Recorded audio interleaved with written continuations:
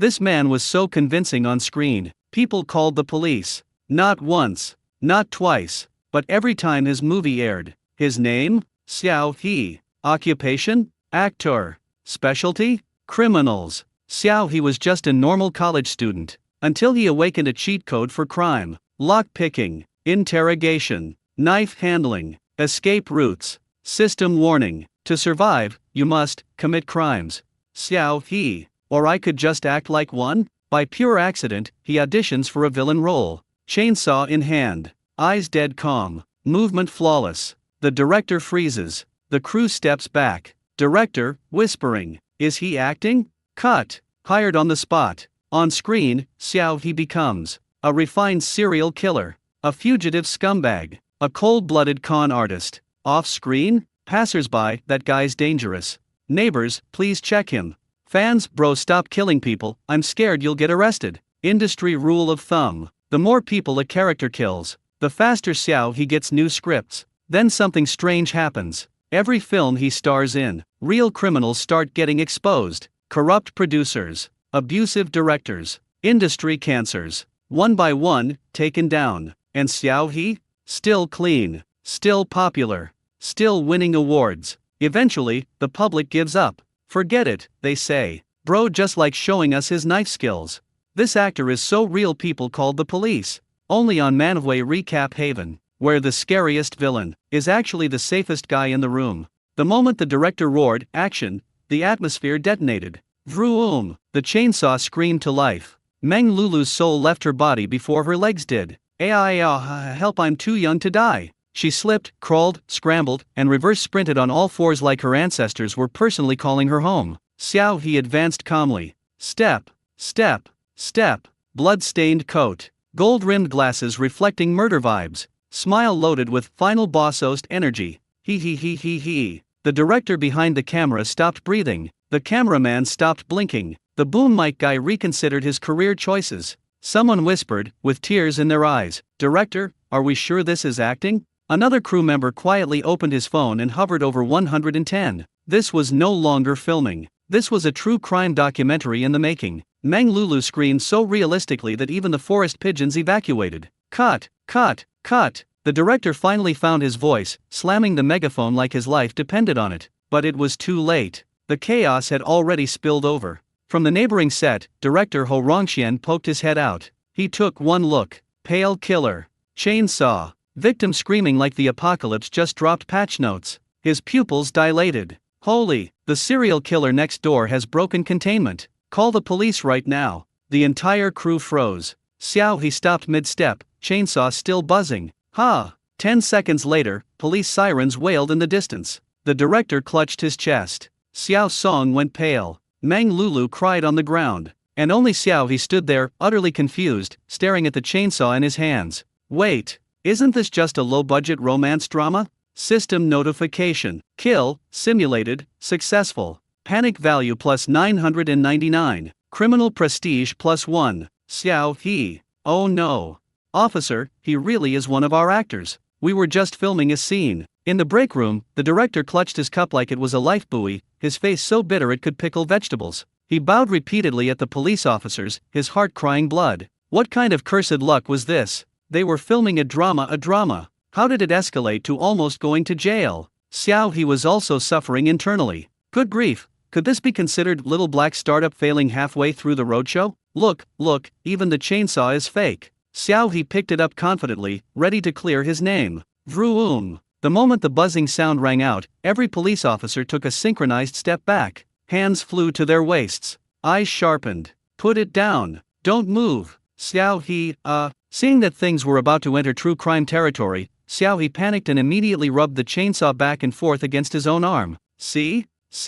I won't get hurt. The chainsaw teeth bent softly against his sleeve. The police officers collectively exhaled. Officer Zhang picked it up, inspected it carefully, then turned to Meng Lulu who was still crying like her soul had been scared loose. Then why did you scare her like this?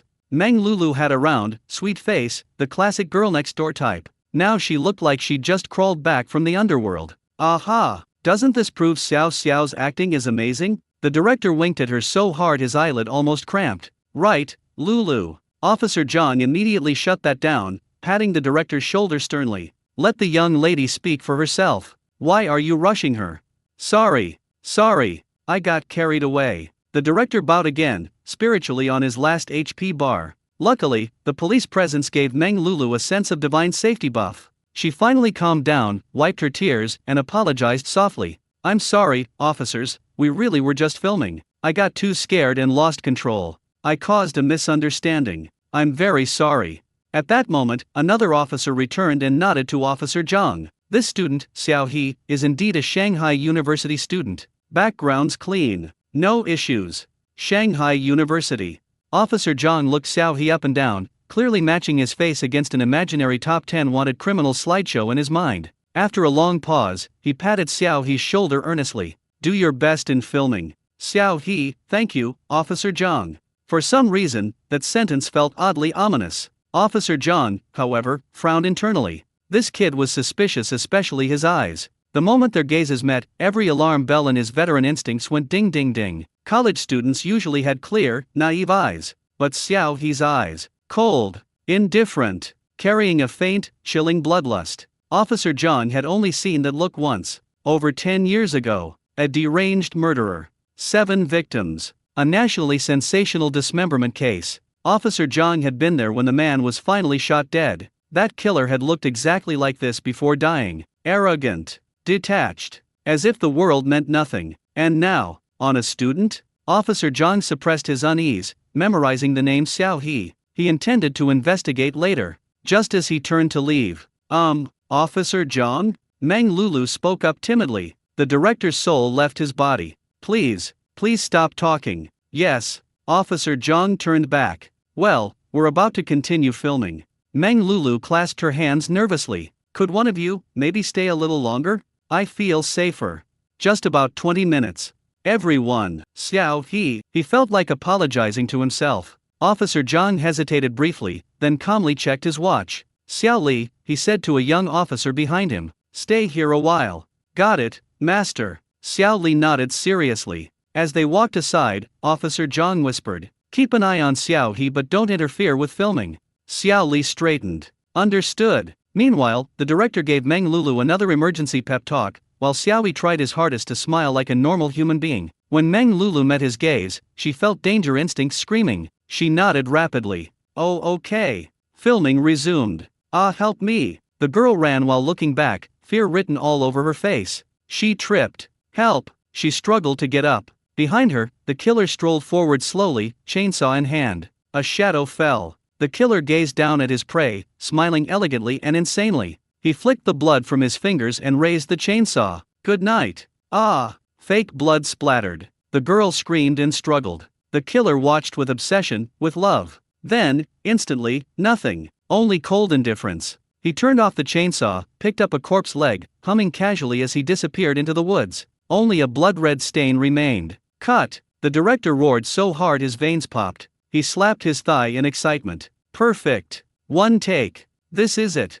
Officer Li, however, rushed into the woods with a grim expression, checking everything twice. Xiao He snapped out of character, put down the chainsaw, and gently said, Teacher Meng, it's over.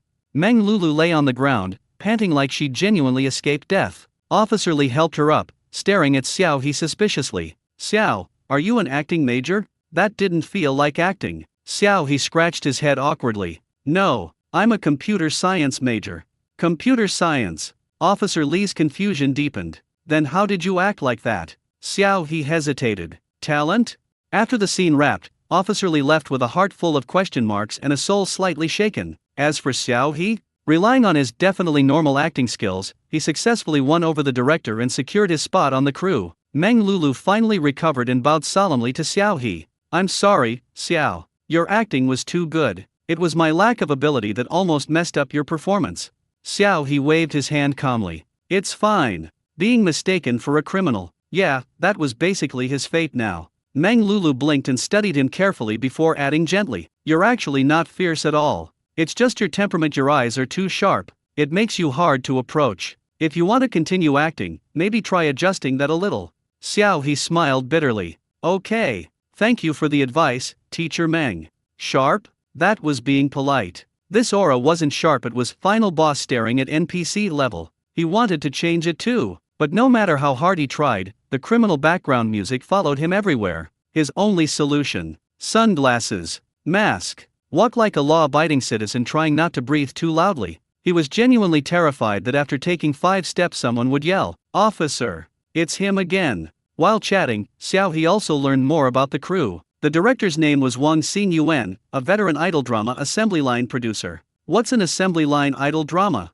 Simple. Popular theme? Copy it. Popular CP? Pair it. Popular trope? Multiply it. Innovation? Efficiency? Burning Heart existed purely because crime dramas had recently exploded in popularity. So director Wang said, why not crime, but also romance? But mostly romance. Thus was born this crime-flavored idol drama. Xiao He's role, the 5th male lead, was already the biggest villain in the entire show. Every other major character had a CP. Sweet, sticky, tooth decaying. Xiao He, so I'm the only one actually doing crime? Turns out it wasn't artistic choice. They just didn't have the budget to give the villain a love line. Otherwise, villains absolutely fall in love. Dark love, twisted love, chainsaw-shaped love. Idol dramas cannot exist without romance. Probably. The 5th male lead didn't have many scenes. Xiao He stayed on set for 2 days and wrapped everything. Though the male and female leads were deeply traumatized by his chainsaw presence, at least nobody called the police again. Otherwise, Xiao He might have been the one dialing 110 first.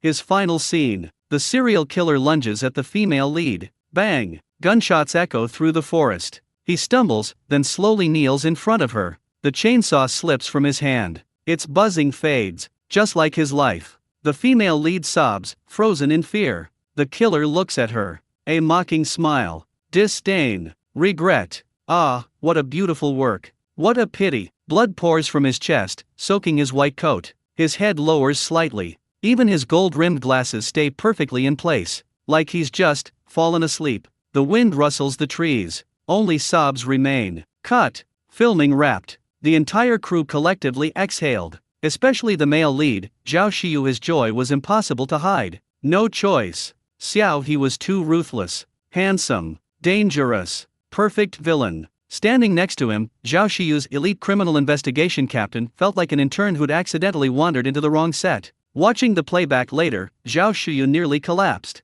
Good thing voices were dubbed later. Otherwise, his trembling would have gone viral. Thus, Zhao Shiyu became the person who most wished Xiao He would leave immediately. Xiao He, blissfully unaware, was staring at his system. Plus 10 points. Combined with his earlier gains, 20 points total. He opened the system panel. It was tragic. A single lottery interface. No animation. No polish. No dignity. Even a college group project wouldn't look this bad. 3 lottery tiers. 100 points. 10,000 points. 1 million points. Xiao He stared at his 20 points. Silence. Then a long sigh. Is this a cheat system, or a labor exploitation system? He tried one last time. System, let's negotiate. How about a beginner 10 pull? Other games have starter packs. You're too stingy. If I get caught early, won't that affect your KPI? No response. Xiao He shrugged. If possible, I'd really like to leave you a 1-star review. Trash dog system. Just as he gave up, the lottery button lit up. Xiao He froze. A new option appeared. Newbie lottery, 10 points. Time limit, 1 minute. I can draw twice. Instant mood shift. System good. System kind. System best boss. Xiao He slapped the button. Come forth golden legend. No lights. No effects. Just text. Congratulations. Acquired boning technique, auto-learned. Lifespan plus 30 days, auto-redeemed. Boning technique description. One of the highest forms of slaughter. Allows rapid removal of bones for convenient corpse disposal. Creating bloody art. Provoking police. Instilling fear. Deepening anatomical understanding. Xiao He stared. I asked for beginner help. The system replied with industrial-grade horror knowledge. Xiao He covered his face. This is not a cheat system. This is a blue-collar serial killer training program.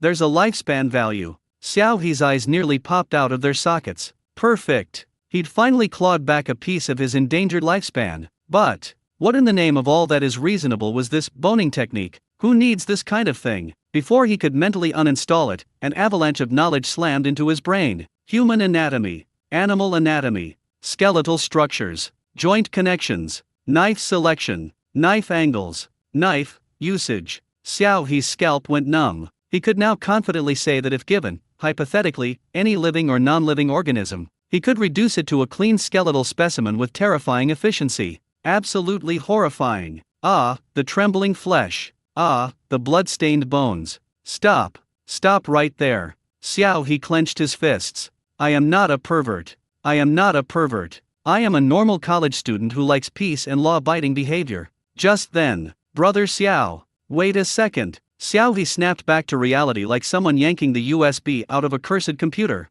Xiao Song jogged over and handed him a red envelope. This is from the director.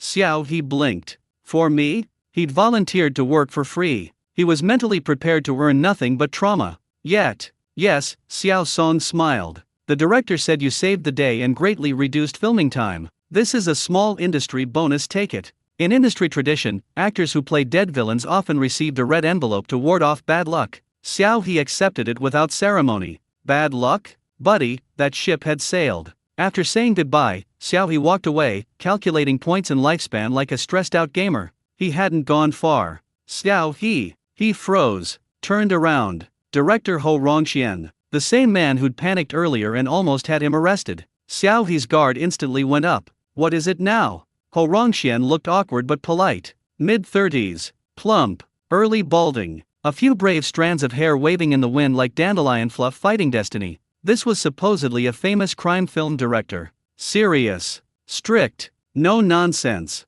Yet right now he was smiling like someone trying to sell insurance. I saw your performance on the hillside earlier, Ho Rongxian said. Your acting impressed me. Your image also fits a role in my current project. Interested in hearing about it?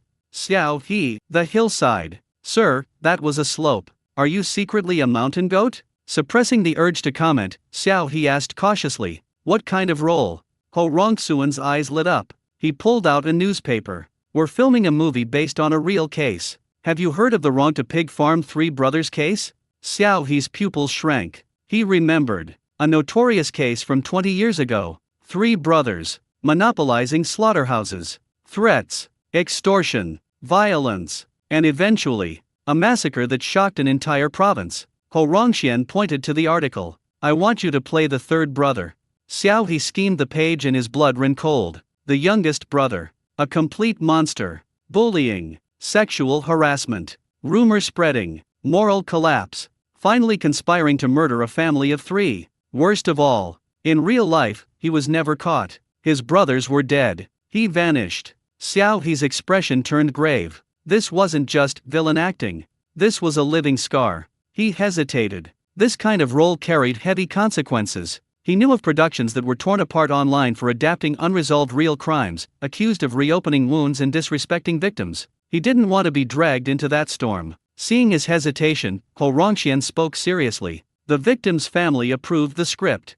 They support the project. They only asked for 2 things. The actor playing Lao San must resemble him closely. His wanted poster must be widely publicized during promotion. The victim's parents were both nearly 90. Their only wish, to see the final murderer exposed before they died. Silence fell. Then Xiao He frowned. But I don't look like him at all. He held the newspaper next to his face. That guy is clearly uglier than me. Acne, swollen features, puberty gone wrong. Meanwhile Xiao He, clear features, clean skin, unfairly handsome. This wasn't modesty. This was objective reality. Wouldn't this look like whitewashing? Xiao He asked slowly. Ho Rongxian shook his head. No, makeup, styling, acting, those can change a face. But aura, he added quietly, is rare. Xiao He stiffened. Ho Rongxian met his gaze. Your eyes resemble his. For a split second, Xiao He's inner police alarm screamed. His gaze sharpened. Suspicion activated. Director, are you saying something very illegal right now? Xiao He took a step back, mentally preparing. If this man says one more weird sentence, I'm calling the police. It's mainly your temperament and build. Ho Rongxian hurriedly explained, patting his chest like he was swearing an oath. I guarantee once the makeup's done, even your parents won't recognize you. This wasn't empty flattery. Xiao He wasn't the kind of dazzling pretty boy that flooded the entertainment industry, but his facial structure was clean, 3-dimensional, and extremely balanced, the kind directors loved most. High plasticity. Handsome? Works. Ugly? Also works. Psychopath? Unfortunately, very convincing. As long as the styling was right, he could completely transform without triggering audience dissonance. The only tragedy: his temperament was too bloomy. His eyes were too sharp. If not guided properly, he was basically destined to walk the professional villain route for life.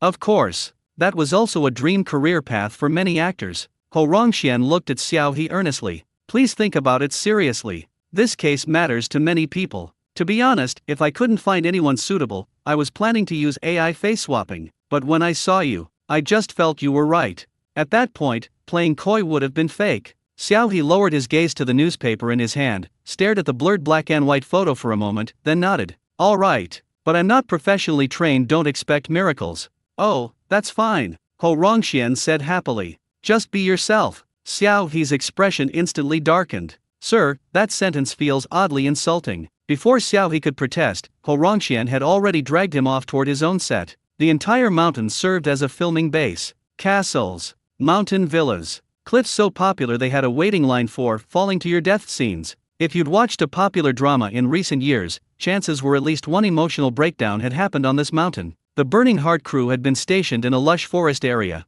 Ho Rongxian, however, brought Xiao He to a small factory-like structure nearby. Calling it a factory was generous. It was actually a bungalow made of corrugated metal sheets, hastily built by the crew. Bare interior, empty space, tools and equipment stacked neatly. The walls were deliberately aged. The floor bore mottled stains. At a glance, perfect crime scene vibes. People greeted Ho Rongxian along the way. He smiled and nodded back. Xiao He recognized no one and followed silently, trying not to look like someone casing the place. Ho Rongxian led him straight to the makeup area. Teacher Feng, please take a look. The special effects makeup artist raised her head. Feng Sanjiao. Young, meticulous, wearing glasses, expression colder than a frozen morgue drawer. If Xiao He hadn't seen her here, he'd have assumed she was a ruthless corporate executive. Hello, Teacher Feng, Xiao He greeted politely. Sit.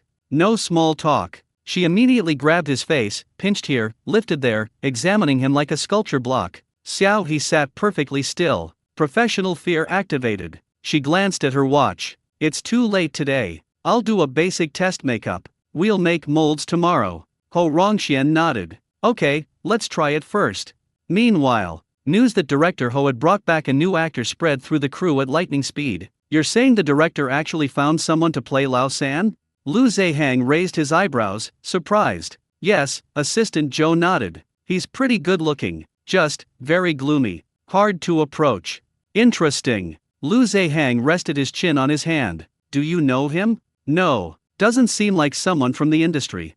That temperament. Xiao Zhou had never seen anything like it. Lu Zehang, cast as the second brother, was only 27, young for the role, but strong in acting ability. He didn't mind playing villains. The lead role had gone to Bao Wei, a respected veteran actor, though he hadn't arrived yet. I just hope this third brother doesn't drag things down, Lu Zehang sighed. He was under immense pressure. His agency had been pushing him hard toward traffic-driven idol dramas. Money, exposure, fast fame, all things Lu Zehang hated. His agent once said, "Can't you balance traffic, acting, business value, and awards all at once?" Lu Zehang had seriously considered hanging himself outside the agency office that day. After much struggle, he finally secured a spot in Killing Life. Ho Rongxian's films didn't explode at the box office, but they were steady, respected, and profitable. This script, refined over 2 years, had award potential. The role of Lao San, however, too real, too hateful, too ugly. Many actors refused. Now suddenly, someone had appeared. Lu Zehang couldn't help but worry. He had many scenes with Lao San. If the acting was bad, everyone suffered. Xiao Zhou, the box you wanted. A lean, honest-looking man entered, placing a box in the corner. Thanks, Uncle Li, Xiao Zhou said after checking it. Hey, no problem. Wiping sweat from his brow, Uncle Li asked casually. By the way, have you seen that new actor? Heard he's quite handsome. Very different from the real Lao San. Xiao Zhou glanced at Lu Zehang. Lu Zehang gave a subtle nod. Xiao Zhou smiled. I just saw him briefly. Don't remember much. Oh, I see. Uncle Li nodded, seemingly satisfied. Well, I was just curious. I'll get going. Goodbye, Uncle Li. As Uncle Li left, Lu Zehang's fingers paused midair. For some reason, that casual curiosity didn't feel casual at all. Xiao he really didn't want to understand, but reality clearly didn't give him that option. As Bao Wei sat down, the atmosphere in the entire dressing area subtly shifted. Even Feng Sanjiao, who had always maintained an expressionless, everyone here is just a mannequin demeanor, glanced at Xiao he through the mirror. Her gaze lingered for 2 seconds longer than usual before she calmly withdrew it and continued adjusting the prosthetic edges on his face. The makeup room fell into a strange silence. No one spoke loudly. No one joked. Yet everyone was unconsciously sneaking glances at Xiao He. The reason was simple. He didn't look like someone wearing makeup. He looked like someone who had crawled straight out of an old crime file. The sun outside was blazing hot, cicadas screaming in the trees. But inside the room, Xiao He sat quietly in front of the mirror, back straight, shoulders slightly hunched forward, hands resting loosely on his thighs. His breathing was steady. Too steady. There was no impatience, no boredom, no curiosity. As if he were waiting for something inevitable. Bao Wei, who had already closed his eyes to let the makeup artist work, suddenly opened them again. He turned his head slightly and looked at Xiao He. The more he looked, the more something felt wrong. This kid's state wasn't the nervousness of a newcomer. It wasn't excitement either. It was closer to acceptance. Like someone who had long been familiar with being watched, judged, and eventually, condemned. Bao Wei's heart skipped a beat. This is dangerous, he thought. Dangerous not in the sense of trouble but in the sense of talent. Actors like this were rare. Too rare. If guided properly, they became monsters on screen. If mishandled, they got swallowed by their roles. Bao Wei suddenly felt an inexplicable urge to look out for him. Xiao He, Bao Wei said casually, as if making small talk, have you acted in many plays before? Xiao He snapped out of his thoughts and replied honestly, no. This is actually my first proper role. The makeup artist's hand paused for half a second. Bao Wei raised an eyebrow. First? Yes. Bao Wei stared at him for a few seconds, then laughed softly. Well, that's something. He didn't say more, but his expression grew more serious. Meanwhile, at the doorway of the dressing area, Uncle Li passed by again. He was pushing a small cart with some equipment on it, moving slowly, unhurriedly. As he passed the door, his eyes flicked inward. For just a brief instant, his gaze met Xiao He's in the mirror. The air seemed to freeze. Xiao He's pupils contracted almost imperceptibly. That smell. It was stronger today. Not fresh blood, but old blood. The kind that had soaked into bones and never washed clean. Uncle Li's lips curved upward slightly, forming a smile that was polite, restrained, and completely ordinary. Then he pushed the cart away, footsteps fading down the corridor. No one else noticed anything. Only Xiao He felt his palms grow cold beneath the makeup. He saw me. Not as an actor. Not as Zhu Lao San. But as someone who could see him. A fellow creature standing on the same side of the abyss. Xiao He slowly exhaled. Inside his mind, the system interface flickered faintly. A line of cold text surfaced. Passive skill triggered, similar sense threat level elevated. Target evaluation, high risk. Xiao He lowered his gaze, hiding the glint in his eyes. Great. He came here to earn money, an internship certificate, and a few years of lifespan. He did not sign up for a real-life crime thriller. Yet somehow, life kept insisting on giving him method acting materials. He sighed inwardly. All right then, let's see who breaks character first. The moment Xiao He heard that answer, the alarm bells in his heart rang even louder. A temporary hire. No background check. Strong, quiet, knows how to handle meat. And most importantly, he moved too naturally. Uncle Li placed the pork down, wiped his hands on a rag, and subconsciously adjusted the angle of the slab so that the bone faced outward and the meat lay flatter. It was an almost imperceptible movement. But Xiao He saw it. That wasn't the habit of a porter. That was the habit of someone who had done this countless times. Ho Rongxian clapped his hands, completely unaware of the undercurrent. All right, everyone get ready. This scene is important, keep the rhythm tight. Zhu Lao San, you don't need many lines, just keep cutting. Remember fast, ruthless, no hesitation. Xiao He nodded. No problem. He lowered his gaze, fingers tightening around the knife handle. The moment the blade touched the meat, the world seemed to quiet down. The chatter faded. The cicadas disappeared. Even the smell of grease and sweat blurred into the background. Only structure remained. Muscle fibers, bone seams, natural separation points. The knife moved. Chop, slide, lift, turn. Each movement was clean, economical, merciless. The blade never hesitated, never shook. The meat peeled away as if it wanted to leave the bone. Ho Rongxian stared, mouth slightly open. This wasn't acting. This wasn't even skill. This was familiarity. Bao Wei's expression gradually changed. At first, it was appreciation, then admiration, then concern. Actors trained to imitate brutality always had an extra layer: exaggeration, performance, conscious control. But Xiao He didn't look like he was performing violence. He looked like he was working, like a man doing something he'd done 1,000 times before breakfast. Bao Wei glanced sideways at Lu Zehang. Lu Zehang swallowed. "Brother Bao," he muttered under his breath, "don't you think this kid's a bit too good?" Bao Wei didn't answer immediately. His eyes drifted, almost instinctively, toward Uncle Li. Uncle Li stood at the edge of the set, arms crossed, eyes fixed on Xiao He. He wasn't smiling anymore. His gaze was sharp, focused, almost appreciative, like a craftsman watching another craftsman. The camera rolled. Action! The eldest brother spoke. The second brother argued. The slaughterhouse buzzed with tension and flies. And behind them, Zhu Lao San said nothing. He only cut. The sound of the blade striking would punctuated the dialogue like a countdown. Chop, chop, chop. Each strike landed perfectly between lines. Too perfect. When Ho Rongxian finally shouted cut, the entire set seemed to exhale. That was incredible. Ho Rongxian laughed loudly, excitement written all over his face. This is it. This is exactly the feeling I wanted. Crew members whispered among themselves. Did you see that? That knife speed. Is he really a student? Xiao He wiped his hands calmly and stepped back.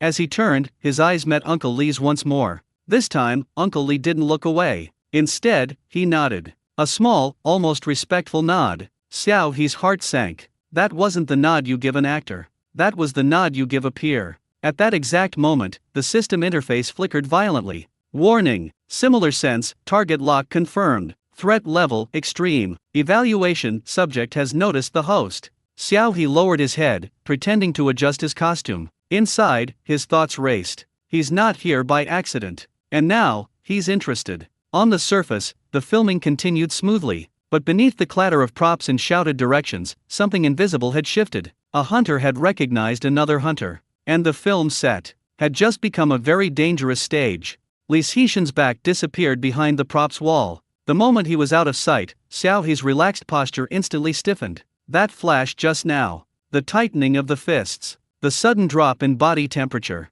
The murderous irritation that leaked out for a split second. There was no mistaking it. He was provoked. Li Hanyu, however, noticed nothing unusual. She pulled the package closer, then turned to Xiao He with curiosity. You wanted to ask about the script? Which part? Xiao He forced a smile and leaned back slightly. The emotional transition in the later scene, when Wu Xiaohua realizes she can't escape anymore. I feel like the despair there isn't just fear. Li Hanyu nodded seriously, immediately slipping into professional mode. Yes, it's not panic. It's collapse. A kind of numbness after struggling too long. As she spoke, Xiao He listened with half his attention. The other half was locked onto the corridor Li Xixin had just walked down. The system interface flickered faintly in the corner of his vision. Similar sense, target emotional fluctuation detected. Trigger, host interference. Risk level increased. Xiao He's scalp tingled. He had crossed a line. Not openly but enough. Li Xixin was careful, patient, and used to hiding in plain sight. For someone like that, being interrupted at the exact moment he was about to get closer to his target was not something he would simply brush off. And Xiao He had done it too deliberately. Li Hanyu finished explaining, then smiled. Actually, you're already very good. Director Ho said your eyes are terrifying when you're in character. Xiao He laughed weakly. That's not exactly a compliment.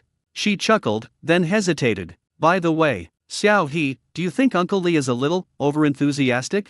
Xiao He's heart skipped. He turned to her slowly. Why do you ask? Li Hanyu frowned slightly, clearly trying to organize her thoughts. It's nothing serious. He's very kind, and he helps everyone, but sometimes when I'm filming, I feel like someone's watching me from behind. When I turn around, it's usually him. She waved her hand, embarrassed. Maybe I'm just too sensitive. Xiao He didn't smile this time. That wasn't sensitivity. That was instinct. Teacher Li, Xiao He said casually, keeping his tone light, from now on, try not to be alone on set, especially at night shoots. And if Uncle Li offers to help you with anything private props, packages, rides politely decline. Li Hanyu was startled. Is it really that serious? I don't know, Xiao He replied honestly. But this crew is filming a real criminal case. Emotions run high. It's better to be cautious. She thought for a moment, then nodded. Okay, I'll be careful. Xiao He finally relaxed a little. At least she was receptive. That night, filming wrapped late. The slaughterhouse set was quiet, illuminated only by a few yellow work lights. Most of the crew had already left. Xiao He stayed behind under the excuse of rehearsing tomorrow's scene. In reality, he was waiting. He leaned against a metal table, eyes half-lidded, listening. Footsteps. Slow, measured, deliberately light. Li Xixin appeared at the edge of the light. "You're still here," he said mildly, as if chatting about the weather. "So are you," Xiao He replied, smiling. "Uncle Li works very hard." Li Xixin laughed. "Someone has to clean up after everyone leaves." They stood facing each other, separated by a few meters of concrete floor. For a moment, neither spoke. Then Li Xixin sighed softly. "Young people shouldn't interfere in matters that don't concern them." Xiao He tilted his head. "Is that advice, or a warning?" Li Xixin looked at him. The kindness drained from his face like water pulled from a cloth. What remained was cold, calculating, and utterly devoid of warmth. "You have eyes like mine," Li Xixin said slowly. "You recognize things too quickly. That's dangerous." Xiao He's hand tightened imperceptibly. So he wasn't imagining it. The man knew he had been seen. Before Xiao He could respond, Li Xixin suddenly smiled again, as if flipping a switch. "But don't worry. I won't do anything, here." He turned and walked away, his voice drifting back through the darkness. "This place has too many eyes."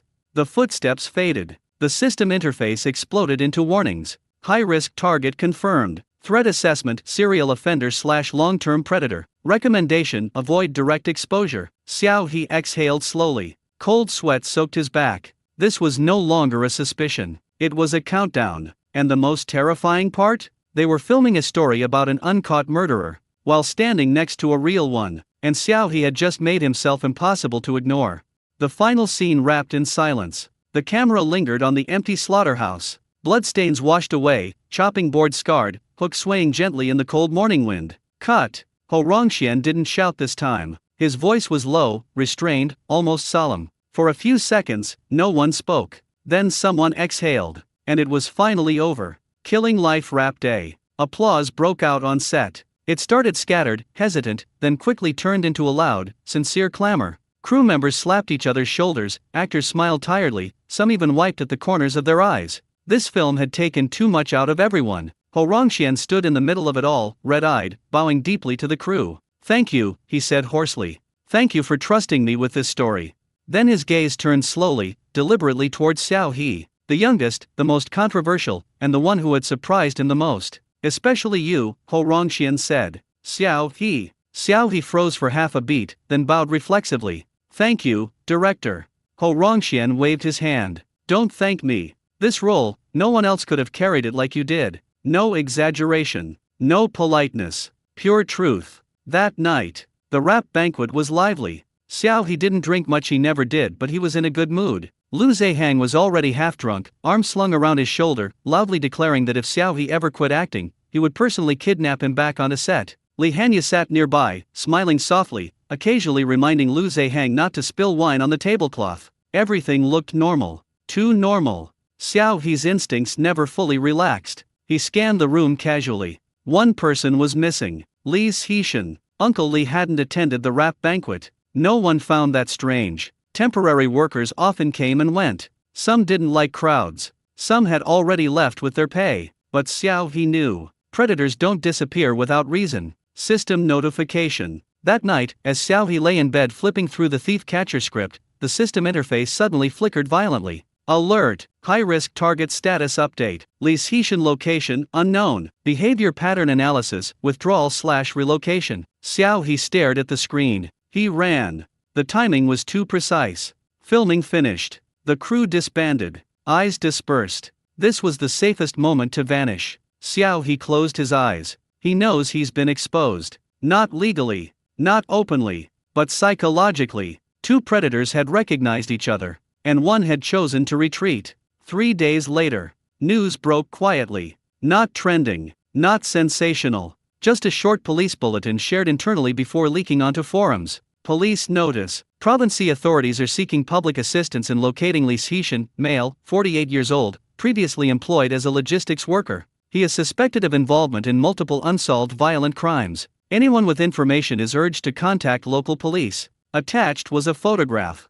A familiar, honest face. The same smile. The same eyes. Xiao He stared at the screen for a long time. He didn't feel triumph. He didn't feel relief. Only a quiet certainty. This wasn't over. People like Li Xixin didn't stop. They only waited. Departure. A week later, Xiao He dragged his suitcase onto a long-distance bus. Destination: a remote film city in the northwest. Genre: martial arts. Role: a cook with a boning knife. The bus engine rumbled to life. As the city receded into the distance, Xiao He rested his head against the window and flipped open the script again. In a world of blades and grudges, some people kill for hatred, some for survival, and some because it's all they know. Xiao He smiled faintly. Sounds perfect.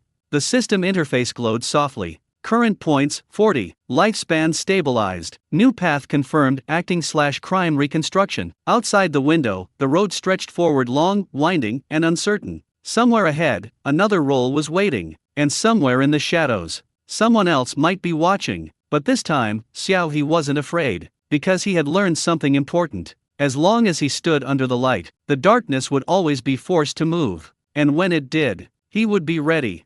Li Xixin's pupils shrank almost imperceptibly. The steering wheel creaked under his tightening grip, veins standing out on the back of his hand. For a split second, the car drifted slightly off-center before he corrected it, tires humming against the asphalt. "You really know how to joke," Li Xixin said hoarsely after a pause. "Young people these days like to exaggerate things."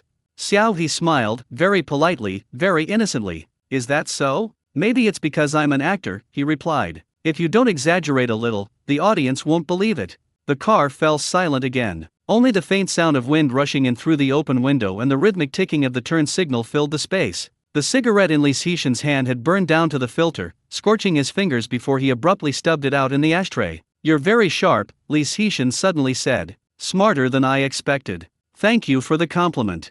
Xiao He tilted his head slightly. "People often say that about me." Li Xixin let out a short laugh that carried no warmth. "Being too smart isn't always a good thing. Curiosity can get people into trouble." Xiao He nodded thoughtfully. "That's true. But some people live their whole lives hiding, constantly worrying that one day, something they buried will crawl back out of the ground. That sounds much more exhausting, doesn't it?"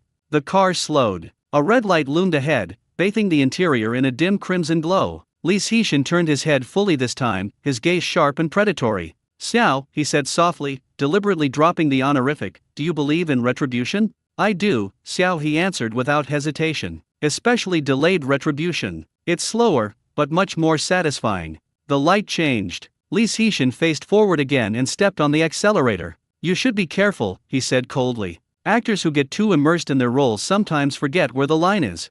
Xiao He chuckled. "Uncle Li, don't worry. I'm very clear about the line." He leaned back against the seat, eyes half-lidded, voice calm. "The law is the line." Another silence followed this one, heavy, suffocating. Before long, the familiar outline of the university gate appeared ahead. Li Xixin pulled over roughly to the side of the road. "We're here," he said flatly. "Get out." Xiao He opened the door but paused before stepping out. He turned back, his expression sincere, even grateful. "Thank you for the ride, Uncle Li," he said. "If there's ever a sequel to this case, I hope you'll be around to watch it." Li Xixin didn't respond. The door closed with a dull thud. Xiao He walked away without looking back, his figure gradually swallowed by the flow of students entering and leaving campus. Inside the car, Li Xixin remained motionless. After a long while, he slammed his fist into the steering wheel. Damn it. That night, Xiao He lay on his dorm bed, staring at the ceiling. The system interface flickered faintly before his eyes, the newly acquired hacking techniques, beginner, skill quietly waiting to be used. Xiao He curled his lips into a slow, dangerous smile. 20 years, he murmured. You've hidden well. But the internet, he continued softly, has a very long memory. And somewhere in the darkness of Shanghai, a ghost who thought himself long forgotten suddenly felt, for the first time in decades, that he was being watched.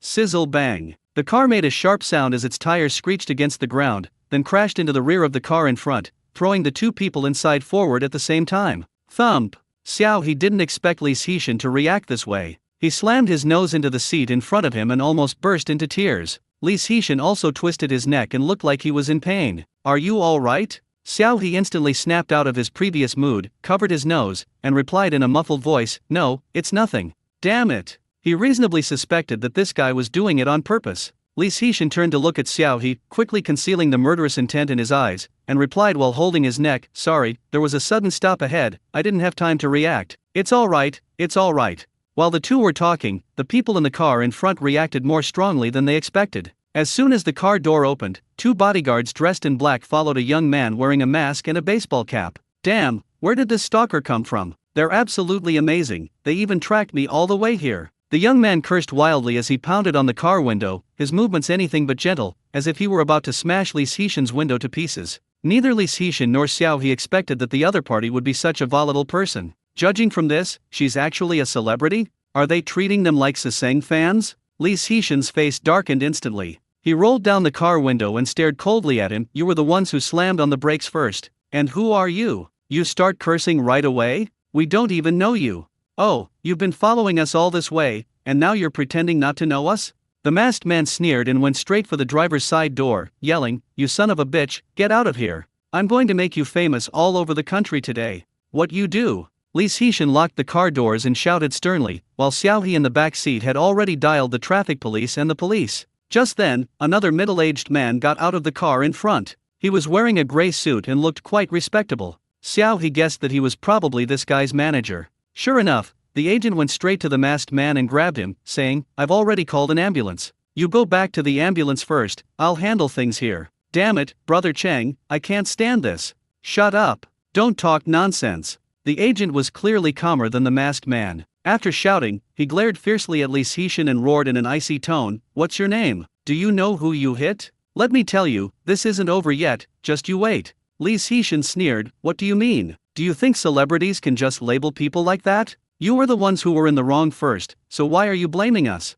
Li Xishan had a very loud voice, and since this place was near a film and television base, and there were other pedestrians passing by on the roadside, they all came over to join in the fun after noticing the commotion. "What's wrong? What's wrong? Was there a car accident? Who was in a car accident? Isn't that Cheng Hongwen? Who is it?" "Ran Yunrui's agent." "Ha, it's Ran Ji's manager? Could it be that something happened to Ran Ji? Look, isn't that brother Ran over there?" As the voices around him grew louder, Cheng Hongwen's expression grew increasingly grim. He quickly gave a signal to the bodyguards around him, and then told Ran Yunrui to immediately return to the van and not to show herself again. But just as Ran Yunrui was about to leave, Li Xishan grabbed him again. "Hey, don't run away. We haven't sorted this out yet. Let go." Ran Yunrui looked arrogant, but he was actually a weakling. He was pulled by Li Xishan and almost got dragged away. The other bodyguards immediately stepped forward to stop him, and the two sides immediately fell into chaos. At this moment, Xiao He was secretly recording the video. To be precise, Xiao He started recording video immediately after the rear-end collision to preserve evidence. This GoPro was lent to him by his roommate. He originally intended to record some footage from the film studio for his roommate, but he got so busy that he forgot about it. However, it's not too late to start recording the good life now. However, the two sides did not entangle for long before the traffic police arrived, and Xiao He immediately handed over the situation he had filmed. An investigation revealed that Ran Yunrui wasn't lying. They had indeed been followed by a stalker recently, and the car was the same model as Li Xishan's. This angered Ran Yunrui and his group, who wanted to teach the stalker in the car a lesson. To everyone's surprise, the people in the car were indeed innocent, and not the illegitimate children they thought they were. However, Li Xishan's car did not have a dashcam, so there is currently no clear evidence as to whether the rear-end collision was caused by the car in front maliciously braking, and Ran Yunrui and his group naturally do not admit it. Li Xishan was furious and demanded a thorough investigation. However, Ran Yunrui's agent, Cheng Hongwen, was quick-witted. After realizing that everything was just a misunderstanding, he promptly apologized to Li Xishan and provided full compensation and hush money. Even Xiao He received hush money. "We were in the wrong in this matter, and we hope that you two will not pursue the matter further." Faced with Cheng Hongwen's smiling face and the compensation, Li Xishan's words stuck in his throat. He looked down at the envelope in his hand and hesitated. Actually, this car didn't belong to Li Xishan, it was a company car provided by the film crew. But now that this has happened, he naturally keeps the money for himself. Then don't do this again next time. Li Xishan immediately changed his attitude and put away the thick envelope. Following Li Xishan's words, Cheng Hongwen looked at Xiao He again. "Hey, you in sunglasses, what do you think?" Xiao He shrugged. "I'm fine with either." So everyone reached an agreement and the matter was successfully resolved. By the time Xiao He came out of the traffic management brigade, it was already dark. The streetlights along the roadside had begun to illuminate the road. Xiao He let out a long sigh of relief and looked in the direction of the streetlights. To his surprise, he discovered that the police station for this jurisdiction was located on the other side of the road. Xiao He glanced at Li Xishan, who was still talking to Chang Hongwen, and rubbed his chin with some hesitation. This is a perfect opportunity. The murderer is already here, just across the street. Although various tests have basically confirmed Xiao He's guess that Li Xishan is the fugitive Zhu Lao-san in the prototype of killing life, Xiao He has not yet caught Li Xishan in any way. It's unclear whether Li Xishan has had plastic surgery, as his face doesn't resemble the wanted poster from back then. No wonder the police were completely unaware of it all these years ago. Moreover, Xiao He had just secretly observed that when the traffic police routinely checked Li Xishan's ID card and driver's license, they did not find any problems with Li Xishan's identity, meaning that Li Xishan may have been impersonating someone else for many years, and no one even noticed. Just thinking about it is terrifying. Perhaps Li Xishan has committed other murders over the years. But Li Xishan is really strange. He actually came to the film set to watch the crimes he committed in the past. This act of going all the way to his death is really absurd. Just as Xiao He was lost in his own thoughts, the person who had just passed by him suddenly turned back and stopped beside him. Xiao He quickly looked up to see who it was and realized it was the rookie police officer, Xiao Li, whom he had encountered during the erroneous call to the police on the previous film set. Officer Li? Officer Li looked at Xiao He, then at the police station across the street, and asked with some complicated feelings, Xiao, what are you doing here? Standing at the entrance of the police station, still looking hesitant and conflicted. This inexplicably reminded Officer Li of the man who came to the police station to turn himself in last week after murdering and dismembering his wife. Could this guy also be a surrendered official? Xiao He was completely unaware that Officer Li had inexplicably developed a thug bias towards him because of the previous incident. Upon seeing Officer Li, he was pleasantly surprised. I ran into a bit of trouble, just finished dealing with it.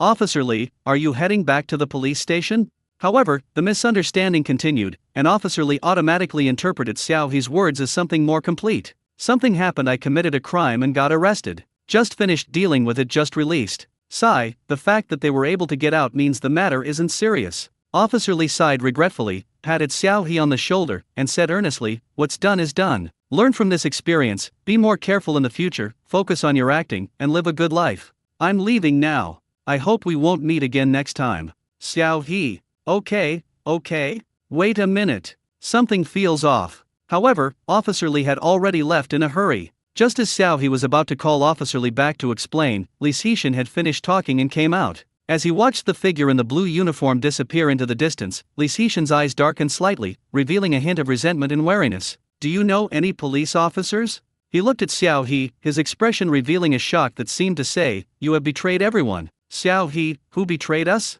Who's on your side? I'm a good man of iron will. I never do anything bad. Wait, how did Li Xishan get matched? Does he really think I'm the same kind? Xiao He was shocked, but also found it quite reasonable. He himself had such a strong criminal aura that even the police couldn't help but suspect him, so it was normal for Li Xishan to suspect that he was the same kind of person. So, could this guy think that he also had his eye on Li Hanyu? Xiao He felt ashamed. He had absolutely no desire to be like this guy. Never mind, I'll secretly report this guy when he gets back. Xiao He believed that once the police received the information, they would definitely investigate it thoroughly. He refused to believe that this person truly had no flaws whatsoever. That guy is my good brother, Xiao He said deliberately. We're very close. He heard I had some minor problems, so he came to check on me. Although he had only met Officer Li twice so far, and Xiao He didn't even know the other's name, but that didn't stop Xiao He from fooling Li Xishan. Sure enough, Li Xishan's expression became more serious, and the way he looked at Xiao He gradually changed. Xiao He didn't explain, but said, then I'll be going now. Goodbye, Uncle Li. Shall I walk you a little further? Li Xishan said tentatively. No. Xiao He hailed a taxi at lightning speed and returned to school. Li Xishan stared at Xiao He's departing figure, his fingers tracing patterns on the ground, his eyes revealing a deep killing intent. I originally wanted to choose that bitch. The man muttered to himself in a hoarse voice. But what could be more challenging than I killing another me? After taking a taxi back to his dorm, Xiao He first packed his things. He lives in a 4-person dormitory with bunk beds, desks underneath, and an en-suite bathroom, which is considered one of the better accommodations among public universities, and everyone is quite satisfied with their living conditions. However, since all the seniors are out doing internships, Xiao He is currently the only one living in the dormitory.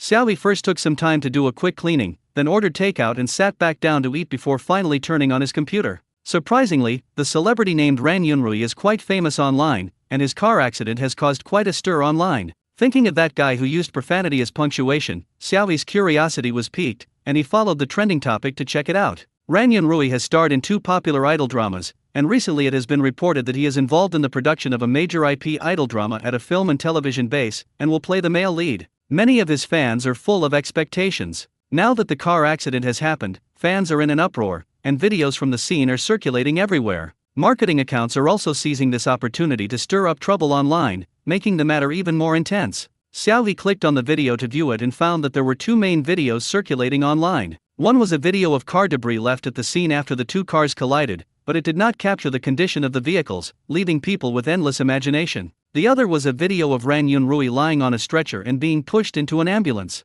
The most amazing thing is that there's a bunch of chat logs that I don't know where they came from. One of the chat logs, supposedly from an insider, how insider, of course, couldn't be said, supposedly revealed that the driver who rear-ended Ran Yunrui was hired by a stalker who had been chasing him for days. Ran Yunrui had tried to shoo him away several times before, but to no avail. This time, in an attempt to escape the stalker's pursuit, the 2 cars accidentally collided. Ran Yunrui is currently in the hospital, and his condition is unknown. He's really unlucky. Great. These are absolutely authoritative chat screenshots. It seems we have no choice but to believe them. My brother must have suffered a tremendous injustice. Upon seeing these chat logs, the fans believed them immediately without any hesitation. My goodness, are stalker fans really this brazen now? Are they turning into a Fast and Furious movie? Is it really impossible to be a rational fan? This is absolutely terrifying. Boycott Saseng fans. Wah, I hope nothing bad happens to Yunrui. Ugh, what does this stalker look like? Did anyone take pictures?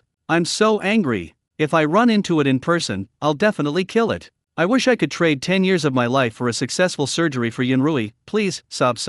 Xiaohi was dumbfounded. Big socks, is this still Chinese? No wonder they offered money to keep quiet back then. It's likely that the agent named Cheng Hongwen had already planned this public opinion campaign when he was still with the traffic management brigade. This would allow them to maximize their profits from this incident, while also using this opportunity to solidify their fan base and eliminate Saseng fans, obsessive fans. Xiaohi was willing to guarantee that much of the information in this story was spread by Ran Yunrui's company itself. Even those seemingly brainless and misleading statements below are mostly made by paid trolls hired by the company. The power of public opinion manipulation is just too strong. If he hadn't witnessed it all today, he probably would have thought that Ran Yunrui was on the verge of death and lying in the hospital undergoing emergency treatment. Xiaohi shook his head helplessly. This is why many people are prejudiced against traffic stars. They stir up public opinion, fabricate conflicts, and despite not showing any professional ability, their fans are crazy about them. I wonder what these girls' attitudes would be if they knew Ran Yunrui used profanity as punctuation. Xiaohi browsed the internet again, and only after confirming that no videos or photos of him had been circulated online did he breathe a slight sigh of relief.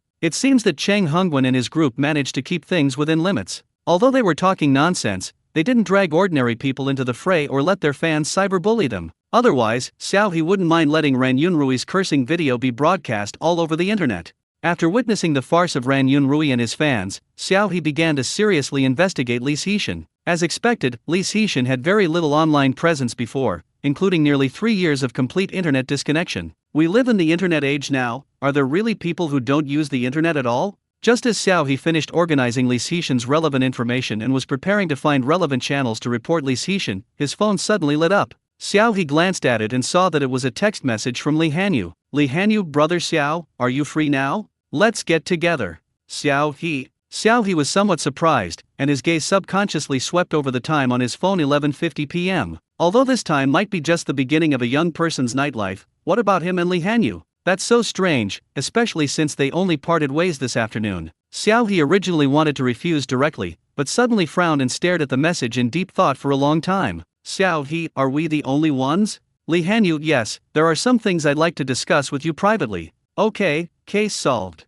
This person is definitely not Li Hanyu. After spending this time together, Xiaohi understood Li Hanyu quite well. She wasn't the type to be so presumptuous. Even if she wanted to invite him out for dinner, she would definitely invite Lu Zehang as well. Most importantly, they are all college students, and they all have access restrictions. Li Hanyu, being a college student herself, couldn't possibly be unaware of this. Given her personality, she would definitely have discussed it with Xiaohi beforehand, rather than at this awkward time. Having figured all this out, Xiaohi decisively turned on his computer to trace the login IP of this account and directly hacked into the surveillance footage in the vicinity. It was a bar, crowded and bustling with people. The dance floor was filled with dancing bodies, and young men and women sat in their booths, drinking and enjoying themselves. Their faces were illuminated by colorful ambient lights, creating a scene of decadent glamour. In such a dimly lit environment, it is clearly unrealistic to accurately locate a person. Moreover, it cannot be ruled out that the other party had already made preparations to avoid surveillance. There was definitely a problem.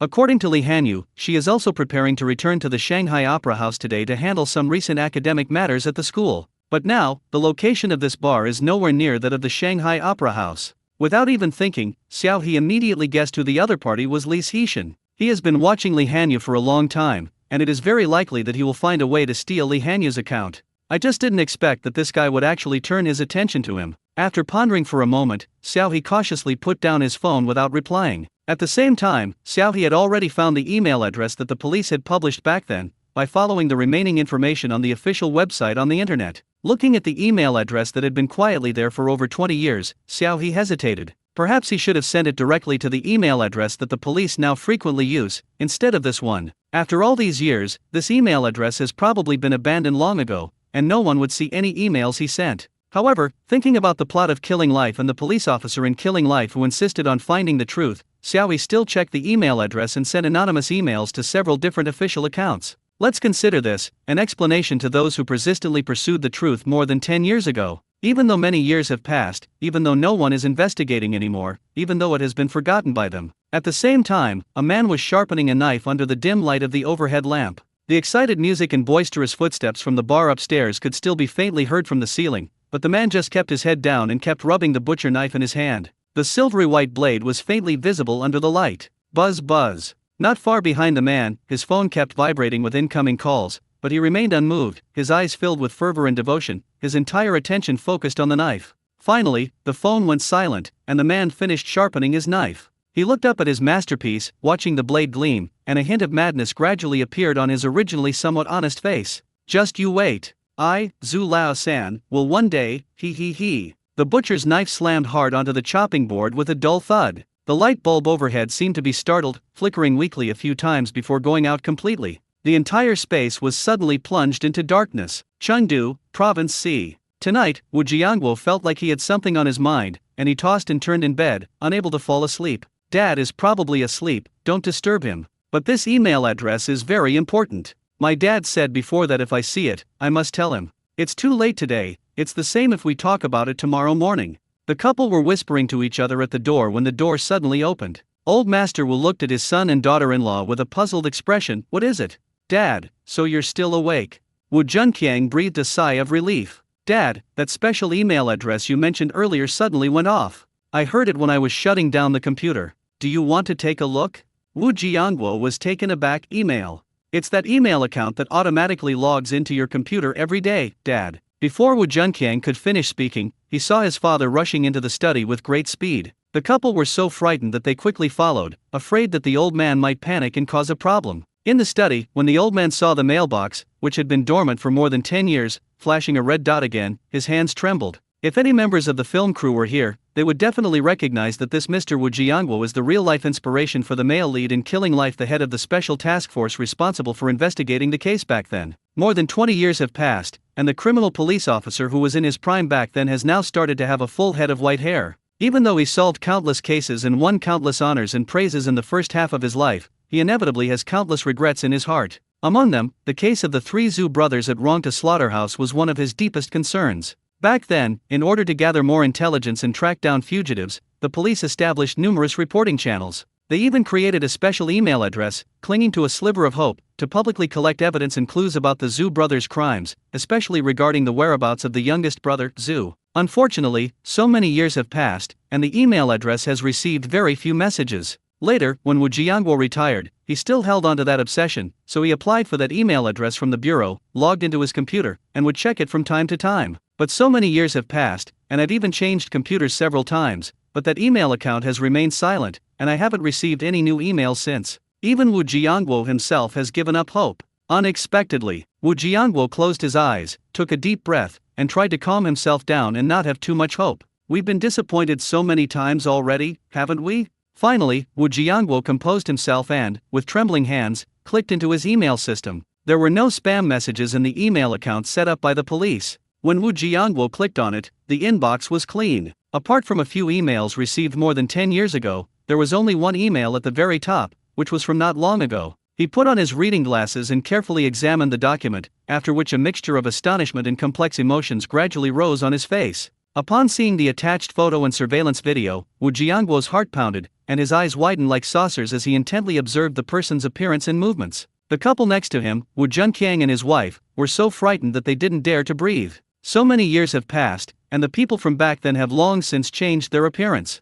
Even their voices and figures have undergone tremendous changes due to their growth. But Wu Jiangguo still recognized them at a glance. Even if they've had plastic surgery on their faces and their bodies have changed, they rarely notice one thing: their ears. The shape of the ear is basically fixed after adulthood, and the shape, size, outline, and earlobe shape of the ear vary from person to person. These people are unlikely to have their ears fixed during cosmetic surgery. Thus, the ears also became one of the unique pieces of information about a person. As an experienced veteran criminal investigator, Wu Jiangguo's eyesight remained impeccable even when he needed reading glasses. Moreover, he had never forgotten the person's situation over the years, and had even imagined what the person looked like in his dreams. This man is Zhu Lao-san. Xiao He had no idea how much of a stir his emails had caused. At this moment, Xiao He, who should have been asleep, was squatting at the entrance of the dark underground parking garage of the bar, dozing off with his head propped up. As his head gradually slid down until it completely fell, Xiao He shook his head heavily, his vision clearing somewhat. "How much longer?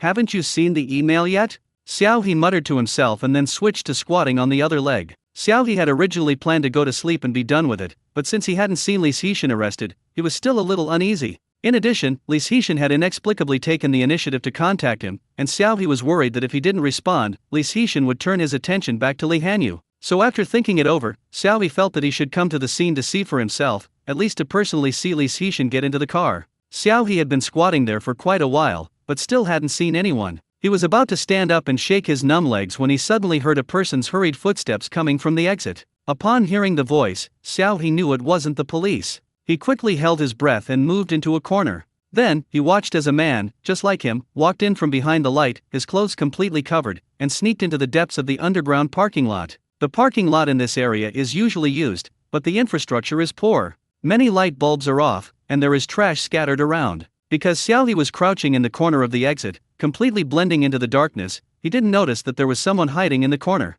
Xiao He sniffed and inexplicably caught a whiff of blood. At this time, in this place, at this critical juncture, who could it be? Xiao He had a bad feeling. He hesitated for a moment, gritted his teeth, and decided to quietly follow. Having been in the dark for quite some time, Xiao He's vision was exceptionally clear. He precisely avoided the trash on the road and followed the person slowly into the depths of the parking lot. A minute later, he heard a low, hoarse voice from not far away. "Why did you change your target? Why didn't you answer my calls? What's it to you? Get lost." Xiao He's ears perked up instantly. "Don't be ungrateful." Puffed. Perhaps the darkness amplified one's senses, for Xiao He could even clearly hear the sound of something piercing flesh and bursting open. Then came the sound of someone staggering and falling. Holy crap! Xiao He quickly pressed himself against the wall pillar, listening intently to the sounds coming from the other side. He just happened to stumble upon a crime scene? Who died? Was it Li Xishan, or the person who just came in? What's going on with them? Is it infighting among their own group?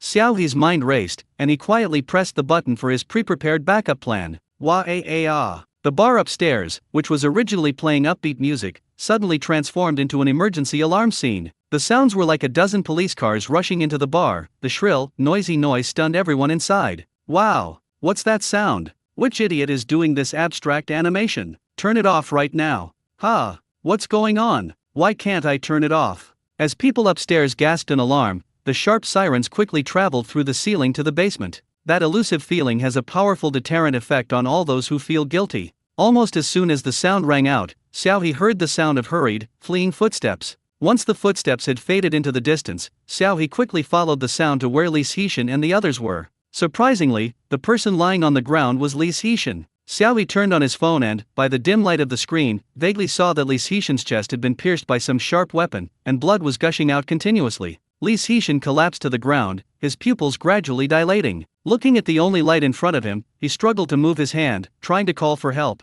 "Help, help me, I." Xiao He pursed his lips, surprisingly feeling little emotion. Having seriously played the role of Zhu Lao-san, he truly couldn't feel any pity for this despicable fellow. Zhu Lao-san. He drew out his words, slowly squatted down, and looked down at the people on the ground. His face, covered by a mask, revealed only his cold and indifferent eyes. Wasn't Wu Ziawa begging you in the same way back then? Begging you to save her, but you raped her again, dragged her back to the slaughterhouse, and dismembered her with your brothers, even throwing her into the pigsty to destroy the evidence. Li Xishan trembled all over, whether from Xiao He's words or from the fear of impending death, he didn't know. He clenched his fists and said in a trembling voice, I admit it, it's all my fault. Please save me. Xiao He simply shook his head, his gaze filled with disdain and mockery. You don't know you're wrong, you're just about to die. As he finished speaking, Xiao He suddenly heard a barely perceptible footstep behind him. Danger signals travel through the nerves to the brain, and a chilling sense of death washes over you. Without giving Xiao He any time to think, the moment that penetrating chill ran down his spine, Xiao He caught a glimpse of the butcher knife on the chopping board beside him. At the same time, his body unleashed unprecedented potential.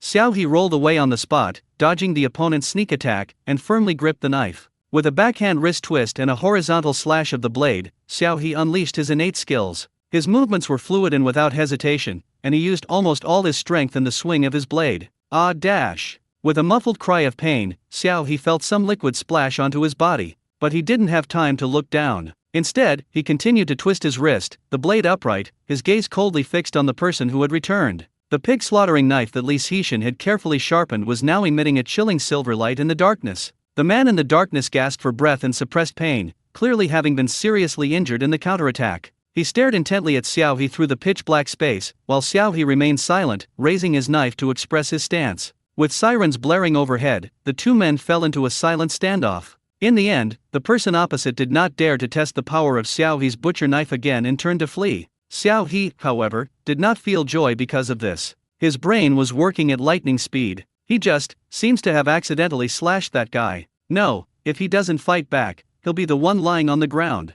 What should we do? Given the current situation, don't assume he did it, okay? Xiao He looked down and checked himself. The hand holding the knife was wearing a medical glove left over from filming, and he was wearing a very thin protective suit. In order not to make any noise when moving, he had specially tightened it with safety pins to ensure it fits snugly, and he was also wearing it under an ordinary sports jacket. Well, Xiao He admitted that he was indeed very suspicious right now. In all honesty, he really just didn't want to be associated with the police, so he deliberately dressed very conservatively. Well, it's very dark here, and he's fully armed. The other side didn't see his face, and there weren't many traces of him left at the scene, except for footprints and, damn it, Li Xishan. Xiao He turned on his phone again and shone it on Li Xishan. The wicked man was lying quietly on the ground, his eyes wide open, his expression contorted in pain, and he had already stopped breathing. Xiao He clicked his tongue lightly. It's too good for him to die like that. A guy like that should take his own trial bullet in prison. Xiao He felt a little regretful, but he didn't dare to linger any longer.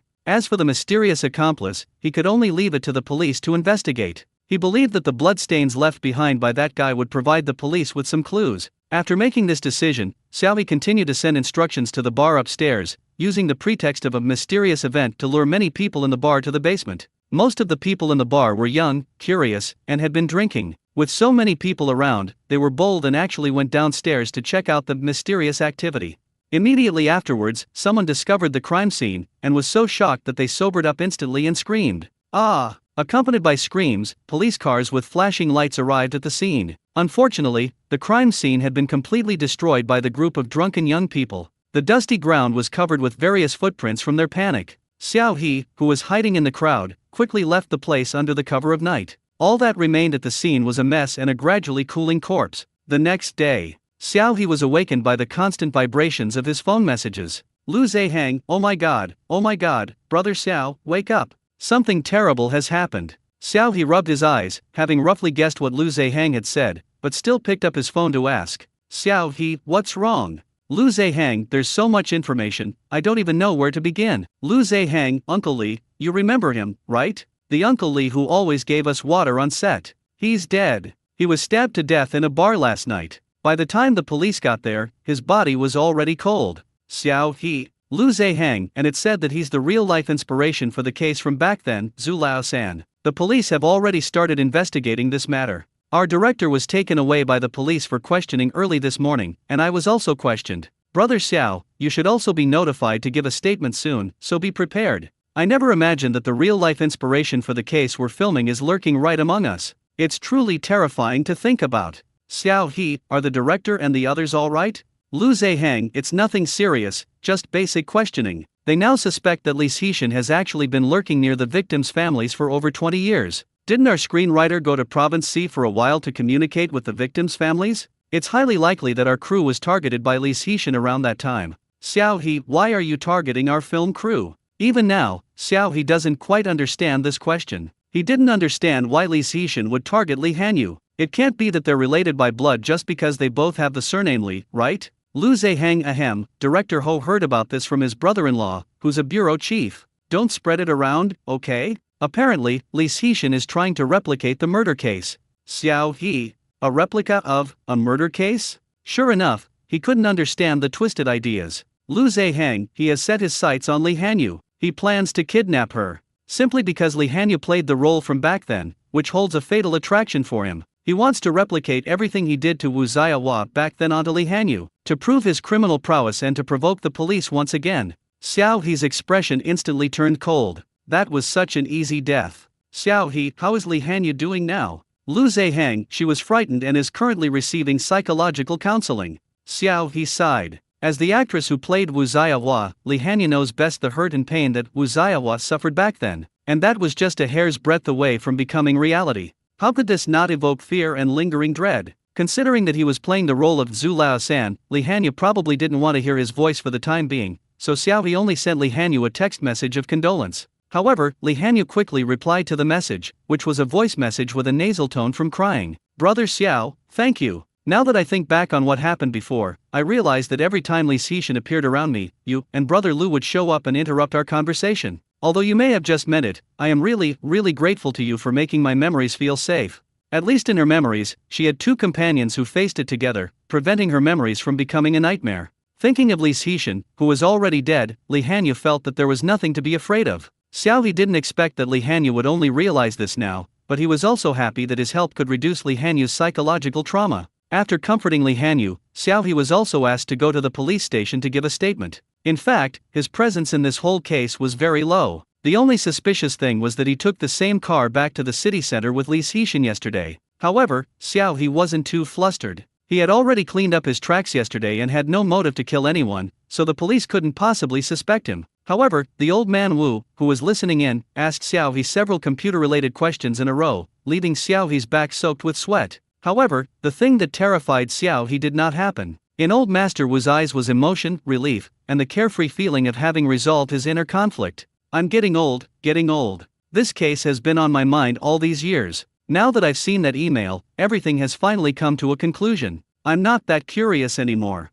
Xiao He glanced at old Master Wu one last time, pursed his lips, said nothing, and quietly left. Afterwards, Xiao He kept a close eye on the development of the case. Li Xixin is dead, and his unsolved case can finally come to an end, but the investigation into his murder has only just begun. After investigating the bloodstains left at the scene, police discovered something surprising. Besides Zhu Lao-san's DNA, another fugitive's DNA was also found at the scene. The fugitive's name is Shi Wei. Years ago, he brutally murdered his lover and parents, and after accumulating 3 lives, he fled with money. The police have been searching for him for 7 years. No one expected him to appear here, or even get involved with Li Xixin. However, it is said that both of them are from Province C, and it is very likely that they met each other during their escape. Based on the situation at the scene, it appears that Shi Wei had a conflict with Li Xixin, which resulted in both of them injuring each other, ultimately leading to 1 death and 1 injury. Unfortunately, after this appearance, he disappeared without a trace again, and the police lost track of him once more, unable to arrest him. However, the case of Zhu Lao-san has finally come to an end after more than 20 years.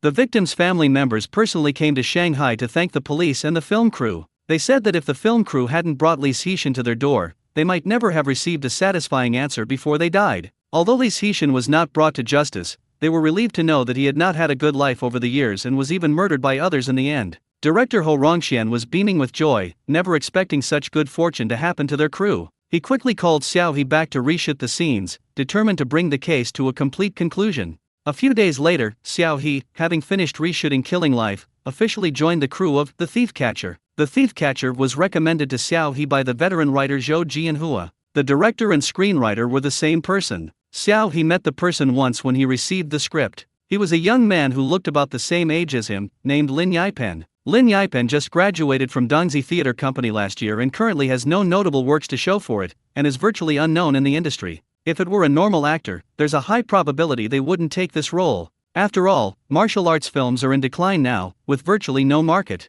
Even if they gritted their teeth and finished filming, they could only be released on online platforms. And a director like Lin Yipen is an absolute disaster. However, Xiao He is not a normal actor for him. As long as he can kill, that's enough. When the two of them are together, neither of them should look down on the other. Moreover, from a reader's perspective, Xiao He's The Thief Catcher is indeed a fairly good work. The story takes place during the Suanhe era of the Song dynasty. At that time, the emperor was obsessed with art and neglected state affairs. Corrupt officials ran rampant, the economy was on the verge of collapse due to war and corruption, taxes were heavy, and the people lived in dire straits. The protagonist is a Jianyu thief catcher, Jianyu Budeo Dayashi, a kind of Jianyu thief catchers, gold hunters, a kind of Jianyu gold hunter, a kind of Jianyu thief, a kind. During a manhunt, the protagonist is unwittingly drawn into a salt smuggling case and becomes the central figure in the pursuit of multiple forces. However, the protagonist himself has no clue about the situation and doesn't even know why he is being hunted by so many people. Thus, the protagonist can only constantly maneuver between these forces to escape, using his connections in the martial arts world to investigate and uncover the true mastermind behind the official salt smuggling case. The plot is rather old-fashioned, still telling the core story of the greatest heroes are those who serve their country and its people. However, the protagonist is not a traditional righteous hero, but rather a money-grubbing miser. Moreover, there are many plot twists later on, which is refreshing. If Xiao He hadn't been aware that he had no martial arts or action skills, he would have really wanted to shamelessly ask Lin Yipen to audition for the lead role of Zhang Ruxue. Zhang Ruxue is indeed a very charismatic character. He is highly skilled in martial arts, and his emotional and intellectual intelligence are both excellent. He manages to live a carefree life despite navigating multiple factions, truly embodying the meaning of leaving without a trace after accomplishing his task, concealing his merits and fame. Of course, Zhang Ruxue killed a lot of people. Basically everyone who was chasing him in the story was killed by him. Xiao He could imagine how happy he would be if he could kill so many people. However, he was just a cook. After changing his clothes and makeup, Xiao He sighed and sat at the entrance of the dilapidated inn, watching Lin Yipen direct the staff to move things. Director Lin Yipen was a thin young man with pale skin, who looked somewhat frail, but when directing on set, he had a very commanding presence and could keep the rest of the crew in check. Based on their brief first conversation, Xiao He knew that Lin Yipen was a very principled person, and no one could easily change his mind. Oh well, a cook it is. Xiao He is currently playing the role of Shen Ju, a cook at Pendlay Inn, who is also a martial arts master who has lived in seclusion for many years. He was once famous throughout the martial arts world for his fearsome boning knife, but later chose to work as an ordinary cook at Pendlay Inn, doing odd jobs for the landlady and dealing with troublesome guests. Don't overthink it. Their inn doesn't make human flesh buns, it's just a place to grow flowers, plant trees, and cultivate one's mind. Zhang Ruxue was a good friend Shen Ju met while traveling in the martial arts world. Whenever Zhang Ruxue passed by Shen Ju's place while chasing rankings, he would shamelessly come into freeload and even borrow money from Shen Ju, the kind of money he never paid back. It's safe to say that Shen Ju didn't chop Zhang Ruxue up to raise flowers because he truly considered him his best friend. In the storyline, Zhang Ruxue is being hunted by multiple forces,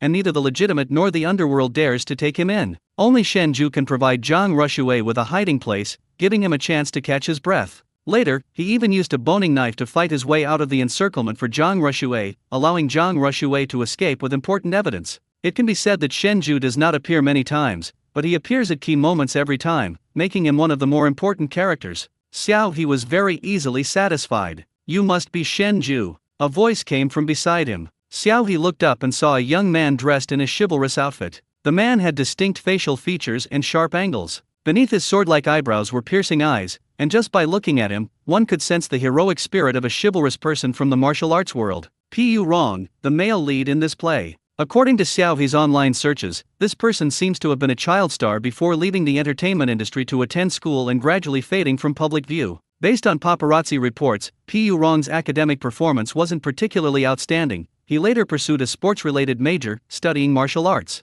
Taking on this role now is likely an attempt to leverage his strengths to regain attention, return to the public eye, and rejoin the acting profession. Xiao He just couldn't understand how Lin Yipen had convinced Pu Rong to participate in his film. After all, Pu Rong was a former child star with high national recognition, so there was no need for him to join this brand new cast. "Hello, Teacher Pu. I'm Xiao He." Xiao He stood up and greeted her. "I've seen videos of you using a knife." Compared to Xiao He's restraint, Pu Rong appeared much more composed, even somewhat excited. How did you do that? Do you really know the boning knife technique? How many years does it take to practice that? Who is your master? Do you take on apprentices? It looks amazing. Xiao He. It's confirmed, this person who studies martial arts does indeed have some martial arts dreams. That's an exaggeration. I was just playing around. I didn't find a master and didn't study for very long. Thank you for your praise.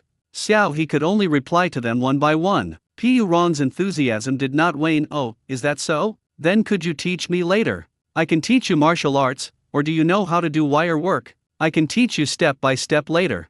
Xiao He exclaimed in delight, great. There are many action scenes in The Thief Catcher. Although the character Shen Ju mainly shows off his knife skills and does not perform any wall running, he will definitely still have to use wires. Pu Rong's help can greatly solve his later problems. With this topic in mind, the two chatted casually for a while, and Xiao He realized that Pu Rong was not as glorious as he had imagined. Sigh, what's so great about being a child star? I've lost my fame a long time ago. Pu Rong waved his hand. Newcomers come and go in the industry so quickly these days, and there are so many handsome guys. What advantage do I have? At most, I can earn some nostalgia points when I go out, but there are still a lot of comments saying that I've grown up ugly. As a child, as long as one's features are well proportioned, one can look quite cute. But things change when one grows up. After Pu Rong lost the baby fat on his cheeks, his facial features became more defined, and he gained a lot of tough guy vibes. He is completely different from the well-behaved child he was as a child. In addition, he is not the kind of outstandingly handsome man, which has led many people to have a disillusioned impression of him. It is even more difficult for him to break back into the entertainment industry than for ordinary people. Don't laugh at me, but I've already had several flops. Luckily, not many people watch my shows now, and very few people know about them. Pu Rong gave a wry smile. This is the last male lead role I could get. If it still doesn't work out, I'll probably have to retire from the entertainment industry and go back to opening a martial arts school. Xiao He listened and offered words of comfort, while also feeling quite moved. People's circumstances are really different. Some people work hard for most of their lives and still can't go far, while others can easily stir up trouble and have a smooth journey. The entertainment industry is really an interesting place. Shen Ju, Zhang Rushue, they're here. Lin Yipen was calling out the two characters' names over there. Xiao He and Pu Rong quickly went over. Because the production crew was very basic, most of the funds were spent on props and locations, so Lin Yipen didn't hold a grand opening ceremony. A few core crew members stood in the rented-in lobby, bowed to the portrait of Guan Yu hanging in the center of the lobby, and that was it. Then they began preparing for the first scene after filming started. Shen Ju is a ruthless and taciturn character. Xiao He only needs to stand in front of the chopping board, pick up the boning knife, and the coldness and arrogance in his eyes perfectly reflect Shen Ju's personality. Lin Yipen was very satisfied, while Pu Rong was somewhat surprised. Pu Rong had only seen videos of Xiao He using a boning knife before, but he didn't expect that the other party's acting skills were also very good. This made Pu Rong even more excited for the upcoming filming. Thump, thump, thump. A few faint knocking sounds came from the dimly lit kitchen. The ordinary-looking young cook put down his knife, looked expressionlessly at the window, and said in a cold tone, "Come in." The next moment, a carefree swordsman dressed in black, a smile on his face, nimbly vaulted in through the window. "Brother Shen, long time no see." As he spoke, the young swordsman acted as if he were at home, casually picking up some fruit from the side and putting it in his mouth. He also deftly hooked a jar of strong liquor on the ground with his toe and put it in his arms. He lazily leaned over Shen Ju and lay down on the wooden table next to him like an old man. The whole sequence of movements was fluid and graceful. Before Shen Ju could even answer the knight errant's question, he had already laid down and was eating and drinking for free, as if he were the master of the place. Shen Ju had a lot to say, but he didn't kick the person out. He simply picked up the boning knife on the cutting board again and silently began cutting the ingredients. "I've heard about what's been going on with you lately. People from both the martial arts world and the imperial court are after you. You'd better be aware of your actions and not cause me any trouble." Zhang Rushue chuckled and downed a mouthful of wine. "That's too late. Who in the martial world doesn't know about our relationship? I'm afraid those people have already caught up with us." Shen Ju lowered his eyes. "Then we'll have no choice but to throw you out." Zhang Rushue rolled his eyes, then said with a wronged expression, "But your inn hasn't been open for several days either, right? When people come, they'll stay at the inn, and the landlady's flowers will be saved." Shen Ju remained silent, simply picking the person up and throwing them outside. "Tell the boss lady yourself." Zhang Rushue was thrown out of the window by Shen Ju, then landed lightly, tossed the wine jar back onto the windowsill, and said with a grin, "I understand, I won't thank you for your kindness."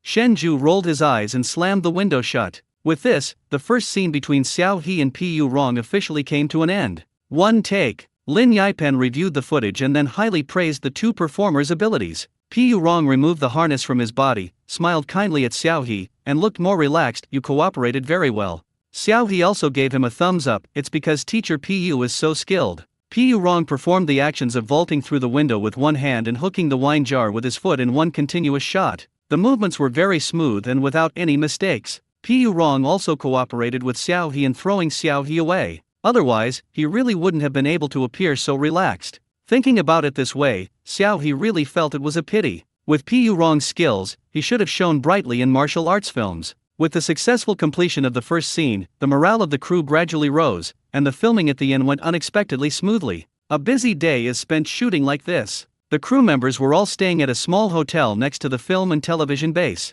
After returning to his room and washing up, Xiao He prepared to lie down and rest. But just then, his phone rang. It was an unfamiliar number, and Xiao He didn't recognize it much. However, he had been in contact with many people during this period, including several agents, so Xiao He still chose to answer the call. Hello, is this Brother Xiao? A somewhat familiar voice came from the other side. Xiao He thought for a moment, then asked, is it Brother Song from The Burning Heart? The role in The Burning Heart marked his official transition from playing minor roles to playing villains, something Xiao He would never forget. Yes, it's me. I didn't expect you to remember me, Brother Xiao. Xiao Song said happily from the other side. Of course.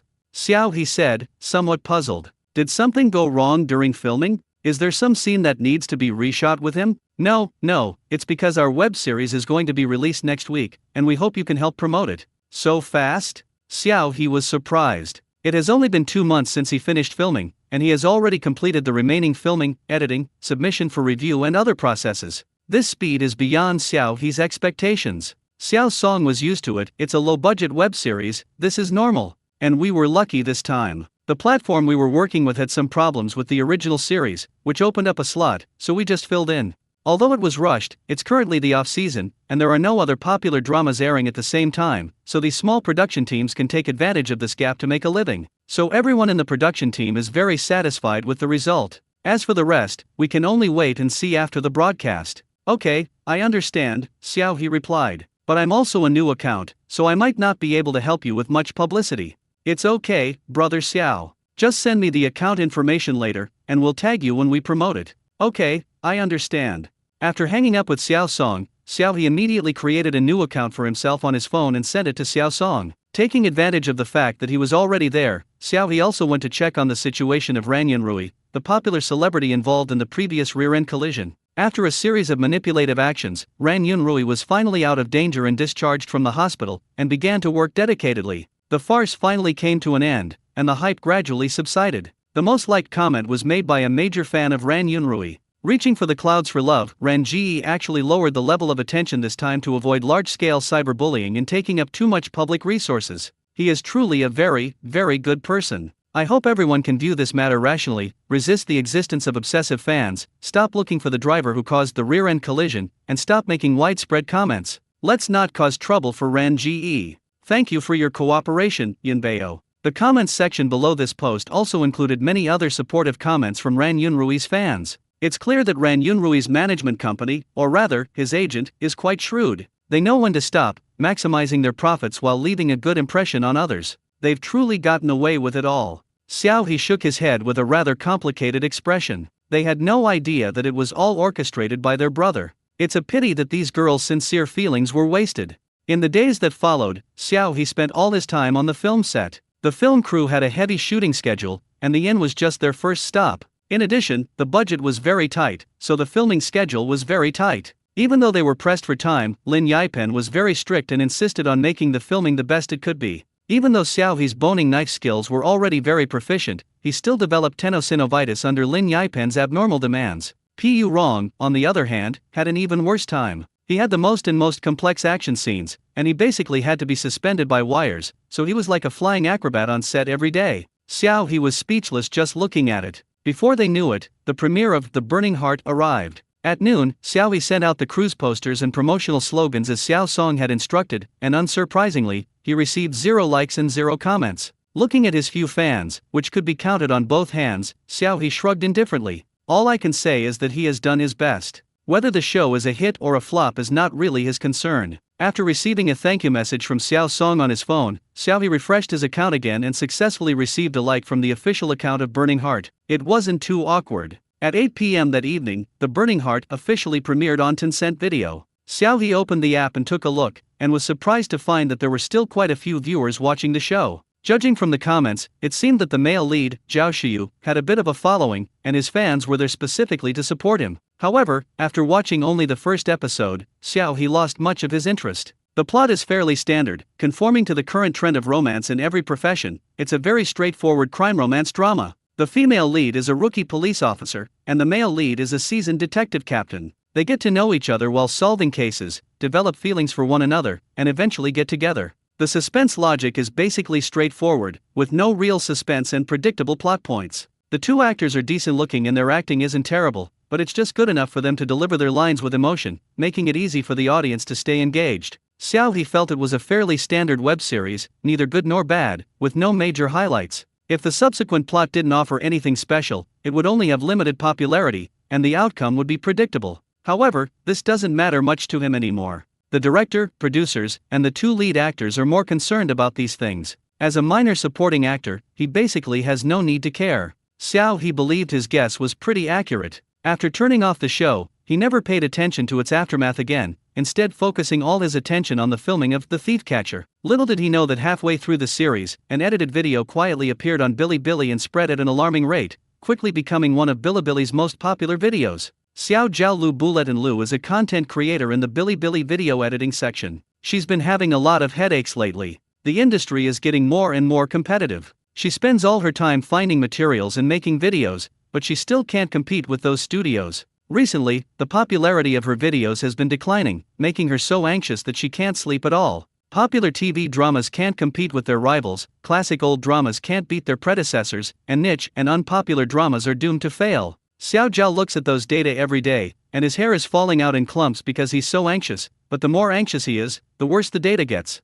That day, as usual, she opened her private messages to check fan submissions and search for footage for her next edit. One fan submission caught her eye. The Burning Heart? A serial killer? What show is this? I've never heard of it. Xiao Jiao muttered to himself, then clicked on a screenshot of a video taken by a fan. The young man, dressed in blood, stood upright and composed in the pool of blood. Even with a few drops of blood on his gold-rimmed glasses, he could not conceal the indifference and coldness in his eyes. He also carried a chainsaw in one hand, which contrasted sharply with his elegant and refined appearance. Xiao Jiao swallowed hard. Is this a role that can exist in the Chinese entertainment industry? This face and this aura perfectly match her conception of a refined scoundrel. Why is Hannibal Lecter so popular? Even though many people haven't even watched the original series, they can still immediately name the character. This is partly due to the unique personality traits of the characters as portrayed in the original work, and partly due to the actor's own performance in shaping the characters. Some people, with their looks and temperament, are naturally very suitable for the role.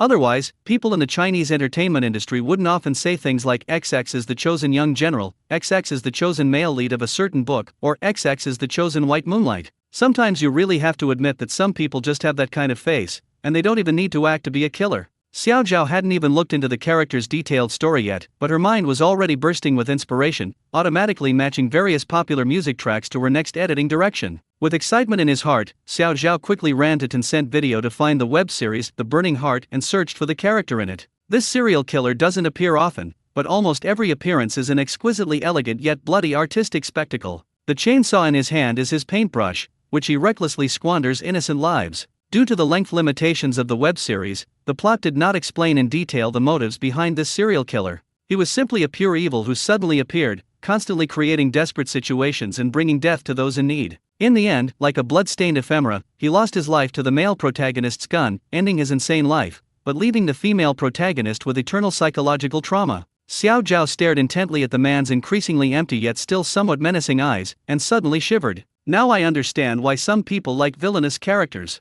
Xiao Jiao felt that the killer was indeed very evil, but she couldn't help but feel both fear and love for the character. She couldn't help but watch these clips repeatedly, and finally decided to edit the next video about this killer. So at 9 p.m. that night, a video featuring Xiao He, playing a serial killer, standing in the woods with a chainsaw and the words "refined scoundrel" written in blood-red calligraphy behind him was posted on Bilibili by Xiao Jiaolu Bulletin Lu. It quickly topped the charts overnight in an extremely exaggerated manner and became a nightmare that kept many people awake that night. Xiao He, without his knowledge, became a sensation on Bilibili, becoming a representative actor of the refined scoundrel psychopathic killer. In the morning, Xiao He went to work as usual, but just as he was putting on makeup, Xiao Song called again. Xiao He found it somewhat strange. Hello? What's wrong? Xiao, brother Xiao. You're famous. You're famous. Ah. Xiao He put his phone away and looked at it again to make sure he hadn't answered the wrong call. What's wrong? Why am I angry? Could it be that Ran Yunrui exposed his face and wanted to cyberbully him? It can't be that serious. He wasn't driving the car, they just had a minor altercation. Xiao Song, brother Xiao, your portrayal of Mu Ziyi has become a hit. You can see it on Bilibili now. Xiao He was stunned for a few seconds before realizing that the Mu Ziyi Xiao Song mentioned was the murderer he was playing. He then asked in surprise, huh?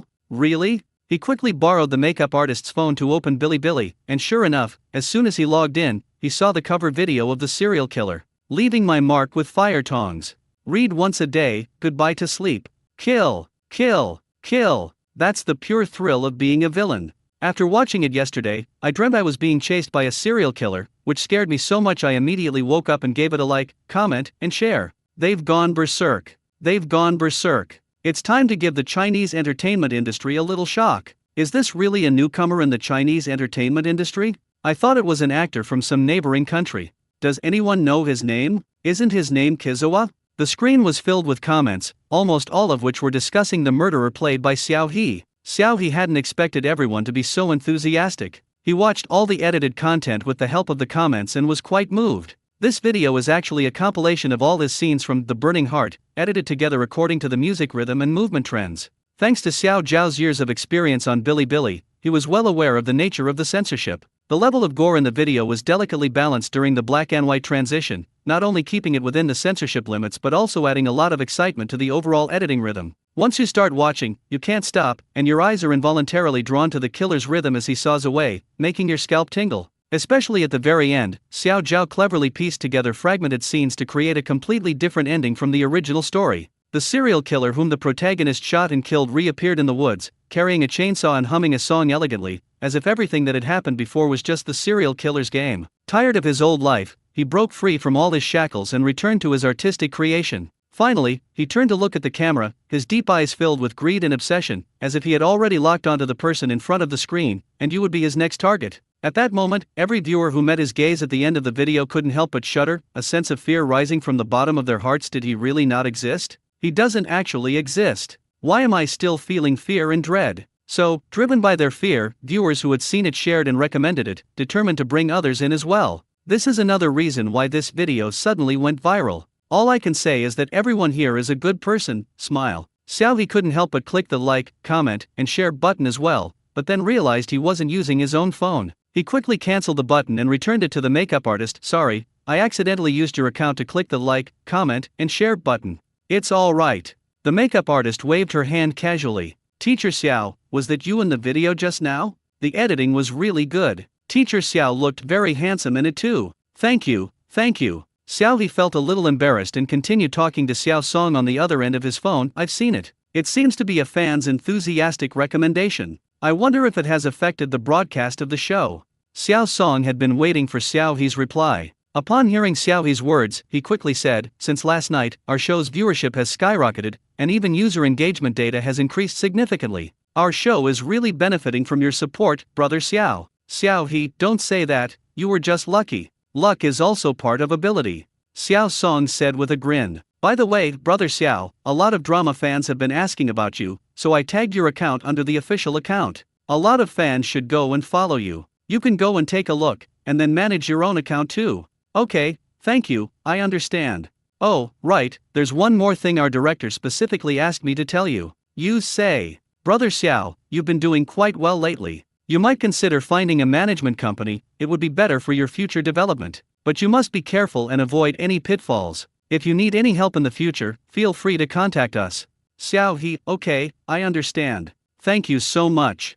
It's really a lucky thing to have encountered a good production team right at the beginning. Then I won't bother you any longer, brother Xiao. After hanging up the phone, Xiao He quickly logged into his account. Sure enough, it was stuck for a while before he saw the dense red dots in his message bar. And the number of fans that was originally less than 3 digits is now trending towards exceeding 10,000. Wrong. Xiao He refreshed the backend. Okay, we've broken 10,000. However, this wasn't the only good thing. His cheat system also popped up at just the right time. Automatic updates have been completed. Current points 369. Xiao He, oh, the system can even upgrade? Wow, I've got over 300 points already. 369. Xiao He blinked in disbelief as the score jumped to 373 right in front of him. Xiao He, get rich overnight? Xiao He quickly checked the system panel and then found an update notification from early this morning in the update manual. It must be because my points suddenly surged last night, causing the system to update. But why? Xiao He thought of that Bilibili video, and then of the system's previous point-based scoring rules. Suddenly, Xiao He's eyes widened. So that's how it is. Criminal influence. He had only focused on the points generated by the crime itself, but almost forgot about the point factor of influence. In other words, it's about the sophistication of committing crimes. He previously interpreted this prestige simply as the difficulty and severity of the crime, but now it seems to refer to whether the criminal can garner more fear or attention. Previously, he only played minor roles and never showed his face, so his murder act naturally didn't attract much attention. However, his portrayal of a murderer this time has undoubtedly garnered a lot of attention. Although not all of these concerns are fear and apprehension, it seems that as long as there is emotion, it can be converted into his points. At this moment, Xiao He couldn't wait for the movie Killing Life to be released immediately. He's sure to make a fortune playing the role of Zhu Lao-san. After finishing his makeup and arriving on set, Xiao He received congratulations from the rest of the crew. Teacher Xiao is amazing. We might need your help for future publicity, Lin Yipen said with a smile. Xiao He asked helplessly, you saw it too? Of course. Pu Rong reached out and hooked his arm around Xiao He's neck. You're quite famous now, so don't forget me when you become rich and powerful. What kind of fame is this? It won't last long, Xiao He said, shrugging. He has neither a company nor a marketing firm, so many people probably still think his name is Mu Ziyi. You should also check out a talent agency, Lin Yipen offered a very pertinent suggestion. Pu Rong nodded in agreement. Yes, we should take advantage of this wave of popularity to go around and see the world, so that we can maximize our profits when the hype returns.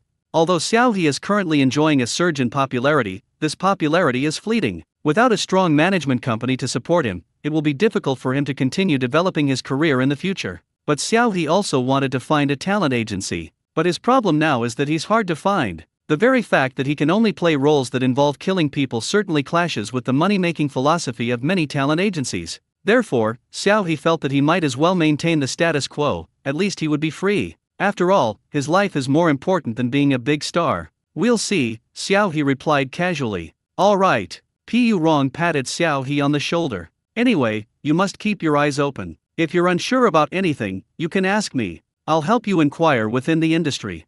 Lin Yipen pondered for a moment, then said, I can also help ask among the elders.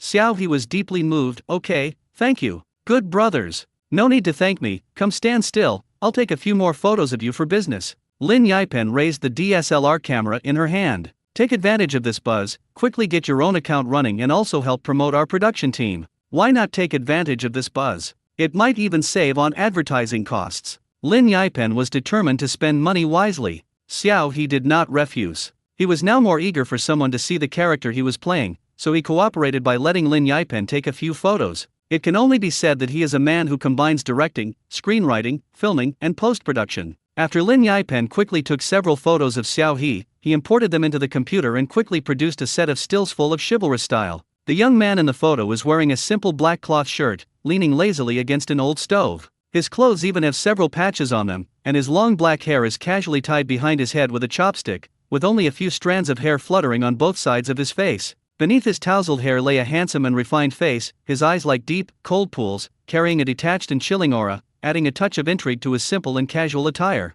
Even in such an environment where pots and pans are casually placed, no one would think he was just an ordinary cook. After reading it, Xiao He couldn't help but exclaim in admiration. Director Lin, that was amazing. Basic operation, don't overdo it. Lin Yipen smiled and then urged Xiao He to publish the photos. Xiao He readily complied and posted a status update after creating his new account. Xiao He, thank you everyone for your support. I'm currently filming The Thief Catcher, and I hope my new project will be released soon. Thank you for your support. 9-grid image. Wow, is this Xiao Ji's first post? That's great. I'll definitely support him. Boss, you finally remembered you registered an account? I thought you got arrested for acting too convincingly. Brother Xiao, your Muse is so handsome. I'm a huge fan of your looks. When will you be able to play a refined villain again? I can't get enough of him. Is Muzawa really dead? Surely not. Can't we get a side story?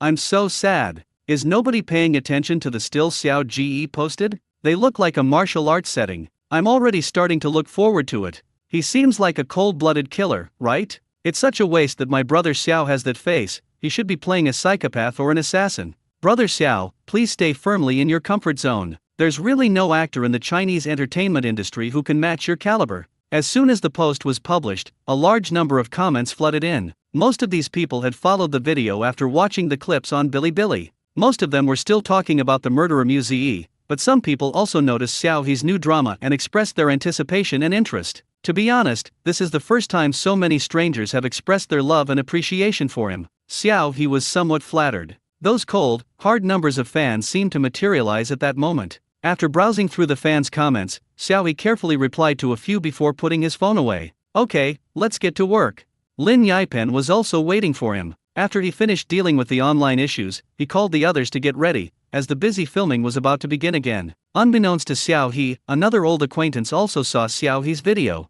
Hahan Entertainment Company. Chang Hunwen looked down at his phone, his eyes slightly narrowed. This newcomer's acting skills are very good. Currently, the total number of views for his related videos on Bilibili has exceeded 5 million, and new videos are constantly being added. The number of views for The Burning Heart, in which he starred, has also been steadily increasing recently, becoming a minor hit drama. Judging from the later episode viewing data, he basically single-handedly drove the popularity and promotion of the entire drama. Among the newly emerging newcomers recently, he is one of the most promising. Chang Hunwen's assistant was giving a serious report from the side. Han Entertainment Company is a well-known star-making factory in the industry, boasting countless celebrities and internet influencers under its wing, making it one of the top companies in the entertainment circle. As its ace agent, Chang Hunwen naturally manages more than just Ran Yunrui, a popular star. He also oversees a rising star actress, both of whom have promising futures. Even so, they will periodically collect information on emerging newcomers in the industry, conduct ability analysis and assessment, and then recruit some of the more cost-effective newcomers. Chang Hunwen had no idea that he would see an acquaintance this time. Thinking about the previous rear-end collision, Chang Hunwen's expression became very strange. Since Xiao He was basically wearing sunglasses and a mask and didn't speak at the time, Chang Hunwen didn't have much of an impression of this guy. He just felt that the guy's aura was a bit intimidating and he looked fierce. He didn't associate the guy with the actor at all. However, since they are valuable newcomers, we should still try to win them over. After a moment's thought, Chang Hunwen made the final decision. Then you should go and make contact first. Although there had been some unpleasantness in the past, Chang Hunwen believed that Xiao He would not refuse this opportunity. After all, Han Entertainment is a major player in the industry, so who wouldn't want to work for them? Okay, brother Chang. The next day, Han Entertainment wants to sign me? Yes, the assistant said on the other end. Would it be possible to discuss this in person? Xiao He held up his phone, quite surprised. If I remember correctly, this Han Entertainment is the agency of that star Ran Yunrui, right? That's one of the biggest names in the entertainment industry. I never expected they would actually reach out to him. Xiao He naturally had no liking for this company, which mainly operated by manipulating public opinion and controlling traffic. However, this is also a chance to get up close and personal, to see the contracts and terms of these large companies, and to broaden one's horizons. Sure. The two agreed on a time on the phone and then ended the call. Lin Yipen walked over from the side and reminded Xiao He, Han Entertainment is quite controversial in the industry. You'd better think it over carefully and not make a decision too early. Yes, I know. Xiao He nodded and explained, it's nothing, I'll just go take a look. So the next day, Xiao He, who had asked Lin Yipen for leave in advance, arrived at the coffee shop first. This is a coffee shop near the film and television base. Xiao He and Pu Rong have been here a few times and are fairly familiar with the owner. As soon as he entered, he greeted the shop owner, good afternoon, Sister Zhou. Xiao, good afternoon. The shop owner was a plump middle-aged woman, dressed very stylishly, with a natural smile in her eyes that made her very approachable. Isn't Xiao Pu with you today? I have an appointment with someone today to discuss work, Xiao He replied with a smile. Oh, okay. Then I'll find you a quiet spot. Okay, thank you, Sister Zhou. Sister Zhou found Xiao He a quiet and secluded corner so that the two could talk. But about 20 minutes had passed, and Xiao He had drunk more than half of the coffee that had been delivered, but the person he was waiting for still hadn't arrived. Xiao He. He picked up his phone and checked it again. I'm sure I remembered correctly. Are all big companies so unpunctual? Or is it that they simply don't care about his existence at all? Xiao He twitched the corner of his mouth, unusually annoyed, and decisively picked up his phone to call back the assistant who had called earlier. On the other side, the assistant, carrying some things, jogged to catch up with Chang Hongwen, looking somewhat anxious. Brother Chang, my phone rang, it should be from Xiao He. Let him reschedule for another time. Chang Hongwen said nonchalantly. We need to pick up Yu right away. It would be terrible if she got mobbed at the hotel. Good dash. The assistant struggled to free one hand to answer Xiao He's call, but was immediately urged impatiently by Chang Hongwen, hurry up. Hasn't the driver brought the car over yet? I'll call him right away. The assistant could only hang up on Xiao He temporarily and call the driver instead. Hearing the busy tone of the call being disconnected, Xiao He was so angry he laughed. What does this mean now? Has he been stood up? Is this how big companies operate? Are you making a fool of him? Just then, a notification popped up in the notification bar at the top of the phone. Breaking news. National film queen Su Yu spotted meeting boyfriend. Suspected secret relationship exposed. Xiao He narrowed his eyes. Su Yu? Best actress? He clicked on it instinctively. Early this morning, Su Yu was spotted with her secret boyfriend at a hotel in the Shanghai film and television base. In the footage, Su Yu and the man were seen behaving intimately, holding hands. The account that broke the news looked very familiar to paparazzi, and the content of the news was about the love life of Su Yu, the recently crowned Best Actress. The cover features a beautiful woman with a pure and innocent appearance and a gentle, sweet smile. Xiao He keenly noticed that this Su Yu was an artist from Hahan Entertainment. Could it be that the person on the other end isn't answering the phone because of this relationship gossip? But no matter what, you shouldn't stand him up, you should at least call or message him back. To put it bluntly, it's just that they're not valued. Xiao He found it rather ironic, so he leaned back and began to slowly scroll through the comments. Spreading rumors is illegal. Hahan Entertainment has issued a statement demanding that you immediately delete the video and apologize. Haha, before I clicked in, I was wondering which actress was in the Best Actress category. Turns out it's the newly crowned Water Queen, a term for someone who doesn't deserve a good award. Oh well, she's unworthy of the title, her career will collapse sooner or later. Watch out, upstairs. We'll all run if they shoot from over there. This is a debunking announcement only visible to fans. The leaked photos showed them mouth to mouth. Don't tell me they were exchanging bad breath. Don't worry about it, you can't wake someone who's fast asleep. Even if it's true, I don't care. Yu relies on her talent, and actors aren't forbidden from dating. Bullshit. She's just starting her career, dating is a huge waste of time. Please, Yu, wake up. The comments section was full of all sorts of comments, and one trending topic after another appeared. It wouldn't be an exaggeration to say that this was the most explosive relationship scandal of the second half of the year. Xiao He didn't know much about Su Yu before, but after the comments section explained the situation, he realized what was going on. Su Yu is a newcomer promoted by Hahan Entertainment in recent years. She has a good appearance and acting skills. Last year, with the help of the company, she successfully won the Best Actress award at the Baming Awards. Because Su Yu has always followed the pure and innocent image, and the movies she starred in were mostly about school beauties or the ideal woman, coupled with Han Entertainment's frequent marketing of her as a weak and kind persona, her fans have developed a strong possessiveness and desire for control. They feel that everyone will bully their Yu, giving them a sense of a mother raising her daughter. This led to a particularly strong backlash when Su Yu's relationship was revealed, with many of her fans unable to accept the fact that their beloved Xiaobaike, a nickname for Su Yu, was taken by a pig, a derogatory term for someone who has cheated on her.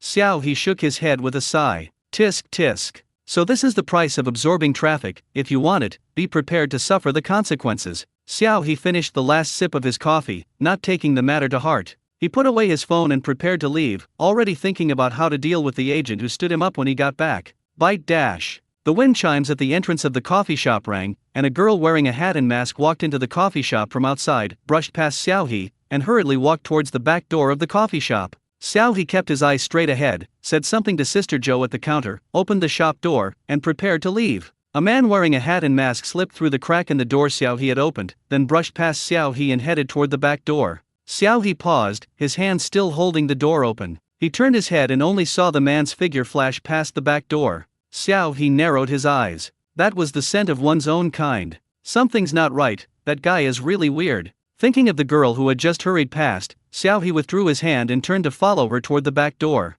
The back door of the coffee shop leads to a small alley. The surrounding area is relatively closed off, mostly with towering buildings, and items from the shops on the street in front are randomly placed on the ground, making it look messy and narrow. Xiao He carefully avoided those things and quietly approached forward, finally seeing the figures of the two people from before. Please, Please stop following me. Isn't being exposed once enough? Directly in front, the girl wearing a mask finally couldn't hold back anymore, turned around and screamed at the man behind her.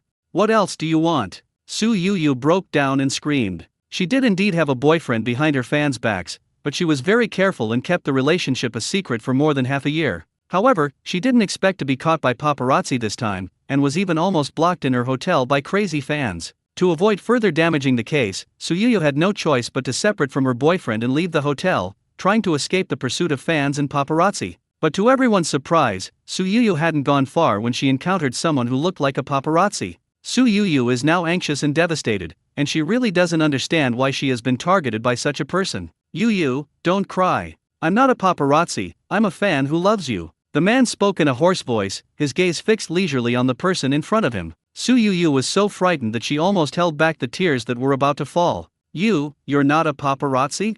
Yes, I'm your fan. I've attended every one of your events, and you even shook my hand last time. The man's face was flushed with excitement, his hand trembling slightly as he clutched the camera to his chest. Look, I have so many photos of you in this camera. I haven't even washed that hand since I got back. It still smells like you. At this moment, Su Yu's face lost all color and turned deathly pale. They're not paparazzi, they're stalkers. As her initial anger dissipated, Su Yu subconsciously took a step back, looking fearfully at the man in front of her who was so agitated that he seemed almost abnormal. I'm sorry, I have to go. Don't go. The man reached out and grabbed Su Yu's wrist tightly, causing her to scream in terror. What are you doing? Let go. The man pulled her closer to him, his eyes filled with indignation. Yu, what exactly is your relationship with that man? Are you really dating? Have you slept together? Didn't you say you wouldn't date and wanted to focus on your career? Su Yu was terrified. The man had even taken off his mask and was about to sniff her. She felt disgusted and scared. She tried to break free from his hand, but it felt like she was being clamped in iron clamps and couldn't break free at all. Just then, something grabbed the man's neck, and he was jerked backward. Bang! He was completely unprepared, and his head slammed into the wall behind him. Ouch! The man cried out in pain. He didn't stop. He let go of the man's camera strap and punched him in the face. Blood gushed from his nose. The man saw stars from the blow and clutched his face in pain. Damn it, who is it? Who I am is none of your business. As he spoke, he kicked the man in the stomach, sending him sprawling like a shrimp on the ground. Are you alright? He looked up and asked Su Yu. Su Yu screamed, watch out, he has a knife. He felt as if a flash of silver light had passed by in his peripheral vision. He quickly pulled back his neck and head, leaned his upper body back, and luckily dodged the opponent's deadly attack. You also want to take her away from me? The man roared hysterically, then continued brandishing the small knife in his hand. Die. Su Yu took several steps back, trembling all over, clearly terrified. However, he remained calm and composed, his eyes fixed on the other man's knife-wielding movements. He retreated slowly, maintaining a relatively safe distance from the man's knife, while simultaneously taking out a fork from his pocket. It's the kind of fork you use when eating dessert. He just grabbed this from Sister Joe's shop. The next moment, seized the opportunity, and the fork in his hand seemed to transform into a sharp blade, slicing towards the man's wrist holding the knife with an extremely tricky technique. If Pu Rong or Lin Yipen were here, they would definitely recognize that He was still using the boning knife technique, but the knife in his hand had now turned into an ordinary fork. So what difference would that make? The fork's tines were extremely sharp, instantly leaving dozens of fine, bloody scratches on the man's wrist. He then flipped the fork over and flicked it upwards, leaving the man's wrist a bloody mess, with blood gushing out. The man's scream and Su Yu's exclamation rang out at the same time. The knife fell to the ground at that moment. He kicked the knife away, his gaze turning icy as he looked at the man screaming on the ground. His tone was impatient. Don't move again. Wait for the police to arrive. The man gripped his wrist, and when he looked up at a hint of fear appeared in his eyes. He immediately dared not move again. Su Yu glanced at who was even more ruthless than a stalker, then at the man who instantly cowered in fear. She swallowed hard and quickly pulled out her phone. Thank you. I'll call the police now. Oh my god, they both look dangerous. Officer, please help me. So when the police arrived, they saw He with blood on his hands, his illegitimate child lying on the ground, and Su Yu curled up in another corner. Police? Wait a minute, wasn't there only one suspect? How come there's another one now? What's more, coincidentally, the people who came this time were old acquaintances, Officer Zhang and his apprentice Xiaoli, who had made the false alarm call last time. Looking at the bloodstains at the scene, and then at Xiao He's hands covered in blood, Officer Li's eyes were filled with sorrow and regret. Look at you. How come you've gotten into trouble again so soon after you got out? Xiao He, I didn't explain it clearly last time, and this time it feels even harder to explain. Fortunately, Su Yu explained the situation to Xiao He in time. So the illegitimate child was taken to the hospital, and they got into a police car and went to the police station. On the way, Officer Zhang looked at Xiao He suspiciously again, then asked, Xiao, how did you manage to cut someone like that? You almost severed their tendons. Where did you learn that? Xiao He, it was necessary for filming, so I just learned some things online. Officer Zhang said meaningfully, you learned it online? You're very quick to grasp things. Xiao He chuckled awkwardly and forced a reply, yeah. As he finished speaking, the car fell into a deathly silence. Officer Li kept glancing at Xiao He in the rearview mirror while driving, while Officer Zhang, who was sitting to Xiao He's left, remained silent. Su Yu, sitting on Xiao He's other side, looked down at her phone, seemingly lost in thought. Each person returned to the police station with their own thoughts, awaiting the results. Before long, Chang Hongwen also arrived in a hurry. Yu, are you alright? When Chang Hongwen received the message, his heart was pounding. He only breathed a sigh of relief after confirming Su Yu's condition. I'm fine, Su Yu said timidly, but her eyes unconsciously looked outside. Chang Hongwen snapped irritably, what are you still looking at? You can't exactly call your boyfriend over at this hour, can you? That would really ruin things between you two. Chang Hongwen only just found out that the person Su Yu is dating is also in the entertainment industry, and a top idol at that. If this gets out, both of them will be finished. The fans there alone could tear Su Yu to shreds. Feeling guilty after Chang Hongwen's words, Su Yu shrank back and carefully made way for the people behind her. This time, I owe a lot to Mr. Xiao. If it weren't for him, I might be dead. Only then did Chang Hongwen see Xiao He, and his face showed surprise. It's you. Xiao He had just seen Chang Hongwen, but he didn't really want to talk to this guy. What a tragic fate. You two know each other. Su Yu was very surprised. Ahem, it's just some work-related stuff, Chang Hongwen coughed lightly. Xiao He expressionlessly pulled out his phone, holding up his missed call log. So, this is why you stood me up and completely ignored me? I'm sorry, I'm so sorry. The assistant kept apologizing to Xiao He. I didn't mean to stand you up. Xiao Tan, you really did something wrong. No matter how urgent the situation is, you still need to arrange the follow-up work properly. You can't do this again next time. Chang Hongwen chimed in from the side. Xiao He, this is blatant attempt to shift blame. Do they really think he's so easy to fool? Xiao He, I know these last few meetings haven't been pleasant, but it's all a misunderstanding, there's no need to take it to heart. Seeing that Xiao He remained silent, Chang Hongwen pretended nothing had happened and asked about Xiao He's willingness to sign a contract. I think you have good abilities. How about you come to Hahen Entertainment? You should know the strength of Hahen Entertainment. As long as you join us, you will definitely become a big star in the future. No need. You and the Hahen Entertainment behind you are incompatible, Xiao He said expressionlessly. Nothing good happened, just a lot of bad luck. Don't be so definitive. You can consider it.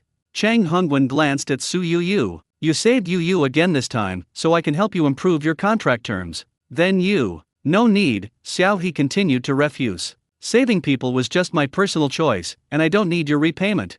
Su Yu, who was standing to the side, couldn't get a word in edgewise. She watched as Chang Hongwen tried to win over Xiao He, pursed her lips, lowered her head, and seemed to be lost in some kind of emotion. Mr. Xiao. Just then, Officer Zhang and Xiao Li walked in, interrupting the conversation. We have investigated the situation thoroughly. The camera on the suspect's chest was recording video the whole time. Officer Zhang looked at Xiao He. Xiao, thank you for arriving in time this time, but next time you encounter this situation, you should stop. The illegitimate child has already had his wound bandaged at the hospital and is on his way to the police station. Along the way, he kept shouting that Xiao He had intentionally injured someone and that the police should deal with Xiao He. However, this time the evidence is clear and unambiguous, and Xiao He was acting in self-defense. The police will not actually grant his wish. Hearing Officer Zhang's words, Xiao He felt ashamed. I understand.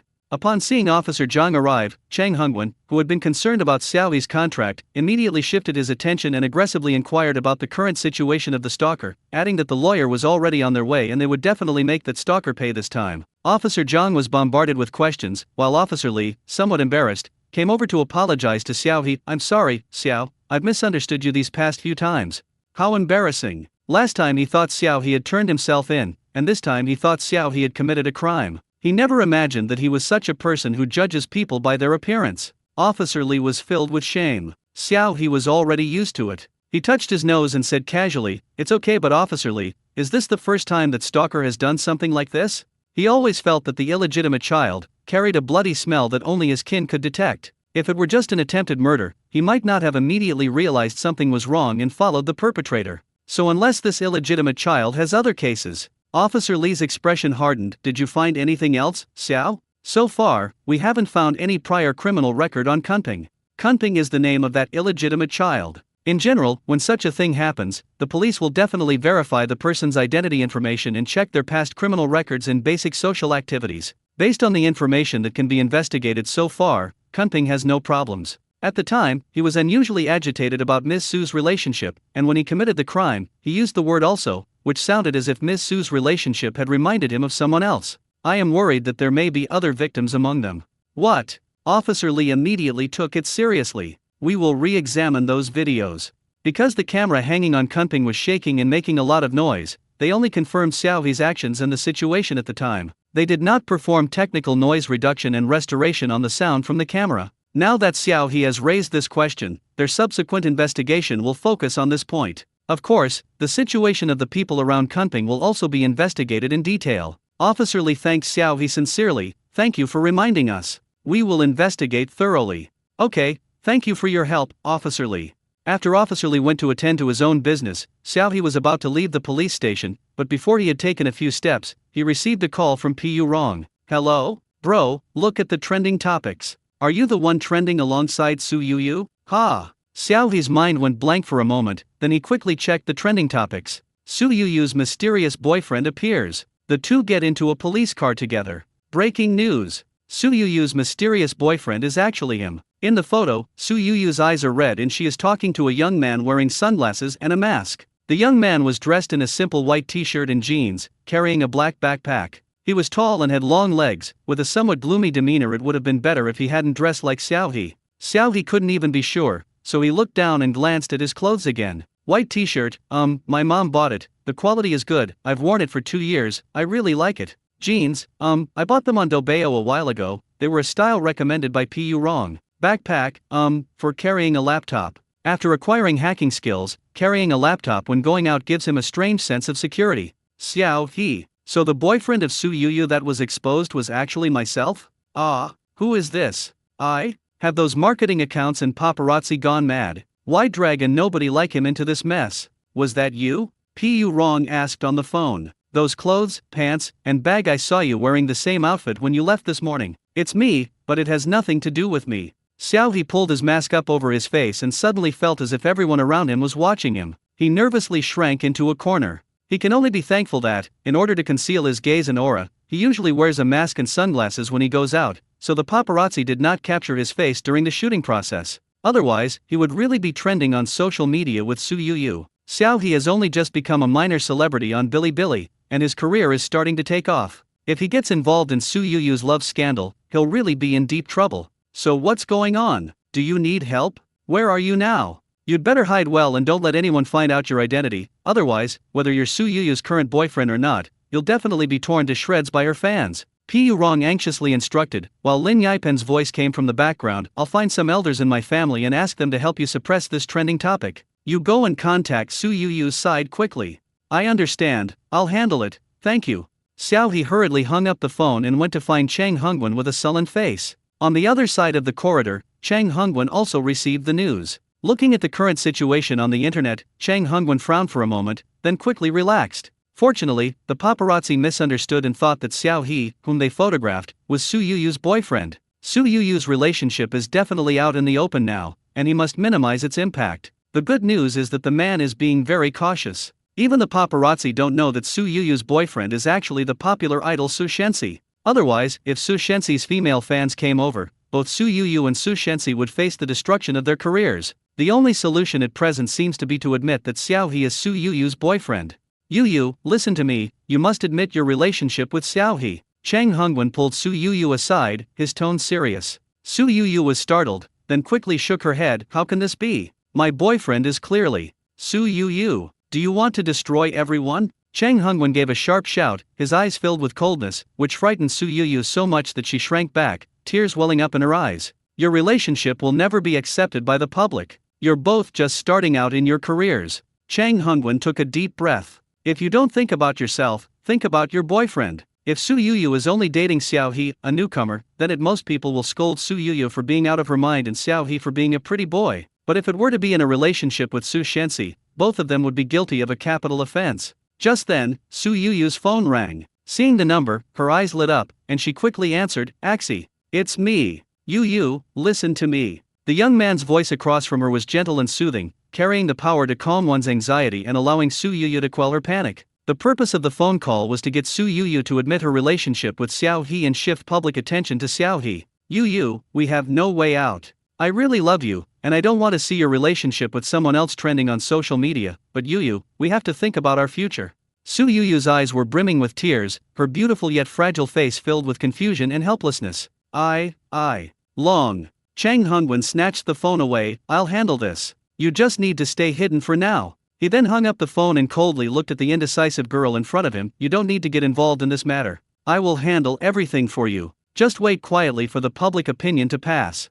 As for Xiao he saved me." Su Yuyu murmured. He should thank us for making it to the trending topics this time. If it weren't for you, would he be so famous?"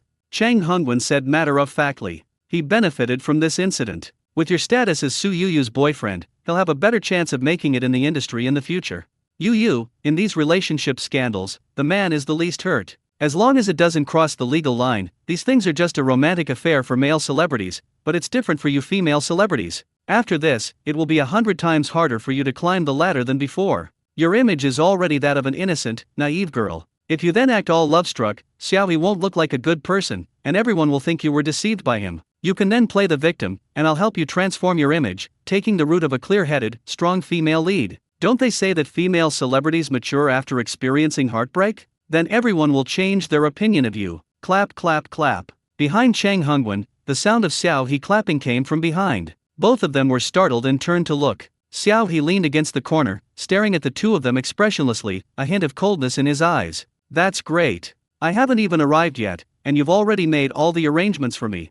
Chang Hongwen was caught red-handed by another party involved and was immediately embarrassed. But after the embarrassment, he immediately began to persuade Xiao He, "This is also a chance for you to become a hit. Think about it, if you honestly become an actor, how long will it take for the public to see you? With the identity of Su Yuyu's boyfriend, whatever you do in the future will have a basic audience base." You make it sound so noble, but isn't it all for your own benefit? You can't exactly say that the traffic refers to the haters who keep attacking me, can you? Xiao He sneered, exposing Chang Hongwen's facade. "Chang Hongwen, I can sign you to Hahan Entertainment and give you an A-level contract. I also guarantee that as long as you can help you get through this difficult time, I can give you a leading role in a major IP film, and even many more. I'll say it again, I don't want to." Xiao He stared at them intently. "Ms. Su, is that your opinion as well?" Su Yuyu looked at the person in front of her, her heart filled with conflicting emotions. She doesn't really care about being criticized, but what about Ashi? He's still transitioning into a new career, and he said he'd give her a perfect wedding in the future. But Mr. Xiao is clearly innocent. Su Yuyu opened her mouth, but before she could utter a sound, Chang Hongwen had already forcefully pressed down on her shoulder. "Su Yuyu, shut up." Su Yuyu trembled slightly, as if she had completely lost all her strength. Xiao He watched coldly, feeling both ironic and sorrowful. Regardless of whether Su Yuyu is truly timid and cowardly, as some people online say, she is a delicate little white flower.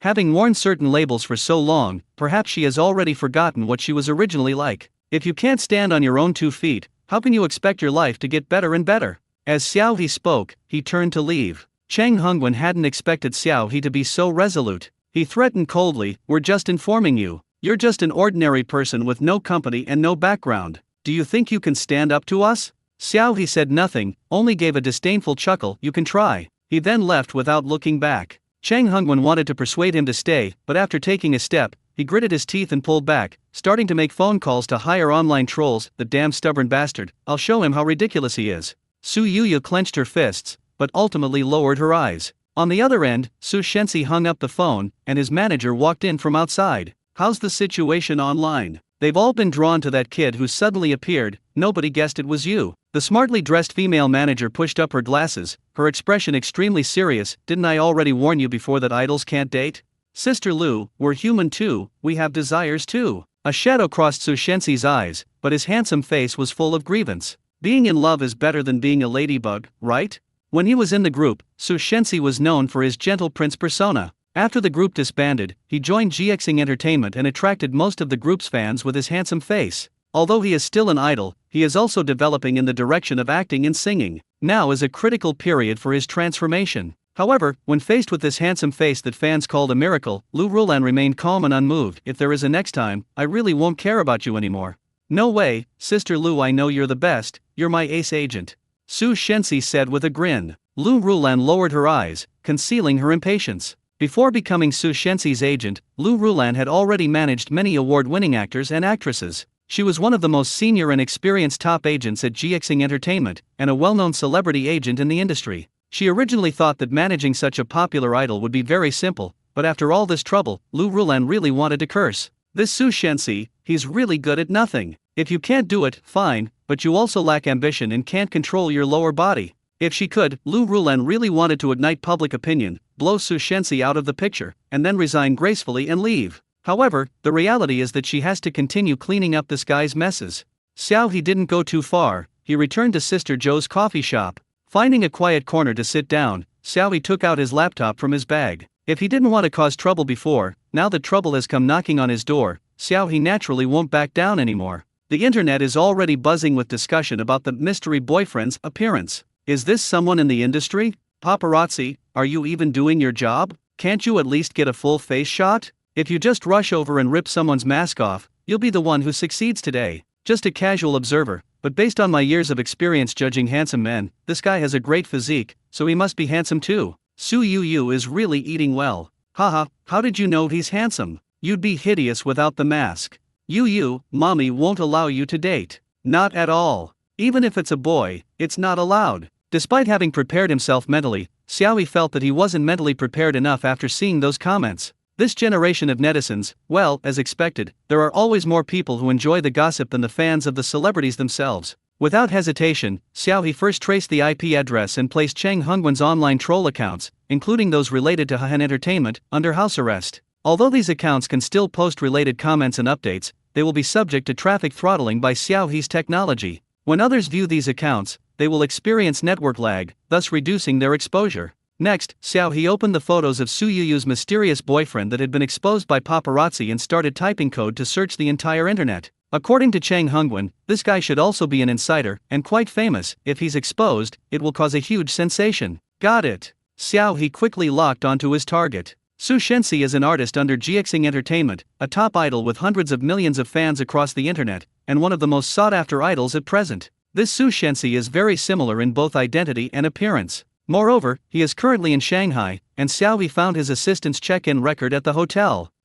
That's basically solid evidence. Xiao He immediately started writing the article and then sent it to the marketing accounts of Hahan Entertainment and GXing Entertainment's rivals. With his hacking skills, he can pinpoint these accounts with unerring accuracy. And these marketing accounts will do anything for traffic. Once they've got their target, even a top influencer, they can tear you apart. These marketing accounts had been quietly following the gossip about Su Yu's relationship, and they quickly saw Xiao He's anonymous revelation. Some people were a little afraid of Su Shensi and chose to wait and see, but more marketing accounts flocked to the scene and made the rumor of Su Shensi and Su Yu's relationship the #1 trending topic. Breaking news! Su Yu and Su Shensi's relationship has been officially exposed. National film queen Su Yu and top idol Su Shensi are in a relationship. Su Yu's mysterious boyfriend has surfaced. It's actually him? So, before either party could have anticipated it, their true story had already spread like wildfire. Before clicking, how is this possible? After clicking, holy crap, my house is on fire too. The difference in detail is too obvious. I, a 7-year fan, almost didn't notice.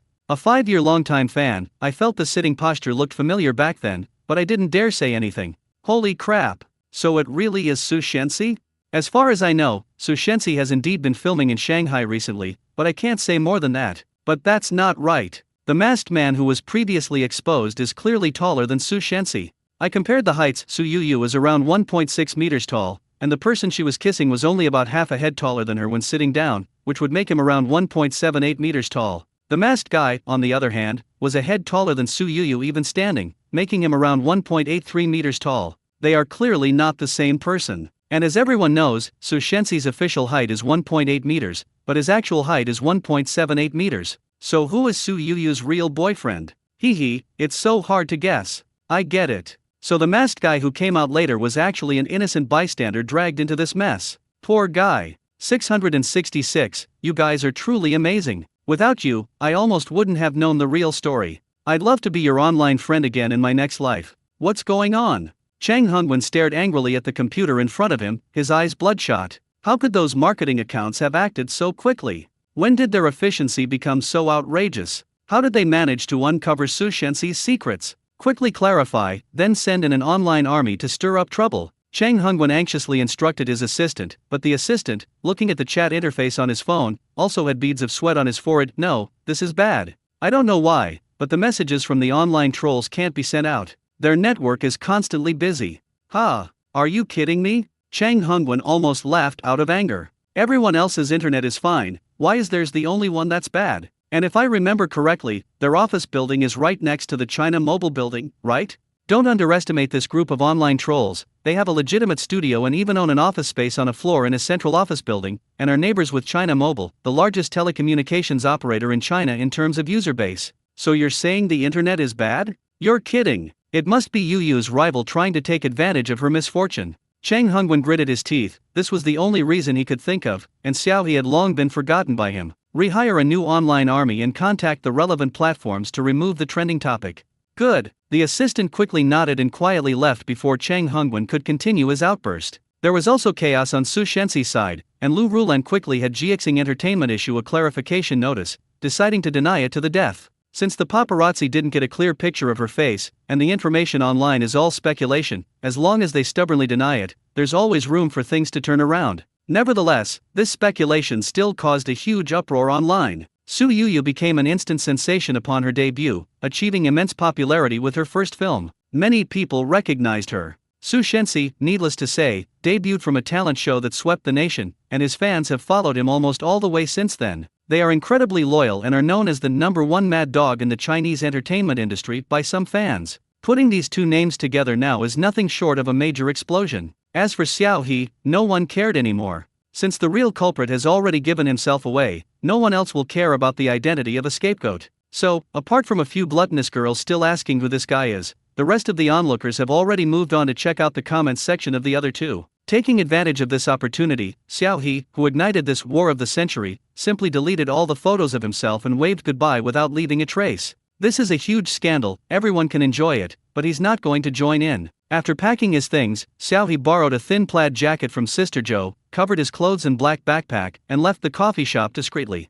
The online uproar continued the following day. Despite Su Shenxi's solemn statement that he is currently single, and Su Yuyu's denial of her relationship with Su Shenxi, many people assumed that they broke up due to pressure. After all, the power of netizens is unimaginable. Just by having a suspicious target, they can verify the truth from various angles and in various ways. Even if no real intimate photos of Su Shenxi and Su Yuyu's faces were ever released, most netizens already had a clue. Only the die-hard fans of both sides were still struggling and trying to numb themselves. However, none of this has anything to do with Xiaohe or his The Thief Catcher production team. As soon as Xiaohe arrived at the film set, he was surrounded by people. Upon hearing Xiaohe recount how he saved Su Yuyu, Pu Rong was startled and quickly pulled Xiaohe up and down to look him over. "Are you alright?" Xiaohe shrugged. "It's nothing, it's just that the illegitimate child got a little injured."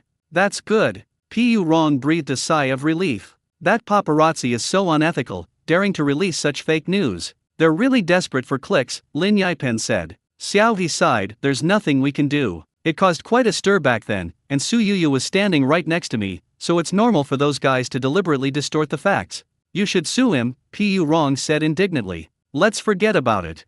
Xiaohe shook his head helplessly. "That paparazzi who took the picture probably doesn't even know who I am. The news he broke didn't reveal my face or any relevant identity information. If we really have to investigate, there's nothing we can do to him. All he did was compile the person's past criminal records and social information, and report the person to the police station and relevant departments." But this was done by a kind-hearted person on the internet. What does it have to do with Xiaohe?" Pu Rong, unaware of the situation, sighed. "That's true, that guy really got off easy. Damn it. Xiao shouldn't get involved in this matter again. If she gets dragged into it, she might be accused of trying to gain attention," Lin Yipen calmly analyzed. Xiaohe looked at their director Lin with a teasing expression. "Director Lin, this is generating a lot of buzz. Aren't you going to take this opportunity to promote your movie?" Lin Yipen, I'd like to, but to avoid you getting slammed and vilified, I'd better not. Xiao He laughed. Don't even mention it. If he dared to claim that masked guy and, while he was at it, promote the thief catcher crew, I'm afraid within an hour, or even 10 minutes, the entire crew would be vilified. Forget it, let's not do it this way. It's better for both the dog and the people. So no one brought it up again, and Xiao He continued filming his current scenes with the crew. They have now successfully finished the scene and moved on to the outdoor fight scene. The original plot was set in the water towns of Jiangnan, but the crew was too poor, and it would be too expensive for the whole crew to go to Jiangnan. However, Lin Yipen was not satisfied with using an indoor green screen, so in the end they found a lake park as the actual filming location for the final fight scene. In this part of the story, Zhang Ruxue, who has already investigated and found out who is the real mastermind behind the salt smuggling case, successfully obtained the evidence, but was intercepted by several other skilled thieves, and a fierce confrontation ensued between the two sides. At this critical moment, Zhang Rushue's friend Shen Ju arrived and successfully stopped the experts, allowing Zhang Ruxue to escape. The fight scene was divided into two parts, one was Zhang Rushue's part, and the other was Shen Ju's part. Zhang Ruxue possesses exceptional lightness skills, moving gracefully and swiftly across different small boats, while Shen Ju has a stable lower body and expansive, powerful movements, primarily engaging in combat with various masters on the boat. These two parts are also the most important fight scenes in the whole play, and everyone takes them very seriously. Xiao He gripped his boning knife tightly with both hands, feeling a little uneasy, and turned to look at Pu Rong beside him. Pu Rong plays Zhang Ruxue, a master swordsman. He holds an ornately decorated longsword and gracefully twirls it at Xiao He. What's wrong? Are you nervous? Xiao He, a little.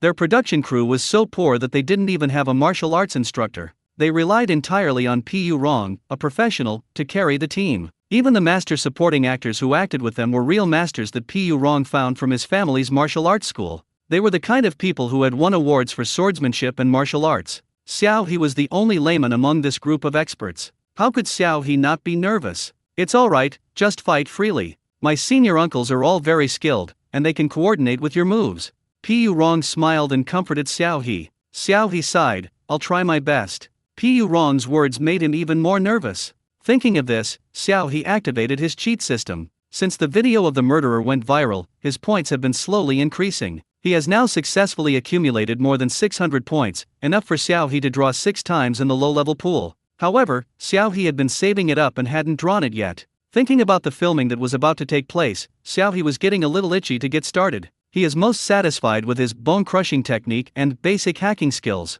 The former helped him find acting roles, while the latter gave him greater autonomy online and allowed him to escape cyberbullying multiple times. Xiao He now hopes that he can extract a skill similar to lightness skill from it. That would be the best. However, since it was a criminal cheat code, Xiao He was really not sure if there were any strange things inside. Forget it, I'll just try my luck. What if I find a skill that I might need later? Xiao He finally couldn't resist and reached out his wicked hand towards the lottery button. Congratulations on receiving lifespan plus 30 days, automatically redeemed. Congratulations on receiving lifespan plus 7 days, automatically redeemed. Congratulations on receiving lifespan plus 60 days, automatically redeemed. Congratulations on acquiring Hound Intuition. It has been learned automatically. Details of Hound Intuition. Natural criminals are always able to detect plainclothes hunters in the vicinity immediately. From this moment on, you can keenly sense the hunters hiding around you. Perhaps the first 2 skills had exhausted Xiao He's luck, because this time, all 6 attacks only increased his lifespan. Only one was special, similar to his original similar sense of smell, which was like a passive skill. The hunting dogs the system mentioned, naturally refer to the police. Xiao He was speechless and choked with emotion. Okay, now it's complete. One passively and automatically identifies criminals in the vicinity, and another passively and automatically identifies police officers in the vicinity. How did it become a human body recognition machine? This is really, completely useless. Originally, Xiao He wanted to draw some skills to boost his confidence, but after the draw, he felt so unlucky he was almost out of breath. Meanwhile, Lin Yipen was already calling him. Shenju, come over here quickly. The weather is nice now, let's start filming soon. As Xiao He approached, Lin Yipen pulled him aside and whispered, many of the props this time are disposable, so try to use them sparingly. If you can get it right in one take, then do it in one take. Xiao He's vision went black again. Director Lin, are you treating me like I'm nothing special? On the lake, only 3 dilapidated boats floated silently. The boat is about 3 meters long and has an extremely simple and rustic design. A few wisps of reeds are still swaying on the awning, and the whole boat is swaying slightly in the wind, looking as if it might fall apart at any moment. Looking at the boat, Xiaohi felt that he could stand on it at any time and sing the boatman's love, then row the boat around in the middle of the lake. It's hard to imagine that the 6 of them would then be spread out across these 3 small boats, and then engage in a fierce battle. Xiaohi is now worried that the ship will crack as soon as they step on it, before they even start filming. Immediately afterwards, he heard Director Lin earnestly instructing the staff working on the cable car next to him, "This canopy can't withstand any force. When the actors step on it, you must tighten your grip. Don't let anyone trample on the canopy, or we'll have to return it." The staff member nodded earnestly. "Okay, Director Linear." Xiaohi, just as I expected. Looking at this simple and makeshift troupe, he sometimes felt a pang of emotion. This film crew was truly the least like a film crew of all the film crews he had ever worked with. Director Lin Yipan is truly a remarkable person. Heh, it's really a wonder that Prime Minister Chai thinks so highly of me, actually bringing you guys along. Zhang Rushue leaned lazily against the gunwale, casually watching the small boat drifting towards him. On the small boat, bandits dressed in various styles and carrying different weapons emerged from the awning, looking at Zhang Rushue with an imposing air. "Zhang Rushue, if you don't want to die, hand over what you have on you, otherwise don't blame us for disregarding past relationships.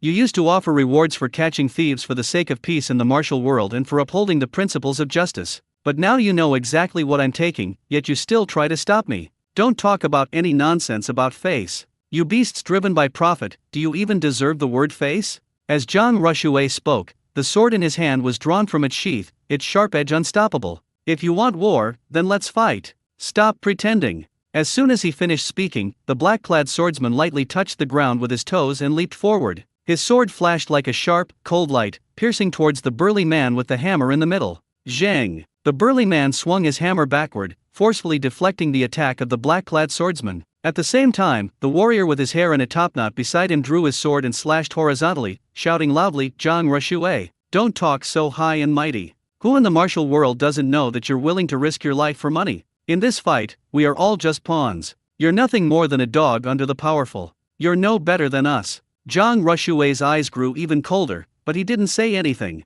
He just continued to make his moves, and the two began to fight fiercely. There were 4 thief catchers, all of whom were renowned experts. Some of them were even as famous as Zhang Rushue. Even Zhang Rushue, who was well prepared, felt the strain after several fierce battles. But at that moment, another small boat quietly arrived beside the 2 ships. A dark figure, carrying the scent of blood, silently entered the battlefield. The samurai, wielding a sword, dodged the mysterious man's attack, but suddenly felt a chill on his wrist. The expressionless, cold-blooded killer twisted his wrists without blinking, blood and pieces of clothing flying everywhere. Accompanied by the samurai's scream as he clutched his arm, everyone looked over, only to see the samurai's bare white bones. His right arm, which had been holding a sword, had been transformed into that grotesque sight in the blink of an eye. The older black-clad constable gasped, recognizing the handiwork at a glance. "It's Shen Ju, the bone crusher. How could he be here? Hasn't Shen Ju retired from the martial world years ago? Why?" The rumors circulating in the martial arts world startled everyone, but before they could say anything more, the ruthless assassin had already spun the hilt of his knife and sliced off the flesh from the neck of the screaming warrior. In the blink of an eye, only the stark white bones supporting the head and body remained. A living person can be transformed into a bloody, half-human, half-skeletal form in the blink of an eye. This dazzling shock was enough to terrify others. Zhang Rushue laughed heartily, his tone carefree and relaxed. "I knew you'd come. It's all thanks to you." Shen Ju waved the boning knife in his hand, letting the blood on the knife splatter onto the water beside him. His eyes were calm as he looked at the thieves, as if they were livestock on a chopping board, and his voice was completely flat. The two then switched places. Shen Ju leaped into the center of the bandits' encirclement, causing the small boat to rock violently and splash up a lot of water. Zhang Rushue, however, lightly touched the water droplets with his toes and landed gracefully on the small boat that Shen Ju had come from, and in the blink of an eye, it drifted a few miles away. "Don't leave." The older constable tried to give chase, but Shen Ju blocked his path the next moment. "Your opponent is me now." Shen Ju brandished his boning knife, displaying an unyielding and invincible stance, and left the remaining 3 men on the ship. Watching Zhang Rushue's figure gradually disappear into the distance with the small boat, the older bandit hunter gritted his teeth and said to the other 2, "Kill Shen Ju first, or none of us will leave." The 3 exchanged a glance, then decisively unleashed their killing blows at Shen Ju. Shen Ju, however, showed no fear. His boning knife, true to its name, cleaved through flesh and blood with each strike. The once steady boat began to rock violently, large ripples spreading across the water, gradually mixing with crimson blood, which spread further and further with the ripples. After a short while, the lake returned to tranquility. The young cook, covered in blood, emerged from the boat's awning, leaped to the bow, sat cross-legged, put down his blood-stained boning knife, closed his eyes to rest, and let the small boat continue to drift with the current. Following the direction the small boat had drifted from, several stark white skeletons flashed across the water's surface before slowly sinking to the bottom of the lake, never to be seen again. After filming wrapped, the small boat swayed gently as it approached the shore. Suspended by wires, Xiao He lightly leaped from the boat until his feet firmly touched the shore, at which point his tense nerves slowly relaxed. Call. It's finally over. Xiao He didn't get seasick before, but his experience of being a flying man on the ship these past few days has once again shown him what extreme torture truly means. Yes, you've worked hard these past few days. Lin Yipen raised her hand and patted Xiao He's shoulder, looking very relaxed. Once we got through this scene, everyone's work became much easier. Xiao He sighed, I don't think I'll want to take a boat trip for a long time. Lin Yipen shrugged, don't worry, I hope we can work together again in the future. Xiao He paused for a moment, then chuckled, not taking Lin Yipen's words to heart, and simply said, okay, I'll wait. After confirming that the filming was over, Xiao He and Pu Rong walked and chatted as they returned to the dressing room that their crew had temporarily rented. Pu Rong. A strong male voice called out to Pu Rong. Pu Rong was startled and turned his head to look. Sure enough, he saw his granduncle. Grandmaster uncle, you've worked hard today too. Pu Rong immediately put on a fawning smile. Hello, Senior Ma. Xiao He also greeted them. An elderly man arrived, with gray hair, looking to be about 70 years old. He was wearing a very ordinary t-shirt and exercise pants, looking much like an old man taking a stroll in the park, except that he was in very good spirits and showed no signs of old age. Ma Hongbiu, who played the elderly thief catcher in the previous scene, is actually not an actor, but a real martial arts master who owns his own martial arts school in China. By seniority, he should be Pu Rong's granduncle. Xiao He had previously heard Pu Rong say that this senior Ma was quite famous in martial arts. He had served as a member of the Chinese Sports Federation and the chairman of the Chinese Martial Arts Association. He had taught in many places, and his students were spread across more than 20 provinces and cities.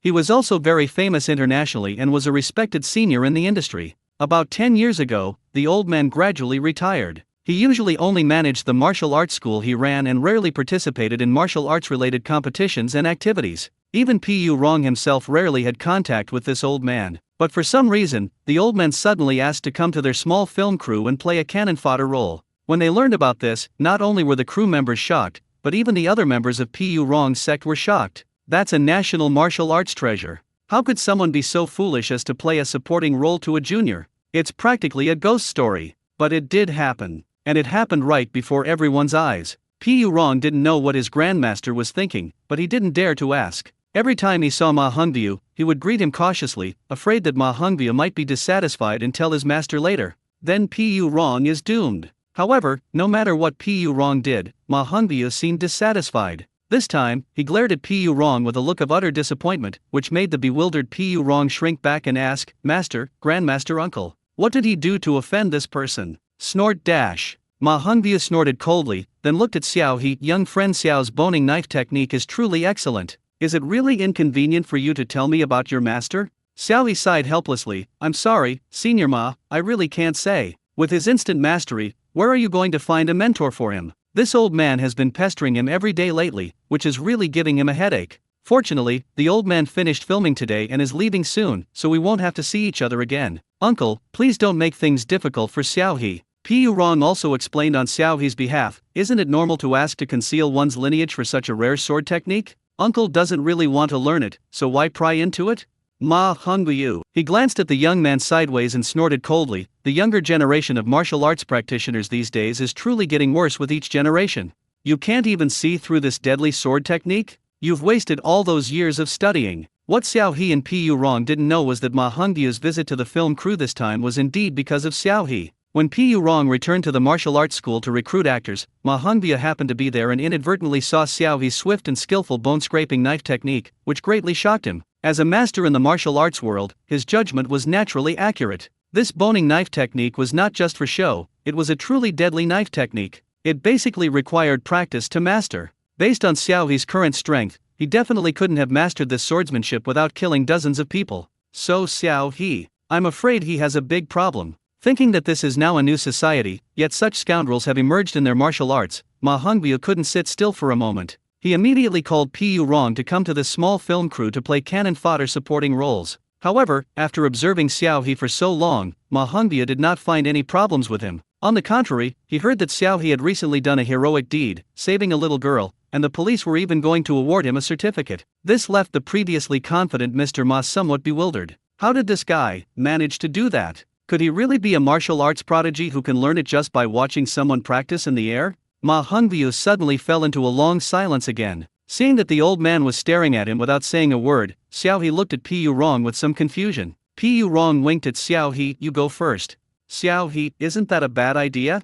It's okay. Just then, Xiao He received a call from Officer Li. It turned out that his certificate for bravery had been approved, and Officer Li asked Xiao He to pick it up. Putting down his phone, Xiao He finally had a legitimate reason. Sorry, I'll be leaving now. I'm going to the police station to get my certificate. You should go quickly, Pu Rong hurriedly replied. After Xiao He left, Pu Rong continued to persuade the old man. Grandmaster uncle, I really don't understand why you kept asking Xiao He about his master. Xiao He had already agreed to teach you, but you still care about his master. Ma Hongvyu angrily punched Pu Rong on the head. Don't call me Grandmaster uncle. I can't bear to lose face like that. Pu Rong. Since the filming location has been changed and is quite far from the police station near the film studio, Xiao He didn't intend to treat himself badly and took a taxi there directly. It's around 4 p.m. now, not quite rush hour yet, but the road to the film studio is still very congested. Xiao He leaned out of the car window, looked at the stopped traffic ahead, and clicked his tongue slightly. Why is this road so congested? The driver in front seemed quite familiar with the situation, clearly already aware of it. It seems that several celebrities have been filming at this film and television base recently, so all their fans have flocked here. This is too exaggerated. Xiao He exclaimed. Well, who can argue with that? The driver, clearly harboring resentment towards these fans for some time, took the opportunity to complain.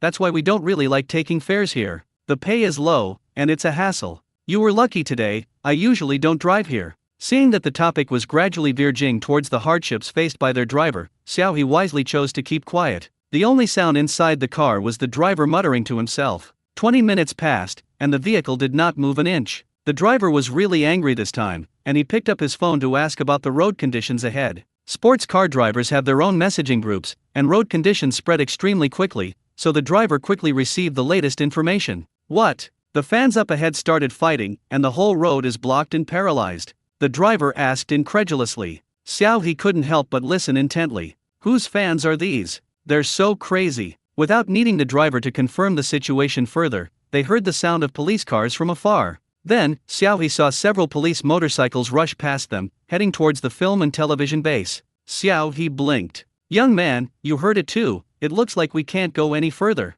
The driver turned his head, looking troubled. How about you, walk a few steps?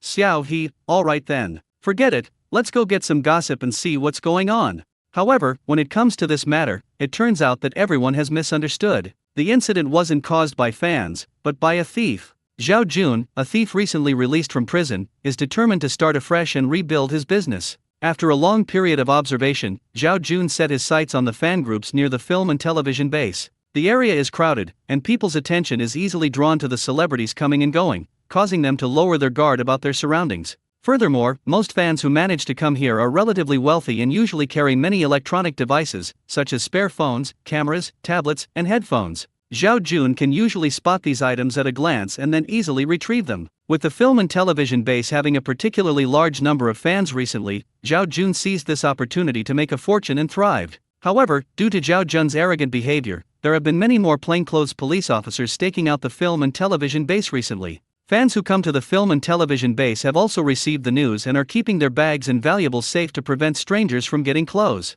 But who is Zhao Jun? Will he be stumped by these people's ridiculous tricks? Of course not, it's just a matter of a razor blade. So when Zhao Jun easily obtained another cell phone, he glanced at the plainclothes police officers disguised as ordinary people in the crowd and couldn't help but sneer inwardly. Haha, what a clumsy disguise. Zhao Jun thought mockingly. Back then, Zhao Jun managed to commit a crime despite being watched by more than a dozen police officers. In fact, to provoke the police, he even stole one of the officers' wallets and Nokia phones. If he hadn't been reported by a colleague, Zhao Jun would probably still be at large and unknown to the police. When he re-emerged, Nokia had already gone bankrupt, and smartphones had replaced cash payments. Zhao Jun's target had shifted from cash to mobile phones. However, this did not affect his skills. Even with several plainclothes officers patrolling the area, Zhao Jun continued to steal without hesitation. He even set his sights on one of the slightly younger officers. That officer's phone was actually quite easy to get, so easy that Zhao Jun began to suspect that the other party was stinging him. However, Zhao Jun hadn't taken more than a few steps when the girl whose phone he had just stolen noticed something was wrong and pointed to another girl behind her with clear logic. My phone was stolen. Did you do it? The girl behind her looked completely bewildered. Wait, what does this have to do with me? Are you crazy? You were the one who kept bumping into me. And you and your crickets kept chirping all the way here. I heard it all. It turns out that the two girls had a conflict before, and now that a problem has arisen, the girl whose phone was stolen naturally and instinctively pointed the finger at the other girl. The girl who was unjustly accused naturally refused to accept it and also became angry, demanding that the other party apologize and not slander people without cause. Then things started to turn magical. Someone saw Zhao Jun reach out to steal the phone, but because of the angle, she subconsciously mistook the hand for the girl's hand. So she took the initiative to help identify the girl. And since the two fans' idols happened to be rivals, this act of taking sides inexplicably escalated into a battle for the honor and disgrace of their respective idols. I'm telling you, your Sue bitch is Sue bitch. She hasn't improved at all over the years. She even stole someone else's Best Actress award. You're just like your idol. She stole the Best Actress award, and you stole a phone. You're both shameless. Damn it. I told you I didn't steal your phone. What gives you the right to talk about our Yu like that? Do you really think that without Yu, your plastic surgery-faced girl could have become an actress? You're just like your real parent, always daydreaming and fantasizing about someone stealing your things. Ugh. Damn it, you bitch, what do you mean? Get out. Watch your mouth. Enraged by the theft of her phone, the girl grabbed the thief's hair, and the thief retaliated by pulling at her clothes. The others from both sides rushed to help. What started as a small incident escalated into a large-scale conflict, and due to the chaotic scene, many fans were caught up in the chaos before they even understood what was happening. Everyone calm down. Spread out. Don't get involved. Scatter. The fan groups originally each occupied their own area and kept to themselves, but now the situation has become a mess, with rumors spreading from one person to another. Although some organized fan groups are shouting in front, it has actually become a chaotic mess, and no one can tell who is who anymore. So, unsurprisingly, the police arrived and separated the chaotic group of people. When Xiao He arrived at the edge of the crowd, the chaos had ended. The police were evacuating the fans from various groups. Everyone was groaning, but they were very cooperative with the police and gradually dispersed. I'm really fed up. The other families usually get along fine, but ever since those few came here, the whole atmosphere has turned sour.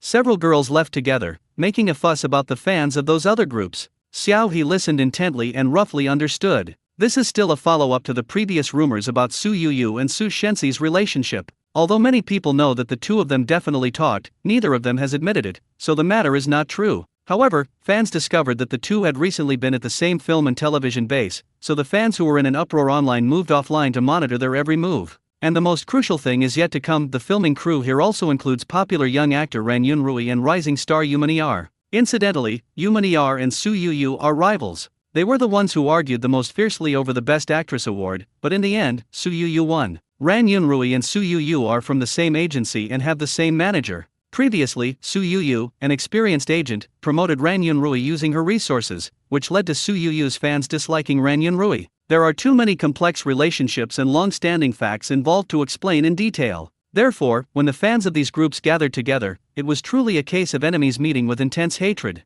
Just hearing about that scene made Xiao He break out in a cold sweat. Who was the brilliant strategist who brought all these people together in one place? Fortunately, they weren't on the same film set, otherwise he felt the film studio would be razed to the ground by crazy fans sooner or later. Tisk tisk. Someone bumped into Xiao He, instantly snapping him out of his reverie. His keen intuition made him instinctively reach into his pocket. Holy crap! I was just eating some melon seeds and my phone disappeared. Isn't this an utter disgrace? Xiao He immediately turned his head, but only saw the flowing crowd. The person who hit him had long since disappeared into the vast crowd. However, the next moment, Xiao He's gaze was precisely locked onto a woman to his side. The woman wore a black chiffon dress, a wide-brimmed sun hat, and brown sunglasses, obscuring her face. Only a few strands of slightly curled hair peeked out from under the hat brim. Her steps were relaxed and elegant, moving unhurriedly with the flow of people. Compared to the girls beside her, every move she made exuded a unique charm and sensuality. No one who sees her would associate her with a thief. But Xiao He walked straight up to the woman, grabbed her wrist, and said firmly and seriously, "Give me my phone. Give me back my things." As Xiao He made his movements and voice, the crowd that had been gradually dispersing around them stopped again. "What are you doing?" the woman in the black dress exclaimed, quite startled by Xiao He's actions. She twisted her wrist slightly, her voice trembling with fear. "Are you trying to be a pervert?" Xiao He showed no mercy, firmly holding her wrist and opening his palm to her. My phone. You stole my phone the moment you bumped into me. Hilarious. He wouldn't care if you're a woman or not. What if you let her escape or she hurts someone else? I don't know where your phone is. The woman in the black dress tremblingly raised her other hand, revealing her phone. Look, I don't have a backpack, all I have on me is my phone. How could I possibly steal yours? Please let me go. Xiao He was taken aback for a moment, then began to carefully examine the woman from head to toe. The woman indeed didn't carry a bag, her dress didn't even have pockets, so there seemed to be nowhere to hide anything. But there was no doubt about it, among the people around him, he only sensed a kindred spirit in this person. The absence of blood suggests that he hasn't killed anyone, which fits the situation he's looking for. Xiao He didn't believe that the guy could run several miles away in the blink of an eye after just touching his phone. This guy is the most suspicious. Help! While Xiao He was still in a daze, the woman was already asking others for help. The people around looked at each other, unsure of what was going on. Xiao He didn't offer much explanation, but instead asked the girls next to him, "Could you please call some of the police officers over there? I suspect this guy is a habitual thief." The girls who had been gossiping next to Xiao He just moments before exchanged glances and decisively went to find the police. Seeing that the young man was unmoved by reason and was convinced that he was the thief, the woman in the black dress finally became anxious. A razor blade slipped out from the cuff of her black silk sleeve, and she twisted her wrist, intending to cut Xiao He's hand to break free from his restraints. However, Xiao He was more agile than him. After realizing his intention, he released his grip in advance and used his palm as a blade to strike the woman's wrist hard. That spot was right where a person's nerve endings were located. The woman in the black dress felt as if her hand had been chopped off, and she couldn't exert any strength at all. The blade in her palm also slipped out. A sharp-eyed passerby spotted the razor blade and exclaimed, "She really is carrying a knife." Immediately, everyone retreated and called for the police in the distance. Xiao He, being closer, heard the woman's muffled groan. His brows furrowed instantly, and he stared intently at the woman in the black dress. "Are you a man?" Despite the noise around him, Xiao He was absolutely certain that he hadn't misheard. The woman had subconsciously made a man's voice just now.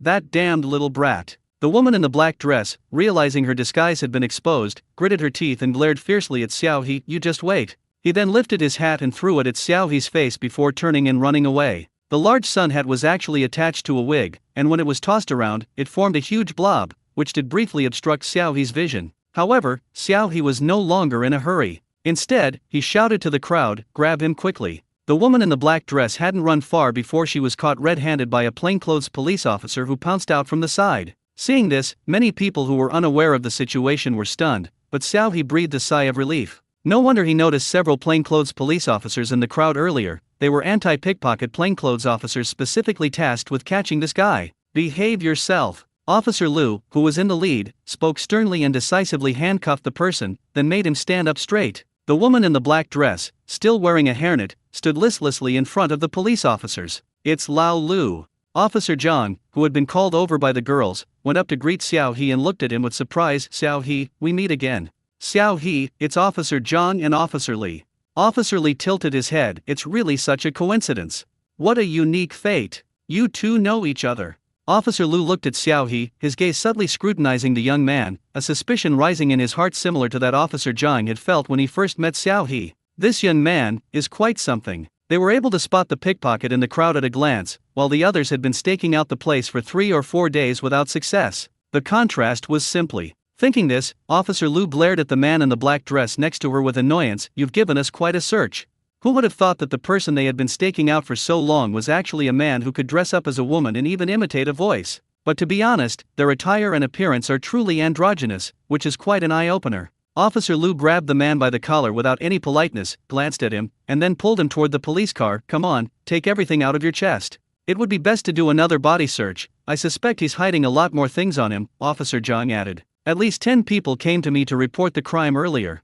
"This can be hidden?" Some onlookers whispered complaints. Xiao He's eyes twitched, his gaze falling on the other woman's full breasts and perky buttocks, and he had a bad feeling. His phone seems dirty. Ugh, his phone is dirty. There's no going back. It's completely unclean now. Xiao He's face fell instantly. This is no longer something that can be solved by simply changing a phone case and screen protector. What he needs to do now is disinfect his phone and then get a new one. "Hey, speaking of changing phones, haha, sorry, just trying to make the best of a bad situation." Soon, this person demonstrated his extraordinary skills to everyone. 16 mobile phones, 3 tablets, several pairs of headphones, and even 5 power banks and a game console. There were also some other miscellaneous electronic devices, which Xiaohe didn't recognize, but he was still deeply shocked. What a master thief! How many things are hidden under this person's skirt? You've stolen so much in just a few hours?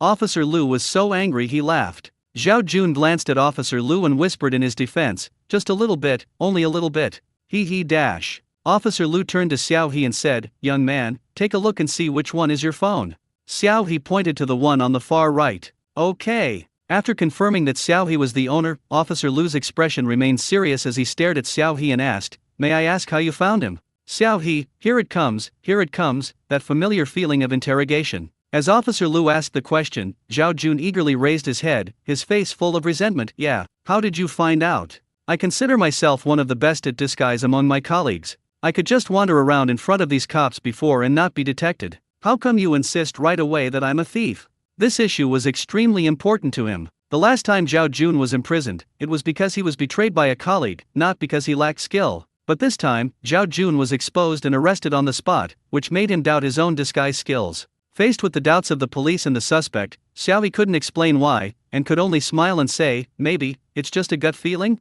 Ha! Zhao Jun heard the sound of his Dao heart shattering. In the end, Xiaohe insisted that it was his intuition. Officer Lu asked him for a long time but couldn't find out the reason, so he could only attribute this feeling to talent. However, after Officer Zhang, Officer Lu's expression towards Xiaohe also became more complicated. He raised his hand and patted Xiaohe, saying earnestly, thank you so much for your help this time. We will help you apply for the certificate later. Without Xiaohe, they would probably have had to spend much more time this time. Xiaohe could only smile and say, okay, thank you, Officer Lu. Officer Lu didn't linger and quickly left the scene with the criminal and the stolen goods. Xiaohe got into Officer Zhang's and Officer Li's car. On the way, Xiaohe casually inquired about the previous illegitimate child incident. That's the illegitimate child who stabbed Su Yuyu with a knife last time. Xiaohe still remembers that the other person's name is Kunping. Officer Li, speaking of which, we really owe this to Xiao's reminder. After our investigation, we found that this guy had a favorite streamer who suddenly disappeared some time ago.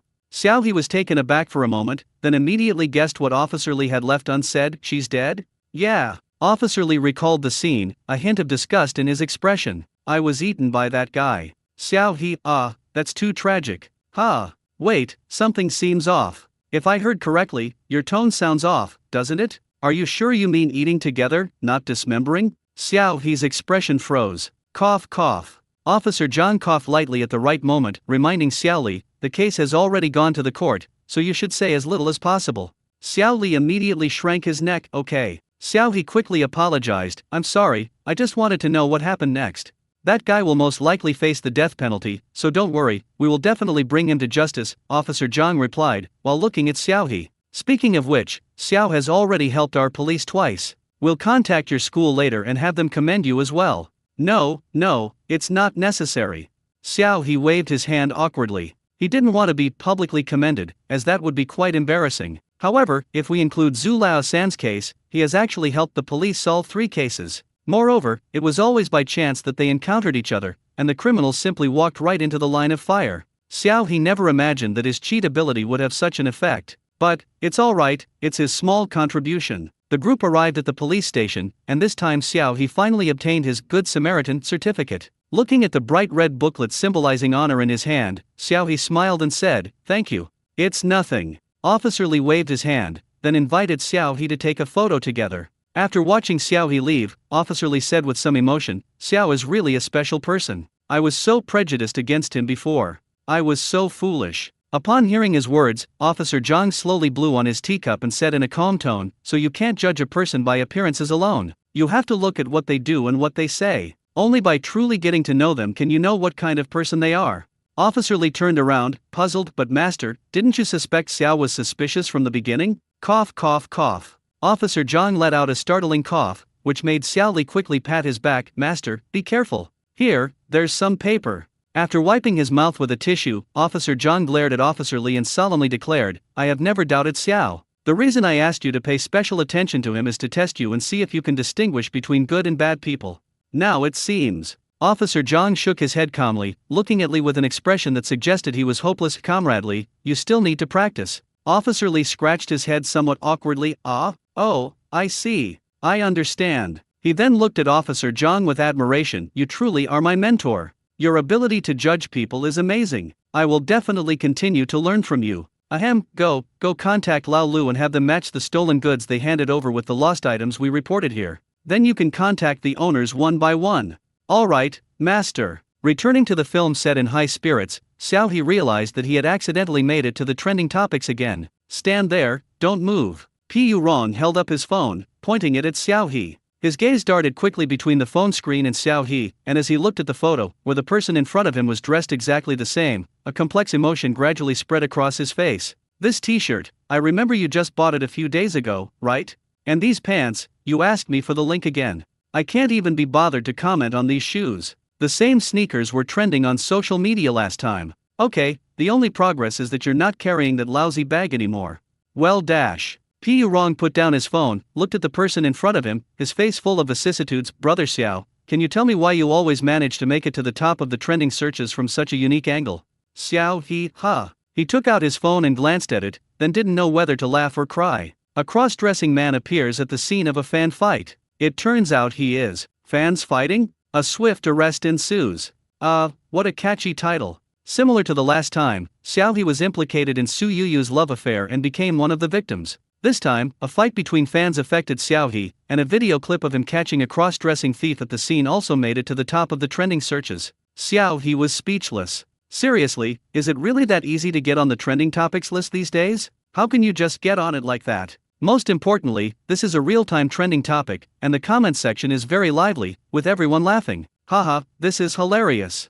I didn't expect it to be so funny before I opened this trending topic. Am I the only one curious about what this cross-dressing man looks like? Did anyone take any photos of him? I'm really curious about what he looks like. Seeking photos of cross-dressing men. Payment offered. This thief doesn't have any. Can I use my own women's clothing? I was there, but I didn't take any photos. To be honest, the thief had an incredibly charismatic presence. He was the kind of person who would make me turn my head even when I was walking down the street. I can only say he was truly impressive, with a certain professionalism about him. Am I the only one who thinks this guy catching the thief looks familiar? That familiar outfit, that familiar hat and mask. Seeing the netizens who were slow to realize what was happening, Xiao He broke out in a cold sweat. He lowered his head, looking at the clothes and pants he had just changed after the last exposure, and then looked up with a touch of melancholy. Okay, barring any unforeseen circumstances, he's about to ruin another set of clothes. No, who understands? He just likes to wear the same few outfits interchangeably, a must-have for lazy people. Buying clothes doesn't require any thought. In the end, you sharp-eyed netizens ruined half of his wardrobe. He's so angry.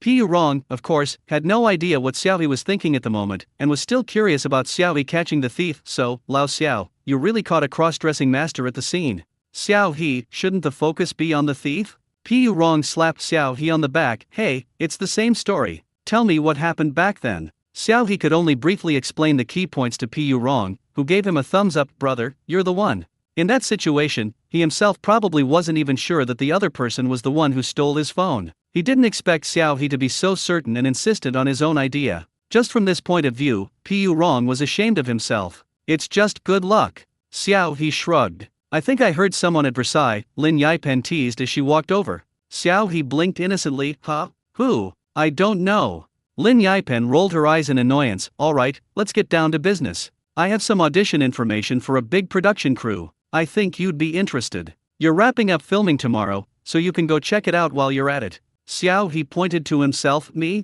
Lin Yipen nodded. Yes, Pu Rong isn't really suitable for that role. Pu Rong was speechless. Hey, I'm still here, why is it inappropriate? Lin Yipen glanced at him sideways. They want a sinister and cruel villain role, are you sure you can pull it off? Pu Rong, who has an upright appearance, then never mind. Xiao He's interest was piqued. What role? It's a spy drama. He's the captain of the Puppet Party's special agent team and one of the important villains in the whole series, Lin Yipen said. Although he can only be considered the fourth male lead according to the billing order, he has quite a lot of screen time in the drama. A spy movie. Xiao He pondered for a moment. That era must have been bloody, tragic, and brutal. Xiao He knew without asking that such a villainous character must have a lot of blood on his hands. But, even if he goes, he might not be selected. Besides, it sounds like a big production team. Xiao He asked, somewhat puzzled, why didn't anyone else come to eat this big pancake? The competition in the Chinese entertainment industry is naturally quite fierce. If Xiao He hadn't gotten lucky, he might not have been able to get into 3 different film crews. Of course, they were snapped up like crazy. Lin Yipen coughed lightly, a strange smile on his face, so the actors who were shortlisted earlier are all too eager to come. Xiao He, wait a minute, isn't this a bit too much information? Xiao He swallowed hard, suddenly feeling a little reluctant to get involved in this mess. Lin Yipen, however, had a mysterious confidence in Xiao He. Don't worry, after changing actors 5 times, the only requirement the production team has for this role now is that you have acting skills, fit the character's image, and don't cause trouble. I think you can definitely do it.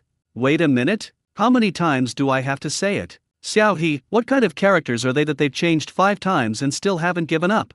Xiao He felt that sometimes it was okay to believe in superstition. If it hadn't worked out these 5 times, the role definitely wouldn't work out either. Aren't people in the entertainment industry supposed to be superstitious? Lin Yipen raised her finger and earnestly analyzed for Xiao He. Their first actor was sent by the investors. The director didn't really like him, but he still used him despite his reluctance. As a result, that guy cheated on his wife with 2 women, and the original wife of the investors exposed him. So the first actor was naturally kicked out of the crew.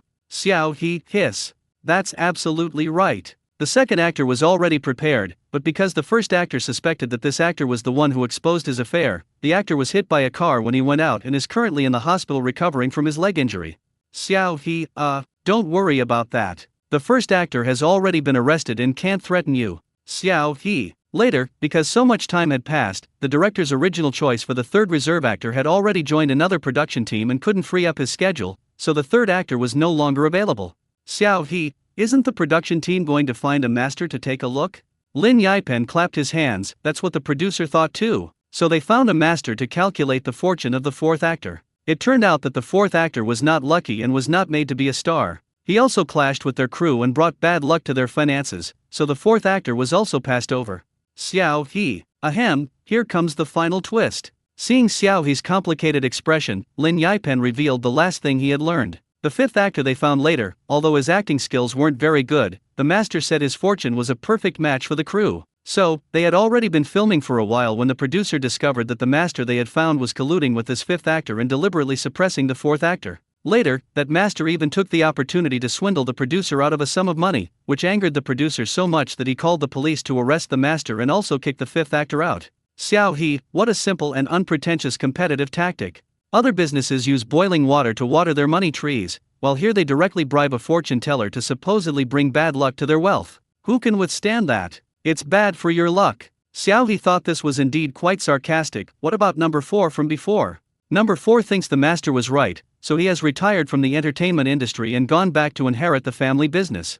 Xiao He, 6, the young master has descended to the mortal realm to experience life. But then again, Xiao He looked Lin Yipen up and down suspiciously. How do you know so much? This must be inside information from the production crew, right? It shouldn't have leaked out. How did Lin Yipen find out? Lin Yipen simply crossed her arms, tilting her head back arrogantly. Guess. Xiao He, I won't guess. Anyway, back when Senior Zhou Jianhua recommended the script to him, he had already guessed that this kid's identity was not simple. But it didn't matter. If the other party was unwilling to say, he was happy to play dumb with him. This is really boring, Lin Yipen said, pouting. However, there's one more thing I need to remind you of. Explain. This is the film crew that Su Shenxi is currently in. Su Shenxi? Su Yuyu's boyfriend? Xiao He asked sincerely, my recent performance has been pretty good, hasn't it? You really want me dead? If netizens find out his identity, wouldn't it be that Su Yuyu's real and fake boyfriends are in the same production crew? He couldn't even imagine how dramatic this could be.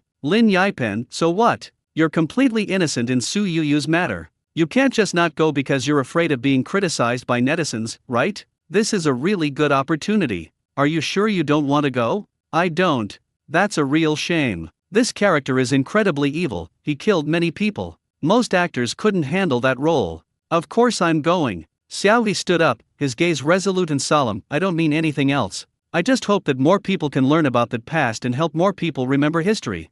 Lin Yipen made the contact very quickly. Xiao He went to the audition in the morning and returned to the film set in the afternoon to shoot the last scene. Since the production crew was already in the filming stage, Xiao He went directly to the film and television base to audition at the filming location. This area is decorated in the style of that era, with a unique blend of Chinese and Western characteristics. It has been used by many film crews as a filming location for period dramas and spy dramas. According to Xiao He's understanding, this location has recently been booked by the wealthy crew of Shining Stars, and this Shining Stars is the drama series that Xiao He is currently auditioning for. This story takes place in a time of war and chaos, when the puppet regime, with the support of the enemy, ruled and manipulated the people in the occupied territories. In this past filled with humiliation and suffering, there was still a group of people who moved forward in the darkness, fighting for their ideals and beliefs, and even sacrificing their lives. They are like shining stars, their brilliance shining even in the darkness, and they are great heroes that future generations should remember. Xiao He is currently auditioning for the villain Meng Zetian, who is naturally the one who acts as an accomplice to evil. As the captain of the special agent team, he is responsible for capturing the protagonist and other undercover intelligence agents. His role mainly revolves around his mutual probing, suspicion and scheming with the protagonist and the others. Overall, it's a fairly important role. When Xiao He arrived at the audition location, he discovered that there were an unusually large number of people auditioning that day. The production team didn't find them a separate place, but instead set the audition location directly in this stage theater. The interior decoration and layout were almost a one-to-one replica of the style of that era, looking antique and giving people a sense of time travel. There were many people standing in the corridor at this moment, mostly in their 20s or 30s, and most of them were dressed quite formally. It was clear that they took this audition very seriously. Xiao He even saw someone wearing a military uniform to enhance their image. However, looking around, Xiao He didn't see anyone familiar. Almost everyone was a stranger. It seemed that most of the people auditioning were minor celebrities, either third or fourth tier. This actually made Xiao He relax a bit. He may not be as famous as those big names, but he is confident in his performance on stage, and at least he can play himself. It doesn't seem like a big problem, right? Suddenly, a commotion arose from the other side of the corridor. Xiao He saw a young man wearing sunglasses arrive with two other people. When someone sat down in the empty chair, the previously noisy corridor fell silent for a moment. Holy crap, why is he here too? Someone lowered their voice and complained quietly. Xiao He narrowed his eyes and secretly sized up the other person. Oops, damn it, they're not among the people he's recently met. Xiao He could only quickly prick up his ears, trying to find out the guy's name from the people around him. Why would Chen Yulin come here? Doesn't he have enough resources? Why is he trying to steal roles from us? SHH, keep your voice down. Don't offend these guys instead of getting the audition.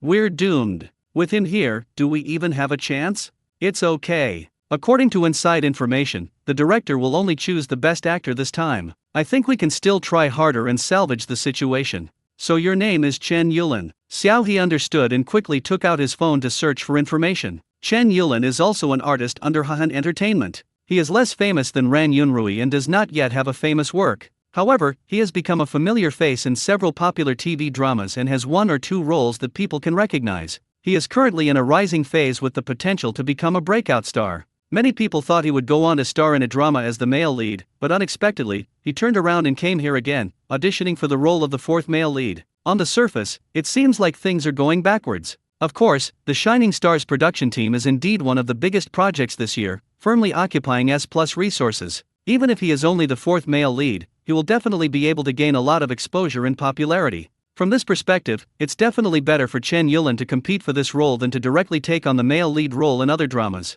Moreover, this guy is also very lucky. When he auditioned for this role, he was filming in another production and didn't have time to participate. Unexpectedly, the casting for this role was so unfortunate that it was delayed until his previous drama finished filming. So Chen Yulin naturally wouldn't miss such an opportunity again. Xiao He did some research online and gained a general understanding of Chen Yulin. Chen Yulin is indeed a formidable opponent. Xiao He's face was grim as he looked at the script in his hand and took a deep breath. It's okay. He's been learning and improving all this time. When it comes to acting skills going head to head, he's not afraid of this guy. After Chen Yulin, several other actors with names arrived, but their status was much lower than Chen Yulin's. While waiting, everyone whispered among themselves and did not notice Xiao He in the corner. After a while, the audition officially began. Xiao He was unlucky and drew a number that was relatively late in the draw. Meanwhile, several other popular competitors were quite lucky and ranked high in the standings. Xiao He was starting to suspect there was something fishy going on. Could it be that this is just a formality, and the decision has already been made?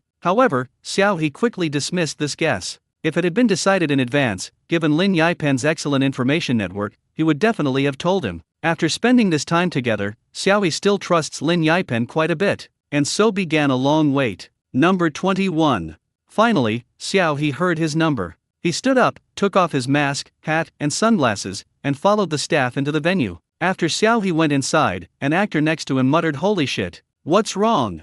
Someone asked in a low voice. "That was Musawa just now," the actor said in a low voice. "Ha, Muse? Really? I didn't even notice. He was wearing a mask and hat the whole time, so I didn't recognize him. I didn't expect him to come too." Xiao He underestimated the impact of his sudden rise to fame on Bilibili. Despite having only one character in his work so far, he has unexpectedly become popular on Bilibili, garnering various perverted sawing memes and appearing in various compilations by content creators. There's even a dedicated supertopic for Muse on Weibo, which remains updated even after so much time has passed, with a level of fan art and derivative works exceeding many people's expectations. So Xiao He is actually quite well known now. However, of course, many people still believe that his name is Muse. The audition venue was on the stage. Following the staff's instructions, Xiao He walked onto the stage and immediately saw the 4 people sitting in the first row of the audience below. The 4 people are director Wen Hong Yuan, screenwriter Tan Yuan, producer Ma Qinyu, and the male lead of their drama, Zhang Mo. Director Wen Hong Yuan and screenwriter Tan Yuan are a well-known husband and wife team in the industry.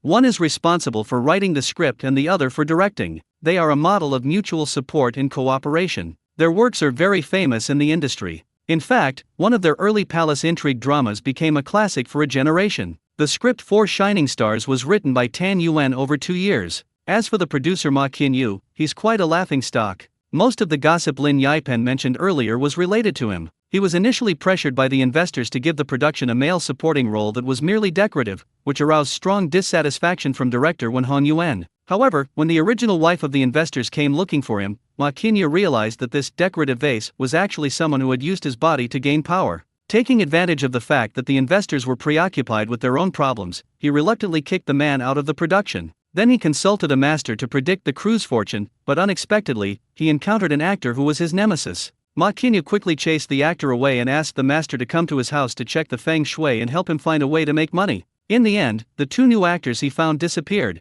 and he was also swindled out of more than 100,000 yuan. After learning about these past events, Xiao He even felt that Ma Qinyu was the biggest calamity for their film crew. "Hello everyone, my name is Xiao He." Facing the 4 people, Xiao He bowed and introduced himself with a calm expression. Meeting Xiao He's eyes, Tan Yuan's eyes lit up first, and she nudged Wen Hong Yuan next to her with her elbow. "It's Muse." Wen Hong Yuan was also somewhat surprised. "Is it the young man you mentioned before?" "Yes, that's right, I didn't expect it to be such a coincidence." Tan Yuan nodded, then seemed to be thinking, "So his name is Xiao He." Wen Hong Yuan complained irritably, "So after watching for so long, you still can't remember the actors' names?" Tan Yuan gave him a reproachful look. "I didn't think that much about it at the time." Despite being a highly renowned screenwriter in the industry, having written many original and excellent scripts, Tan Yuan herself is actually a big fan of watching TV dramas. For example, the character Muse is the one that left the deepest impression on Tan Yuan among all the dramas she has been watching recently. However, they had already found an actor, so Tan Yuan never thought of letting Muse play the villain role in their drama. Now that we see them in person, I must say, their temperaments are indeed very similar. But Tan Yuan was a little worried about this Muse. No, it should be Xiao He. She was worried that Xiao He would overact when playing Meng Zetian, because Muse and Meng Zetian are different. Muse is a bit neurotic and morbid, while Meng Zetian is a clear-headed yet ruthless and vicious person. One is an artist who is immersed in his own art, unable to distinguish between good and evil, and only cares about doing what he thinks is right. The other is a traitor who clearly knows good and evil, but still chooses to help the wicked. The different connotations here completely distinguish between 2 different types of people. Tan Yuan was both very much looking forward to it and very disappointed. This Xiao He is still too young. I'm afraid his acting skills aren't good enough. When Hong Yuan glanced at Tan Yuan, whose thoughts were written all over his face, shook his head helplessly in his heart, and then pulled out a script excerpt and handed it to the assistant next to him. "Let him act in this." The assistant took the script and quickly handed it to Xiao He. Perhaps because he had seen some of Xiao He's performance as Muse, when Hong Yuan deliberately avoided Meng Zetian's strong and aggressive scenes when choosing the clips. Instead, he chose the scene where Meng Zetian made a self-redemptive repentance in front of the second male lead before his death, which was arguably the most difficult scene to perform in the entire story. In this storyline, Meng Zetian and the second male lead by Mingchuan are locked in a standoff, with Meng Zetian already at a disadvantage and about to be executed by Mingchuan as a traitor. In order to survive and to lull Mingchuan into a false sense of security, Meng Zetian began to play the victim in front of Mingchuan, even kneeling down to apologize and recounting his helplessness and pain, and even making up all sorts of high-sounding excuses for himself. He almost fooled Mingchuan, but fortunately, the male protagonist Li Shuo arrived in time and shot and killed Meng Zetian. Otherwise, Bai Mingchuan might have been killed in retaliation. This scene not only needs to portray Meng Zetian's fear of death and his anxiety to survive, but also his hypocrisy and cunning. It needs to show that he is acting, and that his timid and pleading eyes reveal the mockery and murderous intent that his evil plan is about to succeed. This is undoubtedly a huge test for the actors. Xiao He watched this scene and gave a bitter smile to himself. Oh no, this really puts my acting skills to the test. Are you ready? About 5 minutes later, when Hong Yuan asked from the stage, "Ready?" Xiao He could only bite the bullet and answer, then closed his eyes. Okay, let's begin. As when Hong Yuan finished speaking, when the young man on the stage opened his eyes again, he had already become Meng Zetian, who was pretending to be afraid, but whose eyes still harbored deep resentment. Just by meeting those eyes, when Hong Yuan sat up straight, his eyes filled with amusement. This kid, he's got some skills. On the other side, Chen Yulin, who had already finished his audition, got into the van to go back to the company, feeling full of confidence. He glanced at his agent beside him, his smile still lingering, and casually asked, "Is that all the people who came this time?" Those people were secretly watching Chen Yulin, but actually Chen Yulin was also secretly watching the Audionis. However, after confirming that these were all minor, unknown individuals, he completely lowered his guard.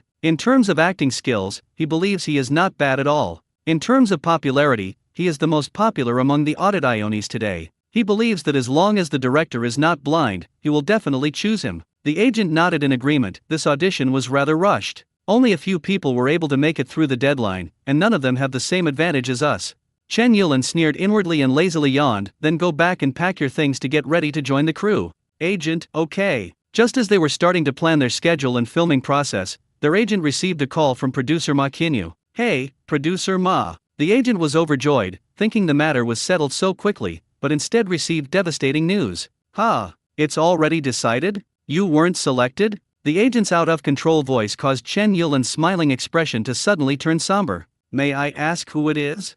Xiao He? Who's that? Okay, thank you, producer Ma. After hanging up the phone, Chen Yulin immediately asked, who is this Xiao He? The agent shook his head with a somber face. I'm not sure, it seems to be a relatively unknown newcomer.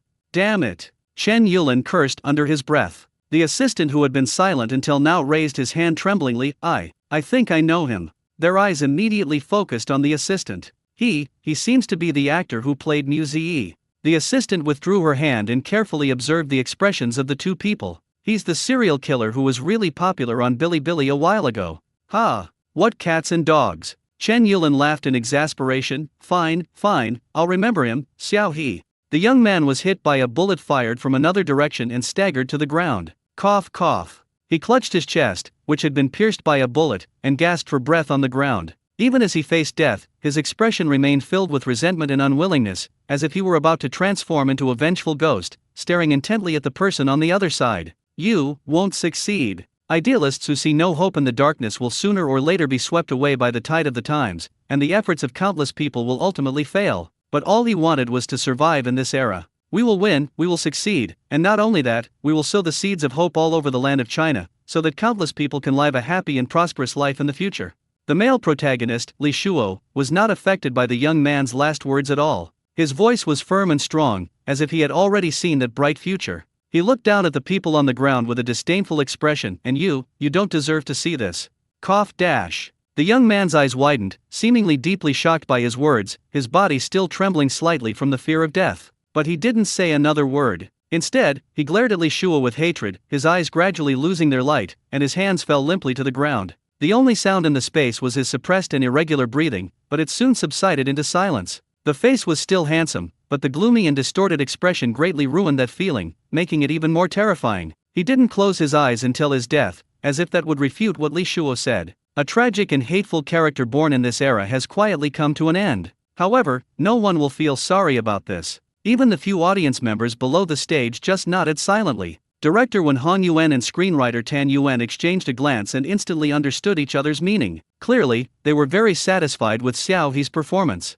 Although their acting was still a bit raw, the rich changes in their eyes and their unique charisma still earned them high marks for the performance. It's no exaggeration to say that this is the best performance among the actors they've recently selected. Many people only portray Meng Zetian's ruthlessness on the surface, while Xiao He hides that ruthlessness, concealing his murderous intent beneath his restraint. This even gave Tan Yuan new inspiration. Zhang Yimou, who was acting alongside Xiao He, also stepped off the stage and nodded slightly to Wen Hong Yuan and Tan Yuan. Although Zhang Mo, as the male lead of this play, didn't have much choice, at least based on his performance just now, he had a very good impression of Xiao He. Seeing this, when Hong Yuan had already reached a general conclusion in his mind. So, as soon as Xiao He returned to the Catch the Thief crew, he received news that he had passed the audition for Shining Star. He was notified to sign the contract tomorrow, and then go directly to the film crew to read the complete script while filming. Unfortunately, the character of Meng Zetian has been delayed for too long. While other projects are progressing rapidly, the storyline is stuck and hasn't moved at all, which is making the production team very anxious.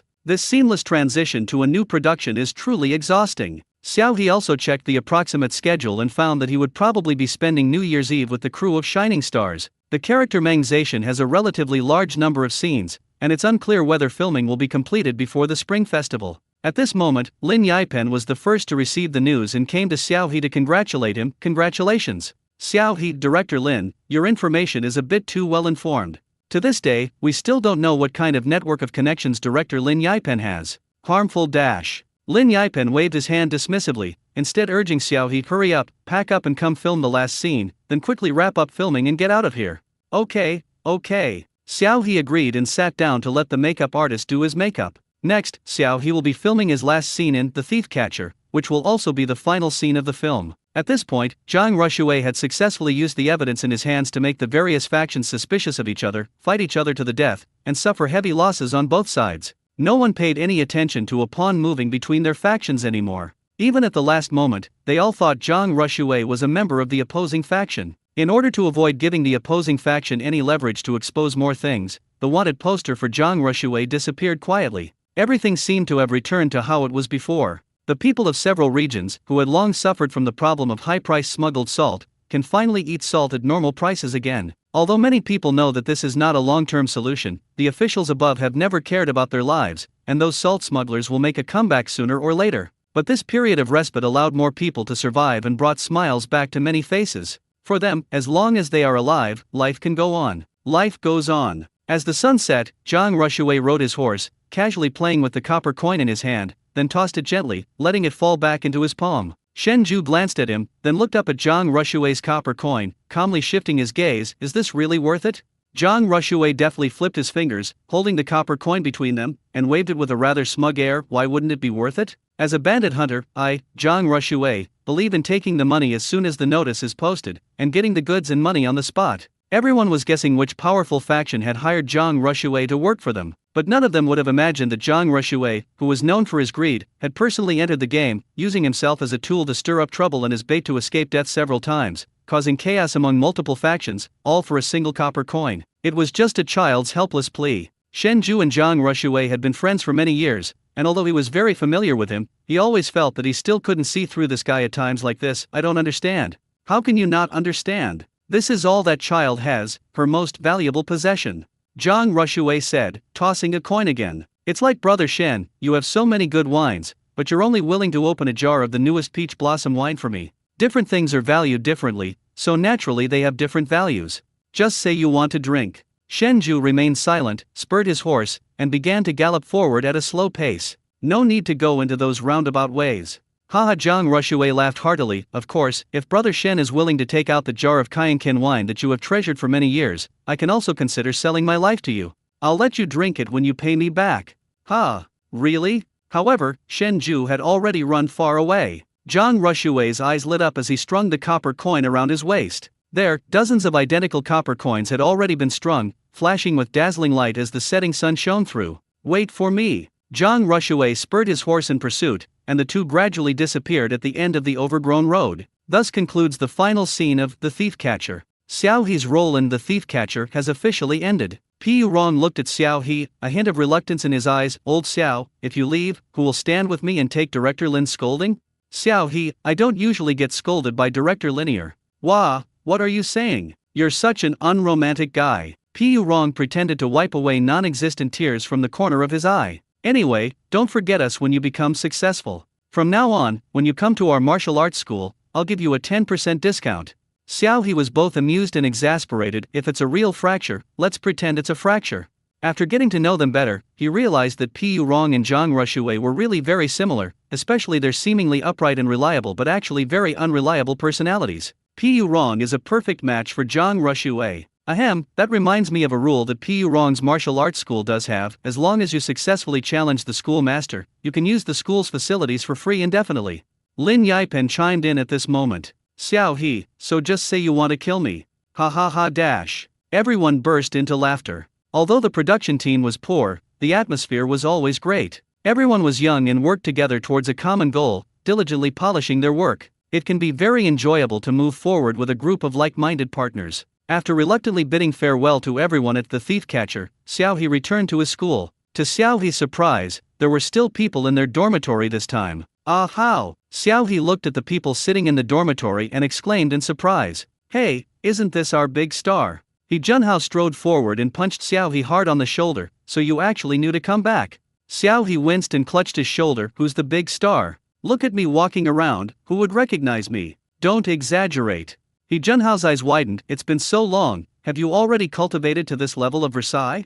Xiao he looked speechless, put down his backpack and luggage, and then asked, how dare you say that to me? You haven't been back to your dorm for ages, have you? How come you finally decided to come back this time? He Junhao, the guy who dragged Xiao He to do extra work and lent Xiao He his GoPro, is currently a lifestyle and food blogger on Bilibili with just over 900,000 followers. He was also one of the first to move out of the dormitory. As a food blogger, He Junhao often cooks or buys food, and brands also send him snacks from time to time. So, over the past 3 years of university, his roommates have been fed by him quite a bit, and they have a very good relationship. Xiao He had a gut feeling that something was wrong. Why did He Junhao suddenly go back to live in the dormitory? His gaze swept over the instant noodles placed next to the trash can, and he estimated in his mind that the other person had been back and staying for quite some time. It's worth noting that He Junhao usually spends a lot of money to rent a semi-open, high-end kitchen for filming videos, just to give his fans the best viewing experience during filming. But now, He Junhao has gone back to his dorm, so what will happen to his videos?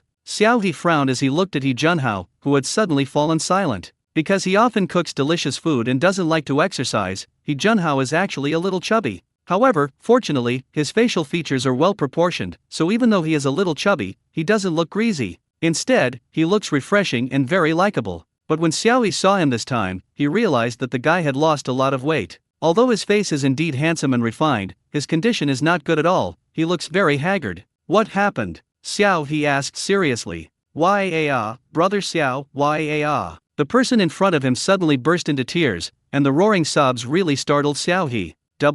What's wrong? Xiao He hurriedly pulled out a tissue from his desk and handed it to He Junhao. Brother Xiao, my account is gone. He Junhao finished speaking through sobs, and then started crying again. It's clear that He Junhao has been feeling very depressed lately. He hadn't revealed anything about it in the group chat, but now that someone he knows has asked him, all his grief and grievances have suddenly burst forth. What? How could it be gone? Xiao He pulled the person down to sit, his expression more solemn than ever before. As He Junhao spoke haltingly and tearfully, Xiao He roughly pieced together the situation. It turns out that He Junhao had been stuck at 900,000 followers for some time, and he had been trying to work harder to break the million mark this year. In his haste, he inadvertently gave some people an opportunity to take advantage of him. An MCN agency claiming to be exceptionally powerful approached He Junhao, hoping to sign him and promising to help with promotion, traffic management, and finding more business opportunities to further advance his career. At first, He Junhao certainly didn't believe it, but the organization persisted, so He Junhao went to ask around in the industry and found that the organization did exist and had indeed incubated many big content creators with millions of followers. Platforms such as Yinfu and Xiaoshu also have many streamers and bloggers with tens of millions of followers in the organization. He Junhao even went to the agency's company for an on-site investigation and studied it carefully for more than half a week before deciding to sign a contract with the agency. Unexpectedly, I still fell into the pit. This organization did initially help He Junhao with promotion and support, but soon He Junhao discovered that a large number of his past videos were being technically flooded, which is now little known as malicious flooding. Through online trolls or bots, controlled device accounts, scripts, viewership and interaction were maliciously inflated, causing abnormal fluctuations in video traffic in a short period of time, exceeding the platform's hidden rules. The platform's detection mechanism caught it and judged it as data fraud. As a result, all of He Junhao's videos have started to have their ranking reduced, meaning their traffic and exposure have decreased. In fact, He Junhao's Bilibili account is currently in a state of soft ban. If you don't actively search for him, he won't even be seen by other viewers anymore, let alone appear on the home page. All his future videos will be ignored. In other words, He Junhao's account has been partially blocked. Meanwhile, the MCN agency immediately changed its tune, demanding that Lee Junhao pay compensation for breach of contract, citing issues with Lee Junhao's past videos that affected their current streaming cooperation. It was only then that Lee Junhao realized that this organization was actually a subsidiary of that large company. To put it bluntly, it was just a front to deceive them. On the surface, the contract seemed to be without any problems. As long as Lee Junhao honestly made videos, improved their quality, reached 1 million followers, and accepted commercial orders, everything would be fine. However, upon closer inspection, it was discovered that the agency had already laid such a trap, just waiting for Lee Junhao to fall into it. To put it more seriously, with this contract in place, if the platform wants to pursue the responsibility for data fraud, Lee Junhao will definitely be the primary person responsible. That might mean he'll have to go in jail for a while. Thus, Lee Junhao was completely welded into the trap. Having figured everything out, Lee Junhao was so angry he was about to vomit blood. He immediately confronted the MCN agency, collected evidence, and hired a lawyer to file a lawsuit. But Lee Junhao wasn't the only one who fell into such a trap. Their organization is very experienced and they're not afraid of you at all. In the end, Lee Junhao not only lost the account he had cultivated for many years, but he is also facing a major lawsuit and may go bankrupt. After hearing Lee Junhao's story, Xiao He fell silent for once. This child is really in a bad situation. He didn't even know how to comfort her. So what are you going to do next? Xiao He asked. Well dash. At this point, Lee Junhao couldn't help but sigh, but his mood was much better than before. Let's restart it. It just so happens that Yinfu's momentum is getting better and better recently, and my new account can be posted on both Yinfu and Bilibili. Xiao He thought about it and agreed that it was a pretty good idea. Need any help? He asked, offering his assistance. I might not be able to help you much, but I can at least show my face. Sure. Of course. Lee Junhao grabbed Xiao He's arm, sobbing and crying, Wah, you really are my good brother. You have no idea how popular you are on Bilibili. If I can get this traffic, you'll be my godfather. But won't this affect you? Xiao He was speechless. Alright, I don't have a company to keep me in line right now, and I can't handle this much traffic, so you can share some with me. Moreover, he was indeed too busy, constantly working on new projects. Even if he wanted to take photos from time to time to promote his fanbase, he basically had no opportunity. In fact, those few 9-grid photos were all handled by Lin Yipan, just to promote their show The Thief Catcher. So in a sense, this is Xiao He's first official appearance on Bilibili after he became famous. Of course, he had appeared before, even in Lee Junhao's videos, but at that time his mind wasn't on those things at all, so Lee Junhao restrained himself and reduced his screen time. So far, no one has realized that Xiao He and Lee Junhao are actually roommates. That's wonderful. Lee Junhao was extremely grateful and could only thank him repeatedly. Thank you so much, brother Xiao. I really don't know how to express my gratitude. Thank you so much. Lee Junhao has really experienced ups and downs during this period. Before, he was still fantasizing about breaking 1 million fans and receiving more commercial orders and money. But in the end, he became a complete newcomer and had to start all over again. He didn't tell anyone about these hardships and bitterness, not even his family, for fear of worrying them. Fortunately, his family members weren't big fans of Bilibili, and his friends were busy with their own things, otherwise Lee Junhao really wouldn't know how to explain things to them. But brother Xiao, I might not be able to do it right now, I need to wait a while. Lee Junhao then looked troubled. I need to change my accommodation, but I'm still looking for a place, so I can't film videos for the time being. Xiao He pondered for a moment and said, It's okay, no rush. I'm joining the film crew tomorrow and will probably be at the film studio for a long time. Let me know in advance when you've settled things here, and I'll come find you then. Okay dash. After discussing the plan, Lee Junhao regained his energy and began preparing for the next video project with great enthusiasm. Xiao He finally breathed a sigh of relief and turned to open his computer. The computer lit up with the power on symbol, but the young man's cold eyes were reflected in the dark screen. What was that organization called again? Star Creation? Ha! Watch me create you to death. A building in Shanghai. What? How could this happen? Manager Yu slammed his fist on the table angrily. Did I hire you here just to tell me about the computer virus? Those below looked at each other, their expressions filled with helplessness. Manager Yu, this matter is indeed too sudden, and we don't know what happened. One programmer said helplessly, this virus is completely different from any other one currently on the market. I suspect that it was hackers from abroad who attacked us. He had never heard of such a virus, at least not in China. Ha! Then call the police. I don't believe it. If you can't handle this, the police can't. The assistant awkwardly interrupted Manager Yu. Manager, I'm afraid that won't work. Why not again? This won't work, that won't work. Do you know that every little delay costs money?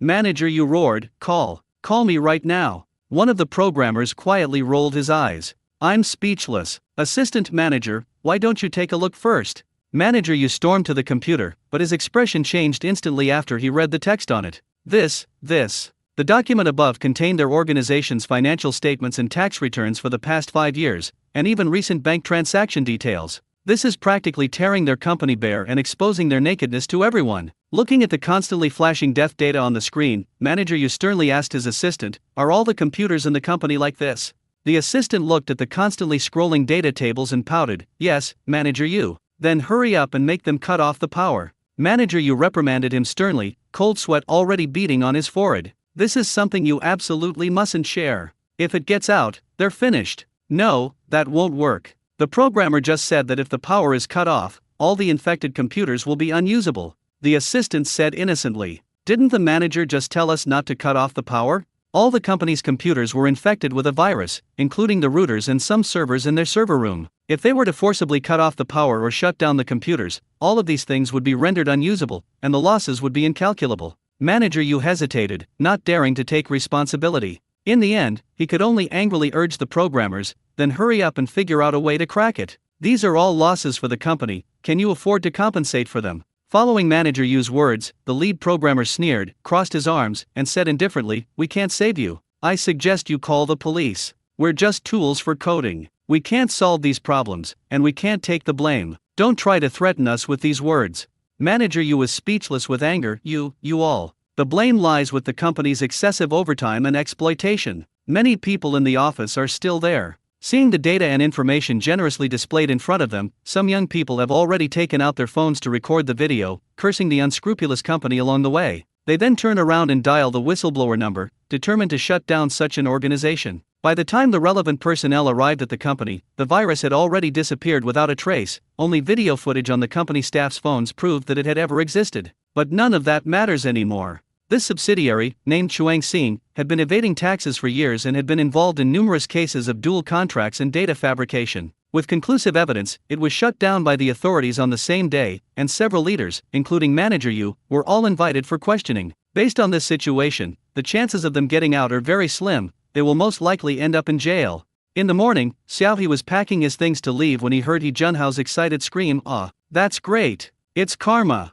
Brother Xiao, that company that cheated me has been investigated. That Manager Yu who tricked me into signing the contract was even handcuffed and taken away. Haha, that's so damn awesome." Xiao He stopped carrying his bag, turned to look at He Junhao, who was beaming with joy, and smiled slightly. "That's really great. This is so gratifying. Let him do bad things, let him exploit his employees." As He Junhao spoke, he cursed Manager Yu, as if everyone thought that this incident was caused by one of the programmers working for Manager Yu. This shows how despicable this company is. Xiao He, who orchestrated all of this, simply smiled and made no attempt to claim credit. He echoed He Junhao's words for a few moments before bidding farewell to the others. After getting into the car, Xiao He arrived at the film crew of Shining Stars. Shining Stars is a joint production of multiple companies including Fruit Video, GXing Entertainment, and Taedong Entertainment, with an investment of up to 140 million yuan and a top-tier cast. It is directed by Wenhong Yuan, written by Tan Yuan, and stars Zhang Yimou from Taedong Entertainment as the male lead and Su Shenxi from GXing Entertainment as the second male lead. The plot mainly revolves around the storylines of the characters played by these two actors. These days, it's almost become standard practice for many dramas to pair veteran actors with newcomers, or for established actors to mentor popular stars. This drama is a classic example of such a setup. The male lead, Zhang Yimou, is 42 years old and has already won the Best Actor award at the Michelle Reese Awards. He is currently recognized in the industry as a talented actor with considerable skill. The second male lead, Su Shenxi, is a popular idol who has transitioned into acting and singing. He has a large following and countless fans, but so far he has no notable works and is in an awkward transitional period. He urgently needs this spy drama to prove himself. As for the female lead, it is Yumani R, who is in the same company as Zhang Yimou. She and Su Shenxi play a couple in the drama. But here comes the most dramatic part. According to what Xiao He knew before, Yi Manor and Su Yuyu were rivals, and Su Yuyu and Su Shenxi were secretly dating. But now Yi Manor is going to play Su Shenxi's girlfriend in the drama. Xiao He said, "See this pot of porridge? Hurry up and drink it while the chaos is at hand." He admitted that after learning about the situation, he did have a "let's watch the show" mentality. There's nothing we can do about it, humans just have this natural inclination to gossip. After Xiao He found producer Ma, signed the contract, and then went to the dressing room to fix his look, he came out to encounter a scene from the underworld. Su Shensi and Yumaniar sat on opposite sides of the farthest corner of the set, their expressions indifferent as they studied their scripts. The activities of the other people on set were also clearly separated, and their movements could even be described as cautious. Only director Wen Hong Yuan was still explaining the scene to Jangmo, looking like he was working seriously. Xiao He looked around and couldn't help but rub his arms. Ouch, it's so cold. It's no wonder winter is almost here, the air is chilly. Xiao He, you've arrived? Come, let me introduce you to everyone. At this moment, Director Wen called out to Xiao He and gestured for him to come over. Xiao He obediently stepped forward. Ahem, everyone, let me introduce you. This is our new actor, Xiao He, who will be playing Meng Zetian. As the director spoke, the people on set applauded very respectfully. Xiao He looked around and didn't recognize anyone, so he could only nod and smile politely. Su Shensi didn't take Xiao He, a minor actor, seriously. He clapped along in a friendly manner, but quickly left under the pretext of making a phone call. Lu Rulan, who was beside him, carefully looked at Xiao He and showed a thoughtful expression. The actors from Taedong Entertainment were particularly friendly to Xiao He. I've heard Lu Zehang mention you before. Contrary to Xiao He's expectations, Iman was not as aloof as she had appeared. She even took the initiative to strike up a conversation with him. However, upon hearing Iman's words, Xiao He immediately understood. I first met Lu Zehang from the movie Killing Life, who works for Taedong Entertainment. Although he had already gone to another film crew, Xiao He still kept in touch with a few people he knew from the Killing Life crew, and even joined a small group. Just yesterday, Xiao He heard from Lu Zehang that the filming of Killing Life had been completed and was now in the post-production stage. However, since the real-life inspiration for Killing Life has been found dead, the police have reopened the case and seem to be investigating something, so the case is in a very delicate state. The director is very worried that their project will be cut short before it is completed. He is now working overtime to catch up on the schedule and is determined to make the movie and release it before the higher UPS stop it. When Xiao He heard this, his heart sank. He's been living off his past success with the role of Mu Ziyi, but he's been eagerly awaiting the official debut of Zhu Lao-san. If he were to die suddenly halfway through, all those 2 months of his hard work would have been for nothing. Lu Zehang clearly shared this concern, but everyone encouraged each other and hoped that the new movie would be released smoothly. During the conversation, Xiao He casually mentioned that he was going to rejoin the crew, and to his surprise, Lu Zehang remembered it and gave him a heads up in advance. Xiao He was somewhat touched and planned to thank Lu Zehang properly later. At the same time, he politely replied to Yi Manor, yes, thank you. I'm new here and still have a lot to learn from teacher Yi. I'm sorry to have troubled you during this time. Oh, it's okay, just call me Sister Yi, no need to be so polite. Unlike Su Yuyu's innocent and delicate style, Yumaniar has a bright and flamboyant appearance with very deep features. Paired with her arched willow leaf eyebrows and the wavy hair unique to that era, along with this stylish Western-style dress, she looks intellectual and elegant. Xiao He couldn't help but think of the comments Iman's fans made about her. It was a stunning red rose, a timeless classic, bright and beautiful. It has to be said that the fans' comments are not just based on fan bias. Iman is indeed the female celebrity with the best temperament and appearance that he has seen recently. During their conversation, Iman introduced Xiao He to the other members of the crew. With Iman acting as an intermediary, the crew members looked at Xiao He with much more seriousness and no longer treated him as a newcomer without a company or background. Xiao He laughed while inwardly clicking his tongue in amazement. Previously, he could handle his own affairs even without an agent or assistant when working on film sets. Moreover, in previous film sets, the big-name actors were very low-key. Veteran actors like Zhou Jianhua and Bao Wei almost always did things on their own. Apart from Lu Zehang, who had a small assistant, washed-up child stars like Pu Rong had long been working independently. Therefore, Xiao He had never seen such a large-scale operation before. In this large production crew, almost all the actors, regardless of their status or fame, brought their own entourage. Those with less fame only bring one assistant, while those with more fame, like Su Shensi and Yumaniar, bring an entire team of more than 10 people, almost all of whom have corresponding job titles and work entirely for their employer. In comparison, Xiao He, a newcomer without an agency, really seems out of place here. However, since he was already there, he might as well make the best of it. Xiao He was there to film a movie, so there was no need for him to build good relationships with everyone here. After following Imana around for a while, Xiao He politely declined her invitation and found a small corner to sit down quietly. On the other side, Lu Rulan walked up to Su Shensi and said, "Go and say hello to Xiao He later." Su Shensi looked up and smiled helplessly. "Sister Lu, I'm about to film another scene, I really don't have time, I'm sorry." Lu Rulan glanced at him, but ultimately did not expose his clumsy lie. Oh well, it doesn't matter anymore. Thinking about her next plans, Lu Rulan lost her previous patience. "Then do as you please. I'm leaving now. Keep a low profile during this time. There are eyes watching you everywhere." Okay, Sister Lu. Su Shensi obediently agreed. Su Shensi's expression softened only after Lu Rulan left. What a troublesome old woman, always making a fuss over nothing. He put the script aside, leaned back on the soft sofa, and started playing on his phone. Hello, Mr. Xiao. A strange woman suddenly stood in front of Xiao He. Xiao He raised his head, looking at the woman with some confusion. The other person was probably in his 30s, with neat short hair, wearing a black women's suit, and had a serious and stern expression, with a touch of the authority of a school homeroom teacher, which made Xiao He subconsciously sit up straight. My name is Lu Rulan, and I am currently Jiexing's agent.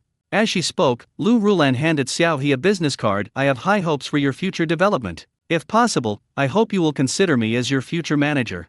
Xiao He took Lu Rulan's business card, but before he could even adjust his expression to a social state, she continued, you can take a good look at my resume first and think about it carefully for a few days. I won't bother you any longer. I hope you can give me an answer when we meet next time. Goodbye. The woman then strode away in her high heels. Xiao He hadn't even had a chance to say a word before he disappeared. This person is indeed very efficient, not uttering a single unnecessary word. However, this is indeed the type of agent he prefers, simple and easy to communicate with. Xiao He flipped the business card over with his fingers, but was slightly surprised after seeing the words on it. This is not a business card with Jiexing Entertainment's background, it is a business card that only introduces Lu Rulan herself. In other words, the invitation was extended to him by Lu Rulan herself, not on behalf of Jiexing Entertainment. Recalling Lu Rulan's deliberate emphasis on currently, Xiao He vaguely guessed what was going on. This agent, Lu, seems to want to go solo. That's pretty good. After a moment's thought, Xiao He put the business card into his bag. On set.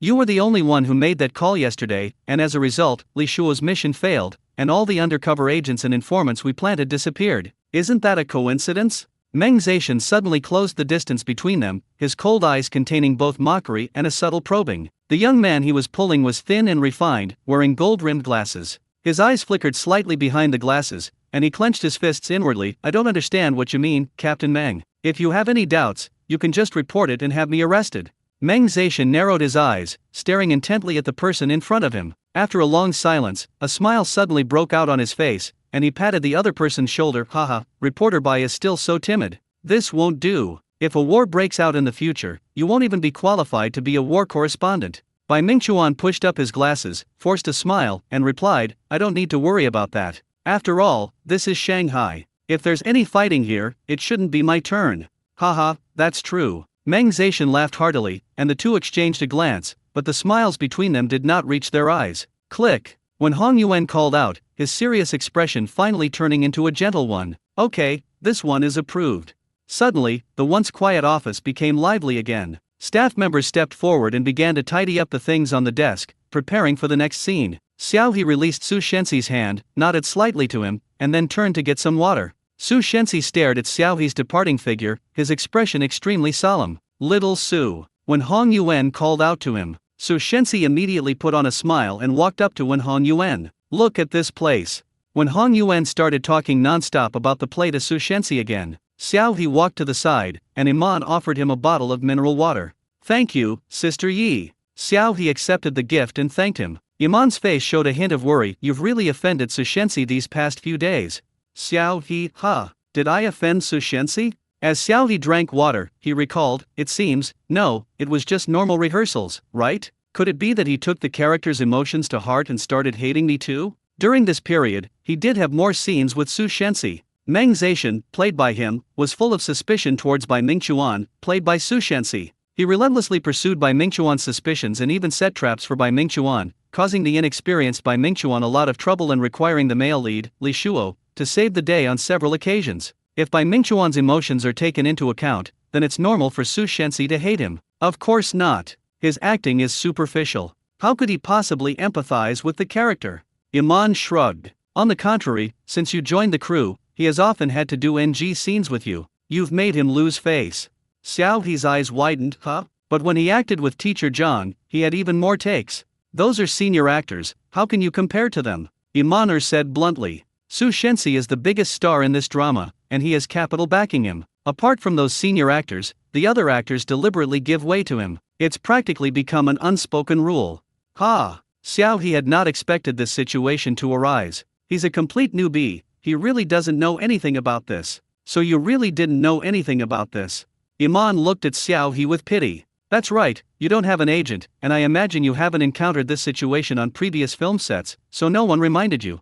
Iman is currently in Group B, where she is being filmed by the assistant director. She is unaware of the filming situation in Group A and only learned about it from the makeup artist when she was getting her makeup done earlier. Xiao He was speechless. Whatever, he can't just kick me out, can he? To be honest, Xiao He is not afraid of Su Shensi at all now. After all, he was the one who exposed Su Shensi and Su Yuyu's relationship. Why would he be afraid of a spineless man who has no responsibility? He. Iman hadn't expected Xiao He to be so confident. She looked him up and down, wondering where he got his confidence from. Then you'd better be careful yourself. Having said all she could say, she had done her utmost. In the days that followed, Xiao He did not notice anything particularly amiss. Their filming schedule was very tight, and the workload was higher than usual. Xiao He was on guard for a few days, but he didn't find out that Su Shensi was trying to mess with him. On the contrary, Su Shensi left as soon as he finished filming recently, as if he was busy with other things. Xiao He was somewhat puzzled, but he did not let his guard down. Instead, after a certain performance, he took the initiative to open his cheat code panel.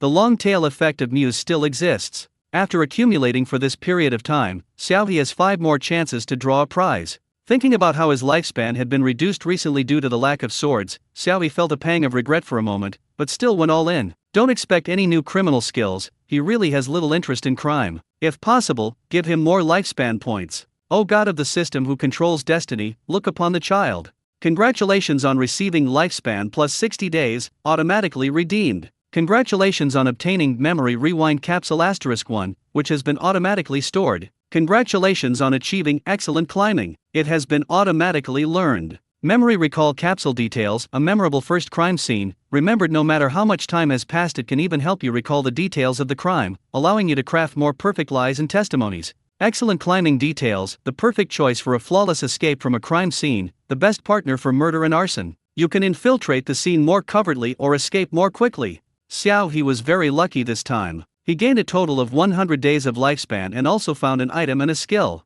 To be honest, Xiao He was quite surprised when he saw that there were props in the prize pool. The lottery pool was more complicated than he had imagined. But these prizes, well, they're really hard to describe. This memory recovery capsule can help you recall subtle details from your past memories. For example, after taking it, you can immediately recall the order in which your shoes were arranged on the shoe rack when you left the house on a certain day, or even which hand you used to wipe your bottom when you went to the toilet that day. Of course, we usually use toilet paper. Anyway, if a student gets this capsule, they'll treat it like a treasure, waiting to use it during the college entrance exam. But this was of little use to Xiao He. He has always had a good memory, and now he's used to memorizing scripts every day. He doesn't need to recall anything in detail anymore. Xiao He doesn't need this kind of disposable item right now, and he prefers to hoard it. And this excellent climbing technique should be quite useful when filming, right? Next time I could try a crime action movie. If my resume says can free climb, the director might be quite interested. Xiao He rested his chin on his hand, seriously considering the feasibility of this matter.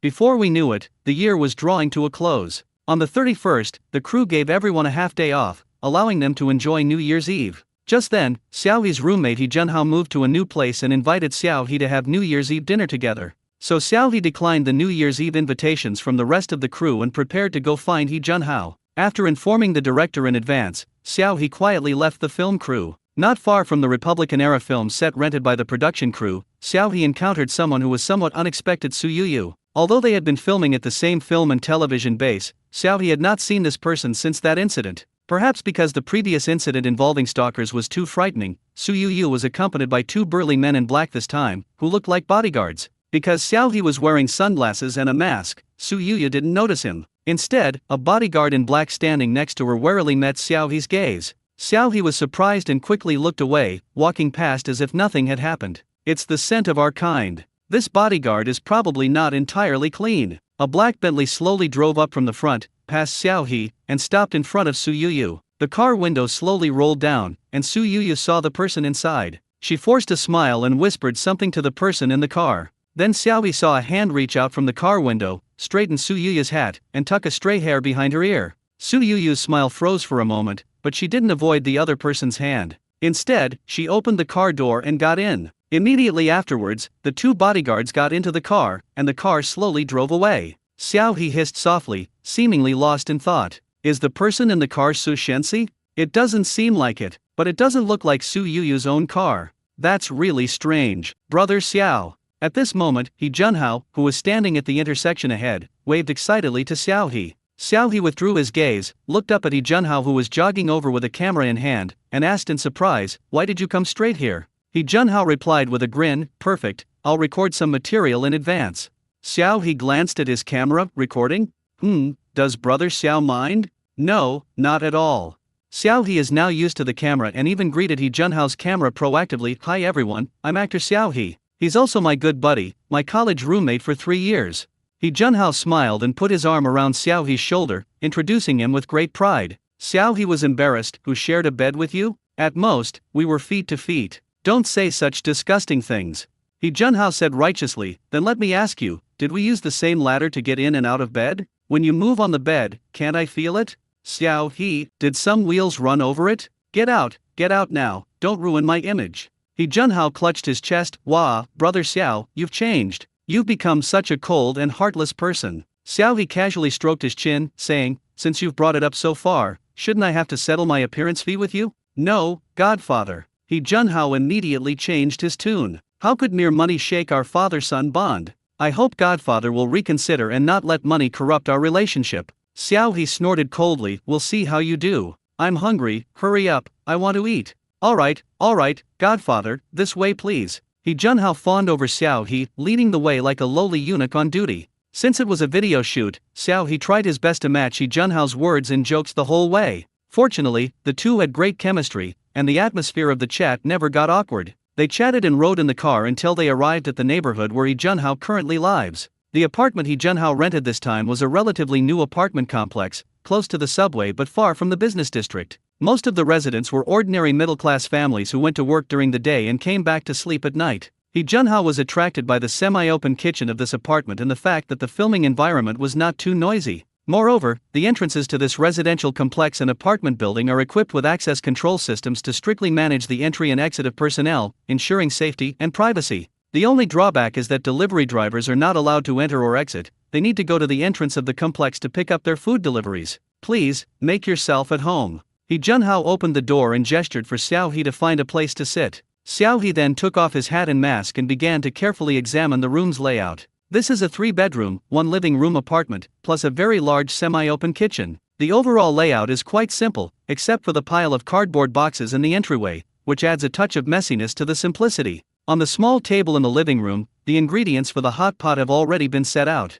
Basically, all you need to do is turn on the fire and cook it, and then you can start eating. Before that, He Junhao brought out a perfectly preserved skull and placed it on the table. "This time I not only made hot pot, but also this." Xiao He was startled. "What is this thing? I came to visit, and you served me a dish?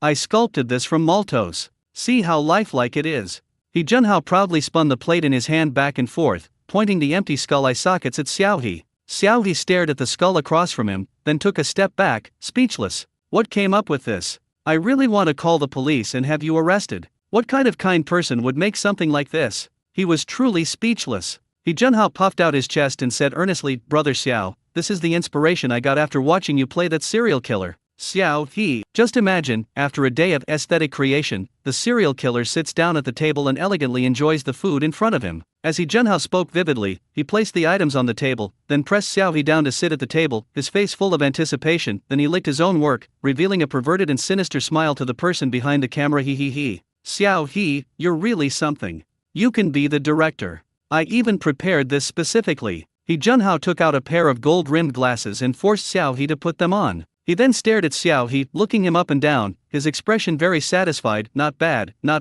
it goes perfectly with your outfit today." Xiao He glanced down at the black shirt he had chosen today, his eyes deadpan. "No wonder someone told me to wear a black shirt yesterday. So this is a direct replica of Kizawa. Hey, we're already here, so let's give it a try." He Junhao's smile was sinister, making Xiao He uneasy. He crossed his arms and looked at He Junhao warily. "This is the limit. Don't even think about pushing your luck. Brother Xiao. No means no. All right. Seeing Xiao He's resolute expression, He Junhao wisely decided to stop while he was ahead, pulled Xiao He to sit at the table, prepared the dipping sauce, and began to prepare to film the video. "Hi everyone. Welcome back to Izaya Shuei's food channel. Today I'm bringing you a mysterious old friend. Ta-da! Welcome to Xiao He, who plays music. Hello everyone." For some reason, it was quite noisy outside today. He Junhao's apartment is on the 12th floor, which is not too low, but when they were filming, they could still faintly hear the noise downstairs. He Junhao glanced at the time and realized it was only around 6 o'clock in the afternoon. That shouldn't be the case. Even though it's rush hour, there usually isn't much noise at this time of day. How is it? Can we use the materials? Xiao He naturally heard the sound as well, but he didn't pay much attention to it. Instead, he was more concerned about the footage in He Junhao's camera. It can be used. He Junhao nodded, then picked up the DSLR camera on the other side and said to Xiao He, perfect timing, you eat some cake first, I'll record a video and take some photos.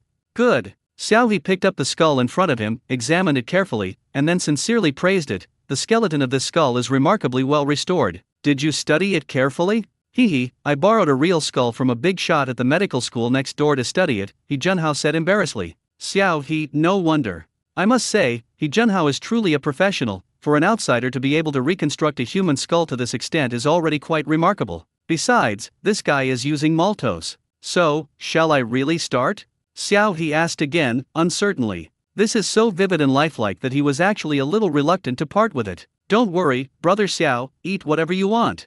With He Junhao's words in mind, Xiao He took a deep breath and first reached out to pry off the skull's forehead. Surprisingly, after breaking the bone open, there was a layer of red filling inside. Seeing that the filling was about to spill onto the table, Xiao He quickly slurped it up, only to find that it was strawberry jam. Xiao He. Seeing the red slime that had dripped onto his hand, Xiao He was greatly shocked. This time, he really wanted to crack open He Junhao's skull to see what kind of torture-inducing things this brain was researching every day. Meanwhile, He Junhao, who never misses a good spectacle, was still excitedly directing, hey, not bad, quickly lift your eyes. That's the feeling of bloodstains on the lips and a sinister look in the eyes. Wow, that's fucking perverted, perfect. Xiao He, never mind, whatever makes you happy. Upholding his professional ethics as an actor, Xiao He naturally performed a pose recreated from the drama. He slowly savored a bite of the red jam on the web of his right hand, then slightly raised his eyes. His dark, deep eyes were like an ancient, deep well, calm yet harboring murderous intent, as if he were about to devour the person in front of the camera at any moment.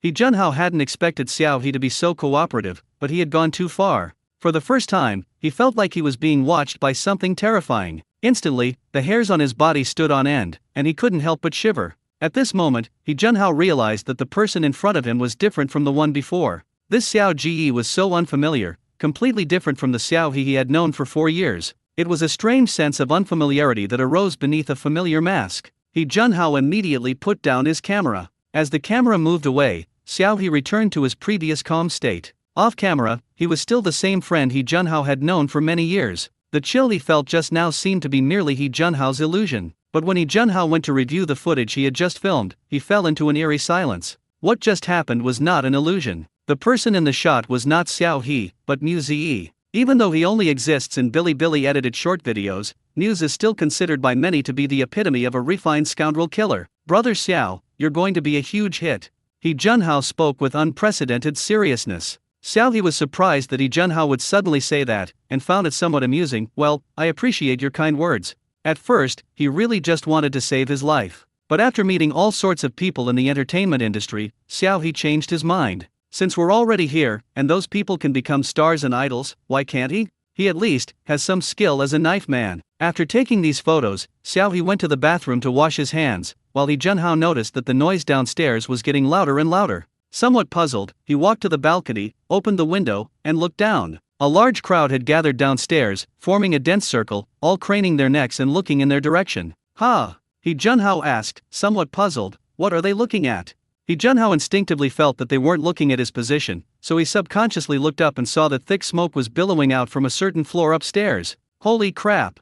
He Junhao exclaimed in surprise and quickly took out his phone, only to realize that the owners group he had joined earlier was already in an uproar. He and Xiao He were filming a video, and their phones were on silent, so he didn't notice anything. He Junhao immediately checked the situation in the group chat. Many people were sending messages in the group, mostly videos and photos taken downstairs. He Junhao randomly clicked on the latest video and then his eyes widened suddenly. In the video, a little girl is still hanging outside the balcony of the room that caught fire.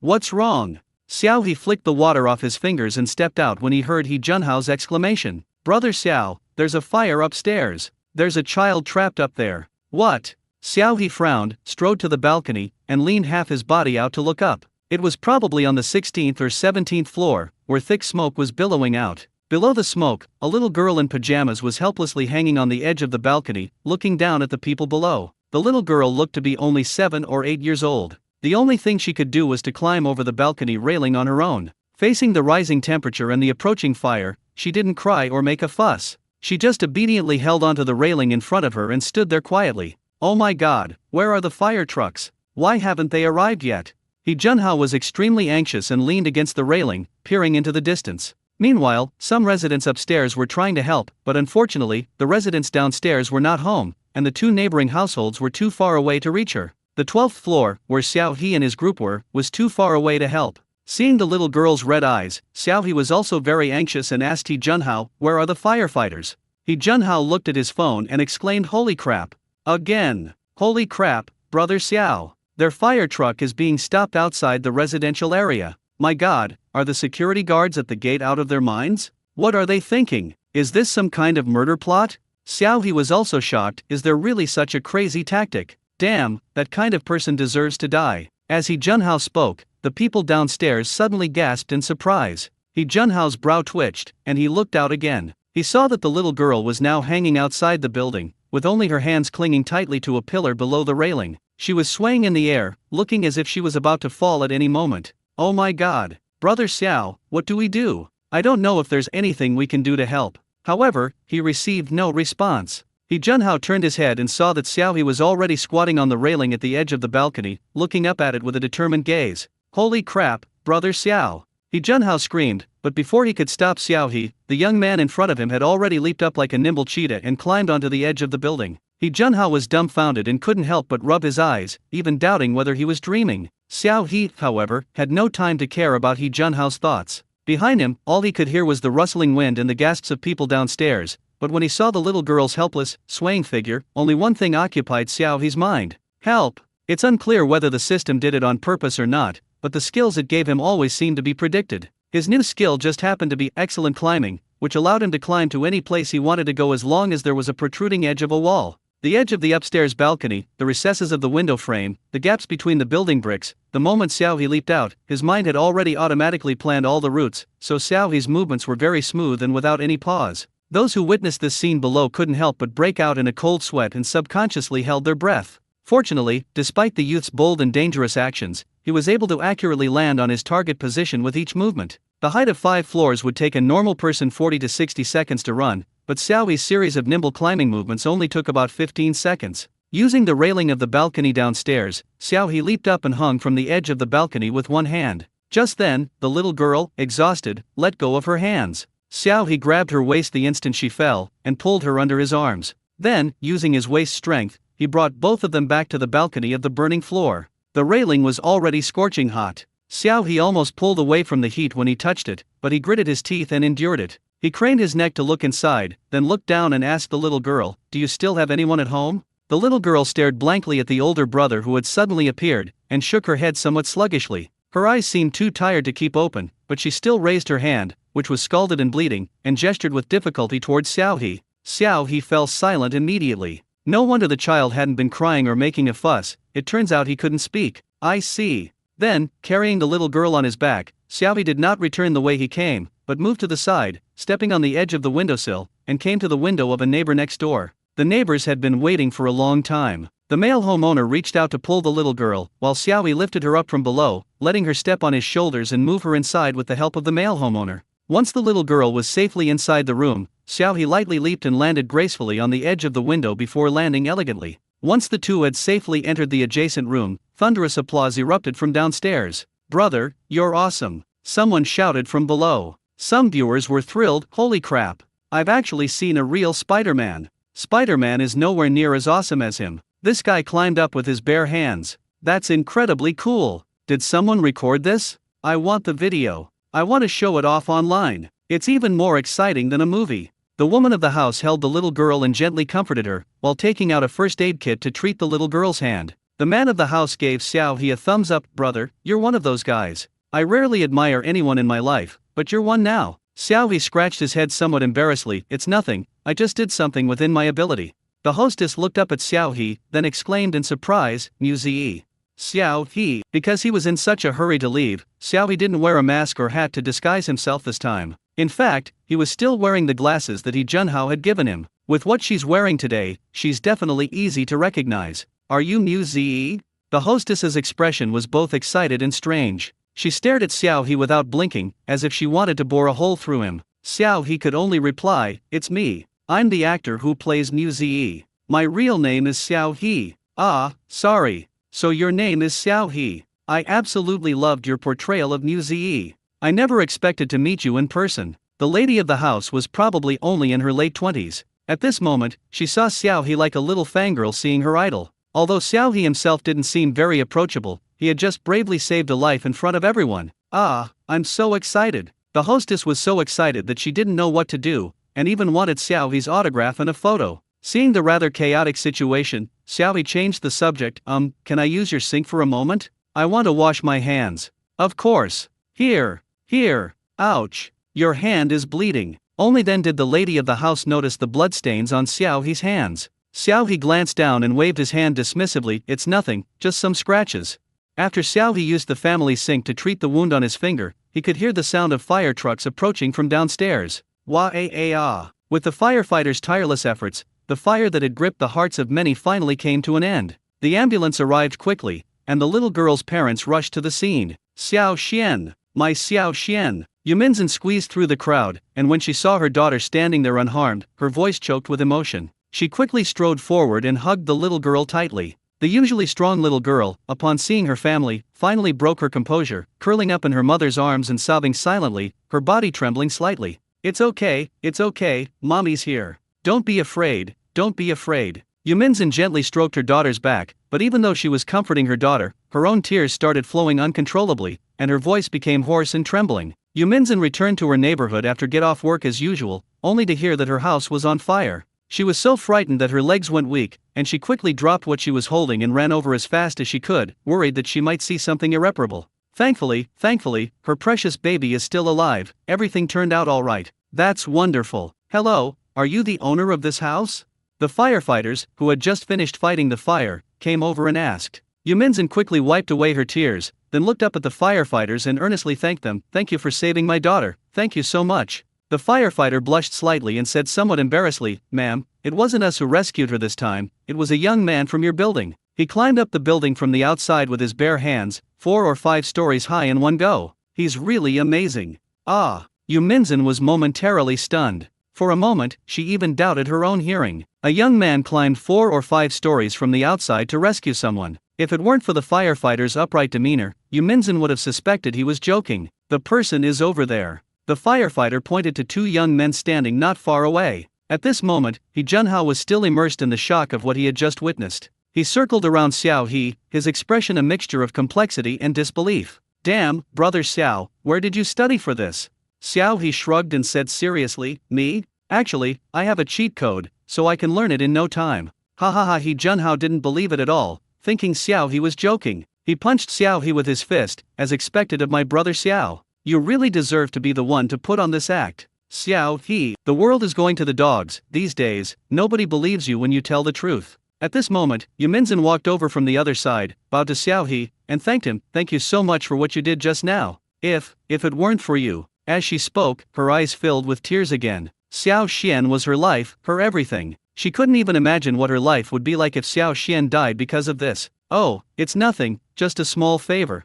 Xiao He waved his hand, about to say a few words of modesty, when another person rushed in, crying and shouting. A woman in her 50s or 60s ran over, glanced at the charred house, then screamed and rushed forward to hit the child in Yuminzhen's arms. "Ah, you good for nothing, you slut, you can't even stay at home properly, you actually set the house on fire, I'll beat you to death. Hey, what's going on?" A firefighter nearby shouted and stopped the woman from moving, but she just sat down and started wailing. "Why is my life so miserable? This wretched woman gave birth to a little wretched child who can't speak, and now she's burned down the house my son worked so hard to build. My God, please open your eyes and look. I can't live like this anymore." Yuminzhen hugged the little girl tightly, her expression grim. "Mom, is this a time for house issues? Xiao Xian almost died. He deserves to die.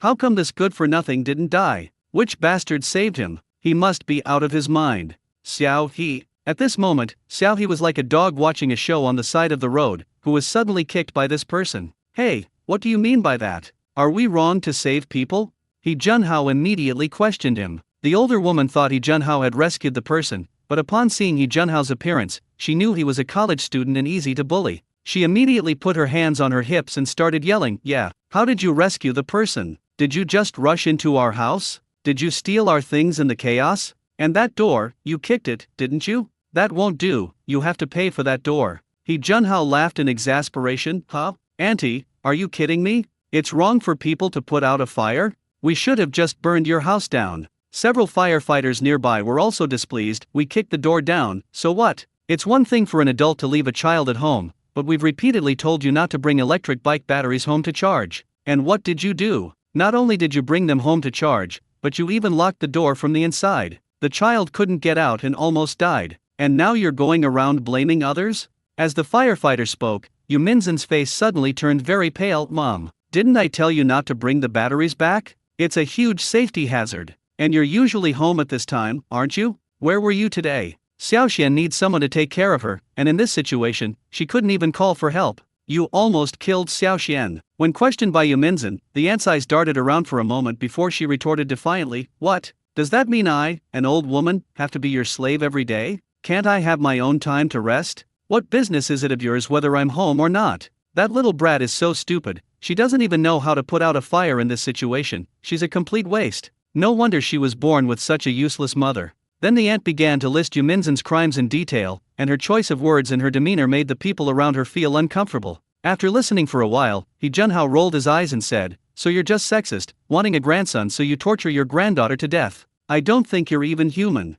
The woman instantly flew into a rage, pointing her finger at He Junhao's nose and launching into a tirade. "What are you saying, you bastard? You motherless wretch." The most direct greetings and the purest attacks make one's blood pressure rise uncontrollably, gradually turning red. How could this person's mouth be so filthy? He Junhao was so angry he was about to vomit blood, but he prided himself on being a well-mannered college student. He couldn't bring himself to retaliate with blunt words, but if he used sarcastic language, the other party probably wouldn't understand. It felt like punching a pile of shit and getting splattered with it all over himself. Just as He Junhao was about to say something, Xiaohe suddenly pressed down on his shoulder. He Junhao turned his head. "Brother Xiao." Xiaohe stared at the middle-aged woman expressionlessly, his tone cool. "I was going to confirm this earlier, but it seems I don't need to now." Then he immediately took out his phone and dialed the police. "Hello, police officer, I suspect someone is abusing children here, please come quickly."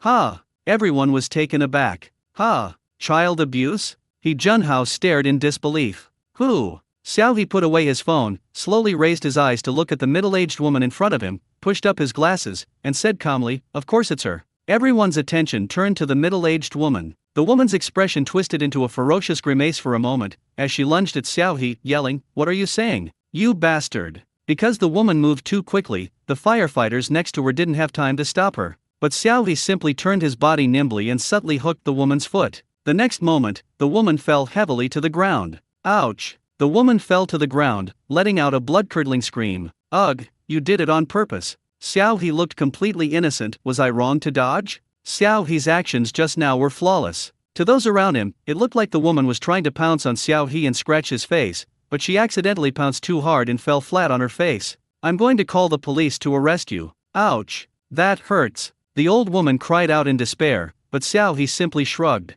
"Falsify me however you want. Everyone has sharp eyes. They all saw what happened just now and can testify for me."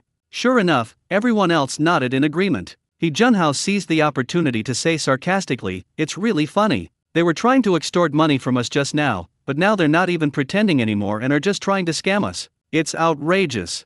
Yu Minzen was trembling with anger. "Mom, what exactly do you want to do? Do you really want to harm Xiaoxian?" Faced with this situation, her mother-in-law showed no concern for the child, only shirking responsibility and unjustly blaming their benefactor. Yu Minzen was now both embarrassed and angry, and the thought that had arisen earlier resurfaced in her mind. Perhaps she really should get a divorce. Although my husband is usually a good person, marriage is not just a matter between two people. Blindly persisting will only make life a mess. The police car arrived quickly. Because they were in different jurisdictions, Xiaohe didn't recognize any of the officers who came this time. However, this does not have any impact. Xiaohe got straight to the point, saying to one of the police officers, "Hello, I'm the one who called the police. Upon seeing Xiao He, Officer Yan, who was in charge, frowned slightly, but quickly relaxed his brow. We've already received the relevant calls. You're the young man they were talking about who saved people, right? They had already learned some of the details on their way here, especially about the young man who rescued the person. Everyone said that the young man climbed 5 floors from outside the apartment building to rescue the person, so the officers had long been curious about this legendary figure. Looking at him now, he is indeed a very special young man. It's me. Xiao He nodded. It's like this, officer. After I rescued this child, she vomited due to a violent cough. We then found undigested white pills in her vomit. Considering the child's current lethargic state, I suspect that she may have been given sleeping pills or something similar before. What? You're talking nonsense. Yu Minzhen and the aunt spoke at the same time. Yu Minzhen looked in astonishment at the child who had been curled up listlessly in her arms after crying, then looked at the aunt and asked anxiously, Xiaoxian hasn't been sick recently, so why are there pills in her stomach? Didn't you say you bought those sleeping pills to treat your insomnia? You usually give my daughter sleeping pills? The woman immediately changed the subject. I didn't. This young man is just making things up. Those are vitamins. How did it turn into sleeping pills? This young man is talking complete nonsense. Yu Minzhen sneered, didn't you secretly take those vitamins yourself before? Why would you be so kind as to feed them to my daughter? She had indeed bought some vitamins before, but the old woman ate them all herself.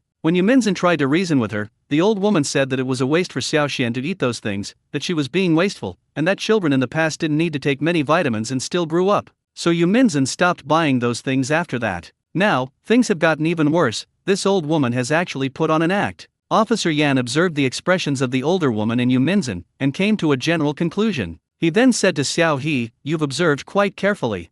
Xiao He just smiled and said, I'm not very familiar with pills either. It just so happens that the lady next door is a nurse, so she's more sensitive to these kinds of drugs. When Xiao He was rescuing the child, he felt something was off. The child seemed slow to react, listless, and in a dazed state. He thought the child had some mental issues, until the neighbor discovered the pills in the vomit. Xiao He then realized that the child wasn't stupid, but that the medication was still taking effect, making him somewhat dazed. Xiao He hadn't thought much of it at first. It might be normal for adults to give children pills. But after seeing the woman's behavior and attitude, Xiao He became suspicious again. As the saying goes, a bad person's cunning is no match for a fool's quick thinking. Xiao He even had reason to suspect that the woman was doing it on purpose, taking the battery back to commit murder. She wanted to kill the child at home. However, judging from the aunt's distressed attitude towards the house, it probably isn't that bad. This reminded Xiao He of a news story he had seen before. In a certain place, nannies would deliberately feed children sedative and sleep-inducing pills such as vitamin B1 and melatonin to make childcare easier, keeping the children in a drowsy and well-behaved state all day long.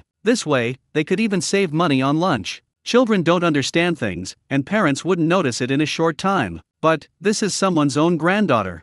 This is truly heartless. Xiao He's words were reasonable and well-founded, and the aunt's reaction didn't seem fake either. The police immediately became more vigilant, and Yu Minzhen was also determined to find out the truth. However, since Xiaoxian couldn't speak, and the only sign language she could use was inconvenient due to her previous burns, the police could only let Yu Minzhen take good care of Xiaoxian in the hospital. They collected the contents of Xiaoxuan's vomit and conducted an investigation in the room where the fire started. Xiao He heard what happened next from He Junhao. Because the security guards of their community blocked the ambulance, delaying the rescue, the property management company compensated them afterwards. However, the community residents were very angry and their attitude was firm. In the end, they successfully changed to a new property management company, and He Junhao was finally able to have food delivery drivers bring food to his doorstep. The investigation revealed that the woman did not intend to harm Xiaoxian, but the abuse was essentially confirmed. She not only secretly starved Xiaoxian by not giving her lunch, but also regularly gave her sleeping pills that she used herself. Then she would sneak out to play cards with her friends.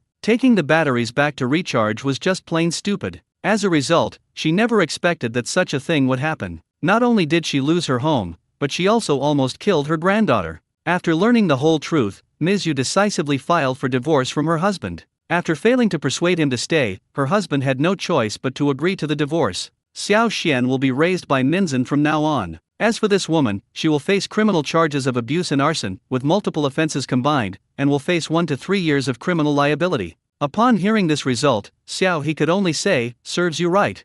Let's go back to the present. As the situation gradually became clearer, Xiao He gestured to He Junhao, and the two quietly left the scene. Back at He Junhao's apartment, the two of them breathed a sigh of relief. Today was so exciting. He Junhao patted his chest, looking quite emotional. That old woman was really infuriating. If it weren't for you stopping me, Brother Xiao, I really would have punched her and sent her back to kindergarten.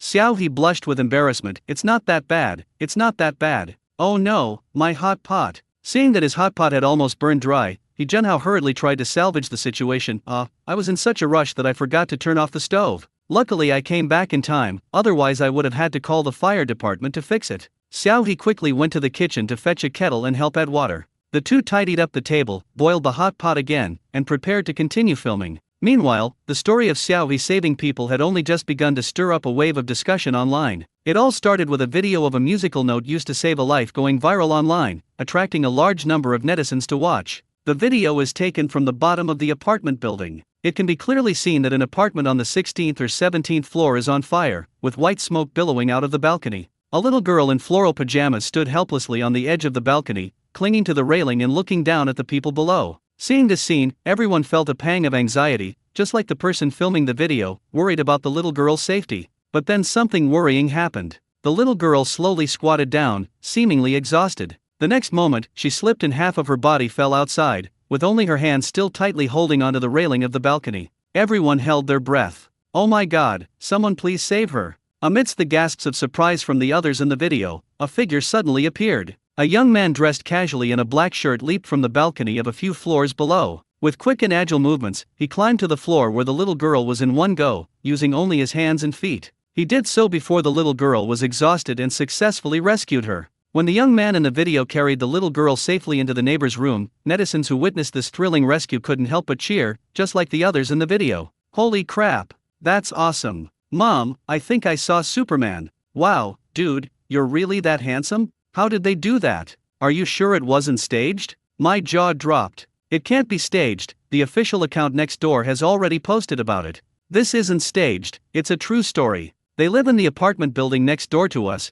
and the WeChat groups for residents of several nearby buildings are buzzing with his videos. Kudos to the young man who saved lives. Flowers, flowers. Kudos to the heroes who acted bravely and righteously. Thumbs up. Am I the only one who thinks this guy is really handsome? He looks kind of familiar, like I've seen him somewhere before. I think it resembles someone, but I'm not quite sure.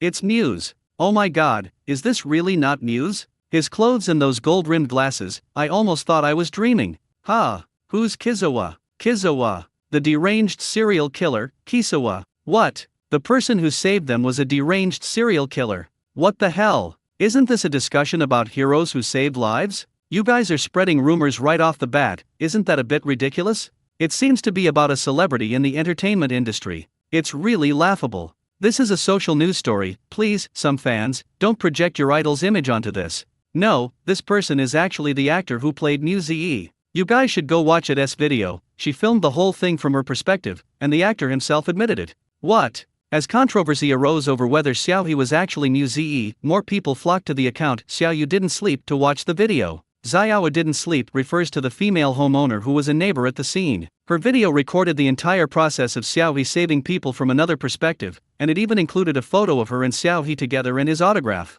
Xiaoa Didn't Sleep, family, I caught the real Muse. His real name is Xiao He. He's super handsome, and he just saved a child. He's a really nice person, completely different from Muse. The photo shows a young woman and a young man. The young man wears gold-rimmed glasses, has a handsome face, a calm gaze, and a hint of the cold and sickly demeanor unique to Muse. The comments section exploded. Frog fun, this is really Muse himself. Should the blogger call the police for you? Haha, oh no. The way you're taking these photos makes me feel like you're in danger. Help, ha ha ha. It feels like after taking these photos, Muse is going to chase you down with a chainsaw. So it really was Kisawa who saved her? It feels so unreal. Please don't call him Muse so casually. He has a name, Xiao He, and he's a very good actor. We encourage everyone to check out his upcoming work, The Thief Catcher. So his name is Xiao He? I always thought his name was Muse.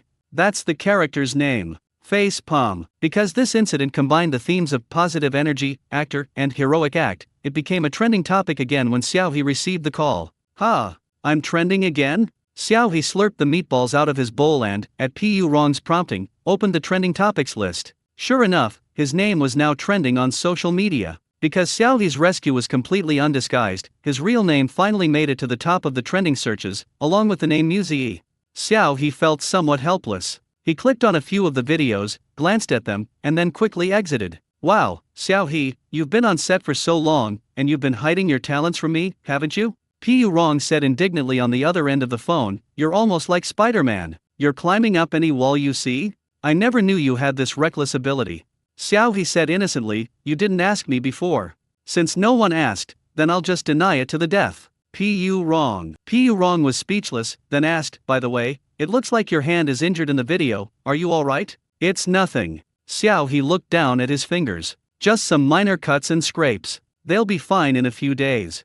That's good. After chatting for a few more minutes, Pu Rong was about to hang up when he remembered something and reminded Xiao He, by the way, the director asked you to find an opportunity to post an update and promote our film The Thief Catcher that it has wrapped up filming today. Xiao He asked in surprise, have you finished filming? I heard that director Lin dragged you to do reshoots. Pu Rong chuckled, we just said we'd wrap up filming, didn't we? The director chose the date himself, didn't he? We might as well take this opportunity to ride your coattails.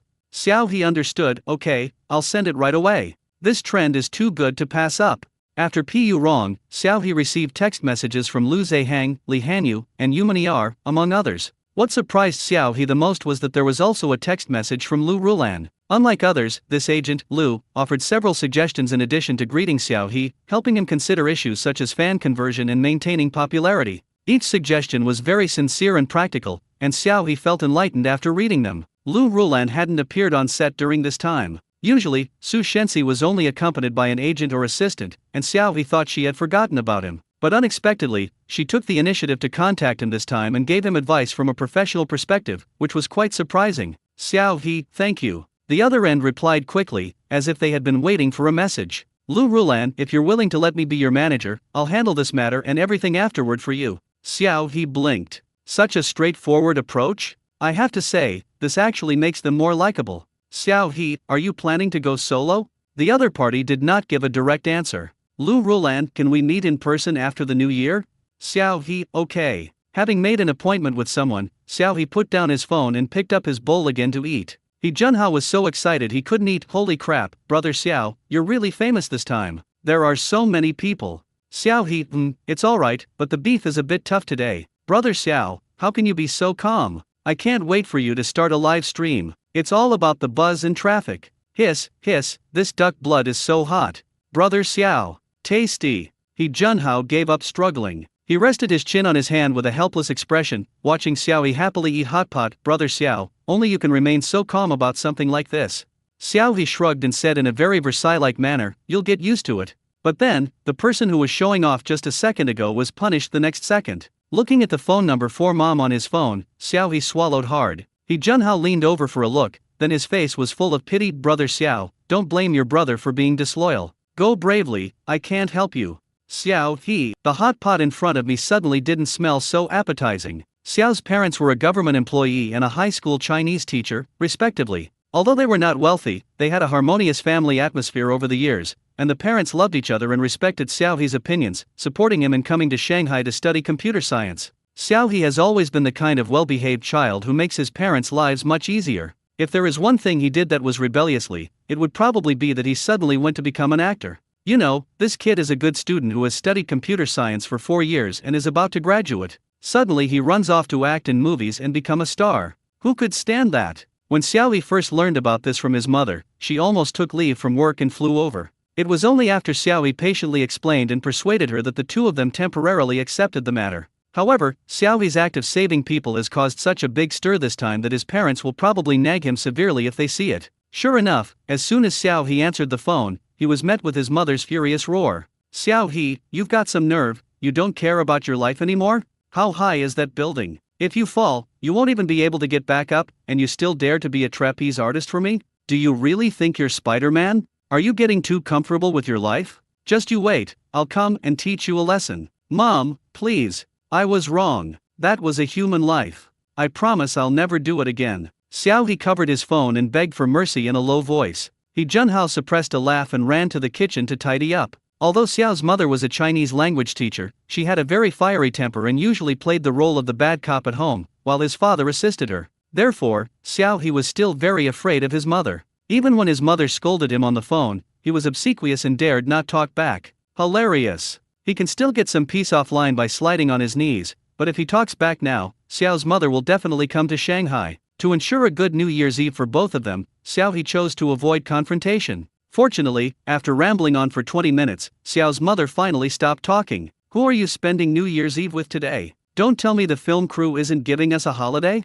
Xiao's mother asked curtly. Xiao He seized the opportunity to flatter her, saying, Mom, it's a holiday. I'm having dinner with He Junhao. He then quickly gave He Junhao a wink. He Junhao gave an okay sign and picked up where Xiao He left off. Good evening, Auntie. Happy New Year in advance. Upon hearing He Junhao's voice, Xiao's mother's tone softened considerably. Xiaohao, it's been so long. Happy New Year. Auntie, how have you been lately? Is everything alright? My brother Xiao was talking about you these past few days. He was planning to come back and visit you, but some things came up here, so he stayed to keep me company. I'm so sorry, please don't be angry with him.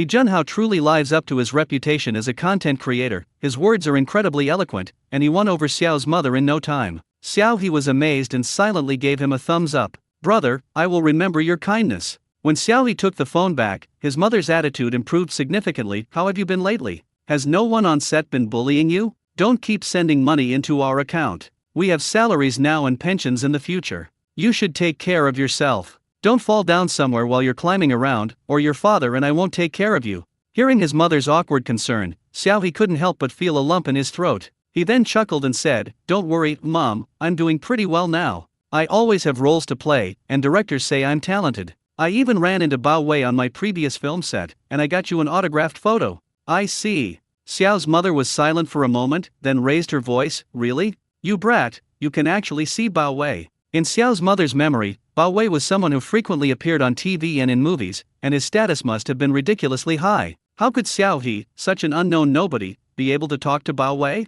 Xiao He chuckled, I have a lot of photos on my phone. If you don't believe me, I'll video call him in a bit. Really? Xiao's mother exclaimed in surprise. No need for a video call. Just send me your autographed signature as soon as possible, and I'll put it on the table when I get back. Xiao He said helplessly, Okay, Mom.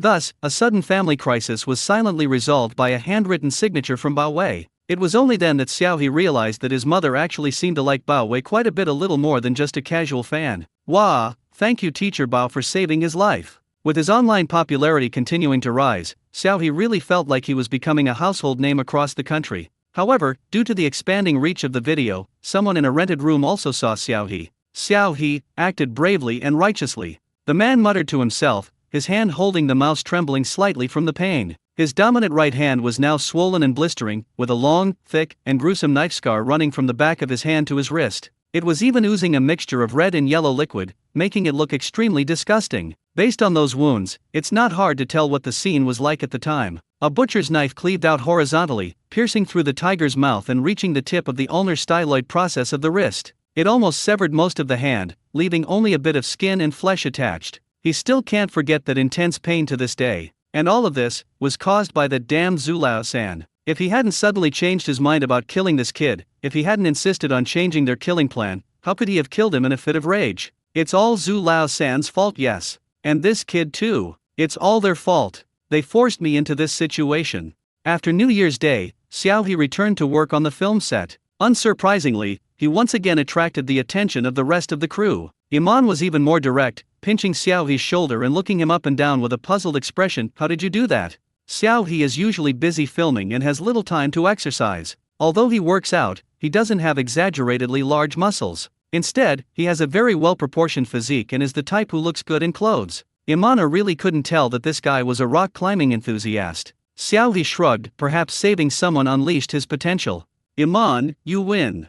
After this incident, the rest of the crew got along better with Xiao He, except for one person. That would naturally be Su Shensi. Xiao He sometimes really felt that as an ordinary person, he couldn't understand the thought process of someone like Su Shensi. It was just that he made someone do a few more takes. Was it really necessary to hold such a grudge? Seeing Su Shensi's cold and hostile attitude towards him, Xiao He simply shrugged. I can't care about you anyway, your manager won't want you anymore. In the afternoon, Xiao He officially met with Lu Rulan at a coffee shop and discussed the upcoming signing of the contract. Just as Xiao He had guessed, Lu Rulan was indeed preparing to go it alone. Currently, our studio doesn't have any other artists. If you're willing to join, you'll be our first artist, and all our focus and resources will shift to you, Lu Rulan said earnestly. You don't need to worry about resources at all. I have my own network and resource channels in the entertainment industry over the years, and your future resources and treatment will definitely not be worse than those of artists from other companies. Lu Rulan spoke at length, and Xiao He listened very attentively, having already made his decision. It has to be said that Lu Rulan is definitely his best choice at the moment. Xiao He had already investigated Lu Rulan's situation online. Before taking on Su Shenxi, Lu Rulan had always managed talented actors, and almost all of her protégés had won highly recognized awards in the industry. He naturally had no doubt about Lu Rulan's abilities, especially regarding Su Shenxi's relationship. Although the exposure of it had a significant impact on Su Shenxi, Xiao He now observes Su Shenxi's career and realizes that he was truly unaffected. Fans still adore him, Su Shenxi remains a top star, and he hasn't lost a single endorsement or appearance. Xiao He would never believe it without Lu Rulan's careful maneuvering behind the scenes. Why did you choose me? Xiao He inquired. This was also what he couldn't understand the most. As a newcomer, Lu Rulan had shown him great enthusiasm from the very beginning, and even frequently extended olive branches to him. He was flattered but also a little confused. Before Lu Rulan, other large companies and agents had approached her, but they all made very strict demands on her because she was a newcomer without formal training. The contracts were basically split 20/80ths, she had no right to choose scripts, she was forced to obey the company's arrangements, and the contracts were for 10 years. The contract brought by Lu Rulan was a 40/60th split, with script selection prioritizing the artist's wishes, and a 3-year contract. It's obvious which is better or worse. Lu Rulan didn't hide anything and frankly said, signing you was indeed the best solution among all my options. As early as when Su Shenxi's relationship was exposed, Lu Rulan had noticed this newcomer. Although he wasn't formally trained, his acting skills were in no way inferior to other stars in the Chinese entertainment industry. At the same time, he was very low-key, working hard in various film crews, and not blindly pursuing popularity and fame. Lu Rulan used her connections to learn more about him and found that everyone's evaluation of Xiao He was quite positive. A talented, ambitious newcomer who doesn't blindly pursue popularity, has decent character, has a solid foundation of work, a certain number of fans, hasn't been signed to a company, and has no contractual disputes. Lu Rulan really couldn't think of any better choice than Xiao He. After listening to Lu Rulan's words, Xiao He was silent for a second, and finally nodded, "Okay, then I wish us a pleasant cooperation." After signing the contract, Lu Rulan immediately began her work, taking over all of Xiao He's business matters, although Xiao He has not yet accepted these business invitations. "From now on, I'll call you Sister Lu," Xiao He asked. "Okay." Lu Rulan looked through Xiao He's platform account and nodded. "There's no major problem with your account for now. Remember to switch to your alternate account when you log into the platform in the future."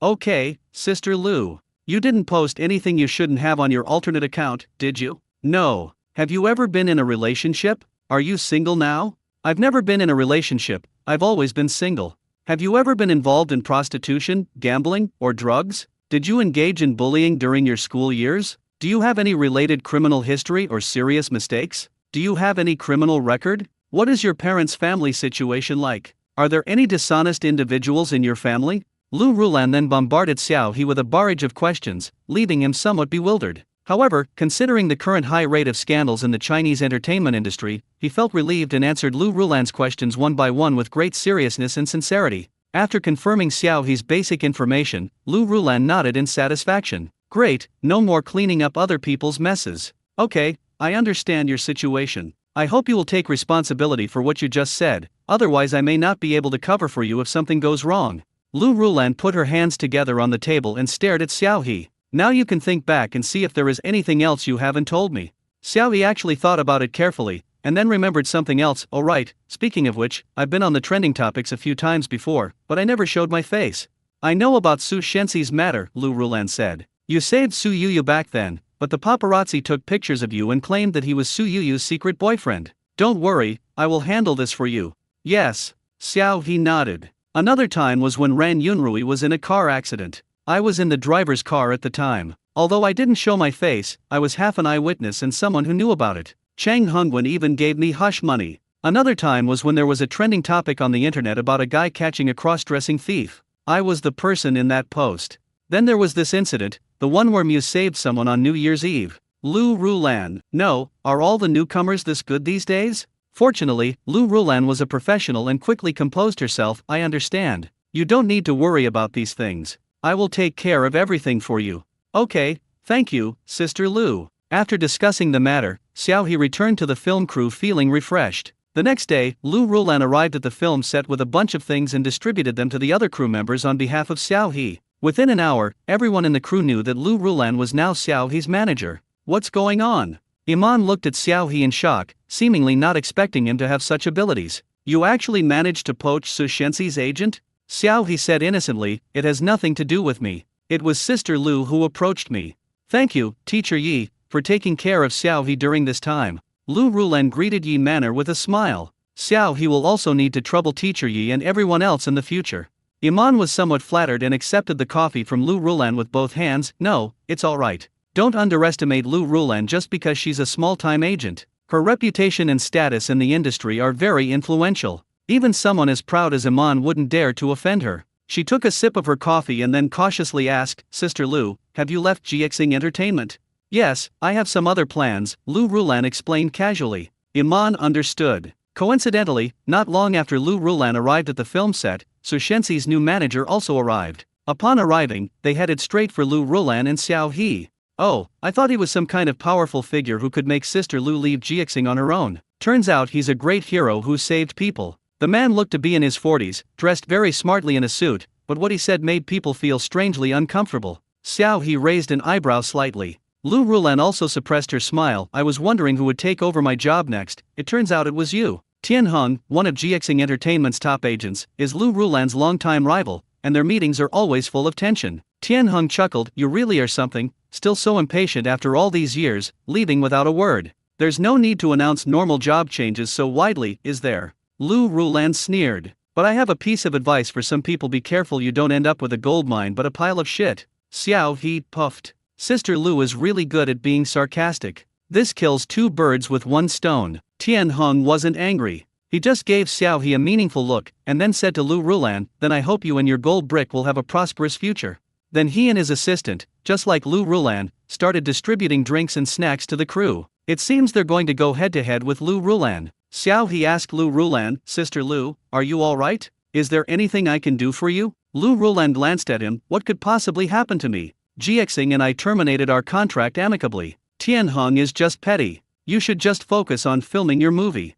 Xiao He, okay. Not long after Tian Heng left, producer Ma Qinya came over to inform the two of them, fans will be visiting the set this afternoon, so please be prepared. Xiao He frowned. Fans visiting the set? He wasn't even notified beforehand. Lu Rulan raised her eyebrows and looked at Ma Qinya, fans visiting the set? When did this happen? We didn't receive any notification. Ma Qinya was somewhat surprised, we sent someone to notify them yesterday. Lu Rulan looked at Xiao He, who shook his head slightly. Having made up her mind, Lu Rulan didn't say anything directly, but smiled and nodded to Ma Qinya, okay, we understand, thank you for the reminder, producer Ma. Ma Qinya glanced at the two men and guessed that someone was interfering. However, as long as it didn't involve the interests of their production team, Ma Qinya wouldn't take the initiative to get involved. He simply pretended not to know anything and turned to leave. After Ma Qinya left, Lu Rulan asked Xiao He, are you sure no one informed you about this?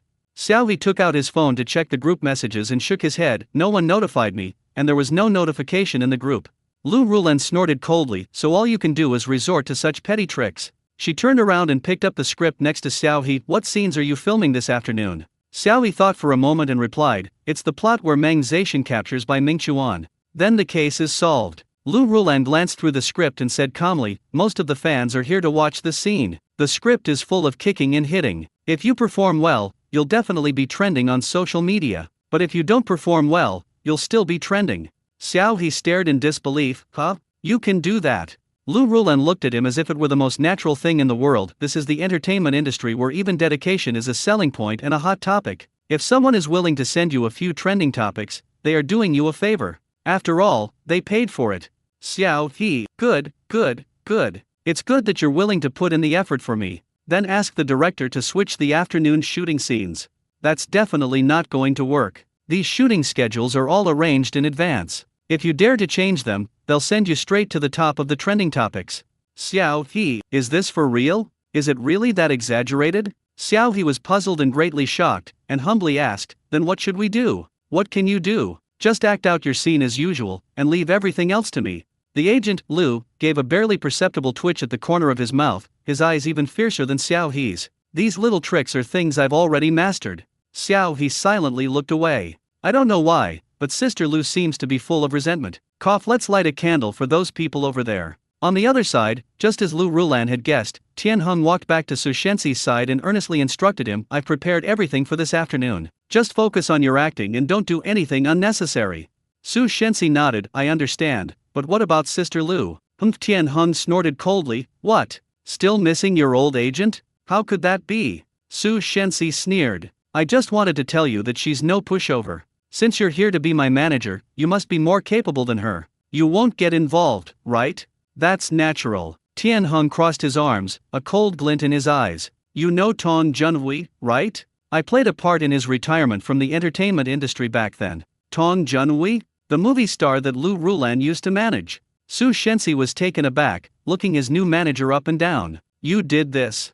Thinking of what happened back then, Tian Heng pursed his lips, that's naturally beyond my ability, but, alright, let's not talk about that. What I mean is, don't worry. Lu Rulan is no match for me. Su Shenxi stared at Tian Heng, remained silent for a long time, and finally looked away, I understand. In the afternoon, fans began to visit the set. As a drama that brings together top idol Su Shenxi and popular actress Yu Miniar, this drama was destined to bring bloodshed from the moment it started filming. Most of the people who came to visit the set this time were fans of Su Shenxi and Yu Miniar. However, as the fourth male lead, Xiaohe was also required to greet the fans, and he had already mentally prepared himself to be a supporting character. But to everyone's surprise, several of the people who came to visit the set were actually fans who had come specifically to see him. Xiaohe was momentarily stunned when he saw fans approaching him for photos and autographs. Hello, Xiaohe. We are all your fans. We love your music. And your act of saving people on New Year's Day was super cool. One of the girls, dressed in a pretty floral dress, looked at Xiaohe with bright eyes and an expectant expression, can I take a picture with you? Of course. Xiaohe stammered for a moment, then immediately got into character, bent down, and took a selfie with the little girl. 5 fans came specifically to see Xiaohe this time, all of them very young girls, the oldest being 23 and the youngest 17. Xiaohe was quite curious how they knew about the set visit, since he himself only found out about it this morning. After fulfilling all the 5 girls' requests, Xiaohe asked curiously, how did you all find out about the set visit? Actually, the news came from Su Shenxi's fan group. One of the girls wearing a white fluffy hair clip said shyly, it just so happens that a few of us are in Shanghai and are all fans of yours, Brother Xiao, so we formed a small group and came here with Su Shenxi and his fans. Xiaohe understood, then chuckled, and said earnestly, thank you so much for coming all this way to see me. I'm so happy. I thought no one would come. No way. Brother Xiao, you're super popular right now. Lots of fans in the fan group want to come see you. A young girl exclaimed. But because the news about this set visit came so quickly, many people couldn't make time, so they asked us to represent them and come see Brother Xiao. Really? Xiaohe was still a little incredulous, not expecting that he already had so many people who genuinely liked him. Don't you think I'm fierce, like a bad guy? Since he acquired Xiaohe's aura, everyone's first impression of him wasn't very good. It was only after getting to know him that many people changed their opinions. And these fans, who have never seen him in person or spoken to him, why are they so willing to like a stranger so sincerely? Brother Xiao was very cooperative with our requests just now, not fierce at all, and he couldn't possibly be a bad person. Just for Brother Xiao taking the initiative to save people, we will always support you. The oldest girl said very seriously, acting and appearance cannot represent a person's inner self, but subconscious behavior at crucial moments can never lie. How bad can someone be who is willing to risk their life to save others in an emergency? Yeah. The other girls chimed in, peering curiously at Xiaohe's fingers. We heard from people at the scene that you hurt your hand back then, Brother Xiao? Is it all right now? Xiaohe curled his fingers to hide his inner emotion, then slowly showed them to the others, it's okay, they've already scabbed over. Fortunately, the character he was filming was always wearing leather gloves, so the injury did not affect the filming. However, being able to save a precious life and gain the recognition and affection of a group of strangers, Xiaohe inexplicably felt that it was all worth it. Oh, then Brother Xiao, you must take good care of yourself and make sure you don't get any scars. A girl rummaged through her bag and then handed Xiaohe a box of ointment. This was asked to me by a fan in the group to bring to you, Brother Xiao. She said it can remove scars. If you don't mind, you can give it a try. Xiaohe took the ointment and solemnly put it into his pocket. Thank you, she went to so much trouble. No, it was all of our own free will. We are all very happy to be able to meet Brother Xiao in person on your behalf. Xiaohe smiled, his eyes crinkling, then you must convey my gratitude to them as well. It definitely will, the girls said in unison. Xiaohe chatted with everyone for a while longer, and then Lu Rulan came over, carrying several bags in her hands. She walked up to the girls and handed them out one by one. These are drinks and snacks that Xiaohe prepared for everyone. Please take a few with you. I am really grateful that you came to see Xiaohe this time. This was something Lu Rulan specially prepared after observing the situation of Xiaohe's fans. Wow, thank you. Thank you, brother Xiao. Thank you, manager's sister. One of the fans glanced at Lu Rulan a few more times, then looked quite surprised. Your sister Lu? Aren't you Su Shenxi's manager? Lu Rulan has mentored several Best Actor and Best Actress winners, and later took over Su Shenxi's management job, often accompanying Su Shenxi to various events. Therefore, Lu Rulan is not particularly unfamiliar to people who are often involved in fan circles. Lu Rulan smiled and nodded. I will be in charge of Xiaohe from now on. The fan looked puzzled, but in this situation, she couldn't press for an explanation, so she could only smile and happily accept the gift. Amidst the cheerful laughter of everyone, a man wearing a mask and hat, with his hands in his pockets, slowly raised his head. Those eyes, bloodshot and unblinking, were fixed on the young man surrounded by several girls, his gaze fixed on his face as if trying to discern something from it. Hey, aren't you going to see Sister Manor? A fan stood next to the man, puzzled. The man then looked away, turned and surged into the crowd on the other side, ignoring the fan's friendly reminder. The fan? This person is crazy. In the crowd, Xiaohe frowned, looked up at the crowd in the distance, and saw only another group of girls excitedly talking to Su Shenxi. The strange gaze I had just received has disappeared. That's really strange. Ahem, time to go. At this moment, someone came to inform everyone. After their brief meeting, they had to get ready to go to filming. Xiaohe said goodbye to his fans one by one, then turned and followed Lu Rulan to the back hall. Meanwhile, Yumaniar smiled and comforted her fans before leaving the scene to prepare for the afternoon's filming. Compared to the relaxed situation for Xiaohe and Yumaniar, Su Shenxi's situation was much more complicated. Fans surrounded Su Shenxi with reluctance, their words flowing freely and their excited screams echoing throughout the room. Su Shenxi was unable to break free from their embrace for a while. Finally, when Xiaohe and Yi Manor were ready, Su Shenxi arrived under the stern face of director Wen Honyuan. I'm so sorry, Director Wen, the fans are just too enthusiastic. While apologizing to Wen Honyuan, Tian Heng gestured for Su Shenxi to get his makeup done. In order to let the fans see Su Shenxi's best side up close, he did not wear the makeup he used when filming, but his original idol makeup. Now that he had met the fans, Su Shenxi had to go and redo his makeup. It was already late, and now it's taking even longer. When Honyuan kept a somber face for a long time, but ultimately said nothing, only urging, hurry up. Yes, I'll urge them right away. Everyone's worked so hard. So everyone could only wait for Su Sungsok at the scene. Xiaohe sat back down in his seat. He glanced at the empty small stools next to him, thought for a moment, and borrowed 5 empty small stools from the stage manager, asking Sister Lu to lend them to the few young fans waiting in front. The current situation is that they are waiting inside, while the fans are waiting outside. They were alright, as they were sitting down, but the fans outside were suffering. Fortunately, he doesn't have many fans today, so he can still manage to keep up with this number.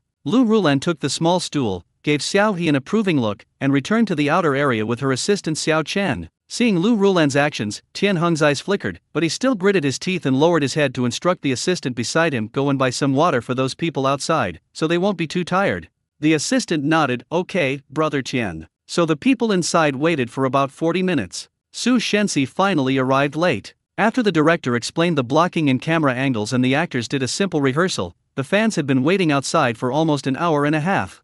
Despite this, they waited without complaint, and even when they officially entered the viewing area at the back of the set, they couldn't help but let out excited shouts. Just like before, the voice was full of energy. Perhaps this is the power of love. Reporter by We Meet Again. By Ming Chuan, who was carrying important intelligence, took a step back and looked warily at Meng Zetian, who had suddenly appeared in front of him. Meng Zetian stood with his hands behind his back, his eyes filled with a sinister glint. What? Are you surprised to see me? Not long ago, Bai Mingchuan, an intelligence agent, obtained a secret intelligence from an important figure in the hospital under the guise of interviewing and filming. This intelligence is related to a batch of medical supplies on the front lines, which is the most important resource that their comrades need right now. Bai Mingchuan has decided that he will risk his life to get this intelligence out. Unfortunately, before he could pass on his intelligence, it had already aroused Meng Zetian's suspicion. Faced with Meng Zetian's probing, Bai Mingchuan felt immense pressure. But, thinking of the intelligence he had hidden, Bai Mingchuan suppressed his emotions. Captain Meng, is there something you need from me?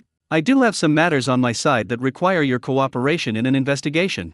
Meng Zetian waved his hand, and his men surrounded Bai Mingchuan. This whole setup doesn't seem like you want me to cooperate with an investigation. Bai Mingchuan took a step back. Arresting someone so openly like this, isn't that a bit inappropriate? Ha ha ha dash. Meng Zetian walked slowly to Bai Mingchuan as if he had heard a joke, his gaze icy cold, as if it were poisoned. Reporter Bai, you haven't really been brainwashed by those whitewashing articles you wrote, have you? When we're arresting people, when have we ever cared about these things? Bang! With a dull thud, Meng Zetian punched Bai Mingchuan in the stomach. Bai Mingchuan clutched his stomach, his face contorted in pain, and slowly knelt down. Meng Zetian's subordinates rushed forward and firmly restrained Bai Mingchuan. I'll give you one chance. Hand over the information you have, and perhaps I can leave your father with a whole body. Meng Zetian said in a light tone. Bai Mingchuan looked up at him, his eyes still filled with grievance. It really wasn't me. I don't know anything. My father knows that person. If you arrest me without any evidence, Captain Meng won't be able to explain himself. Bai Mingchuan's father is currently the president of the largest newspaper in Shanghai, and also one of the most hated lackeys. He collaborates with the puppet regime to fabricate the atrocities committed by the Japanese invaders on this land, and to culturally brainwash and control ordinary people at the bottom of society. But even the worst bamboo produces the best shoots. Bai Mingchuan, a journalist who studied abroad in his early years and then joined the ranks of lackeys after returning, actually had completely different ideas and beliefs from his father. For the sake of his beliefs and for the sake of more lives, he knew he absolutely could not perish here. He had to stall for time as much as possible, at least until the other comrades arrived. Meng Zetian saw through his stalling tactics and gave a mocking smile. Don't try to intimidate me with your father. He's nothing but a dog. We can switch whenever we want. Do you think that man will come to avenge you? He then waved his hand, signaling his men to search Bai Mingchuan. Bai Mingchuan's eyes flickered, and he actually broke free from the restraints of the person behind him, lunging directly at Meng Zetian. You son of a bitch, Meng Zetian. You're just taking revenge. You targeted me last time, and you're targeting me again this time. You're doing it on purpose. Then Bai Mingchuan and Meng Zetian started fighting. In this scene, Meng Zetian naturally had the upper hand. Bai Mingchuan, that pretty boy, was no match for him at all. He easily knocked him to the ground and then angrily ordered his men to search him. But at this moment, Xiaohe could clearly feel that Su Shensi was deliberately increasing the force of his punches, almost hitting him in the face several times, seemingly intending to provoke him. However, Xiaohe naturally didn't fall for his act. He took a small step back, grabbed the other man's hand with his palm, and then, just like in the story, threw Su Shensi over his shoulder. This over-the-shoulder throw was obviously practiced beforehand and wouldn't actually hurt anyone. Also, there was a thick mat under Su Shensi, so even if he fell, it wouldn't hurt much. Ah dash. Su Shensi deliberately let out a loud scream. Xiaohe raised an eyebrow, but instead of stopping filming, he started kicking people. His movements were very exaggerated, but he basically only touched Su Shensi's clothes. To be precise, he kicked the others' clothes hard. But Su Shensi, relying on the fact that the voice acting was done in post-production, started wailing and howling on set. Xiaohe, honestly, don't go too far, bro, I'm about to burst out laughing. Without a doubt, Xiaohe knew that Su Shensi wanted to use the anger of the fans at the scene to launch a large-scale cyberbullying campaign against him when he got back. But Xiaohe remained completely calm. With Sister Lu backing him up and his hacking skills, he really wasn't afraid of the other party. Pick him up and search him. Meng Zetian coldly issued the order. However, after a thorough search of Bai Mingchuan's body, his men found no information hidden on him. Report, no. The subordinate answered tremblingly. What? Meng Zetian frowned, his expression finally shifting from confident to incredulous. Bai Mingchuan raised his head, revealing bloody teeth, and forced a mocking smile. I've said it before, I have nothing to do with these things. You're framing me. You're just settling a personal score. Who doesn't know that I wrote that investigative report about you last time? But what's wrong with what I wrote? Bah! You're just a despicable scoundrel who framed his superior and climbed the ladder by any means necessary. Meng Zetian scrutinized his subordinates and personally examined Bai Mingchuan from head to toe, but like them, he found nothing. At this moment, the male protagonist, Li Shuo, finally arrived. Looking at Bai Mingchuan, who had been detained in front of him, his eyes flashed with worry, but his face showed a surprised expression. Captain Meng, you finally caught him? Isn't this Bai Mingchuan? It's him. This is outrageous. He then strode up to Bai Mingchuan and demanded, tell me, where did you hide all your intelligence? Faced with Li Shuo's questioning, the people around him fell into a deathly silence. Bai Mingchuan sneered, it wasn't me. They clearly didn't find anything on me. There's no evidence to suggest I'm guilty. Meng Zetian is just using his position to settle personal scores. Ha! Li Shuo looked at the others blankly, silently smoothed out Bai Mingchuan's collar, quietly retreated to Meng Zetian's side, and asked in a low voice, really, you didn't find anything? Meng Zetian didn't say anything, but his face turned dark. Li Shuo immediately understood the situation, and then deliberately said cautiously, "Captain Meng, look at you, Sai. Xiao Bai's father, President Bai, is a big shot in the bureau now. If you don't have clear evidence, it's best not to make things too ugly." Meng Zetian was extremely embarrassed. Without saying a word, he turned around and left. The remaining men looked at each other in bewilderment and then followed suit, fleeing the scene. After confirming that they had left, Li Shuo pulled Bai Mingchuan up, his face showing concern. "Are you all right?" Bai Mingchuan shook his head, and then, as he got up and moved closer to Li Shuo, he whispered in Li Shuo's ear, "I put the thing on Meng Zetian." It turns out that in that critical moment, Bai Mingchuan had a sudden inspiration and took a risky move, slipping the information onto Meng Zetian while he was fighting with him. Li Shuo was stunned by Bai Mingchuan's outrageous actions. Only Bai Mingchuan would dare to do something so audacious. But what can we do? The most important thing now is to get that intelligence back before Meng Zetian finds out. "Go back first," Li Shuo said thoughtfully. "Go and make a scene with your father. I'll call Director Zhang over and have him take the lead in organizing a banquet tonight. We must steal the stuff back before Meng Zetian goes home." Bai Mingchuan nodded, his expression serious. "I understand. This important plot point has come to an end. There are no more scenes for Su Shensi, it will now be Xiao He and Zhang Mo's scenes together." When Su Shensi left the field, he deliberately rubbed his stomach. As he made his move, the fans watching behind him let out another series of screams. "Ah, Su Shensi! Look here, Brother Su! Brother Su, you filmed so well. Your acting is amazing. Su, you've worked so hard. You must get some rest." Su Shensi greeted everyone with a smile as he followed his manager, Tian Heng, to the back lounge. As soon as he sat down, Tian Heng began to contact his naval forces. "Brother Tian, I'm leaving this matter to you," Su Shensi said with a smile. "Rest assured." Tian Heng looked at the message from his subordinate and a smug smile appeared on his face. "Tonight, I'll make sure Xiao He is removed from the entertainment industry."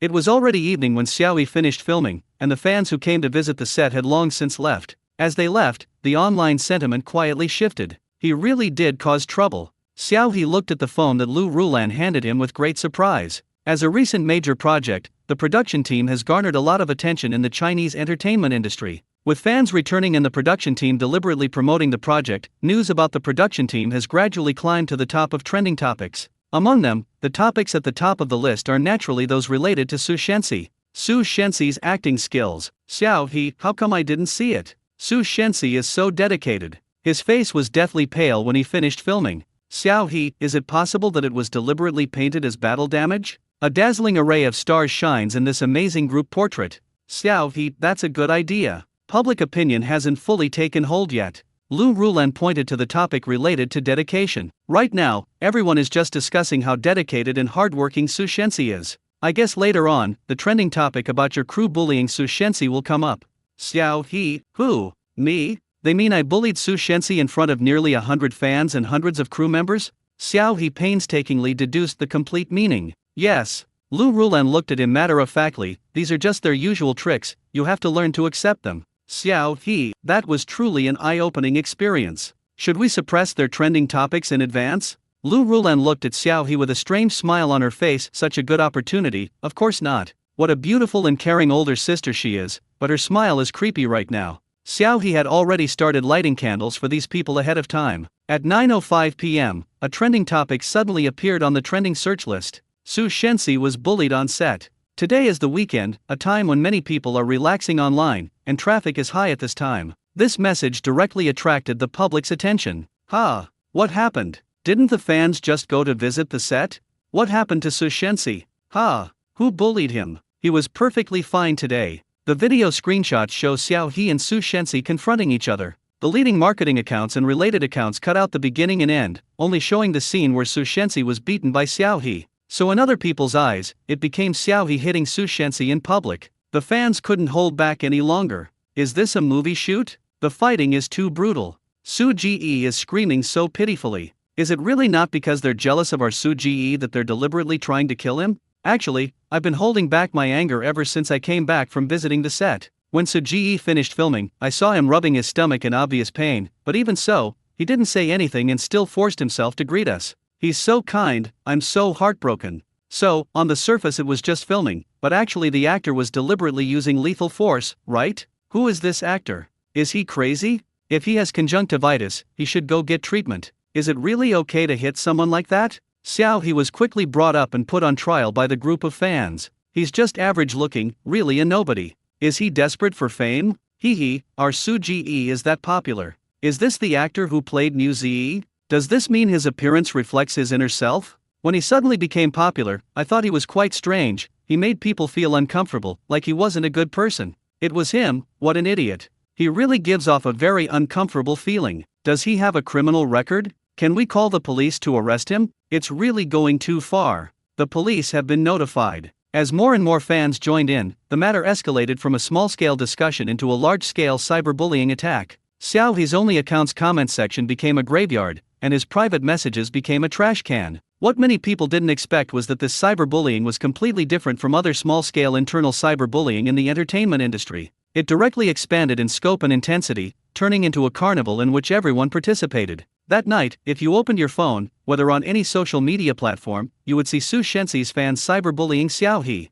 In a hotel room in Shanghai, Xiao He hung up the reassuring phone call from the film crew and turned to look at Sister Lu in the living room. Lu Rulan had been monitoring the situation closely and kept making phone calls to adjust the narrative. Yes, invest all the remaining money and continue to hire online trolls to insult Xiao He. Find a few accounts to guide the fans. Pay close attention to the trend of insults, and don't involve Xiao He's family and friends. Continue to invest another 200,000. Xiao He stood by like a country bumpkin, watching as Lu Rulan threw in 500,000 without batting an eye in such a short time, and he even hired people to insult him. Xiao He was deeply shocked. Is this the power of the rich? Seeing Xiao He's dazed expression, Lu Rulan thought he had been scolded by fans and went crazy. She frowned and walked over, saying, "Don't look at things on the internet lately. They're all a mix of truth and falsehood, and they'll affect your mood. Most trending topics in the entertainment industry are bought with money. It's an unspoken rule within the industry. There's a lot of truth and falsehood involved, so there's no need to take it seriously."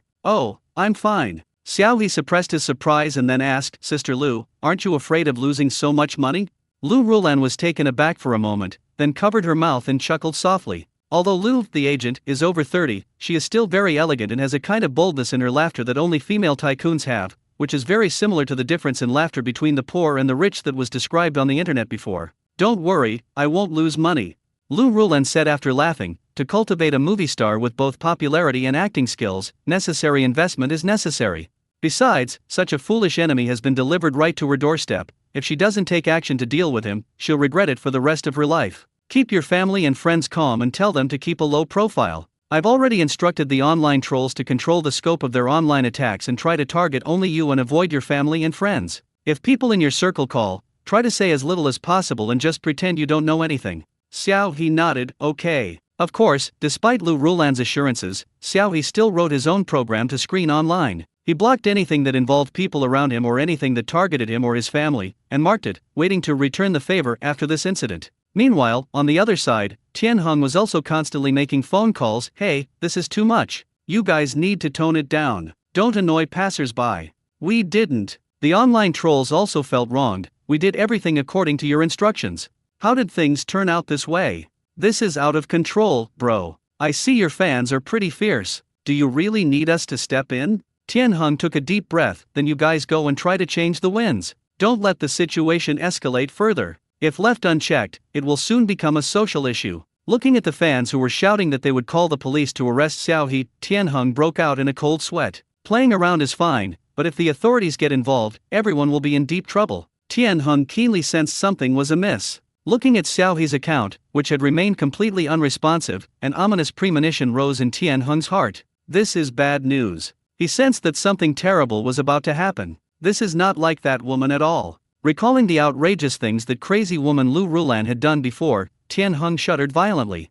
Finally, the thing Tianheng feared most came to pass. A large number of fans flooded the official accounts of various police departments in Shanghai with reports, hoping that the police could intervene in the investigation and protect their brother. If a passerby who was unaware of the situation saw this, they would think that Xiao He was some kind of living wanted criminal who had issued a death threat and was going to kill their brother. As their crazy behavior continued, the bystanders who had been watching the whole thing finally couldn't stand it anymore. They already had a negative impression of some celebrities and their fans in the Chinese entertainment industry, and this incident only made them feel more disgusted. "I'm fed up. I really don't have time to argue with you guys. Can't you go argue in a different place? Don't disturb other people's internet connection. To be honest, can some of you ladies please not overanalyze this? I'm a black belt in judo, and I just checked the full video that a fan posted before. I can say with certainty that your idol is perfectly fine. And frankly, his coordination was laughably clumsy. That over-the-shoulder throw looked so fake on him, like he was afraid of hurting himself. Wait, weren't you praising your idol's professionalism this afternoon? How come you're suddenly cyberbullying his co-star? Who doesn't get injured while filming action scenes? If your idol is so sensitive, I suggest you go back to acting in idol dramas. This is hilarious. Your brother hasn't said anything, so why are you all singing and dancing here? I was one of the fans who visited the set today. To be honest, I didn't see what Xiaohe did to Su Ji. Their actions were all pre-arranged, and they even rehearsed it on set beforehand. They followed the actions during filming. I don't understand why there's so much criticism online. One more fan who visited the set. I was enjoying watching a group of handsome guys filming, but after seeing what happened online, my world collapsed. Honestly, this is the funniest thing I've seen all year. Your idol has so many fans and is the most famous and influential member of the cast, yet you insist that some nobody bullied him in front of fans and staff. I just can't believe it. As everyone knows, Su Shensi is currently one of GXing Entertainment's biggest cash cows. The last person who spread rumors about Su Shensi is already in jail. If this were true, GXing Entertainment would have already fought Xiaohe to the death. At GXing Entertainment, aren't you going to say anything? Is something on your mind? Looking at the gradually shifting comment section, Tianheng finally understood Lu Rulan's intention. This crazy woman is actually using the tactic of praising someone to their detriment. It's wrong for fans to start cyberbullying each other, but she deliberately added fuel to the fire, causing the fire to burn back on themselves. Regardless of the circumstances, this incident will definitely have a significant impact on Su Shensi's reputation. Tianheng shakily pulled out his phone, intending to have Su Shensi clarify the matter online and stop this farce. But when you open your phone, an unexpected person has suddenly started a group buy online. Holy crap, guys, look, isn't that Chen Yulin? He accidentally liked my comment. Tianheng, who? Chen Yulin? What's he doing here? What's it to him? The comment that Chen Yulin liked is also quite intriguing. Does Xiaohe have some kind of powerful backing? I saw he only played a minor role before. How did he suddenly become so popular? Could it be that some powerful entity is pushing him too hard? Chen Yulin liked your comment. Chen Yulin unliked the post. Holy crap, case solved. Su Shensi only swallowed his anger because he was afraid to offend the other party. Even though he was beaten up, he didn't dare to say anything. Damn it. When is Xiaohe going to get out of the entertainment industry? Is there any point in keeping someone like him around? At Shining Star's crew, say something. Replace him now. Rumor has it that Xiaohe's current role was taken from Chen Yulin. No wonder. They're a real cancer in the industry. Tianheng's vision went black. Holy crap, Chen Yulin, are you out of your mind? What's it to you? We haven't even said anything yet, and you've already started a group buy on our behalf? Idiot. Tianheng cursed and quickly called Su Shensi. Su Shensi was smart enough to remain on the sidelines and didn't say anything. After Tianheng explained the situation to him, although he was very unhappy, he reluctantly agreed to help Xiaohe clarify the situation. I will have my assistant release a clarification. But would Lu Rulan let them off so easily? Of course not. Before Su Shensi could officially respond to this matter online, Lu Rulan's account posted a message. Lu Rulan, thank you everyone for recognizing the acting skills of our actor Xiaohe. He is always dedicated and serious about his work. All his actions are rehearsed in advance and executed meticulously. Video. I am very sorry for any misunderstandings or inconvenience caused. I hope everyone will continue to support Xiaohe. I also welcome everyone to shift their attention to the cast and crew of Shining Stars. The actors here are all very dedicated and respectful of history and their characters. Thank you. Lu Rulan, screenshot, screenshot, screenshot. Why are the fans who are cursing the most all from the same IP address? It's so hard to guess. At GXing Entertainment Tianheng, Mr. Qian, do you have any clues? Lu Rulan, my god, I had no idea Xiaohe had powerful backers. I even hung him up and beat him up just now, but I couldn't get any information out of him. At Haiyan Entertainment Chen Yulin, do you have any leads? Please don't keep anything to yourself. I'm counting on him to win big. The onlookers? Parties involved, Tianheng/Su Shensi/Chen Yulin? Holy crap, Lu Rulan is out of the game. No, you're really starting a war? That's quite a sarcastic remark. Unaware passers-by and fans were initially bewildered when they discovered it was Lu Rulan, but were shocked after learning about her background. Ha! Sister Lu, are you starting a rebellion? Aren't you Su Shensi's manager? Here's a little-known fact, Lu Rulan left GXing last week and has since started her own studio. There was no time to react to the former manager's attack on the current manager. The official statement had already been released. Shanghai Public Security Bureau, recently, with the help of outstanding citizen Mr. Xiao, our city successfully solved 2 special cases. Mr. Xiao's actions and character demonstrate positive social energy and are in line with the core socialist values. We hope that the general public will take Mr. Xiao as a role model, foster a good atmosphere of mutual help and assistance, and jointly build a harmonious and civilized city. Seeing this, many people widened their eyes, and cold sweat broke out on their foreheads. How could this be? Is the government officially supporting Xiao He? Immediately afterwards, a group of casual fans who had come from Bilibili also joined in and started speaking up for Xiao He. From Bilibili, Xiao He is a true man, no explanation needed. Please, officials, do something about this. These fans have gone mad. Why are they indiscriminately insulting an innocent person? Just for the fact that he saved someone, I wholeheartedly support him. Seriously, buddy, do you think we Muse fans are dead? Do you even know how valuable Muse is on Bilibili? Making jokes is one thing, but isn't it a bit stupid to generalize the character's behavior to the actor? What's going on? Where did these regular troops come from? I'm not a regular commenter, I just came here after watching a video posted by a blogger on Bilibili. I'm just a casual viewer, so I suggest you watch this video link before commenting.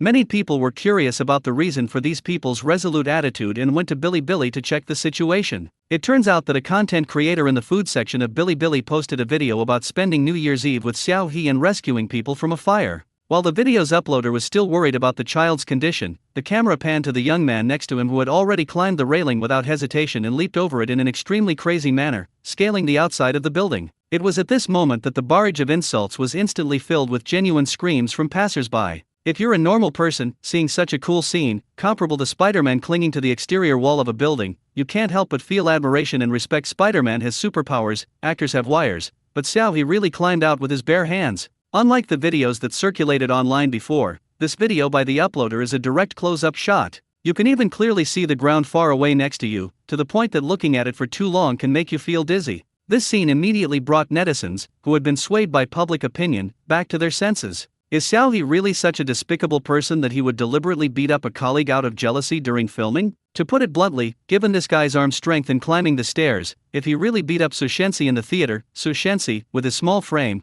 would probably have to call an ambulance on the spot. Tell me, isn't this outrageous? Seeing the brave rescuer facing such massive cyberbullying simply because of the malicious speculation of some fans, these netizens who have come to their senses are outraged and their rebellious spirit is stirred up. This has led to a war of words between passers-by and fans. I'll just say one thing: Su Shensi, Chen Yulin, and that Tian Heng are all about who supports the building and who opposes it. Su Shensi's 18 subduing dragon palms, Chen Yulin's 18 subduing dragon palms, Tian Heng's 18 subduing dragon palms. Before seeing the bullying trending topic, I thought it was some kind of bloody scene, but you're telling me it's from a film set? Go home, kid. If you don't use your brain, please give it to someone who needs it, okay? Chen Yulin, what are you doing? What's it to you? Do you have to come here looking for a fight?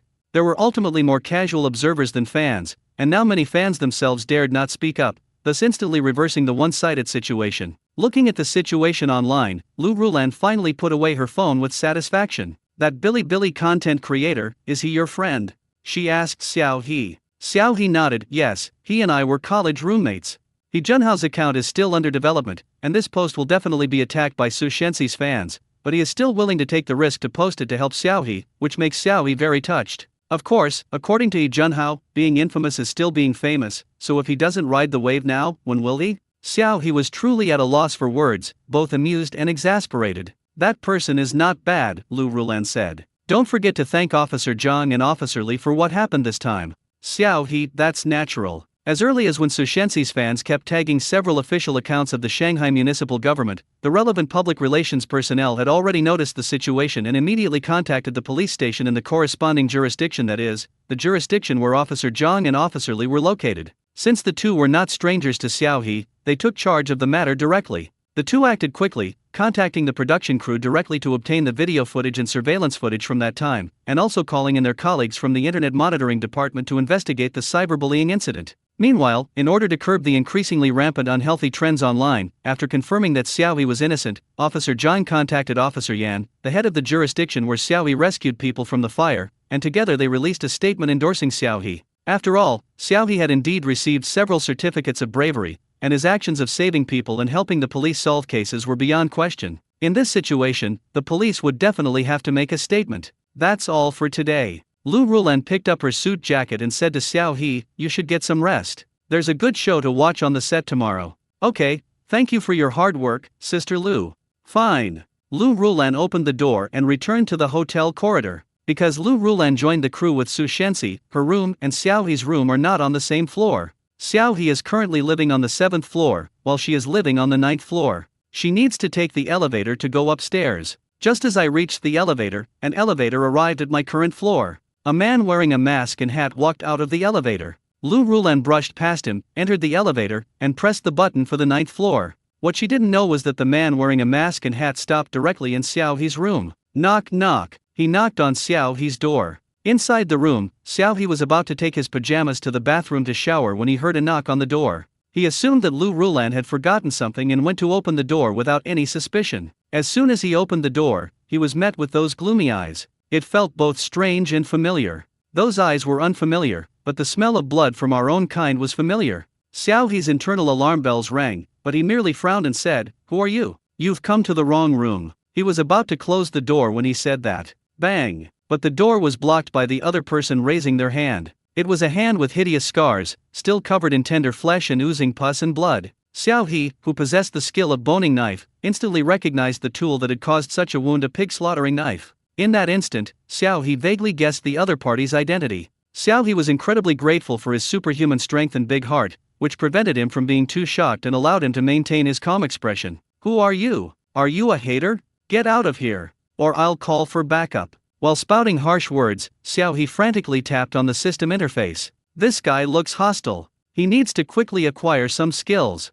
See if he has anything that can save his life. Congratulations on receiving lifespan plus 30 days, automatically redeemed. Congratulations on receiving lifespan plus 7 days, automatically redeemed. Before he could even look at the lottery results popping up on the system panel, a small knife with a cold glint was thrust directly at Xiaohe. Xiaohe suddenly felt his body become lighter, and then he twisted his body and dodged the knife at an extremely tricky angle. However, since the two were still maintaining a dangerous distance of about an arm's length, Xiaohe chose to take the initiative to fight back, raising his hand and slapping it towards the man's face. Bang! Xiaohe's punch lacked any particular technique, but it was delivered with full force, causing the man to stagger backward. Immediately afterwards, Xiaohe raised his leg and kicked the man hard in the chest. With a crisp sound of bones cracking, the man was kicked flying into the back corridor. Ah dash! The man hadn't expected Xiaohe's attack to be so unpredictable. He leaned against the wall of the corridor behind him, clutching his chest and panting in pain. "Who exactly are you?" Just as Xiaohe asked the question, the door to the room diagonally opposite suddenly opened. Their production producer, Ma Qinyu, came out from inside. Upon seeing the masked man with a knife in the hallway and Xiaohe standing warily at the door, the middle-aged man in a bathrobe, still looking sleepy, paused for a moment, then let out a scream even more piercing than a woman's agonizing cry. "Holy crap! Murder!" The scream was so loud it shook the entire corridor, but the hotel's soundproofing blocked it out. The other rooms were as quiet as chickens, no one came out to respond, and no hotel staff were around. In the corridor, there were still only Xiaohe, the masked man, and Ma Qinyu staring at each other, and the atmosphere in the air was extremely awkward. The man, not wanting to attract attention, gave Xiaohe a deep look, clutched his chest, and turned to run towards the other end of the corridor. "Stop!" Without hesitation, Xiaohe gave chase, while Ma Qinyu felt a chill run down his spine and shouted from behind, "Don't chase! Don't chase! Protect yourself first! Watch out for his knife! I'm calling the police right away!" Just as he turned a corner in the corridor, the person who was just in front of him vanished into thin air. Xiaohe stopped in his tracks. How could that be? His gaze swept over the elevator he had just passed, but he didn't see it move at all. It must have been that no one had used the elevator since Sister Lu went up, and it was still stuck on the 9th floor where Sister Lu was. Whoosh whoosh whoosh. Ma Qinyu rushed over, panting heavily, and checked Xiaohe's condition. "Are you alright?" This is the 6th actor they've replaced in their production. If something goes wrong again, Ma Qinyu really might want to find a temple to pray to. Xiaohe, of course, was unaware of Ma Qinyu's complex inner thoughts. He rubbed his slightly aching hand joints and shook his head at Ma Qinyu. "I'm fine. Did you call the police? They'll be here soon." "Good." So Xiaohe stood guard in the corridor, observing the rooms on both sides of the corridor, waiting for the police to arrive. At the same time, Ma Qinyu made a phone call to contact the relevant person in charge of the hotel. The first to arrive were the hotel manager and Xiaohe's agent, Lu Rulan. Lu Rulan hadn't expected such a terrible incident to happen while she was away, so she quickly pulled Xiaohe up and down to look him over. After hearing Ma Qinyu's explanation, the manager turned pale and could only apologize to Xiaohe repeatedly, asking about Xiaohe's injuries. "Where are your surveillance cameras? Where did that person go? Is he still in the hotel? You need to give me an explanation for all of this, Lu Rulan said coldly. The manager suddenly remembered something, his face turned even paler, and he stammered, I'm so sorry, Mr. Ma, Ms. Lu, our hotel's surveillance system suddenly malfunctioned today, and the relevant technicians are working urgently to fix it. We might not be able to provide the surveillance footage? What? Ma Qianyu raised his voice, you think you can just say no? How can it be such a coincidence? You wouldn't happen to be in cahoots with that hater, would you? Because of the online controversy surrounding Xiaohe today, everyone believes that he was attacked by some extreme fan, and Xiaohe has not refuted this misunderstanding. Faced with Ma Qianyu's questioning, the manager was almost in tears, and said tremblingly, it's true, just over an hour ago, our surveillance cameras started flashing with static, and we're repairing them. Everyone's expressions were very unpleasant. This shows that this incident was not an accident, but rather a carefully planned event. Soon, the police arrived at the scene, and it was Officer Zhang and Officer Li again. After hearing about the situation at the scene, Officer Zhang immediately inquired about the other party's appearance and general characteristics. The other person was about 1.78 meters tall, thin, wearing a black hat and mask, and had a long scar on his hand. Xiaohe described the other party's basic characteristics in detail, and then pointed to the corridor beside him. I chased him here, but he disappeared around the corner. There were no signs of use in the elevator or the stairwell, so I suspect he hid in a room. Officer Zhang and Officer Li both became serious at the same time. Are you sure? If a criminal enters a room, the occupant of that room may still be in danger. Xiaohe, I didn't see it with my own eyes, and I have no evidence to prove it, but based on the situation at the time, that's basically how it was. Are you monitoring us? Officer Zhang asked the hotel manager standing nearby. The hotel manager said with a bitter face, Officer, our surveillance cameras just happened to be broken, but it really wasn't intentional. It happened just an hour ago. I suspect it might have been that guy who did it. Our hotel's surveillance cameras are always checked regularly, and there have never been any problems before. Are all the rooms on this floor occupied? Yes. This place is mainly inhabited by the crew of the First Light. We need to conduct a security check on every room on this floor immediately, Officer Zhang said, then looked at Xiaohe, and we also asked Xiao to accompany us throughout the process to help identify the suspect. Okay. Xiaohe nodded. Soon after, the police began to lead officers to knock on doors one by one. First, suspicion was placed on the two largest rooms, the two rooms closest to the corner. Based on the suspect's escape speed and time, these two rooms would be the easiest places for him to hide. Officer Zhang knocked for a while before someone finally opened the door. Surprisingly, the person inside was Ran Yunrui. Oh right, the hotel manager just mentioned that the people staying here are from the cast of the idol drama Qingguang Aryuchu. If I remember correctly, Ran Yunrui did play the male lead in this drama. Xiaohe still vividly remembers his constant use of profanity. I'm so fed up. Look at the time. What the hell are you doing? Ran Yunrui, still half asleep and irritable, looked wary and bewildered when he saw the police officers and the group of people in front of him. What are you doing? Hello, we are police officers from the Haben District Police Station. This is my identification. Officer John flashed his badge while keenly scanning the room. Are you the only one in the room right now? Yeah, Ran Yunrui scratched his head. Did something happen? Would it be convenient for me to come in and check? This is a violation of personal privacy. Even if you are police officers, you can't do this. Ran Yunrui grumbled and complained, but ultimately dared not confront the police head-on, and stepped aside to let Officer Zhang enter the room to conduct an inspection. The hotel manager, with a forced smile, explained the situation to Ran Yunrui. Ran Yunrui's eyes widened. Holy crap. Is that even possible? Are you sure that guy hasn't escaped yet? Then hurry up and search. Send more people to search. This is terrifying. It could threaten our lives at any moment. Ran Yunrui, who had initially been indifferent, suddenly began to urge him actively, a stark contrast to his previous nonchalant attitude. He even started angrily accusing the hotel manager. This is outrageous. If it weren't for the fact that you're the best hotel around here, I wouldn't even want to stay here. What if something like this happens again? I have way more stalker fans than these nobodies. How are you going to protect my safety in the future? The hotel manager was covered in sweat and could only keep nodding and bowing in apology. Xiaohe, just say what you want to say. Why are you trying to put people down? Who are you calling a washed-up celebrity? After checking this room, the group immediately went to knock on the door of the room opposite. This time, it took a long time to type. Finally, a crack appeared inside. Who's there? The hotel manager bowed and scraped. Miss Su, we've encountered a sudden situation here. Could you please open the door first? Upon seeing the person inside, Xiaohe raised an eyebrow slightly. The person behind the door was Su Yuyu. Su Yuyu was wearing a thin nightgown, her delicate, fair face unusually pale. She looked at the people outside through the crack in the door, her eyes trembling slightly. After a long silence, she said, "Sorry, it's not convenient. Is there anything I can help you with?" Officer Zhang narrowed his eyes, pressed down on the hotel manager's shoulder, and gestured for the manager to step back behind him. Then he walked to the crack in the door, took out his badge, and said, "There was just an attempted murder here. We suspect the suspect has fled into a room in this corridor. For the safety of others and for your own safety, please open the door so we can check." At the same time, he gestured to Officer Lee beside him to show Su Yuyu his phone. "Is there anyone else in your room? If so, blink twice." Su Yuyu looked at the words on her phone screen but remained unmoved, only smiling weakly. "Thank you for your concern, I am really safe, but it's not convenient right now, please leave." Officer Zhang frowned. "This is a dangerous individual carrying a knife. Please cooperate."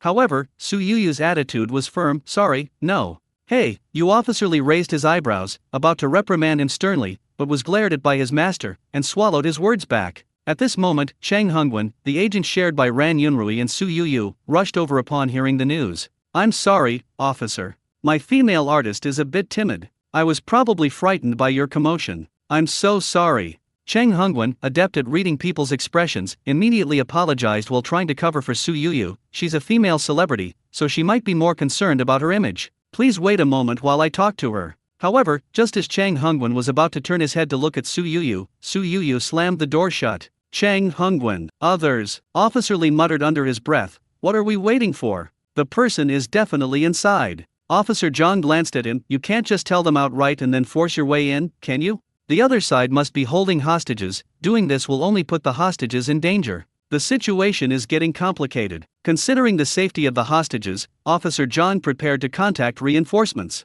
Xiao He pondered for a moment, then quietly withdrew from the crowd. Xiao He opened the window at the end of the corridor, stretched his body, and squatted down. Officer Zhang, with his sharp eyes, noticed Xiao He's actions and immediately recalled the boy's heroic act of saving people from a fire. He frowned and wanted to stop him, but Xiao He ignored him and climbed out of the window. Seeing that he couldn't stop him in time, Officer Zhang could only grit his teeth and mutter under his breath, "That brat." It was already late at night, and the sky outside was dark. Xiao He's movements were not conspicuous in the darkness. He used the exposed decorations of the hotel and the edges of the balconies of different rooms to quickly climb toward the room where Su Yuyu and the others were. Soon, he landed silently on the balcony of Su Yuyu's room. Through the gap in the curtains, Xiao He could see the person inside. Sure enough, the person standing in front of Su Yuyu was the one Xiao He was looking for. "I've done as you said," Su Yuyu said in a trembling voice. "Please don't tell anyone about this. That depends on your performance going forward."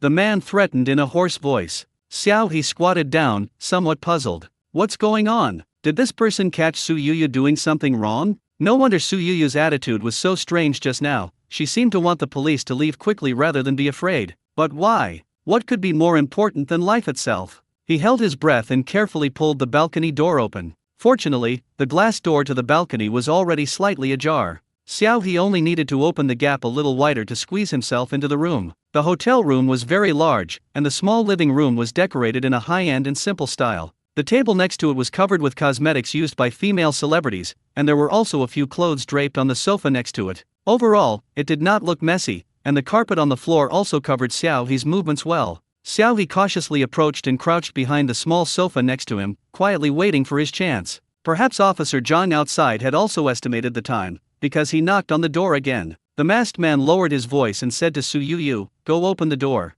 You know what to do next, right?" Su Yuyu shuddered and nodded with teary eyes. "I understand." She then lifted her foot and slowly walked towards the door, with the masked man following behind her a step behind. They had only taken a few steps when a cell phone rang behind them. It's Su Yuyu's phone. This action alerted all three people present, but the masked man quickly relaxed and gestured for Su Yuyu to answer the phone first. This call must have come from someone outside the door. Su Yuyu bit her lip, but finally nodded and walked towards the dining table next to the living room. Xiao He watched helplessly as Su Yuyu stood in front of him with her back to him. He quickly took a deep breath, lay down on the ground, and went around to the other side. What Xiao He found strange was that the masked man didn't seem to be paying full attention to Su Yuyu. At this moment, he seemed particularly agitated, pacing around in circles while constantly scratching his neck, as if he was very uncomfortable. But Xiao He didn't have time to observe what was going on. Taking advantage of the moment when the two separated, he decisively attacked and darted away with lightning speed. Thump! Xiao He tackled the masked man to the ground, using him as a human cushion, and then straddled him, delivering several punches to his face.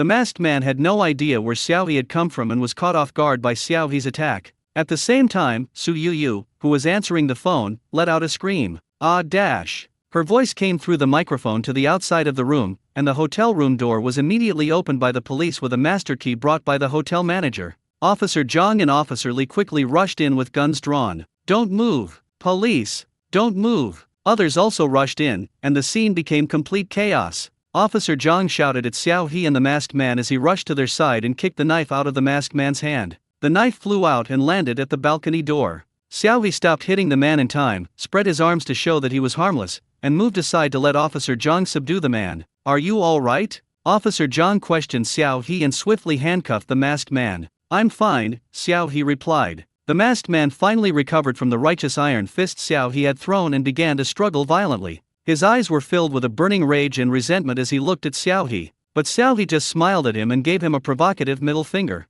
Behave yourself. Officer Zhang unceremoniously handcuffed the masked man's other hand and ripped off his mask. Looking at the man's excessively thin face, he suddenly frowned. Xiao, do you know him? In fact, Xiao He had already guessed the other person's identity, but he couldn't very well say that he deduced it from the shape of the wound and the knife. That would be too strange for a college student, so he decisively shook his head. I don't know him. He came up and tried to stab me. I was completely stunned. Officer Zhang stared at the man, seemingly lost in thought. I see. This guy looks familiar. He began to carefully examine the other person's pockets. In the end, all she found was a cell phone and an empty resealable bag. Officer Zhang looked at the resealable bag, carefully feeling for the remaining powder inside, his expression changing slightly. At the same time, the man on the ground suddenly began to convulse. Cough cough ah ah. His action startled everyone, even Xiao He took a few steps back, looking warily at the person on the ground. Hiss, hiss, it hurts, it hurts. Officer Zhang restrained the man's movements, pinched his face and examined him closely, then solemnly instructed Officer Li, call an ambulance. This man is most likely experiencing drug withdrawal. Upon hearing this, Cheng Hongwen, who had been talking to Su Yu, immediately fell silent. Lu Rulan, the hotel manager, Ma Qinyu, and others who had come to watch the commotion also dared not speak. You're kidding, that's drugs. If this gets involved, things could get really serious. Xiao He didn't know how things had suddenly turned out this way. What a miserable life he has. Being watched by the police and then killed by his colleagues. What? He can't live on either side? Officer Zhang watched as the man's convulsions worsened, his brows furrowing deeply, and his voice grew tense. Xiao Li, tell them to hurry up. This guy's drug addiction isn't right. Rookie Officer Li had never seen anything like this before. While responding, he quickly called the hospital. Officer Zhang looked up at the crowd and coldly ordered, everyone, disperse. Everyone disperse. Those over there, open the windows to keep the room ventilated. Upon seeing this, no one dared to approach. A large area was cleared instantly, and everyone wished they could run 2 miles away to stay far away from this guy and never get near him. Xiao He naturally retreated as well, but he frowned slightly as he looked at the man struggling in pain on the ground. To be honest, this was the first time Xiao He had ever seen a drug addict having a withdrawal episode up close. No wonder his opponent was weaker than he had imagined. He, a complete novice with no fighting experience, managed to take him down with just a flurry of punches. So this guy's body had already been hollowed out by those things. At the same time, Xiao He felt angry. Think about the history of that time, and think about the peaceful and prosperous world that countless anti-drug police officers have maintained. Drug addicts and drug dealers are despicable. That guy, he should have been beaten a few more times. He's so damn infuriating. After convulsing, the man began vomiting, and many people, unable to bear it, ran out of the room. Fortunately, the nearest hospital was nearby, and the ambulance took the man away immediately after arriving at the scene and rushed into the emergency room for treatment. Xiao He and his group followed Officer Zhang to the police station to give statements. Unexpectedly, no sooner had they arrived than news came from the hospital. The suspect had suffered severe damage to his organs due to long-term drug use. Not long ago, he also mixed drugs, using different types of drugs, which exceeded his body's tolerance, resulting in severe poisoning. He died as soon as he arrived at the emergency room. Mixed drug use is inherently extremely dangerous. Even if the patient is taken to the hospital, doctors need time to determine which drug or combination of drugs caused the poisoning. Therefore, it is foreseeable that death may ultimately occur. All parties have done their part, but some people always seem to be courting death and don't value their own lives, so we can't blame them. Upon hearing this news, Xiao He subtly breathed a sigh of relief. Very well, now that he's dead, there's no way to prove anything, so he'll just insist that he knew nothing about it. Xiao He shifted his gaze and suddenly it landed on Su Yu across from him. Like Xiao He, Su Yuyu also secretly breathed a sigh of relief, seemingly happy to hear the news of his death. This reminded Xiao He of what the suspect had said to Su Yuyu when he threatened her. What secret does Su Yuyu have to keep? But then, Xiao He shook his head indifferently. Anyway, he told the police to investigate, as he didn't want to get involved in anything else. Immediately afterwards, Xiao He was taken aside to give a statement, and Officer Zhang also urged him to take a urine test. Xiao He, Officer Zhang, I thought we were pretty close. So you don't doubt others, but you doubt me. That's outrageous. This is a questioning of his character. Officer Zhang glanced at Xiao He sideways. You knew nothing when I took your statement, but now you're trying to get on my good side? Xiao He looked innocent. I'm completely innocent. Officer Zhang chuckled, about to say something, when his phone rang. He glanced at Xiao He, signaling Xiao He to stay put, and then went out to answer the phone. Xiao He could only listlessly open his system interface. Congratulations on acquiring the art of lying, which has been automatically learned. Details on the art of lying. Lying is an art of language, one you've mastered. Even the most sophisticated lie detectors and truth serums can't make you reveal the truth, so does the truth really exist? Perhaps you don't know either. Congratulations on acquiring danger avoidance, which has been automatically learned. Danger evasion details. Danger strikes in an instant, and passive evasion is faster. A life-saving tool that can help you escape in critical moments. It can increase your evasion probability to 100%. These are the two special prizes that Xiao He just drew. One is an active skill, and the other is a passive skill.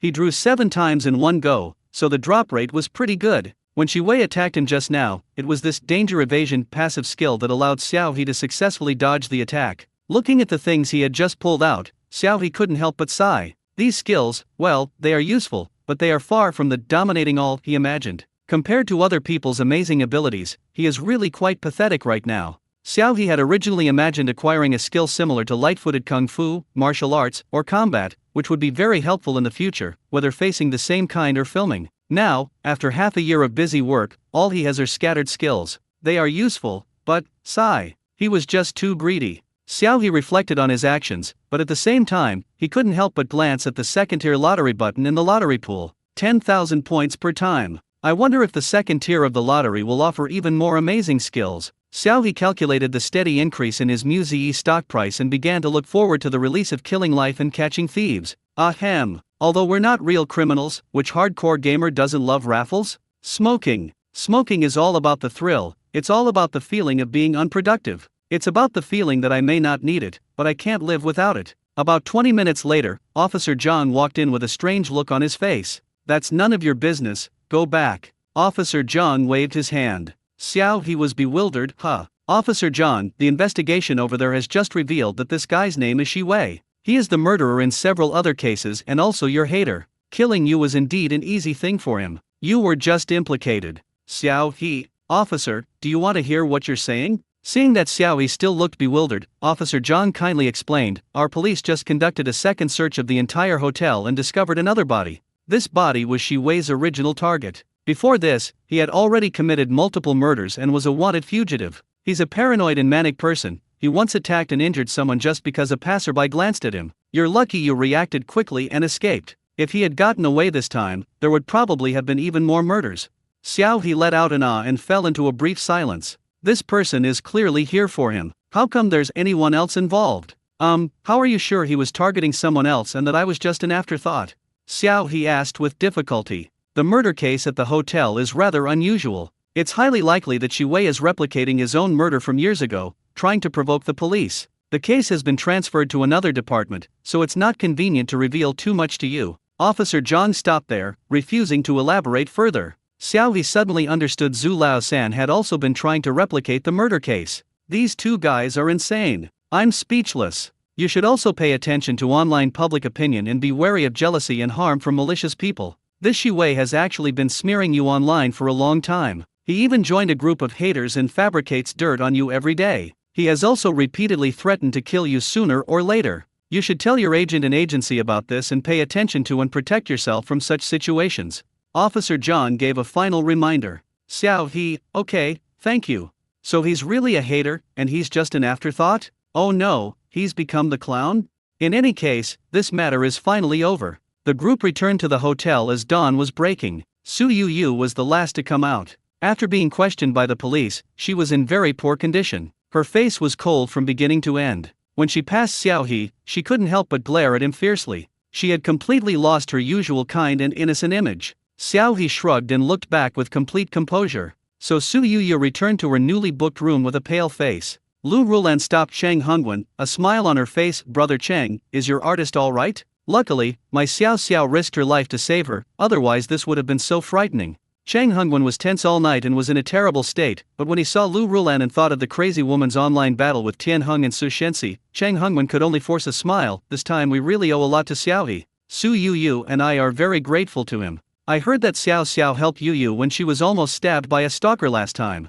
Lu Rulan asked casually. Chang Hongwen's smile stiffened even more as he recalled what happened last time. Okay, it seems so. Oh, what a coincidence. Our Xiao Xiao is such a kind-hearted person, always willing to help others, even risking his life to save people. If this spirit could be passed on to his fans. No, sister. Chang Hongwen immediately reacted and stopped Lu Rulan from speaking. His smile became more sincere. I think it's better to keep these things low-key. Xiao He has been quite high-profile on the internet lately. I don't think we need to announce everything.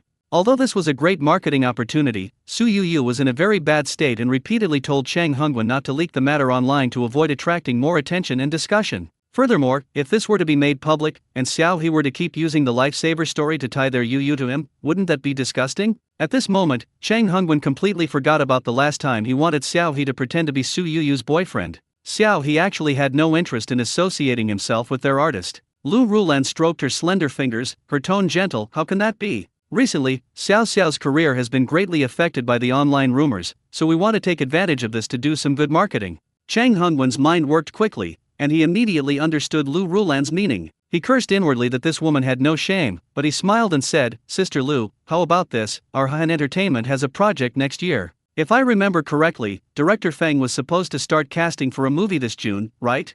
Lu Rulan asked with a smile. Chang Hongwen choked. Damn it! Which damn idiot leaked this information? And this woman found out. Chang Hongwen forced a smile. Sister Lu, you know about this spot. Our Xiao Ran is using this opportunity to change her career. Lu Rulan crossed her arms, completely unmoved by his words. It's not like I'm taking away your Ran Yunrui's spot, it's just adding a spot for your company.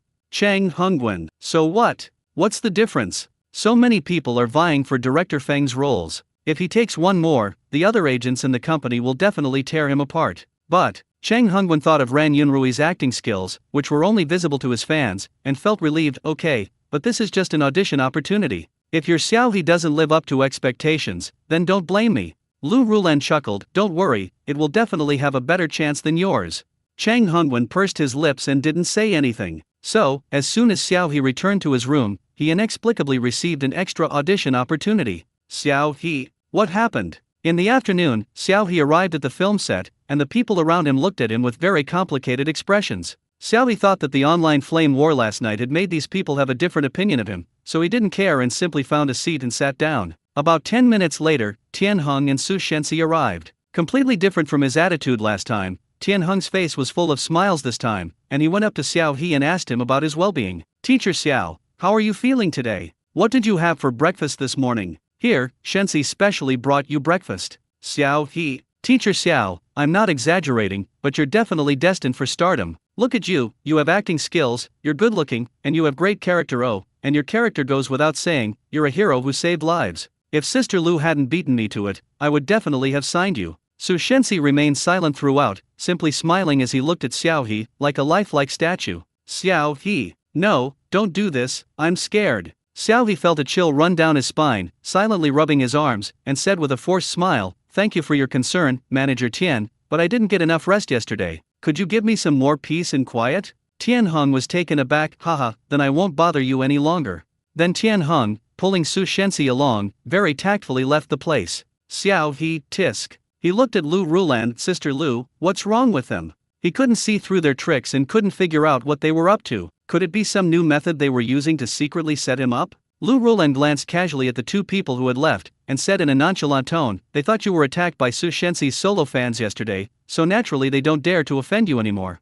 Xiao He was dumbfounded. Huh? Why would they have such a strange idea? The online criticism against you was so fierce, and then you encountered danger, even police cars and ambulances came. Do you think they weren't scared? Lu Rulan said. Producer Ma was there at the time, and he's a big mouth. He happened to be the only eyewitness at the time. After he came back, he started talking about it everywhere. As a result, the story spread throughout the crew, and it became that you were chased by Su Shenxi's fans and almost had to go to the hospital for emergency treatment. If this gets out, they'll really be in deep trouble. The incident of Xiao He's crew bullying Su Shenxi had already caused a great deal of ridicule online. After Xiao He's character was officially endorsed, Su Shenxi's fans were like clowns, with no advantage other than jumping around. Bystanders shook their heads when they mentioned it and chose to block and report them directly, reaching a new level of disgust towards Su Shenxi's fans. If now it turns out that Xiao He is being chased by Su Shenxi's fans, and it escalates to a criminal case, Lu Rulan feels that Su Shenxi is likely to become a thorn in the side of everyone in the Chinese entertainment industry.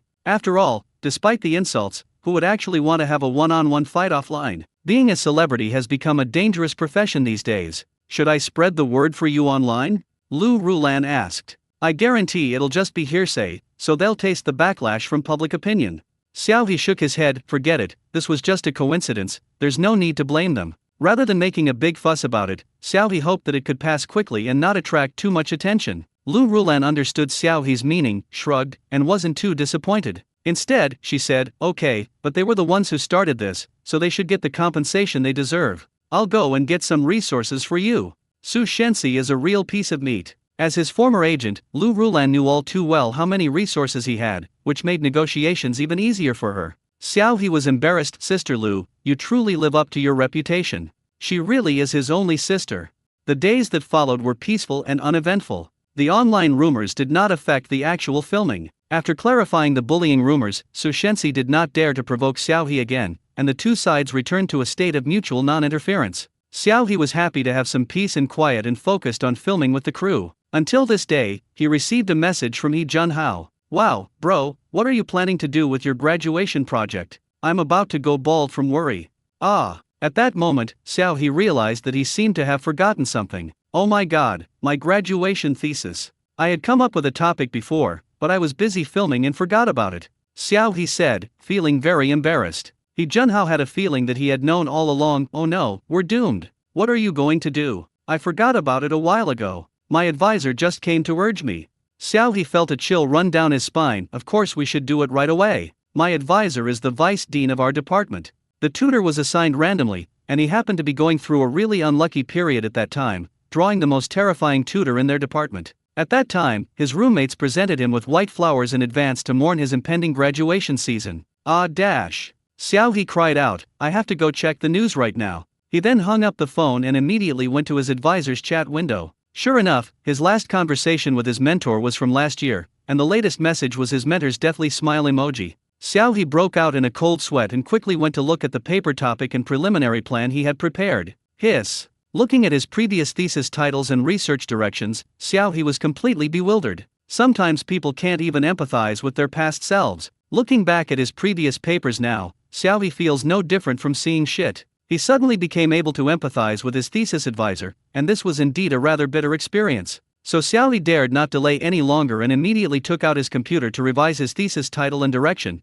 trying to gain his supervisor's forgiveness. For the next month, Xiao He shuttled back and forth between his graduation project and filming. Their filming progress has finally reached the point where Meng Zetian is offline. That is, the part that Xiao He played during his audition. That time it was a performance without props, with Zhang Yimou, who played Li Shuo, temporarily playing by Ming Chuan and acting alongside Xiao He. This time, however, it is Xiao He who is officially acting in this scene with Su Shenxi. After this period of acting, Xiao He has gained a deeper understanding of the character and expressed more sincere emotions when playing the role. Moreover, Xiao He has now discovered the wonderful use of his newly acquired art of lying skill. This skill can make his delivery of lines more infectious, and his fit for the role will increase dramatically. This led some people present to become somewhat bewildered after hearing his various sophistry about his previous acts of treason, even feeling that Meng Zetian was not at fault. He was simply born in the wrong era. Without God's perspective, he chose the path he wanted to take. Perhaps in his eyes, Bai Mingchuan and his ilk were the crazy ones, throwing themselves headlong into a cause from which there was no hope.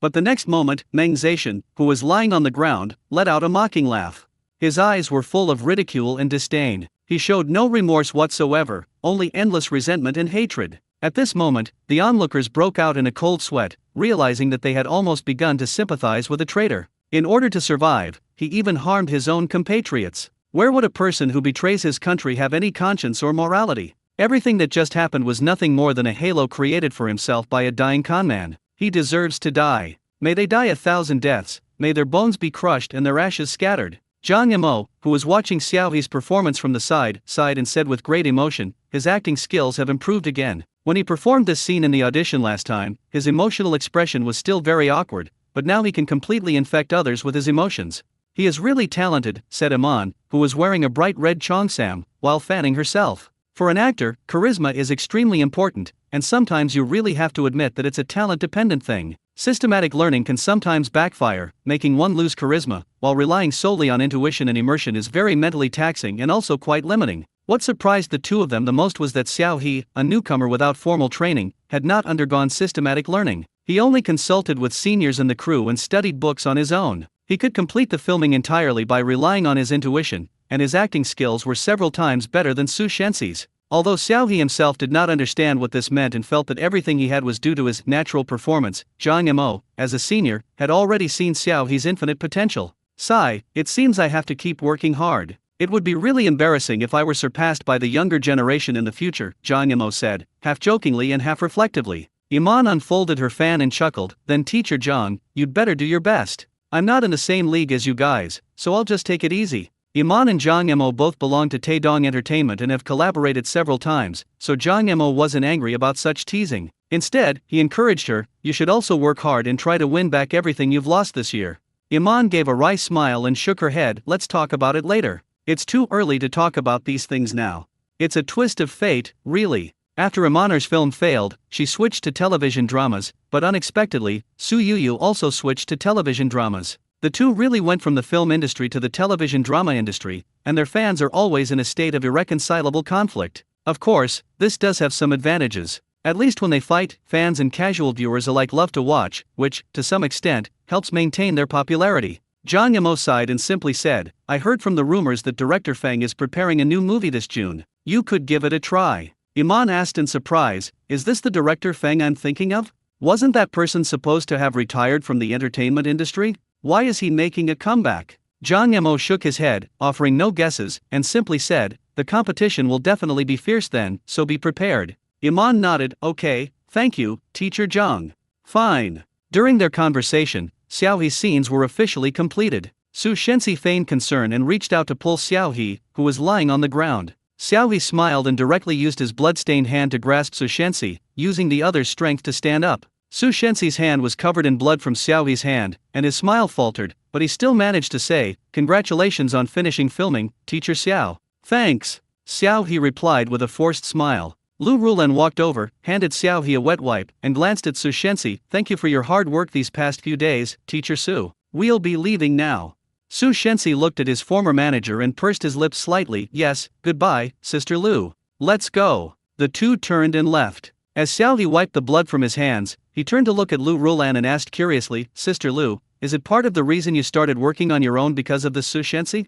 Lu Rulan seemed to avoid Su Shenxi at all costs, as if she disliked him very much. Lu Rulan glanced at him sideways, remained silent for a moment, and then said, when you work in the toilet, you may feel the stench, but you can grit your teeth and bear it. But if you accidentally get poop on your body, you won't care about anything else and will just want to quit and leave as soon as possible. That was my state of mind at the time. Xiao He, okay, I understand.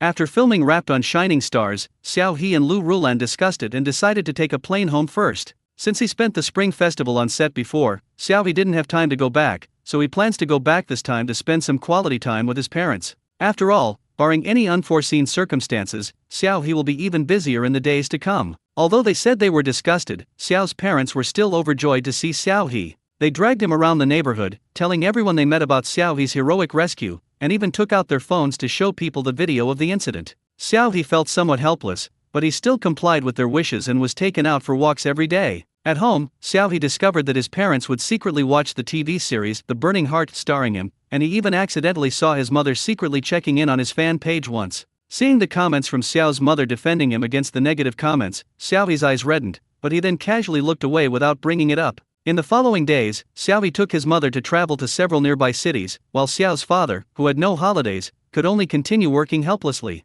After resting for about half a month, Xiao He bid farewell to his parents and returned to school to prepare for his final graduation defense and graduation ceremony. Xiao He changed his research direction midway through his thesis, from academic research to practical application. He spent several days creating an AI-related application to assist blind people in traveling. The application uses an intelligent system to help with road planning and direction of travel, helping blind people avoid road risks and improve their travel efficiency. In order not to attract attention, Xiao He did a rather rough job, and there was room for improvement in all aspects, but he managed to calm his mentor's anger. After securing his advisor's approval, Xiao He attended the acting class that Lu Rulan had enrolled him in while waiting for his graduation defense. However, during this period, Xiao He also received a notification from the production team of Killing Life. It turns out the production team was preparing to start promoting the film, competing with several other movies for box office revenue during this year's May Day holiday. This speed was indeed somewhat beyond Xiao He's expectations. He thought Killing Life would be released during the summer vacation,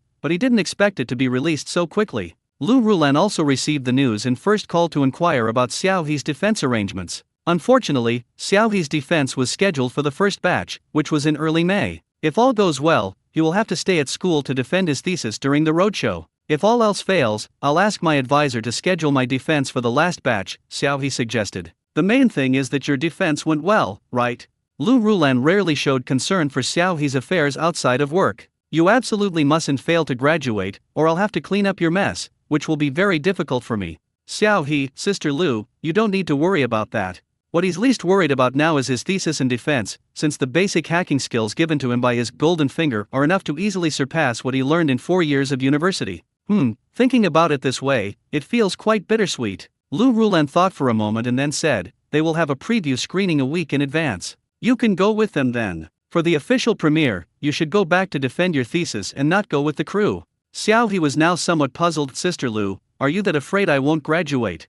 Lu Rulan, no, not at all. After all, I've even brought out the best actor from elementary school. Do you think I would worry about that? I heard that the character you played was really too beastly. I'm afraid you'll get beaten up on set. It's better not to associate that face with your current face, so that you won't have a hard time if the character becomes too attached to you. Xiao He, thank you so much. After confirming the schedule with the production team, Xiao He followed them to their first promotional stop, Province C, Chengdu. The production team chose the Pacific Cinema, the largest cinema in Chengdu, which is located in the city's commercial center and is a place with highly developed culture and entertainment. Those who participated in this preview screening were mostly well-known film critics and bloggers in Chengdu. As he watched the audience gradually enter the theater, Xiao He couldn't help but feel a chill for the movie. The fact that the film crew went straight to Province C, where the real-life case that inspired Killing Life was located, shows a lot of courage. After all, the incident back then was truly shocking, and one of the perpetrators, Zhu Lao-san, had not yet been apprehended. Therefore, when many older generations scared children, they would say, "Don't run around. Be careful, or Zhu Lao-san will pick you up and feed you to the pigs." Therefore, many people in Province C have heard of this case. Therefore, they are more likely to view the film Killing with a critical eye, and if there is any problem with Killing, they will immediately put the film on trial. If they didn't have immense confidence in the film, they probably wouldn't have chosen this location for the first film, Killing Life. Brother Xiao, aren't you nervous? Lu Zehang moved closer to Xiao He, nervously rubbing his hands together. Success or failure hinges on this.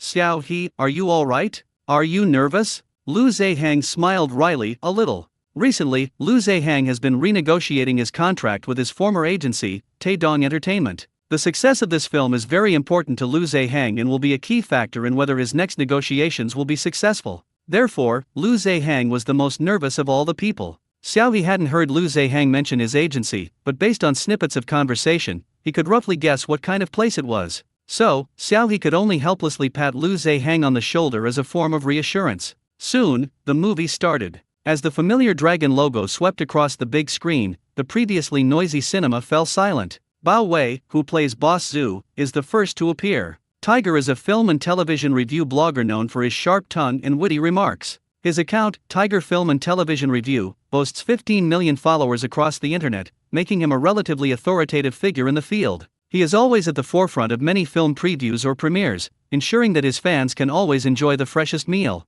This time, he heard that the crime drama film Killing Life, based on the Wrong to Butcher brothers, was about to have a preview screening in Chengdu. Director Ho Rong-suan's works have consistently received positive reviews and his performances have been quite stable. With veteran actors like Zhou Jianhua and Bao Wei in the cast, this film is undoubtedly a very good production in terms of both cast and production value. As a native of Chengdu, Tiger had naturally heard of the case and even investigated it beforehand. The third brother of the three brothers is still at large. In contrast, Tiger led the charge against the previous TV series that failed to find the real culprit and deliberately arranged a terrible ending in order to pass censorship. He gave the entire creative team of that show a thorough dressing down. Tiger Brother naturally wanted to check out this movie with its harmonious cast but a problematic script. Who knows, this might be the topic for tonight's 2CAO, a Chinese internet slang term for roasting slash. As soon as he entered the lobby, Tiger was drawn to the promotional posters on the side. The poster was taken at a slaughterhouse. The three brothers at the slaughterhouse are sitting or standing, staring coldly at the camera.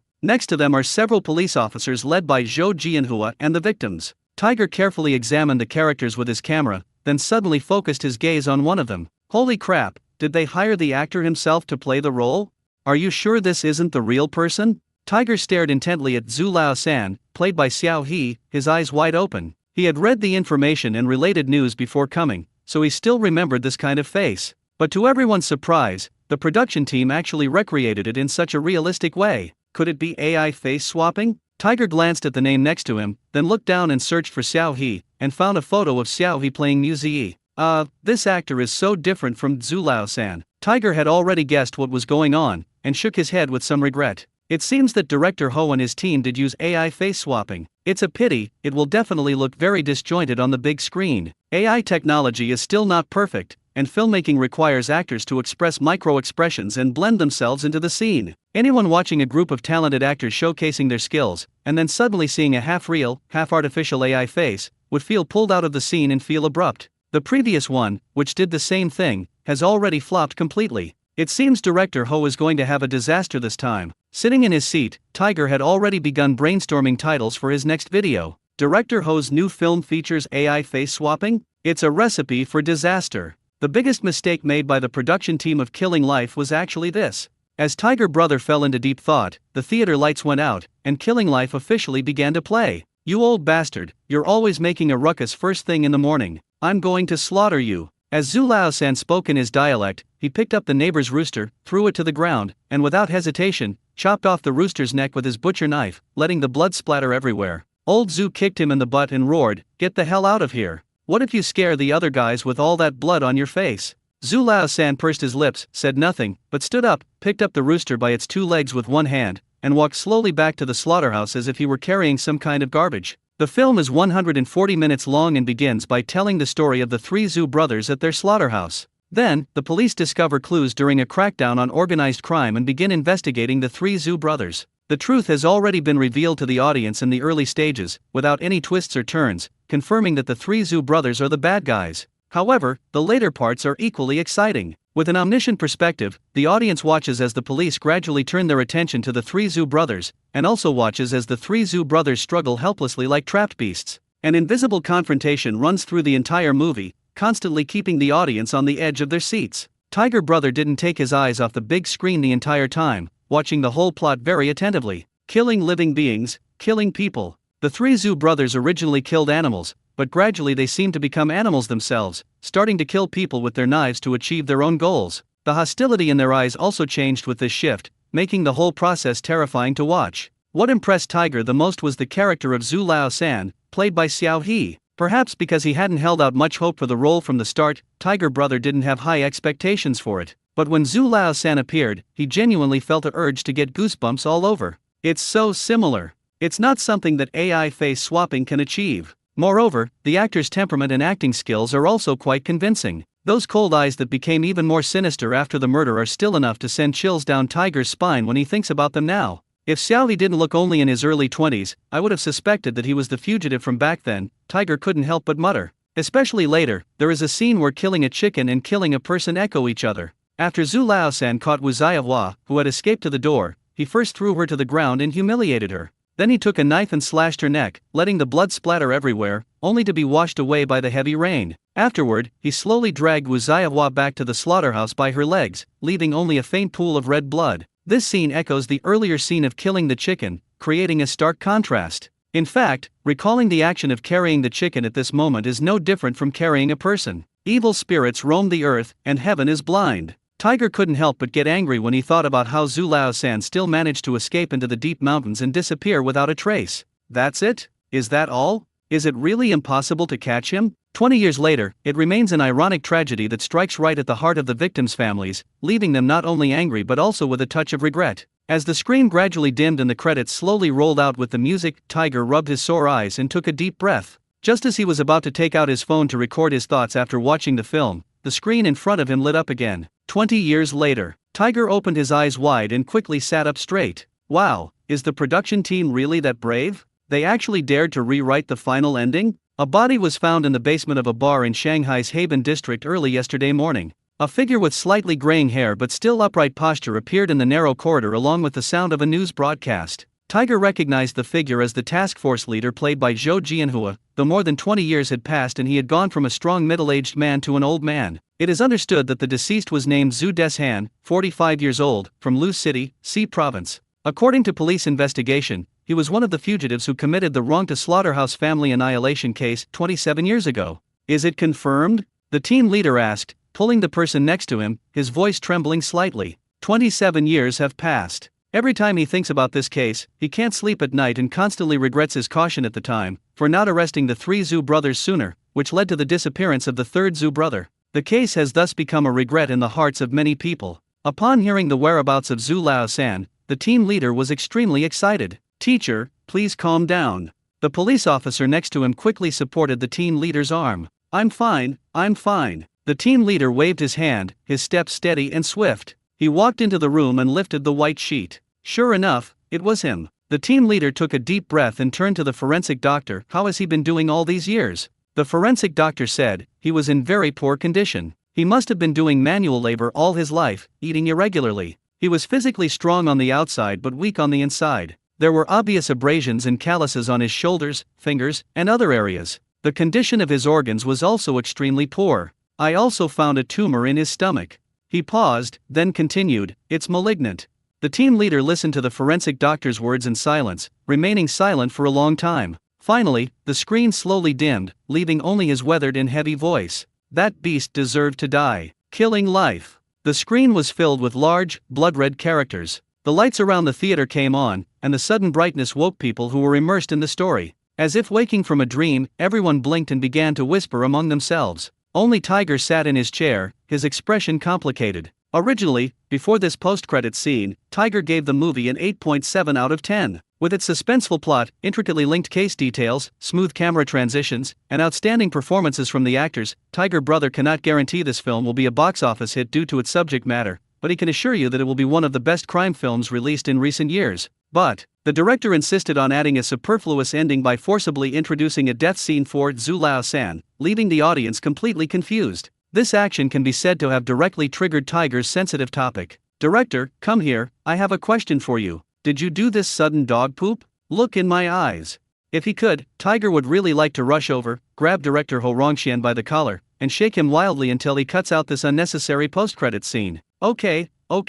We'll pretend we didn't see this, you should delete it right away. In the front row, the main creative team stood up one after another. Ho Rongxian had no idea what Tiger was thinking. He picked up the microphone and followed the host onto the stage. Xiao He rubbed his neck and followed behind Lu Zehang. To be honest, this was the first time Xiao He had ever officially watched the movie he had directed. Perhaps it was because the special effects face was really different from his own. Xiao He watched the whole movie from the audience's perspective. His evaluation of the movie was similar to Tiger's, around 8.7, which is considered one of the better reviews for a domestic film. What Xiao He didn't expect was that the director actually included the scene of Li Xishan's death as a bonus scene. It's clear that director Ho has been pulling a lot of strings with his brother-in-law. After all, Li Xishan did not die of natural causes, and this matter involves other cases. The police are still investigating and have not released any information. But director Ho was quick-witted. He skipped the Zhu Laosan's murder case and simply filmed the circumstances of Zhu Laosan's death. Regardless of whether the person was killed or not, just ask if the person is dead or not.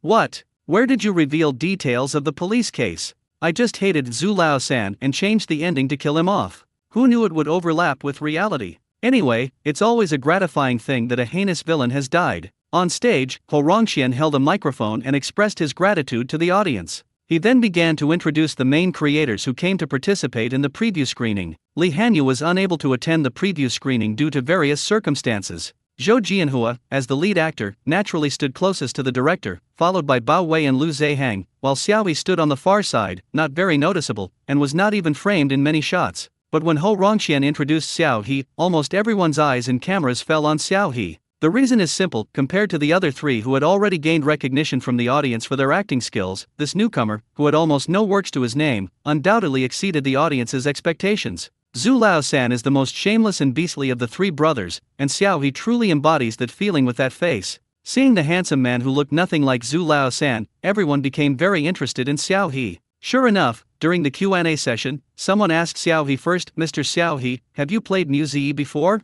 "Xiaohui, it's me. It seems the Muse label can't be removed." "Ah, it really is." The audience member who asked the question was a little excited. "Did you use AI face swapping for this movie? How come there's no trace of it? It looks just like the real criminal." Xiaohui looked at Director Ho. "This is all thanks to Director Ho's filming and the makeup artist's skills. All of Zhu Laosan's appearances in the drama were performed by me personally. There was no AI face swapping involved." Director Ho then picked up the conversation. "Yes, we didn't use AI face swapping technology this time, but rather special effects makeup. We also want to express our sincere gratitude to Xiao Xiao for her persistence in filming all her scenes while wearing this makeup in the hottest summer." Director Ho then explained why he insisted on recreating the story of Zhu Laosan, and recounted their communications with the victim's family. And to be honest, putting aside the quality of the film itself, these external factors are also one of the film's special selling points, such as the actor's special effects makeup insisted on recreating the fugitives, and the victim's family supported the filming and disseminated the arrest warrants.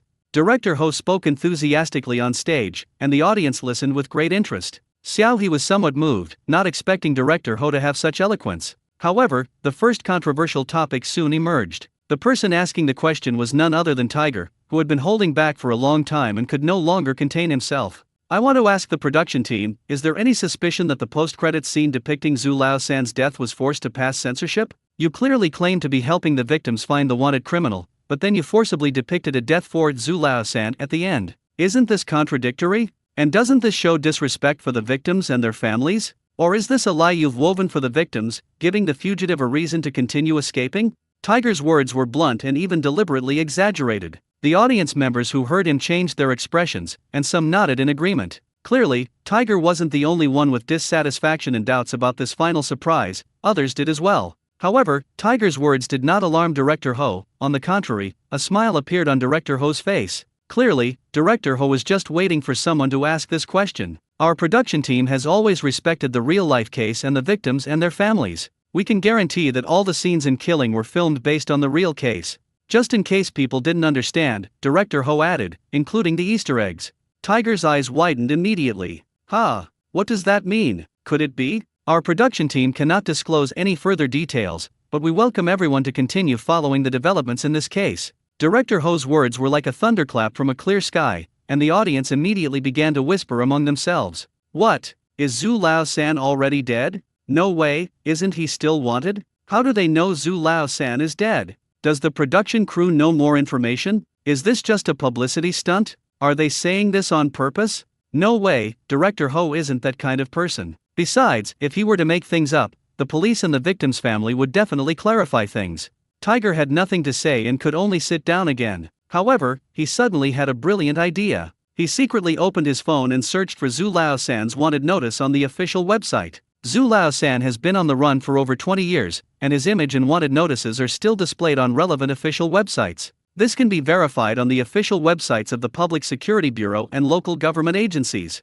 Since these are police websites, their authenticity is fully guaranteed, and it's impossible for them to be involved in deceiving people with the production team. To Tiger's shock, he searched several websites but couldn't find Zhu Laosan's wanted poster. Police typically withdraw arrest warrants in only 3 situations. First, the suspect was apprehended. Second, the suspect died. Third, the arrest warrant was revoked in accordance with the law. Just in case the website didn't record wanted posters from over 20 years ago, Tiger Brothers specifically looked at other wanted posters and even found one that was 30 years old. Therefore, it can be confirmed that the arrest warrant for Zhu Laosan has indeed been withdrawn. Now, combined with Director Ho's words, this matter becomes true. The real-life inspiration for this case, Zhu Laosan, is indeed dead.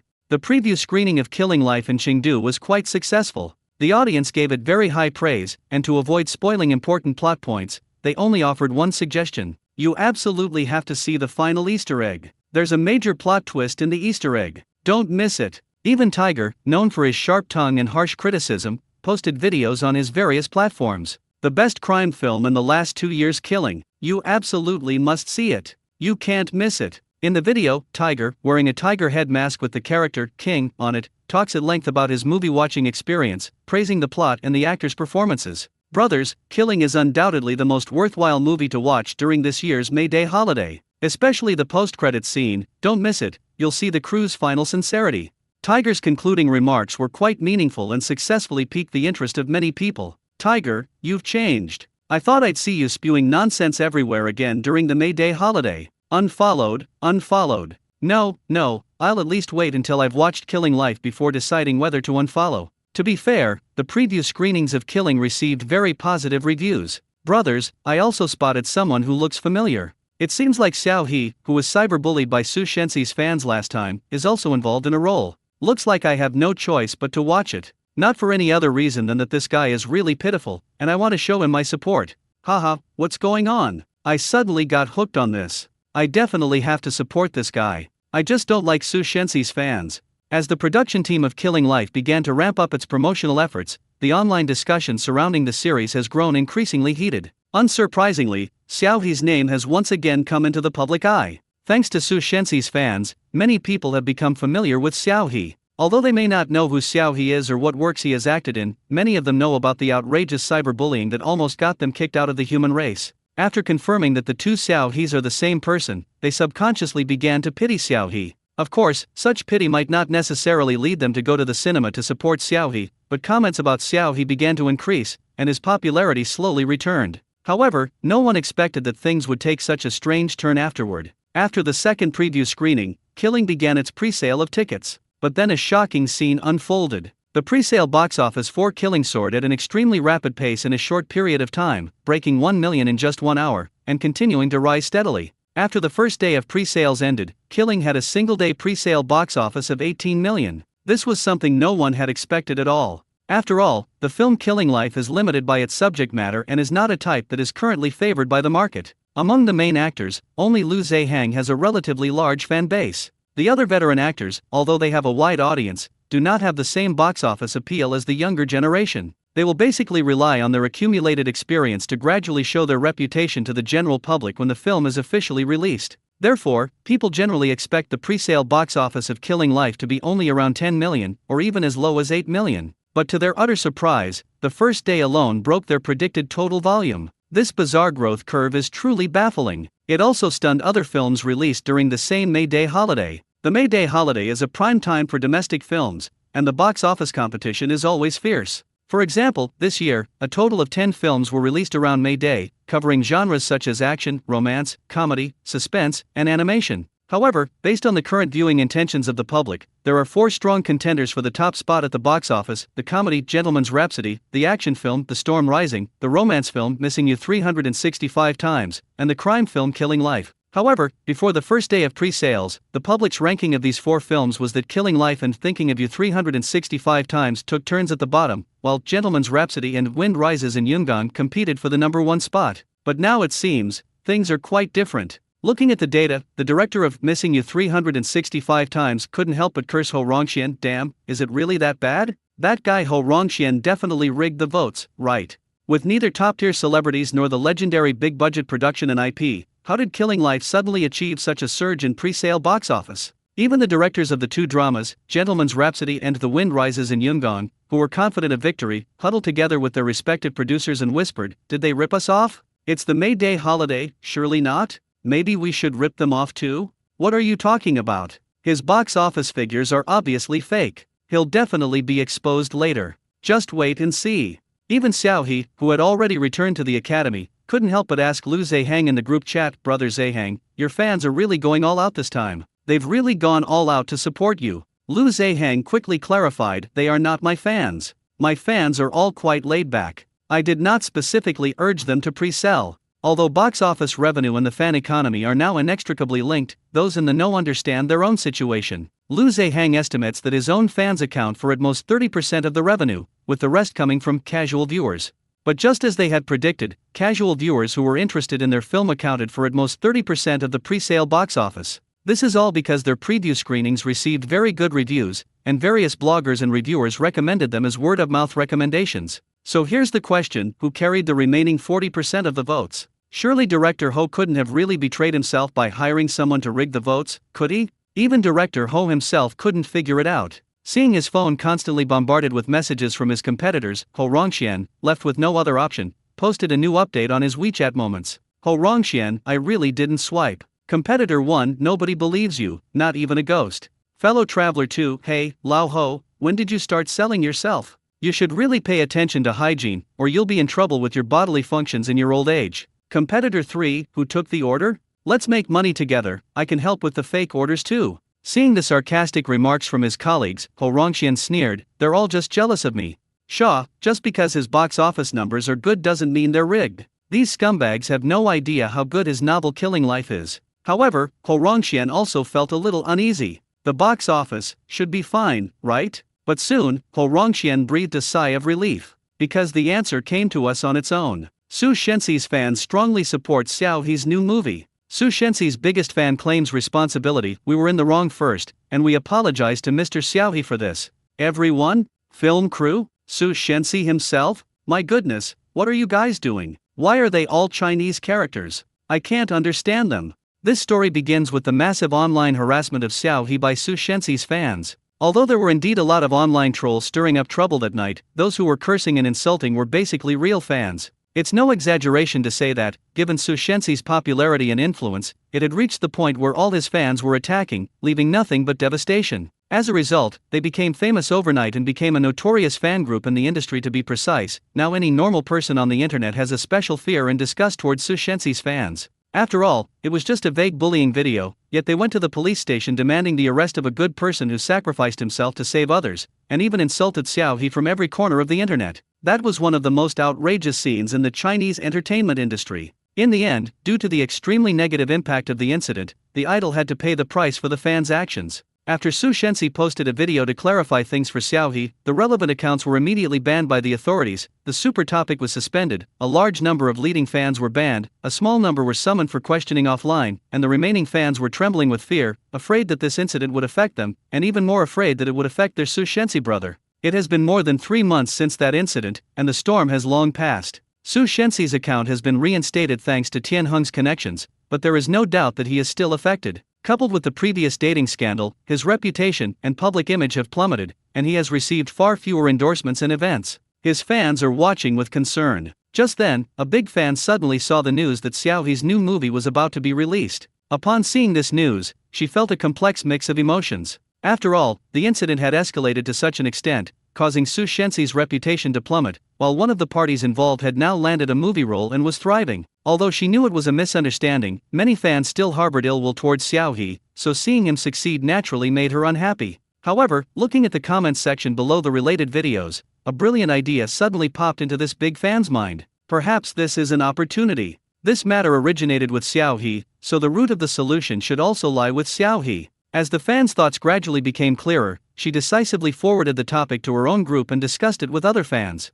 At first, the other fans thought this big fan was playing a prank or had lost their mind, and they were all indignant. But after hearing the big fan's explanation, everyone fell into deep thought. Indeed, after that incident, fans faced significant ostracism within the industry and were even unable to engage in normal online social interactions as fans of Su Shenxi, resulting in a significant drop in morale. Although Su Shenxi's assistant comforted everyone in the group, saying that they were just being used by malicious rivals and marketing accounts and that Su didn't blame them, they were still very tormented and in pain, and longed to find a way to help Su solve his current predicament. So, as that big fan said, perhaps this really is an opportunity for them. If you do something wrong, you should apologize properly. Regardless of whether Xiao He or other passersby will accept it, you should still show your attitude. Shining Stars will be broadcast again later. Now that they have reached a reconciliation with Xiao He, Su Ji will not always be inferior to Xiao He in their future interactions. Moreover, it's best to make a big splash and do it in a grand manner, so that everyone can see their strength and sincerity. Regardless of whether Xiao He himself forgives her or not, it's enough that bystanders have already done so. They've poured real money into supporting Xiao He's movie, so at least they have an excuse to save face once the matter gets out. If others continue to hurl insults, that would be going a bit too far after all. They've already apologized, haven't they? Moreover, internet users are generally quite fickle, so this move will at least salvage half of their reputation. As for the remaining stubborn individuals, they can then retaliate. Thinking about it this way, everyone actually thought it was a pretty good idea. If it can help Brother Sue, then it's not a problem if it can be solved with money. This big fan is also a woman of action. In addition, she is a wealthy woman herself and has a lot of influence among her fans. So she directly mobilized her fans and took the lead by setting an example by taking out a large sum of money to invite fans in the same city to watch Killing Life for free. Su Shenxi's fans have been feeling incredibly frustrated lately. As soon as they found an opening, they rushed forward headlong into it. Some fools, who couldn't see the situation clearly, started hurling insults at the bottom, but they were quickly kicked out by other Su Shenxi fans. Because the plan was very impromptu and the decision was made very suddenly, Su Shenxi's fans united and began to buy a large number of pre-sale tickets for Killing Life before Su Shenxi and his team knew about it, trying their best to contribute.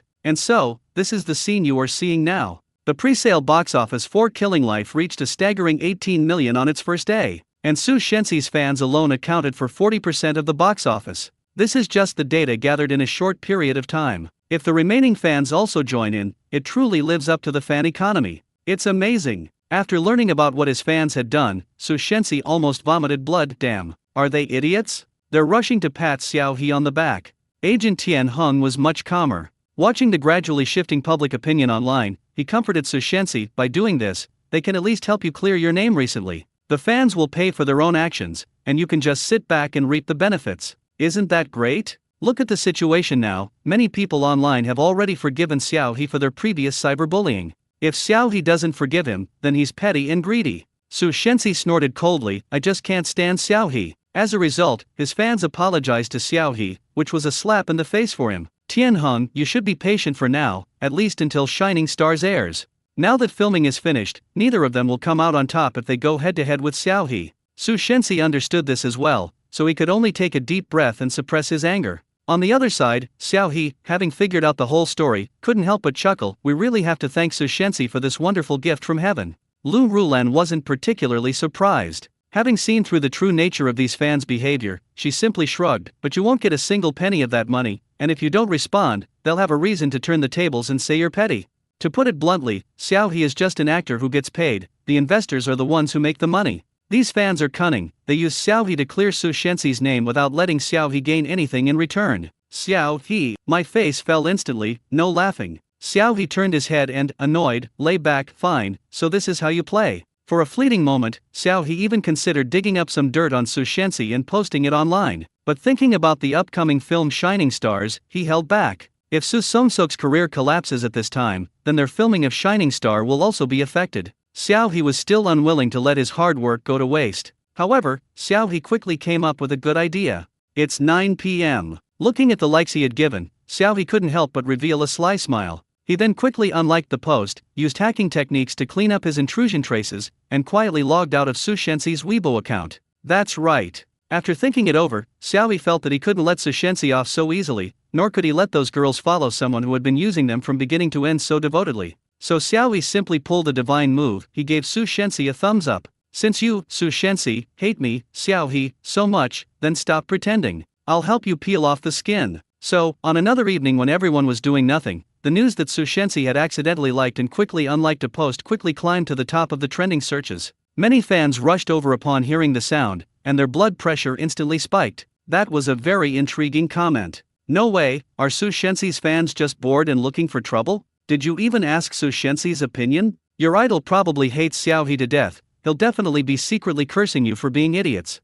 So Songseok liked your comment, so Songseok unliked the post. Everyone? Fan. At that moment, many fans who genuinely wanted to help Su Shenxi reverse public opinion and had spent real money felt their heads buzzing. They didn't even know what expression they should make, so they just stared blankly at their phones, feeling like the world had turned completely dark. They were clearly only doing this for Su Shenxi, so why should Su Shenxi think that way? Does he really think they're idiots? Initially, they were just worried that Su Shenxi would be bullied. Okay, so they confronted Xiao He, making a scene that everyone knew about, and even causing many of their girlfriends to be affected in real life. But Su Shenxi simply posted a photo afterwards, saying that he and Xiao He were good brothers, and asking fans not to misunderstand anymore. They were like clowns, ending up pleasing neither side. But thankfully, they listened and tried their best to make up for the losses they caused, even organizing themselves to help Su Shenxi's so-called good brother Xiao He boost box office sales. In the end, they became clowns again. I wonder which fan group could have such a delightful experience, becoming the clown twice and a laughingstock in the industry. At this moment, their unwavering love began to waver. A passerby asked a heartfelt question. "No, Deshet-chun, what are you doing? Your fans are working so hard to defend you, why are you jumping in and making a fuss?" Haha, can't Sushensi and Chen Yulin really form a pair of accidental on Myoji? They both accidentally slip up. How are they supposed to live like this? Haha. Even other fans of Chinese entertainment who came to join the fun were stunned. I truly feel sorry for Sushensi's fans now. They fight tooth and nail for their idol, but when trouble comes, they run away first, and then turn around and kick him while he's down, saying the fans misunderstood and it was a spontaneous act. These aren't fans, they're just here to wipe his ass. He's got shit on the outside and shit on the inside. Haha, to be honest, I don't sympathize with them at all. When Sushensi was going through his dating scandal, I advised them to run away and not waste money supporting his real girlfriend, but they wouldn't listen. It was the same with the online bullying of Xiao He later. Anyone with eyes could see that Sushensi's company hired trolls to stir up trouble and get fans to cyberbully Xiao He. Then, when things got out of hand, they immediately turned around and betrayed their fans, making them pay for their own actions. I really laughed. After all these incidents, how many of their brains are even slightly tainted by this?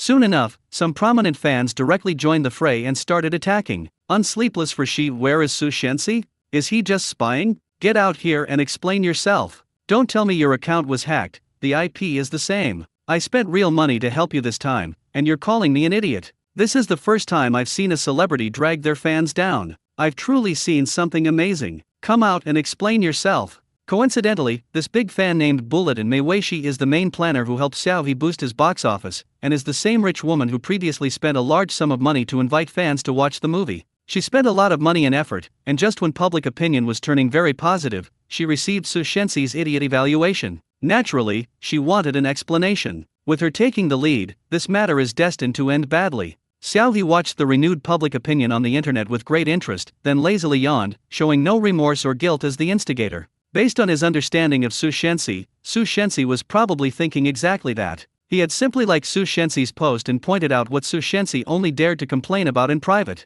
There was no need to thank him, he had just done a good deed. Lu Rulan called again. Have you seen the situation online right now? Xiao He feigned innocence. Is it Sushensi? Lu Rulan was silent for 2 seconds, then let out a pleasant chuckle from the other end of the phone. To be honest, this was the first time Xiao He had ever heard Sister Lu laugh so happily. It seemed that the pent-up resentment had finally dissipated a little. Xiao He, Sister Lu, you seem very happy. Lu Rulan immediately stopped laughing, then coughed lightly. It's like the feeling that a teammate who always drags you down has finally been discovered by everyone. Xiao He, that's really great. Although we don't know the details, this action was probably not done by Sushensi himself. Xiao He was startled. Had he made a mistake somewhere? Oh, how does Sister Lu know it wasn't him? Sometimes it's just a slip of the hand, isn't it? Sushensi is usually too lazy to manage his own account. All the operation of Weibo and private message replies are handled by his assistant. He uses a secondary account to gossip and surf the internet. Xiao He, you can do that.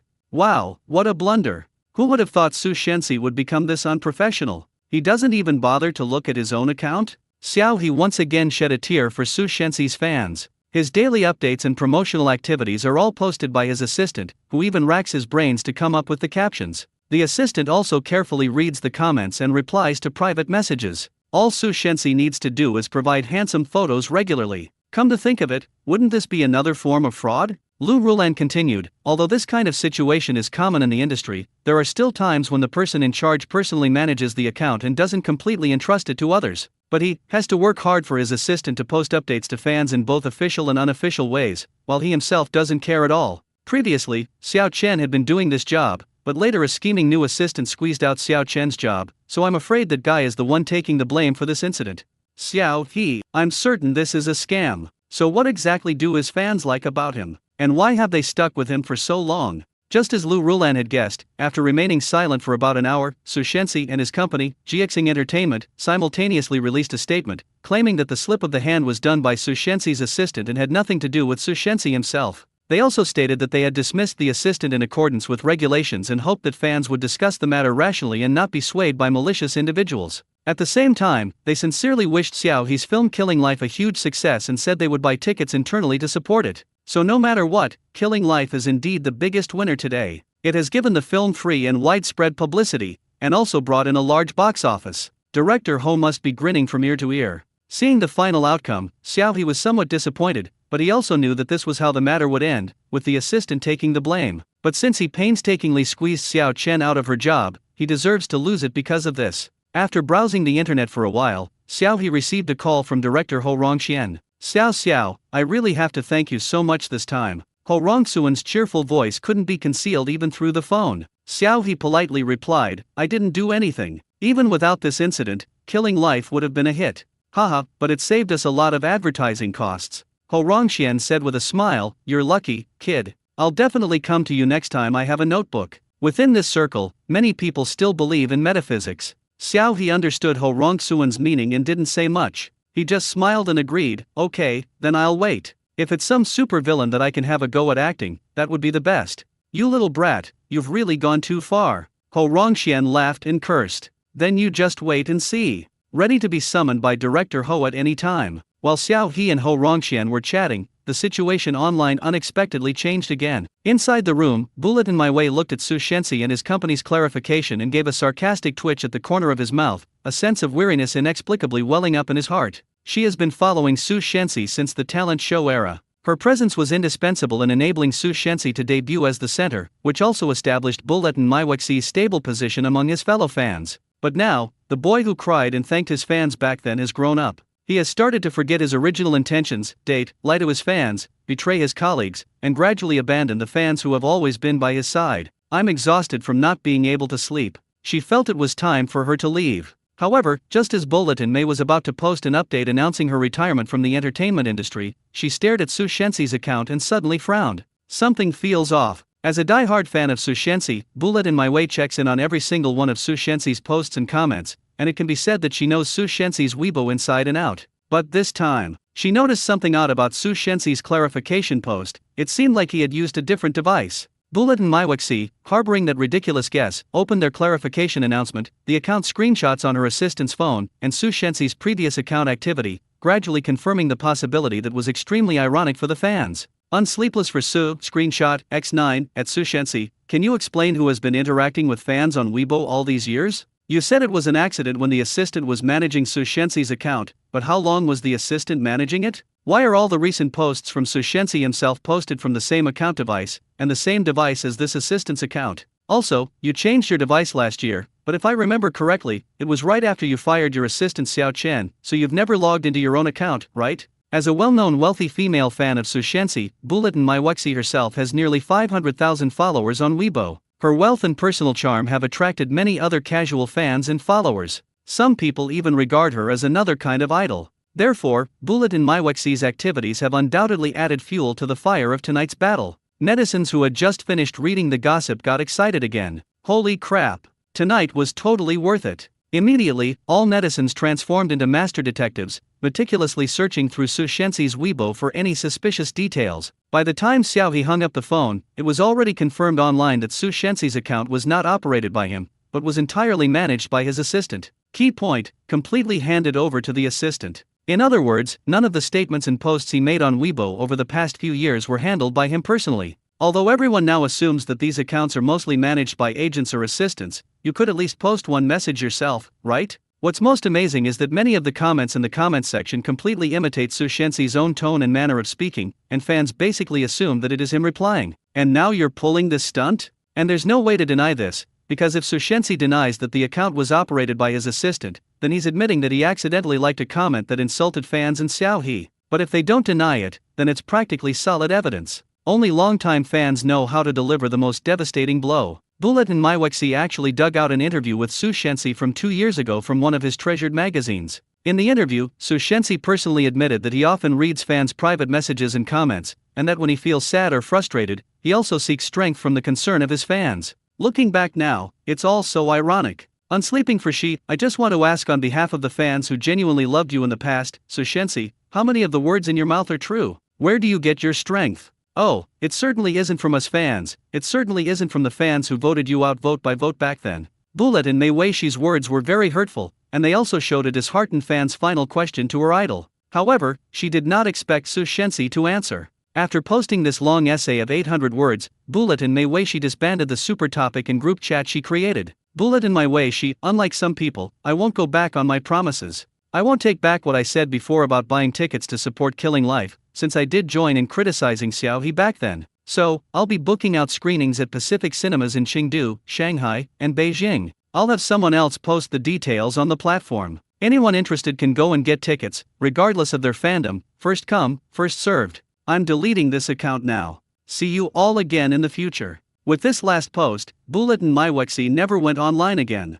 Everyone knows she will never log on again. Following the incident involving Su Shenxi, his accounts on various platforms have also experienced a significant loss of followers, with the scale of this loss far exceeding that of the previous relationship scandal. Compared to the outburst by Bulletin My Way she, many more fans chose to leave quietly. Xiao He, who witnessed the whole thing, said, "Friend, I acknowledge your fighting prowess." They even promoted Killing Life at the end. I'm so moved. Thus, Su Shenxi sacrificed himself to heaven. On the day of its premiere on May 15, cinemas in many places were already packed. Killing Life had the highest number of screenings and the highest attendance rate among all the premiere films. Many viewers who witnessed the farce online couldn't help but develop a strong curiosity about the drama Killing Life. Joe Bowen is one of them. "Baby, shall we watch Killing?" he tentatively asked his girlfriend. Lin Zuan frowned. "A crime movie? We went on a date, and this is what you take me to see." Joe Bowen glanced at the movie poster for Missing You 365 times next to him and inwardly groaned. He really didn't want to watch this romantic drama. Just looking at the trailer, he could already smell that it was going to be a bad movie. But there was nothing he could do. His darling girlfriend just loved watching this type of film. However, Joe Bowen looked at Lin Zuan, who was dressed beautifully and made up with exquisite makeup today, and suddenly had a bright idea. "Baby, you have such beautiful makeup today. I'm worried that the post-production of Thinking of You 356 times will be too sentimental. It would be bad if you cried and ruined your makeup." Lin Zuan's expression froze. Indeed, she even put on a full face of makeup before going out today, and she's going to take pictures of herself eating and post them on her WeChat moments later. Then you really can't watch something that's too sentimental. Lin Zuan immediately shifted her gaze from the poster for Thinking of You 365 times to the comedy film Gentleman's Rhapsody next to it. No, these days comedies are all forced into being sentimental in post-production, and someone as easily moved to tears as her wouldn't be able to control it at all. As for The Wind Rises in Yunggong, let's watch Killing today. Lin Zuan decided to follow her boyfriend's advice today, reached out and took Joe Bowen's arm, and smiled. Joe Bowen breathed a sigh of relief and smiled. "Okay, I'll go buy the tickets right away." Just then, the latest performance of Killing Life was about to start ticket checking. Joe Bowen bought the last two relatively good seats and entered the theater with his girlfriend. After sitting down, the big screen hadn't officially started showing the movie yet. Instead, it was playing trailers for several movies released during the recent May Day holiday. Lin Zuan took the opportunity to watch the trailers and was surprised to find the movie quite good. "It looks like the quality is alright, I hope it won't be too bad." Joe Bowen knew that his girlfriend had been busy with her thesis and might not have been paying attention to what was happening online, so he quietly explained it to Lin Zuan. "Xiao He? Is that the actor who played Mu Ziyi?" Lin Zuan's eyes suddenly lit up. Yes, that's him." Joe Bowen nodded. "That's definitely something worth taking a look at." Lin Zuan thought of the refined and elegant Mu Ziyi, and her heart began to fill with anticipation. After all, looking at handsome men is always a pleasing thing to the eye. As the movie began, the two ate popcorn while intently watching the plot. The film opens with a scene of Zhu Leida, played by Bao Wei, standing in front of a chopping board, butchering pork. The dim light, the crisp sound of chopping meat, the man's soft breathing. The very first act alone evokes a strong sense of unease. Thump, thump. The camera shook slightly, and Lin Zuan suddenly gripped Joe Bowen's arm tightly. In the corner of the picture, a broken mirror leans against the wall, but the reflection of the table is unclear. Looking at it vaguely, it seems that what's lying on it isn't a pig, but rather, people. As they left the screening room, Lin Zuan praised Joe Bowen for his good taste in choosing a great movie, and they enthusiastically discussed the plot. But when they reached the movie theater entrance, Lin Zuan suddenly remembered something. "Hey, did you see Xiao He? I don't think I saw him appear." Joe Bowen, He thought it over carefully and suddenly realized, that's right, I didn't see him. The two exchanged a glance, both looking confused. But the actor who played Zhu Lao-san was a real beast. I was so angry watching him that my fists were clenched. Lin Zuan clenched her fists and gritted her teeth. Luckily, the director added a post-credits scene, otherwise I would have been furious just thinking about such a scumbag getting away. Joe Bowen nodded in agreement. Indeed, and the actor playing the third brother is quite good. I just don't know who played him. His face must have been covered in special effects makeup, right? He looks really ugly. The eldest brother is played by Bao Wei, who is quite good looking. Lu Zihang, as a new generation of talented actors, may not be the most handsome in the Chinese entertainment industry, but he is still very decent looking. The only one is the third brother, whose face is covered in acne. Just looking at his face up close makes you feel like you're about to suffocate. Whether it was intentional on the part of the director or not, he gave this face close-up shots in many places, especially when the other party was raping the victim. That ugly and crazy face made men like Joe Bowen feel extremely uncomfortable, let alone Lin Zuan. So after watching the whole movie, the two of them had the worst impression of the third brother, and they also felt that the third brother was the worst and most despicable of the three brothers. But I'm still very curious about who Xiao He is playing, and why I haven't seen him. Lin Zuan was still confused. She had seen The Burning Heart before and was not unfamiliar with Xiao He's face, but after watching the whole movie, she had no impression of him at all. I don't know either, I'll go check the poster. Joe Bowen was also puzzled. There was a lot of noise online about Xiao He, Killing Life, and Su Shenxi. He had been following the gossip but hadn't really looked into the character played by Xiao He. It would be quite awkward if Xiao He ended up not showing much of his face in Killing Life. If Su Shenxi hadn't actually lost a lot of fans and fallen from his top position, Joe Bowen might have suspected that it was all a marketing ploy by the production team. Let's go for a walk. With questions in mind, Lin Zuan pulled Joe Bowen to the poster to examine it closely. Suddenly, Lin Zuan's gaze lingered on Zhu Lao San's face, her eyes glazed over. Joe Bowen, having also seen the actor's introduction, couldn't help but exclaim, "Holy crap! Ha! Xiao He is Zhu Lao San?" As he spoke, the other audience members who had come out with the crowd stopped in their tracks. The people who came to see the movie were a diverse group. Not everyone knew the full story of the film, nor did everyone recognize Xiao He, but Joe Bowen's words still caused a small wave of shock. Ha! Zhu Lao San is really played by Xiao He. Yes, I just told you, but you didn't believe me. Frog fun, mainly because Zhu Lao San is a real beast. I simply can't put Mu Ziyi's face on Zhu Lao San. Joe Bowen and Lin Zuan were not the only people shocked that day. As a large number of viewers flocked to cinemas on the premiere day, similar topics quickly became trending topics on social media. Xiao He did not participate in Killing Life. Xiao He, this is how you play an animal. Xiao He and Zhu Lao San. Many netizens who were unaware of the situation were quite puzzled when they saw these topics. Ha! What is this? Why is someone criticizing Xiao He again? Is Xiao He being cyberbullied again? Even Xiao He himself was completely baffled. Why are they all so surprised? Doesn't it say so on the poster? Why does it sound like he's scamming someone? Even Xiao He's account has received numerous comments. Bro, never mind, I know you're a good person, but you've really angered me. I'll unfollow you for a while, okay? Brother Xiao, did you really play Zhu Lao San? How did you do that? Amazing. No, Brother Xiao, you've admitted it, haven't you? You were the one who committed this crime back then. What's the difference between this character's appearance and the picture on the wanted poster? Fun fact, Xiao Ji wasn't even born 27 years ago. Brother Xiao, your image in my mind has been shattered. I'm actually quite curious how the director persuaded Brother Xiao to play this beast, and how he portrayed him so convincingly. Xiao He looked at the comments and was both amused and exasperated. Now his account no longer has a pitiful tens of thousands of followers, but has truly reached 1 million followers. And with the further fame of the movie Killing Life, his number of followers is increasing rapidly every day. Of course, the only thing Xiao He may have to worry about now is whether he will be beaten up if he goes out. However, Xiao He soon no longer needed to worry about this, because the Lu City Public Security Bureau in Province C released the latest news, announcing to the public the death of Zhu Lao San. Although the announcement omitted some details of the case, the police also specifically praised the Killing Life crew for their contributions and role in the case, which once again sparked discussion among netizens. Discussions surrounding Xiao He have decreased somewhat, with everyone flocking to the official account to follow the drama. After reading the comments from netizens, Xiao He breathed a sigh of relief and opened his system with great anticipation.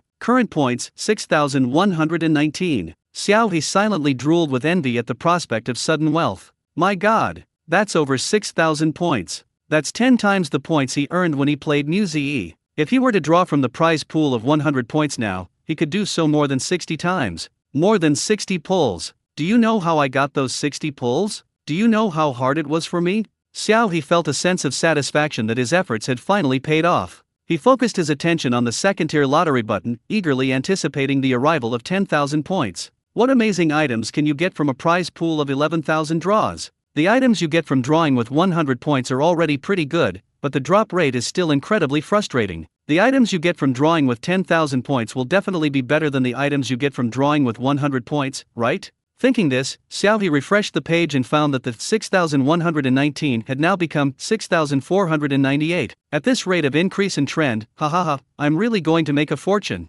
It's not impossible to draw a prize pool of 1 million points in the future. At this moment, Xiaohe's heart was filled with fighting spirit. Meanwhile, as audiences gradually left the cinemas on the first day, word of mouth for the May Day premieres began to spread, and box office figures were officially released. Killing Life surged to the top of the daily charts with an absolute advantage, becoming the #1 film by a wide margin. At the same time, Killing Life received an 8.5 rating on Douban, a remarkable achievement that set it apart from other works released at the same time. Meanwhile, among its competitors in the same period, Missing You 365 Times is a sentimental and melancholic art film that uses love as a pretext. The plot is terrible and ridiculous, and it's just a way to lure the audience in and kill them. Now the audience is not buying it at all, and they feel cheated. They have been cursing online and have given it a good score of 4.8. As for Gentleman's Rhapsody and The Storm Riders, one is a decent popcorn comedy, neither good nor bad, watchable but not essential, and not particularly exciting for the audience. However, it received a 7 out of consideration for the long-standing comedic partnership.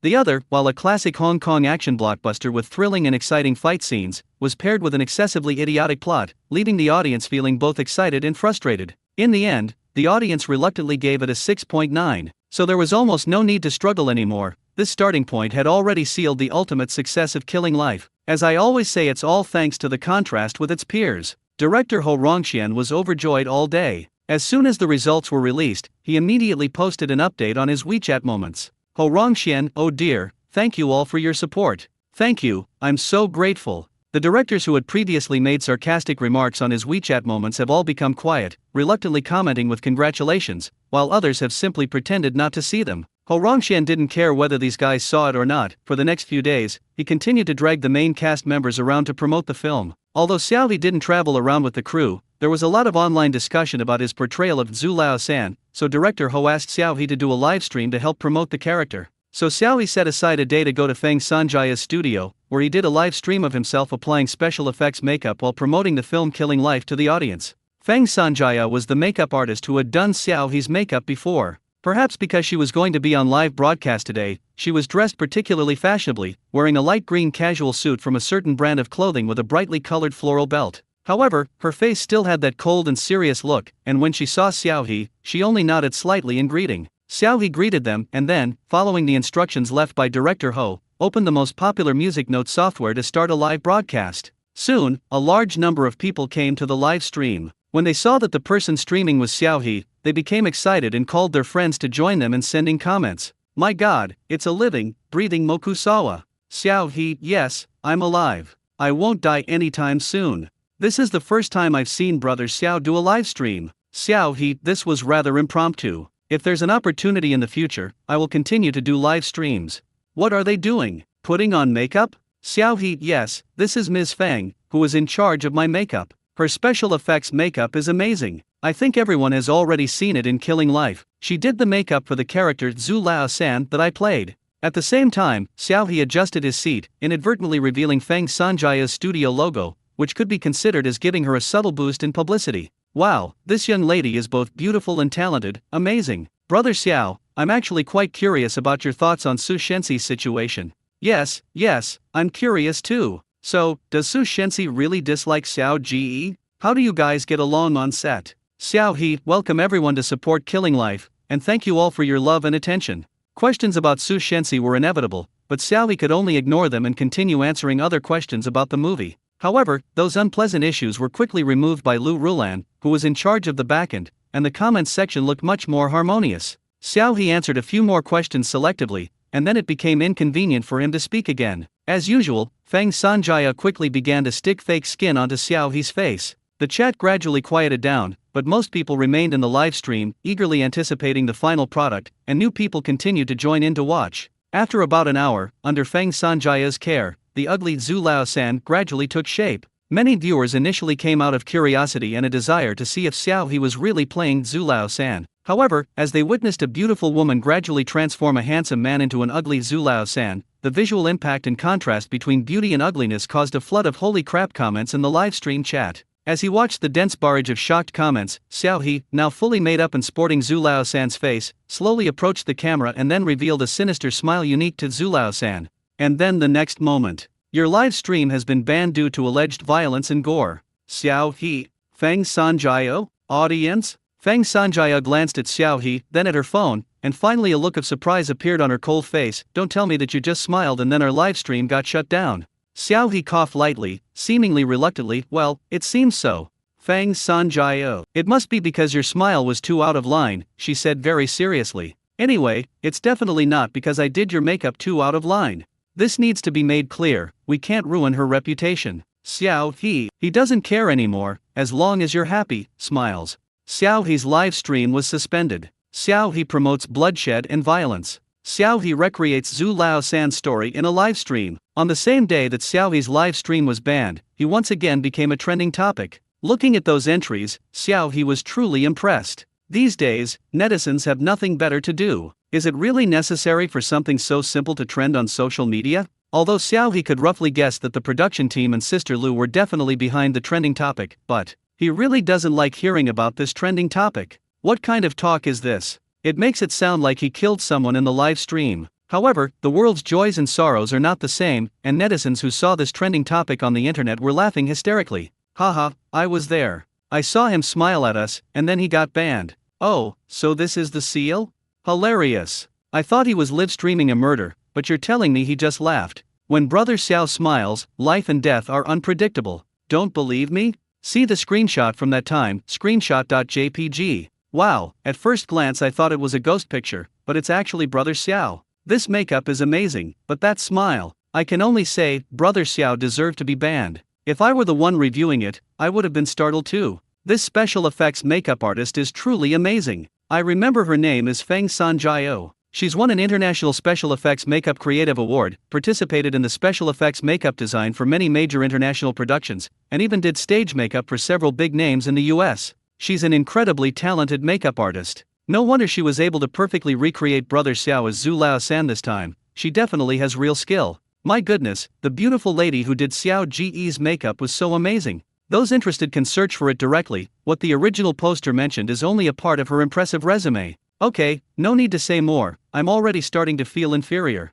Seeing the topic gradually veer off course, Xiao He was unexpectedly relieved. Then he opened the screenshot that his fans had taken of him and was startled. The man in the picture is ugly. His face is covered with pimples that look like boils of varying sizes. His cheeks and nose are also pitted and uneven. His whole face looks like a fermented bun, all puffed up. On that face that looked extremely intimidating, a chillingly sinister smile appeared, as if he were staring intently at the viewers behind the screen. Not to mention the other viewers, Xiao He was also shocked by what he saw. Good heavens, no wonder. The reviewer tolerated that face, but with that smile, if they didn't ban you, who would they ban? Xiao He thought the reviewer's tolerance was really too strong, since they didn't call the police immediately. After much deliberation, in order to prevent this picture from becoming a black mark on his future history, Xiao He moved his fingers and censored most of the ghost pictures circulating online. Even if other passers-by want to open or save the image, they will find that it is already a 404 error. In this situation, they would only assume that the image was too frightening,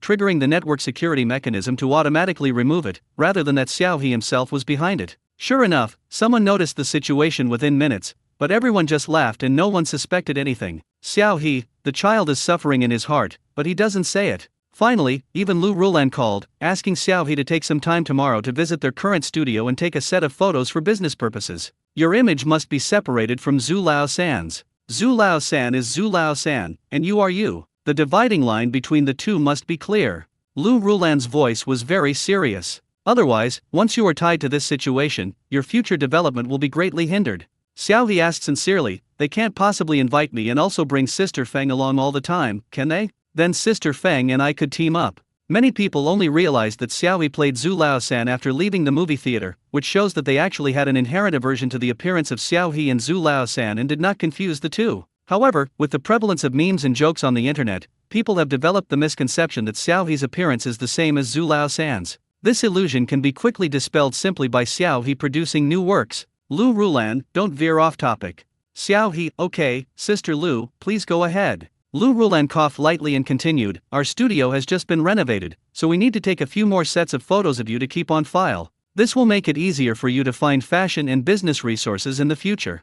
After all, when you submit your resume, you can't just show people a headshot, right? Xiaohe has a good appearance and figure, and Lu Rulan plans to help him secure some resources in the fashion industry. And photos are, of course, indispensable. Xiaohe, I understand. After thinking for a moment, he asked Lu Rulan about their studio, which was a rare occurrence for him. Sister Lu, is our studio an investment by you alone, or are there other people collaborating with you? Lu Rulan was somewhat surprised. Why did you suddenly think of asking this? I was just asking casually. That's right, I should tell you some things. Lu Rulan said calmly, the studio was indeed created by my own investment. As long as you work hard to make money, I expect to break even within 2 years. Xiaohe, Sister Lu, you're so rich. Lu Rulan chuckled, although I have left GXing Entertainment, I was one of the old employees who worked together to get started back then, and I still have some shares. Naturally, some of GXing Entertainment's shareholders would not refuse to buy back the shares held by Lu Rulan. Xiaohe clicked his tongue in amazement. That's GXing Entertainment. Sister Lu, you have such great courage. GXing Entertainment is one of the largest star-making companies in China, with extremely high annual revenue. Even if you do nothing and just become a small shareholder, the annual dividends are very considerable. It's no exaggeration to say that Lu Rulan has essentially sold off her future pension funds. Lu Rulan didn't seem to care at all. Money can always be earned. If I don't give up these shares, I'm afraid I won't be able to leave GXing. Otherwise, why would GXing let her go so easily? They even let her take her team with her. There's a price to pay for all of this. After a moment's thought, Xiaohe asked, Sister Lu, do you still need investors? Yes, there is a shortage, but not that much, since you are the only artist we have right now. Then what do you think of me? Lu Rulan chuckled, her tone teasing. What? You don't actually want to be my boss, do you? That would cost millions. 5 million, is that all right? Lu Rulan stopped speaking. The woman on the phone was silent for a long time before asking, Xiaohe, you seem pretty well behaved usually. You really haven't been robbing a bank or gambling behind my back, have you? Xiaohe was speechless. Sister Lu, you have hurt me so much. We have known each other for so long, how could you not trust me at all? It's precisely because I know you that I don't quite believe you. Lu Rulan said sincerely, after all, I haven't heard that your family won the lottery and became rich overnight. Xiaohe, damn it, why can't it be his money? He's one of the 2.08 million now. Wait a minute, when did Sister Lu get his parents' contact information? Well, actually, while I was preparing for my thesis defense, I also sold a piece of software, Xiaohe said. Adding it to some of my previous savings, it came to exactly 5 million. I figured since the money was just sitting there, I might as well invest it in myself so that it could generate more money in the future.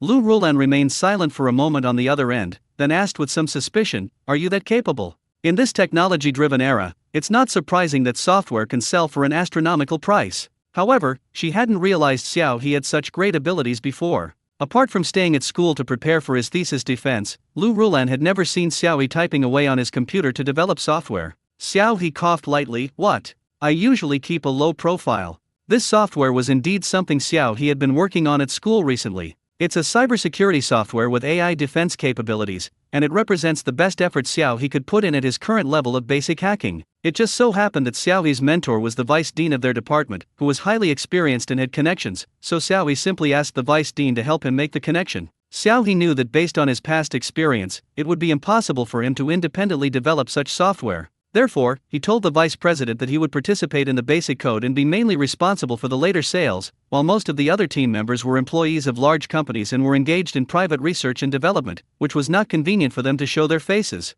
Programmers taking on freelance work is an open yet secretive topic in the industry, and Xiaohe's words did not arouse any suspicion. Although the vice dean was usually quite strict, he was a decent person. Since he would definitely get a share of the profits as the recommender, after confirming the quality of Xiaohe's software, he decisively helped Xiaohe introduce a major company to promote it, and the software was quickly and successfully sold. As a result, Xiaohe made a fortune. Have all the taxes and procedures been completed? Lu Rulan still asked cautiously. Xiaohe said helplessly, Sister Lu, don't worry, you don't need to clean up my mess. Phew, that's good. Lu Rulan's voice instantly brightened. I'll bring my lawyer with me when I come to the studio tomorrow. Okay. The next day, Xiaohe arrived at their newly established studio. The studio was located in an office building in a commercial district in downtown Shanghai. The location was extremely luxurious, so much so that it was no exaggeration to say that every inch of land was worth its weight in gold. As soon as Xiaohe entered, he saw the name of their studio, Linghui Studio.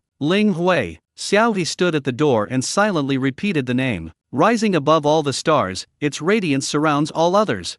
When Xiaoyi signed with Sister Lu before he saw her name, at that time, he felt that Sister Lu was actually full of undisguised ambition and arrogance. Even if she left GXing Entertainment, it was only for better career development and to make a name for herself in a wider world. Xiaoyi felt a sense of relief at being able to cooperate with such an ambitious person. How about it? Lu Rulan walked up behind Xiaoyi in high heels. These are all my designs. Feel free to browse around. Very impressive. Xiaoyi praised him sincerely. On the right wall of the studio entrance, there is a large acrylic photo frame, which is used to showcase the studio's artists. However, at present, the studio only has Xiaoyi, and there are not many magazine photos that are presentable, so this area is still empty. Only the warm light from above shines on the photo frame, leaving a few scattered starlight. Passing through the corridor, you enter the open-plan work area. It's not large, but the layout and furnishings are very well done, and it doesn't feel cluttered or disorderly at all. Lu Rulan greets a few employees, and Xiaoyi sees them continuing to work with their heads down. To the left is a completely separate lounge, fully equipped with everything from food and drinks to entertainment and relaxation.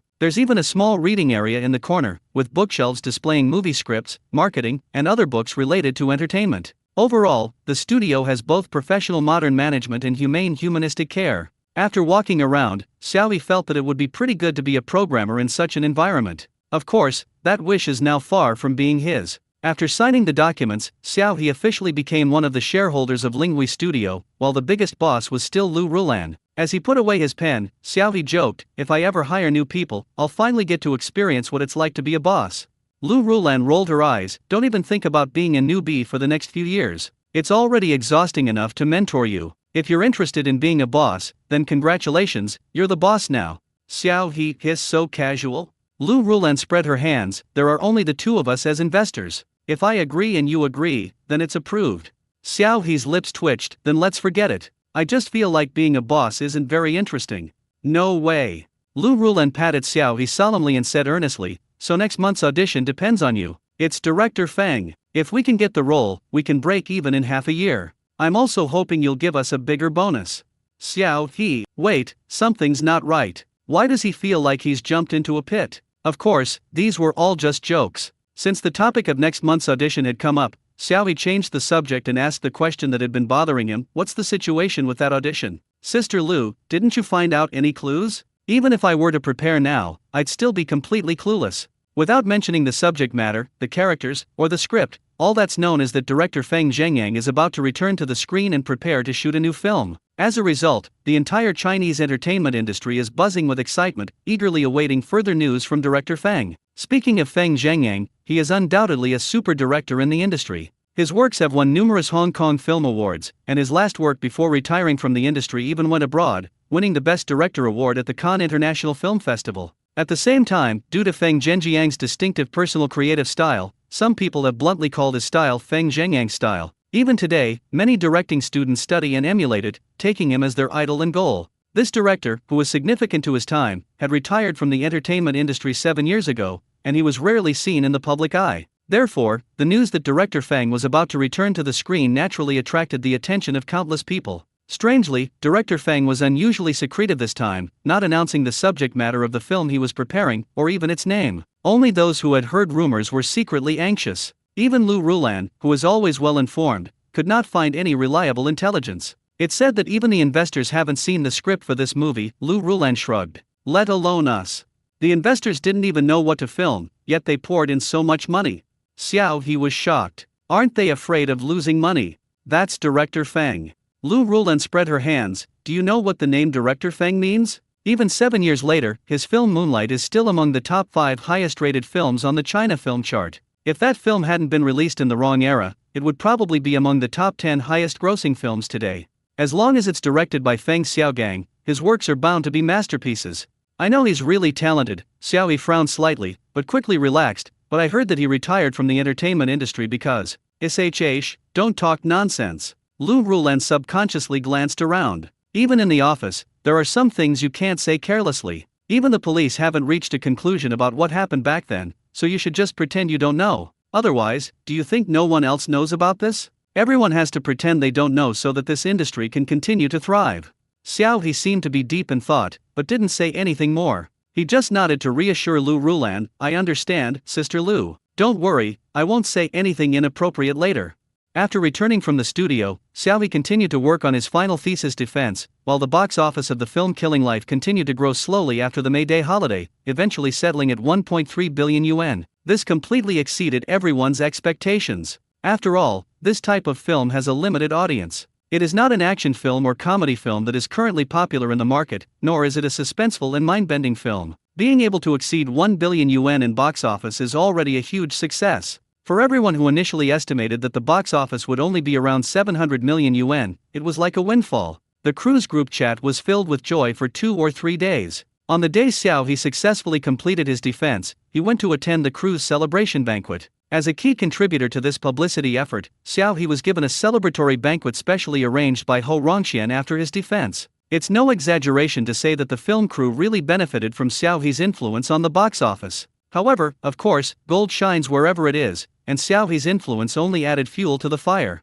What truly draws more viewers to the cinema is the quality of the work itself. At the banquet, Xiaohe sincerely raised his glass to express his heartfelt gratitude to Ho Rongqian. Ho Rongqian's face was flushed from drinking, and even his usually balding dandelion hair seemed much thicker than before. He looked at Xiaohe with a very gentle gaze and couldn't stop praising him. Xiao, you don't need to be modest. In all my years as a director, I've never misjudged anyone. You'll definitely go far in the future. Xiaohe smiled and said, "Thank you, Director Ho. I also wish you great success at the box office in the future." The entire crew arrived today. Even Bao Wei, who had already joined the crew, and Zhou Jianhua, who had returned to Beijing, came over. Xiaohe even saw Li Hanyu, whom he hadn't seen in a long time. Li Hanyu was wearing a beige shirt dress, and her face still held the same bright smile that Xiaohe had when they first met. It seems that the shadow of that incident has faded from the girl's heart. Upon seeing Xiaohe, Li Hanyu also took the initiative to walk over with a wine glass. "Brother Xiao, I said last time that I would definitely treat you to a drink,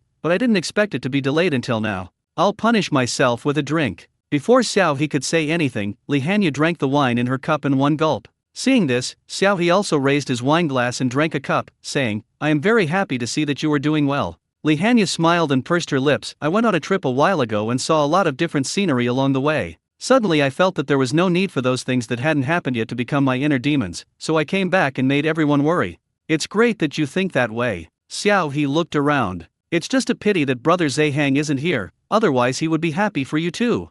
Li Hanyu nodded, then sighed, "I just don't know when I'll be able to see Brother Zehang again."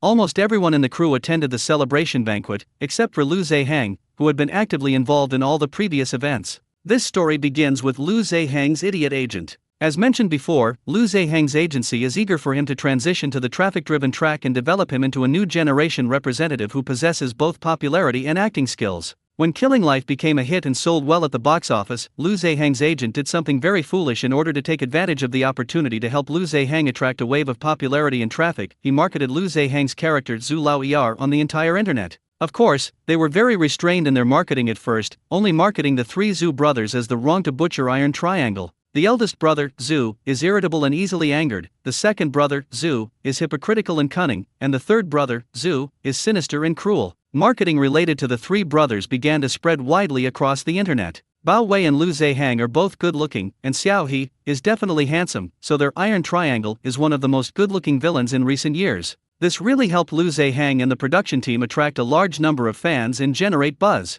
However, such marketing, when used appropriately, is just playing with memes, but when taken too far, it goes awry, as if the villain is the protagonist, the villain's good looks equate to justice, the suffering of the victims is not suffering, and the crimes committed by the criminals deserve to be forgiven. And most importantly, the three Zhu brothers are based on real people. What they did was truly cruel and unforgivable. For Lu Zehang's agent to market them like this is simply courting death. Fortunately, Lu Rulan had been keeping an eye on things online and, after discovering that Lu Zehang had done something so foolish, she quickly contacted the production team to stop him and negotiate with them. Director Ho was happily watching the box office increase when he heard what Lu Rulan said. He broke out in a cold sweat and immediately contacted Taedong Entertainment. He gave Lu Zehang and his agent a thorough dressing down and spent a lot of money to remove all marketing related to similar situations from the internet. He then heavily promoted the news that Zhu Lao-san has been confirmed dead, thus quietly covering up a media storm. Fortunately, the matter was handled quickly, otherwise, Director Ho couldn't even imagine how much criticism and insults Killing Life would have faced if such marketing had backfired. After all, their film Killing Life has always adhered to the principle of respecting the real-life figures and victims, striving to portray the fugitives and make the audience understand the evil of the three Zhu brothers, rather than making the three Zhu brothers become celebrities. After this incident, Lu Zehang's position became rather awkward. Although it was his agent's doing, director Ho didn't give him a friendly look either, so Lu Zehang was too embarrassed to come to the celebration banquet. He only sent a few big red envelopes in the group chat, hoping everyone would have a good time. Thinking of Lu Zehang and his troublesome management team, Xiaohui couldn't comment, and could only say, I hope he can resolve his issues as soon as possible. In reality, it wouldn't be easy for Lu Zehang to leave Taedong Entertainment. After all, among his peers, those with acting skills don't have Lu Zehang's fame, and those with popularity don't have his acting skills. Unless Taedong Entertainment makes a foolish mistake, they definitely won't let Lu Zehang leave. Now it remains to be seen how Lu Zehang will use this incident to gain more benefits for himself. After chatting with Li Hanyu about their future plans, Xiaohui toasted several veteran actors from the crew. Bao Wei signed a few more postcards for Xiaohui's mother, while Zhou Jianhua handed Xiaohui a business card and said gently, if you are interested in the future, you can audit a few classes in the acting department of Peking Opera. I believe you will have unexpected gains.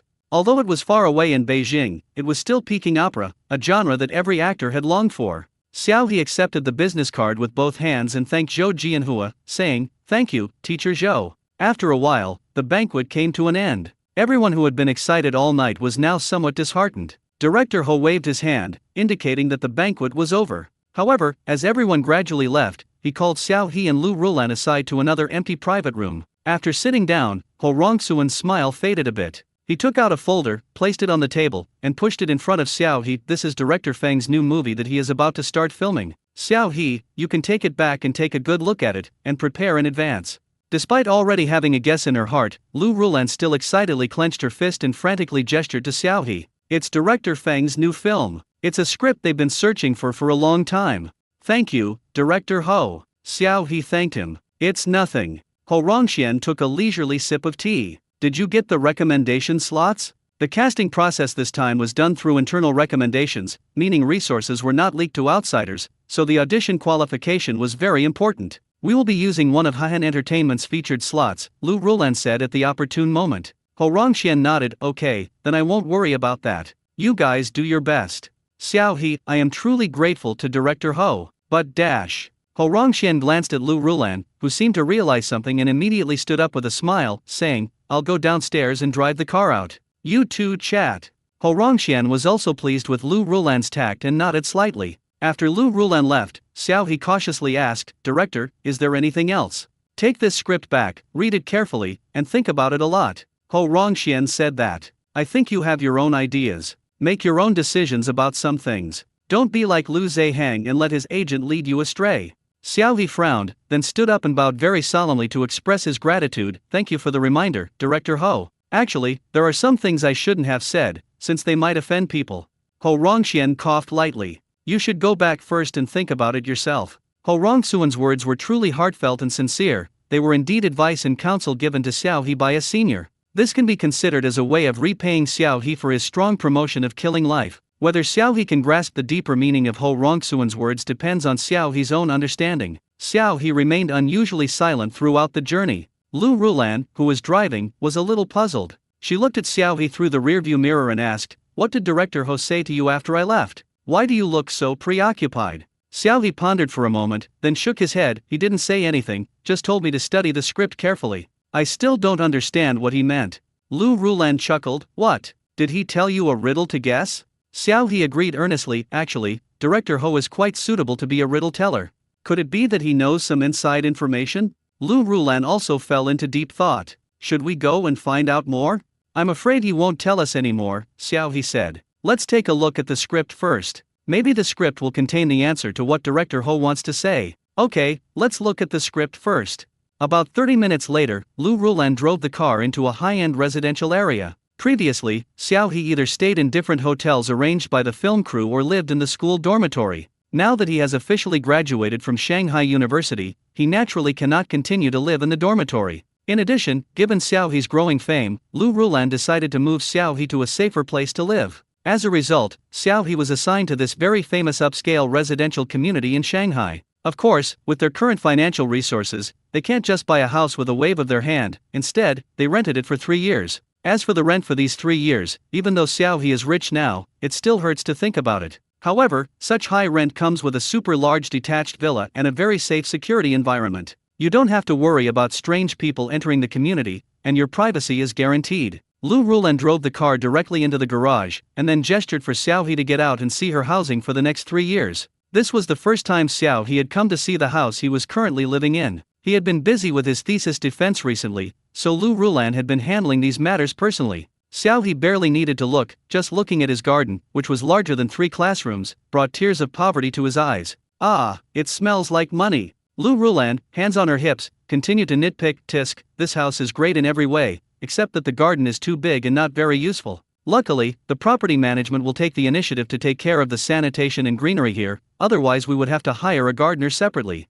Xiao He, it's good to be rich. So property management can handle these things too? Oh? Forgive him, but his impression of property management is still stuck on things like not opening doors during fires, having no water in fire hydrants, and only making things difficult for delivery drivers, while acting like they're dead when something really happens. Xiao He then asked about the usual property management fees. Okay, there's a reason why it's expensive. I spent so much money, so they should take good care of my garden. Afterwards, Xiao He followed Sister Lu around the house to make sure there weren't too many problems. Only then did Lu Rulan sit down, take out the script director Ho had given her, and gesture for Xiao He to read it. Take a look at what kind of subject director Feng is filming this time, so I can help you adjust your study plan for the next 2 weeks. Good. Xiao He opened the folder, and when he first saw the script, he frowned. Hiss. This feels. How about it? Lu Rulan also came over to take a look, and after seeing the plot outline and general story direction, she also fell silent. Hiss. Xiao He asked, Sister Lu, are you sure Director Ho was holding this just now? You're not mistaken. Lu Rulan, I'm absolutely not mistaken. The two exchanged a glance and then turned their attention back to the script. Without a doubt, this script is a subject that many big directors, and even many ordinary directors in China, have never filmed or even touched upon, a zombie film. When people think of zombie movies, they usually think of the American Goddess of the Hill series, where female warriors slay zombies and splatter blood everywhere, or the South Korean Escape series, which delves into the human condition. Of course, there are also several other series of movies of different types that also feature zombies, which are classics that many zombie movie enthusiasts talk about. But what about China? There are no zombies, but there are quite a lot of ghouls. It's not that domestic directors can't make this type of film, it's mainly due to domestic censorship and cultural differences that these kinds of films are destined to not have such a wide market in China. Furthermore, the limitations of the film industry restrict many people's creativity. The production of special effects is extremely expensive, which means that a huge amount of investment is required. At present, many domestic investors are profit-driven and only care about whether the film can be a big hit. They will avoid films with no hope in the early stages and too high risks in the later stages. Therefore, despite the gradual relaxation of the review process by the authorities in recent years, no one still dares to expand into this field. But if it's director Feng, he started out making action films, so if he could create the feel of an action blockbuster like Valkyrie, even a zombie film would be pretty good. I'll go ask about investment again, Lu Rulan said cautiously. If the investment is substantial, then director Feng's film certainly has a very promising future. Soon, Lu Rulan learned the general situation. Currently, it's about 500 million, and the investors have expressed strong support, ready to continue investing at any time. In other words, there is no upper limit. Xiao He gasped. This amount of funding is quite good for a film like this. As far as he knows, the last American zombie movie, Valkyrie, only cost $40 million, which is about 276 million RMB. In comparison, 500 million is already a top investment amount for this type of film, which shows how much the investors trust director Feng. They went all in unconditionally. However, not to mention the investors, Lu Rulan also felt much more relaxed after hearing about the amount. Renowned director plus high investment equals double insurance. Even if there are no commercially successful zombie films on the market yet, so what? Director Feng's film will be the first to take the plunge. However, Xiao He was not as optimistic as Lu Rulan. He felt that the market could sometimes reflect a lot of things. If it's just a matter of having few, it simply means that not many people can produce good ones. But if there are none, it definitely indicates that the film is unsuitable. This is the choice of the public, and even famous directors are no exception. However, seeing Lu Rulan's expectant look, Xiao He first said tactfully, let's see how the plot goes first. What if there isn't a suitable role for me? It's not even certain yet. 2. Lu Rulan picked up the script and snapped some photos, then handed it to Xiao He. I'll look at my phone, you look at the script, let's do it together.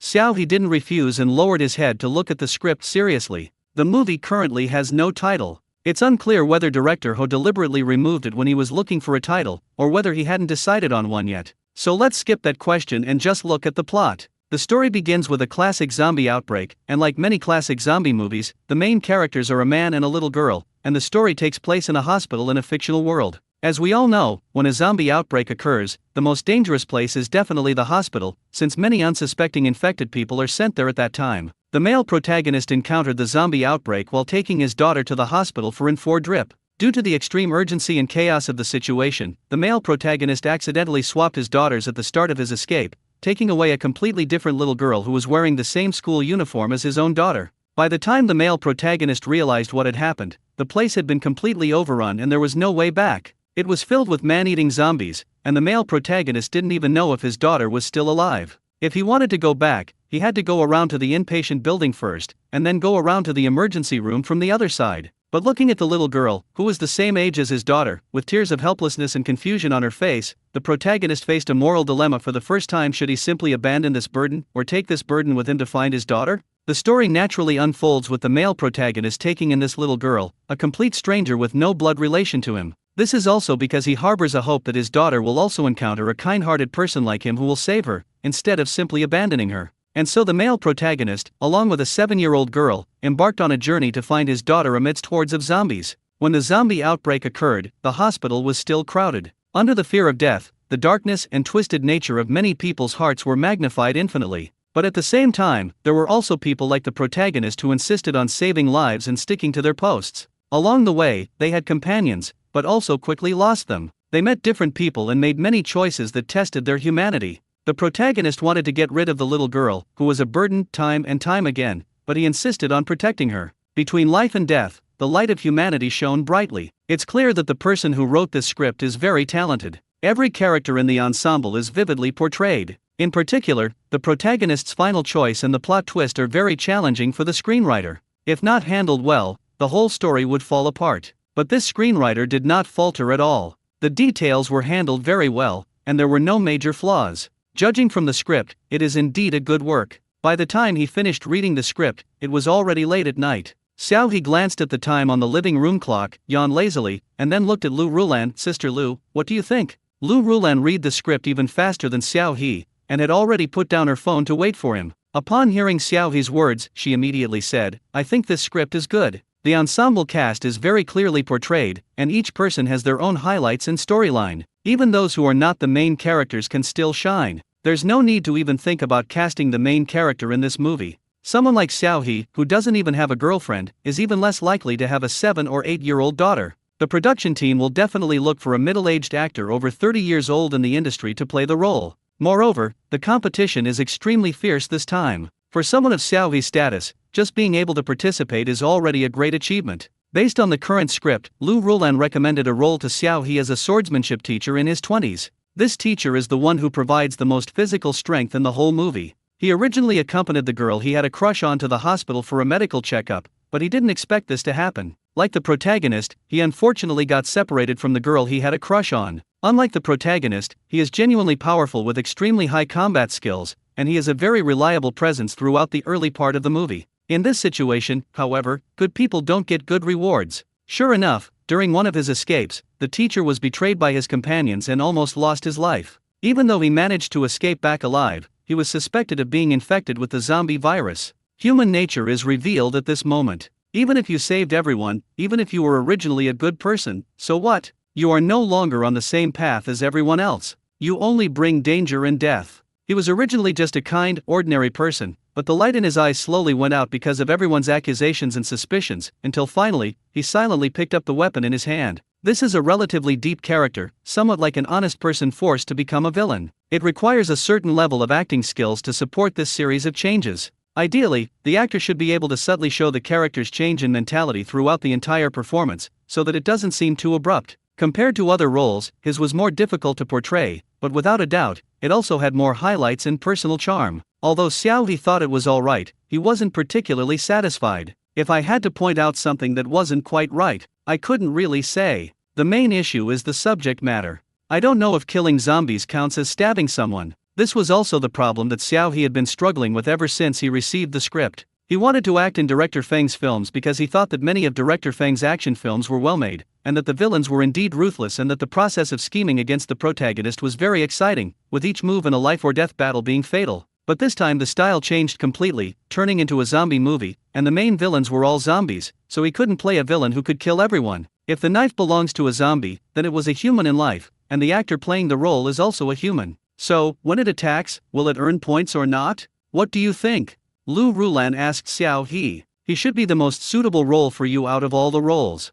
Xiao He didn't answer, but instead asked Lu Rulan, Sister Lu, do you think it's necessary to play this role? Lu Rulan frowned, but wasn't angry. Instead, she crossed her legs to the other side and asked, are you not satisfied with this role? I certainly wouldn't dare to speak carelessly about roles with big-name directors, Xiao He denied. I'm just thinking that these ensemble roles are all pretty good, and there will definitely be a lot of big names competing for them. It might even be an all-star lineup. Can I handle it? Lu Rulan, whether it's feasible or not and whether you want to are two different things. Xiao He choked. Sister Lu, I don't know how to respond to what you just said. So, do you want to act or not?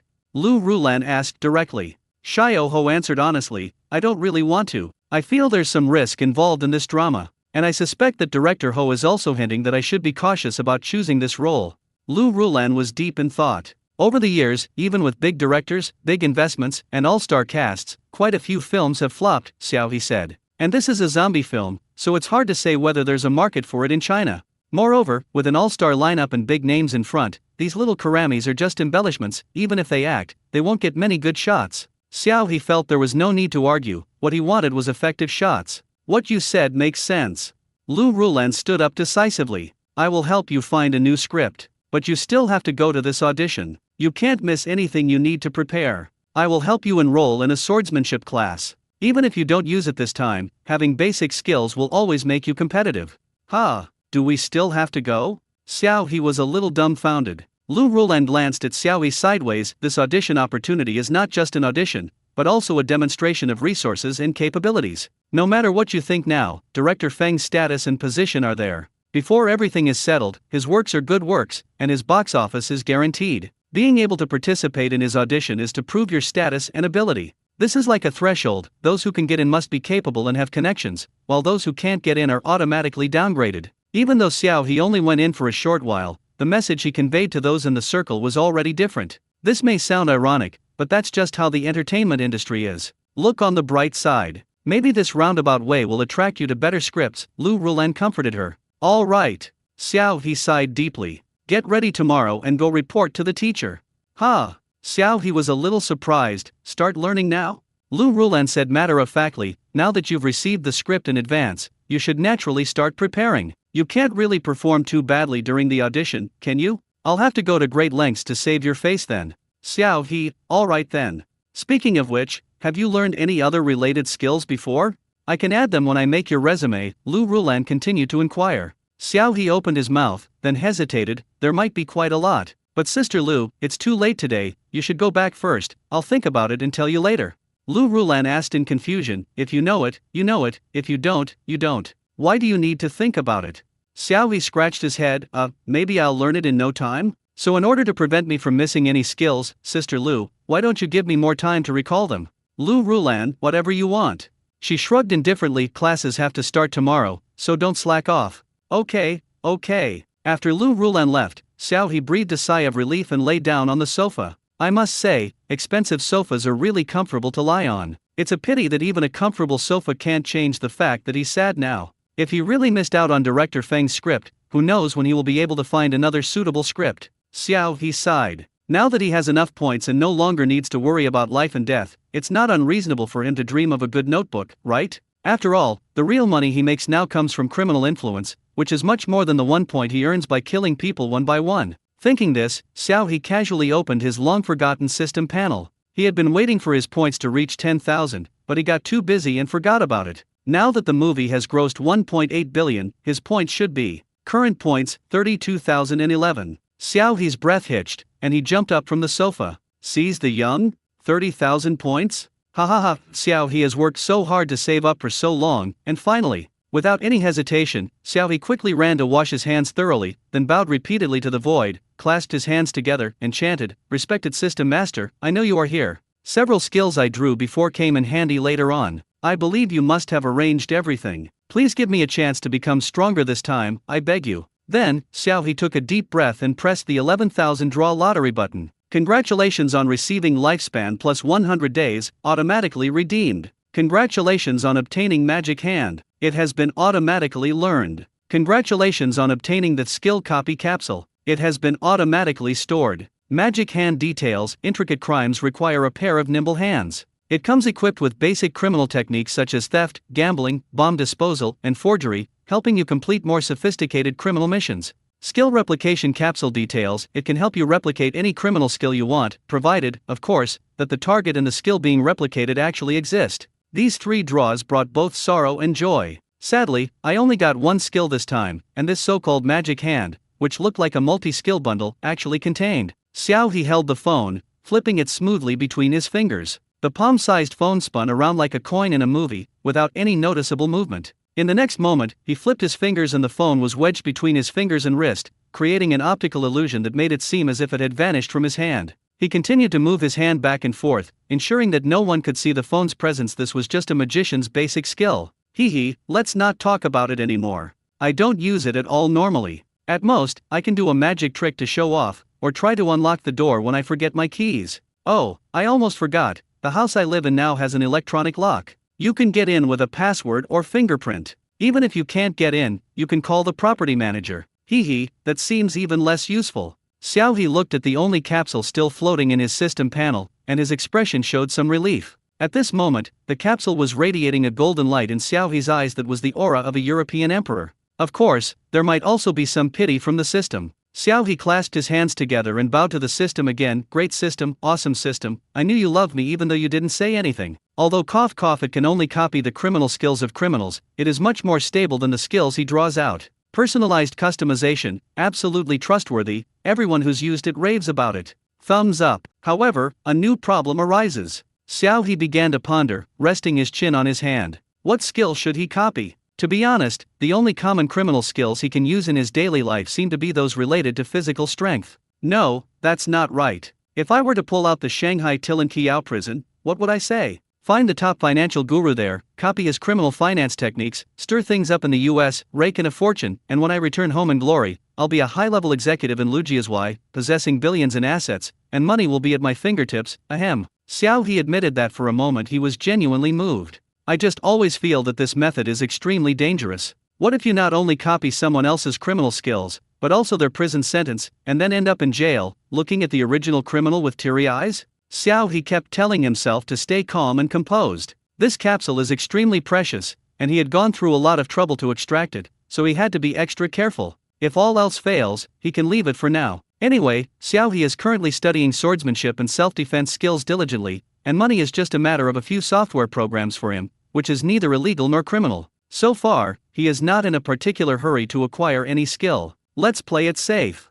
After making up his mind, Xiaohe put the capsule away again. The next day, Xiaohe went to the swordsmanship class that Lu Rulan had arranged for him. Coincidentally, this martial arts school was owned by Pu Rong's family. However, Pu Rong was not there. Instead, Ma Hongbiu, who had been pestering Xiaohe about the origins of the boning knife technique, was there. Upon seeing Ma Hongbiu, Xiaohe's heart skipped a beat, while Ma Hongbiu's eyes lit up. Young friend Xiao, I didn't expect you to come to our martial arts school. Xiaohe yes, I've come to learn basic swordsmanship. Oh dear, Sister Lu, you're such a terrible teammate. Why did you put him here? After what happened last time, Xiaohe had a vague idea that this old man Ma probably doubted his boning technique. However, Xiaohe didn't care too much. Anyway, he hadn't known Grandpa Ma for very long, and the two were relatively unfamiliar with each other. Even if the old man had any suspicions, he wouldn't be able to find out anything. But now that we've met again, I'm afraid. To Xiaohe's surprise, the old man was very friendly this time, completely unlike the sharp and probing manner he displayed during their last meeting. Young friend Xiao, I've seen the video of you saving people. I never expected it. Not only are your swordsmanship excellent and your movements so agile, but you're also kind-hearted. This old man is truly impressed. Xiaohe understood. It turned out that the incident of saving people last time had cleared up the old man's suspicions. Xiaohe breathed a sigh of relief and humbly replied, Senior Ma, it was nothing, it's not worth it. Oh, no need to be so modest. Since you're willing to come to our martial arts school to learn, I'll definitely arrange the best teacher for you. No, that's not necessary. But before Xiao He could refuse, the old man grabbed his arm and led him upstairs. Yes, you must have the basics, right? Oh, it's okay if you don't, I promise I'll teach you in half a month. Don't worry, it definitely won't affect your filming schedule. After confirming that Xiao He was not a bad person practicing evil skills, Ma Hongbu became very enthusiastic, treating Xiao He as a very talented junior. He kept talking to him all the way, and Xiao He couldn't refuse the old man's kindness, so he was half pulled and half dragged upstairs. The second floor of the martial arts school has many independent practice rooms, most of which are closed at the moment. The sounds of practice can be faintly heard coming from inside. Xiao He even saw through the glass of one of the doors that a teacher in training clothes was leading a group of little kids in practicing horse stance. Of course, in another classroom, he also saw a group of elderly men and women practicing Tai Chi. Their movements were neat and their postures were relaxed and steady. Looking at them carefully, he really felt a sense of yin and yang circulation and the simplicity of the Great Way. It's clear that this martial arts school is quite popular. Arrive. Ma Hongbu led Xiao He to a relatively smaller classroom, which was a practice area for small classes or private lessons. The decoration and facilities were also very complete, and the walls were even cleaner and tidier than the large classroom they had just passed. Ma Hongbu knocked on the door, then led Xiao He into the practice room. There were 2 people in the practice room at that moment. They must have been chatting, but after hearing Ma Hongbu's commotion, they both stopped talking and looked over. Xiao He raised his eyes and met those 2 pairs of gazes, his body suddenly stiffening. Did I disturb you? Ma Hongbu asked with a smile. It's all right, one of them replied. Uncle Ma, what's wrong? I brought a student with me. Would you be willing to mentor him? Ma Hongbu turned his head and found Xiao He still standing at the door. He waved with some confusion. Young friend Xiao, come in. Xiao He. The 2 inside were quite different. One was burly with a domineering gaze, and the other was slightly thin but had a fierce look. They both looked like people who were not to be trifled with. Xiao He really didn't want to go in, but since Ma Hongbu had said so, he had no choice but to bite the bullet and go in. This is Xiao Xiao, a student at Shanghai University, currently working as an actor. Ma Hongbu introduced Xiao He. Although he's young, don't underestimate him. He's been involved in several acts of bravery and has even been on the news. He's a very good kid, and his martial arts talent is also outstanding. His boning knife technique is incredibly skillful. Xiao He. It's unclear what words triggered the burly man's nerves, but his gaze suddenly fell upon Xiao He, carrying a powerful and oppressive aura that instantly sent shivers down Xiao He's spine. The instincts of a criminal's hounds barked wildly at the danger posed by the other man, and even his usually calm heart began to pound violently. Danger. Extremely dangerous. Is this man a policeman? No, this kind of aura is definitely not just from the police, it's from the soldiers. It was probably a high-risk military unit like a special forces soldier, because Xiao He could also smell a faint scent of blood. The burly man narrowed his eyes, his sharp, hawk-like gaze fixed on Xiao He's face, and asked in a serious tone, "Are you afraid of me?" As he spoke, the air seemed to freeze for a moment. No, I just felt that this uncle had a very strong presence and didn't look like an ordinary person. Xiao He twitched the corners of his mouth, forcing out a smile. Is that so? The man continued to stare at Xiao He, while Xiao He pretended to be calm and asked very frankly, "Yes, are you a soldier, uncle? I feel that you have an unusual aura about you." The man looked Xiao He up and down, then revealed a faint smile. Your observation skills are indeed quite sharp. No wonder you were able to catch the thief in the crowd so quickly. Ha! Xiao He was genuinely surprised this time. You know me. Xiao He has performed acts of bravery many times, helping the police catch criminals and thieves. I have also seen the video of you climbing to the outside of the building to rescue a child. I admire your courage and ability very much. However, next time you rescue someone, you should think more about your own safety and protect yourself. Xiao He breathed a sigh of relief. So that's how it is. Seeing that the atmosphere had eased, Ma Hongbu smiled and introduced, "You can just call this Uncle Yan." "Hello, Uncle Yan." Xiao He quickly greeted him. Yan Zhenbei nodded slightly. "You guessed correctly just now, but I have already retired and am no longer considered a soldier." Xiao He chuckled awkwardly. "I see. Since there are students here, I'll be leaving now." Fortunately, Yan Zhenbei did not intend to stay any longer and took his leave. The thin man next to him also said, "Okay, goodbye, Captain Yan." After Yan Zhenbei left, Ma Hongbu formally introduced his teacher to Xiao He. "This is teacher Song Jesong." Song Je's aura was weaker than Yan Zhenbei's earlier, and Xiao He could smell the blood on him. Although he looked somewhat fierce, he had dimples on his cheeks when he smiled, and his eyes were gentle when he looked at Xiao He. "Hello, Xiao classmate." Xiao He. "Hello, teacher Song." If nothing unexpected happens, this Mr. Song should also be a retired soldier. Xiao He subtly observed the teacher in front of him, when suddenly his gaze sharpened and landed on Song Je's right arm. Song Jia was wearing a fitted short-sleeved shirt, holding a wooden sword in his left hand, but his right sleeve was empty. At first, Xiao He thought he had his hands behind his back, but only now, upon closer inspection, did he realize that Song Jia's right arm, all the way to his shoulder, was empty. This teacher, Song Jia, is actually a disabled person. Song Jia was very perceptive. Following Xiao He's gaze, he glanced down at his right arm, then laughed heartily, all the gloom and seriousness on his face vanishing, replaced by a somewhat honest and simple expression. Although I'm a left-handed swordsman, don't worry, it won't have any effect. I can still teach you. If you mind, you can always find someone else. No, I don't mind. I was just learning to use both hands to wield a sword this time. Xiao He quickly waved his hand. To be honest, I came to learn swordsmanship just for the audition next month. Therefore, he doesn't pursue strength, what he wants is the coolness of his sword dance. I see. Song Jia looked Xiao He up and down and asked, did you have any prior knowledge of this?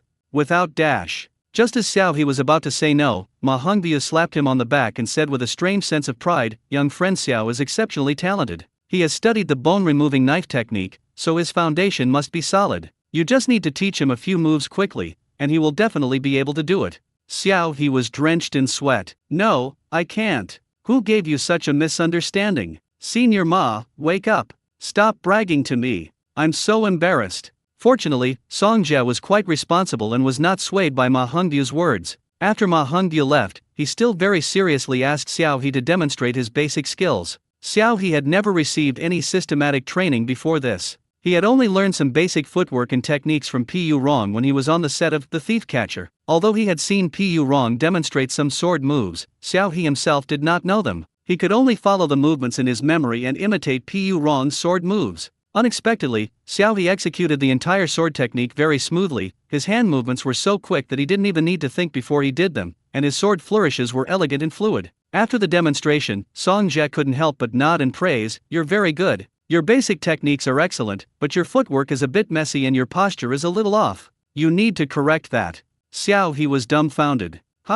When did he really become a martial arts prodigy? He was just thinking about it. He didn't really expect to copy Pu Rong's sword techniques. Suddenly, Xiao He opened the system panel, his gaze falling on Magic Hand, and his expression finally changed. The name Magic Hand is really misleading. You should have said earlier that you could use it like that. Wouldn't that allow him to learn many things much faster? This is interesting. Then, the first question Xiao He thought of was, when he learns to cook in the future, will he finally be able to accurately replicate a pinch of salt in the recipe? Xiao. Song Jia snapped Xiao He out of his daze. Xiao He immediately snapped out of his daze and instinctively stood up straight. "I'm here." Song Jia was amused by his actions and pursed his lips. "I'll adjust your posture now, and you can repeat the movements you were just doing."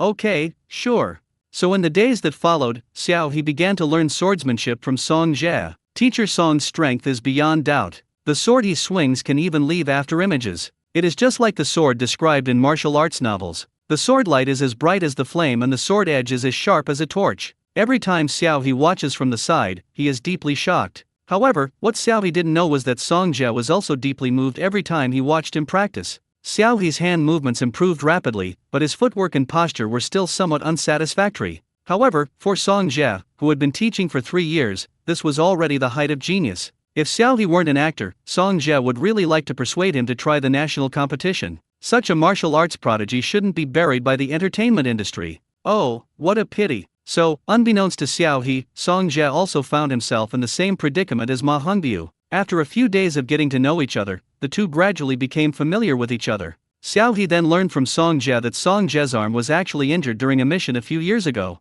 After recovering from his injury, he did not want to accept the arrangement to transfer to a leisurely position and live a mundane life. So he simply retired and came here to become a swordsmanship teacher. Song Jia had actually won the National Youth Wuxia Championship in the sword category before, but he gave up this hobby after joining the army. Now he has returned here to be a teacher, which can be considered as pursuing his dream from his youth. It must be said that this is the kind of person Xiao He admires most. They can defend their country when they are in power, and pursue their dreams when they are not. They will not give up on life just because they have lost something. They have always maintained a positive and optimistic attitude towards life, as if no difficulty can defeat them. Xiao He grew to respect Song Jia even more. After one training session, Xiao He also met Song Jia's wife and daughter. She was a beautiful woman with a gentle and refined appearance, dressed in a simple blue silk blouse and white high-waisted wide-leg pants, exuding a composed and scholarly air in every gesture. The little girl she was holding was also dressed in a pretty princess dress, as cute as a little cake, and skipped over to Song Je, sweetly raising her hands for a hug. Song smiled and bent down, picking up his daughter with one hand. The atmosphere in the family was harmonious and pleasant. Xiao He glanced at them once more but didn't disturb them. He tactfully packed his things and left. While Xiao He was training diligently, news of director Feng's upcoming casting call for his new film began to spread widely, with many marketing accounts and media outlets sending out related messages. The once relatively calm entertainment industry in China has finally been thrown into turmoil once again. After all, that's director Feng. In the early days of Hong Kong action films, his movies were the best. Although the Feng family team that followed him disbanded later because of his retirement from the industry, most of the members are still active in different film crews, and some have even achieved success and formed their own teams. His comedy action film Flight Navigation was the first domestic film in Chinese film history to break the 1 billion yuan box office mark, and it also ushered in the spring of comedy action films. Even now, many people, upon learning that he is going to make a new movie, immediately want to go to the cinema to make up for their box office disappointment. In that era when Hong Kong films were rampant with piracy, they owed director Feng a movie ticket. This is director Feng Zhengyang, a director who can attract countless eyes whenever he appears. While people online were still reminiscing about the old movies directed by director Feng, various entertainment companies sprang into action. Among them were people with connections and resources who, like Xiao He, managed to obtain the scripts for director Feng's upcoming films early on after some maneuvering. Unlike Xiao He's composure, they didn't hesitate at all because of the subject matter chosen by director Feng. Almost immediately, they called their respective teams' think tanks to rationally analyze the various characters in the script, then estimated the probability of their artists successfully auditioning, as well as the potential competitors they might face. So, at the end of May, a few days before June, the entertainment industry in China started to get lively again. It's either scandals about this company or gossip about that company, with minor characters being thrown out as cannon fodder, or internet celebrities staging accidents during live streams. In short, outrageous, not outrageous, true or false, and even abstract celebrity scandals are flying everywhere. A single marketing account can produce more than 50 videos a day,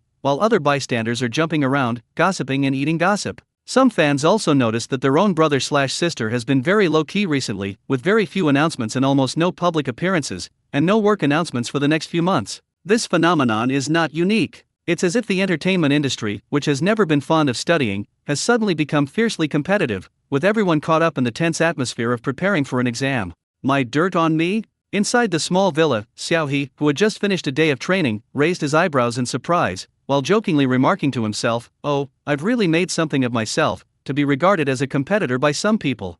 Sitting on the sofa, Lu Rulan was not surprised at all. After all, people in the industry are well informed. Who has accepted a job and who has accepted a new script always spreads very quickly. Conversely, if someone hasn't had any announcements or new jobs recently, they're probably eyeing director Feng's audition. These are no longer secrets. From a certain perspective, it can be considered a recognition of your acting skills, otherwise, they wouldn't have used such tactics to suppress you. That makes sense, so what's the dirt on me this time? Xiao He asked with interest. Is it cheating, being a scumbag, sleeping with fans, or insulting colleagues? Or is it gambling, drug use, ladybugs, or hit and run? It's news about your graduation thesis being found to contain fabricated information. Ha! Xiao He, who had been slumped over, immediately sat up straight and reached for his computer. No, that was indeed somewhat insulting. How is public opinion developing now? Damn it! Who came up with this dirty trick? It's absolutely disgusting. Once he finds out, he'll expose them online. Don't rush. Lu Rulan glanced at Xiao He sideways. With me here, how could they possibly succeed? If she can't even stop this kind of low-quality public opinion, then she might as well not be a top agent. Xiao He breathed a slight sigh of relief. That's good. However, this matter can also be considered a breakthrough. Lu Rulan asked thoughtfully, aren't you going to take graduation photos soon? Xiao He recalled, it seems so. Isn't your roommate a popular Billy creator? You can ask him to film a graduation vlog together, and I'll help you with marketing afterwards, which will boost your academic prestige.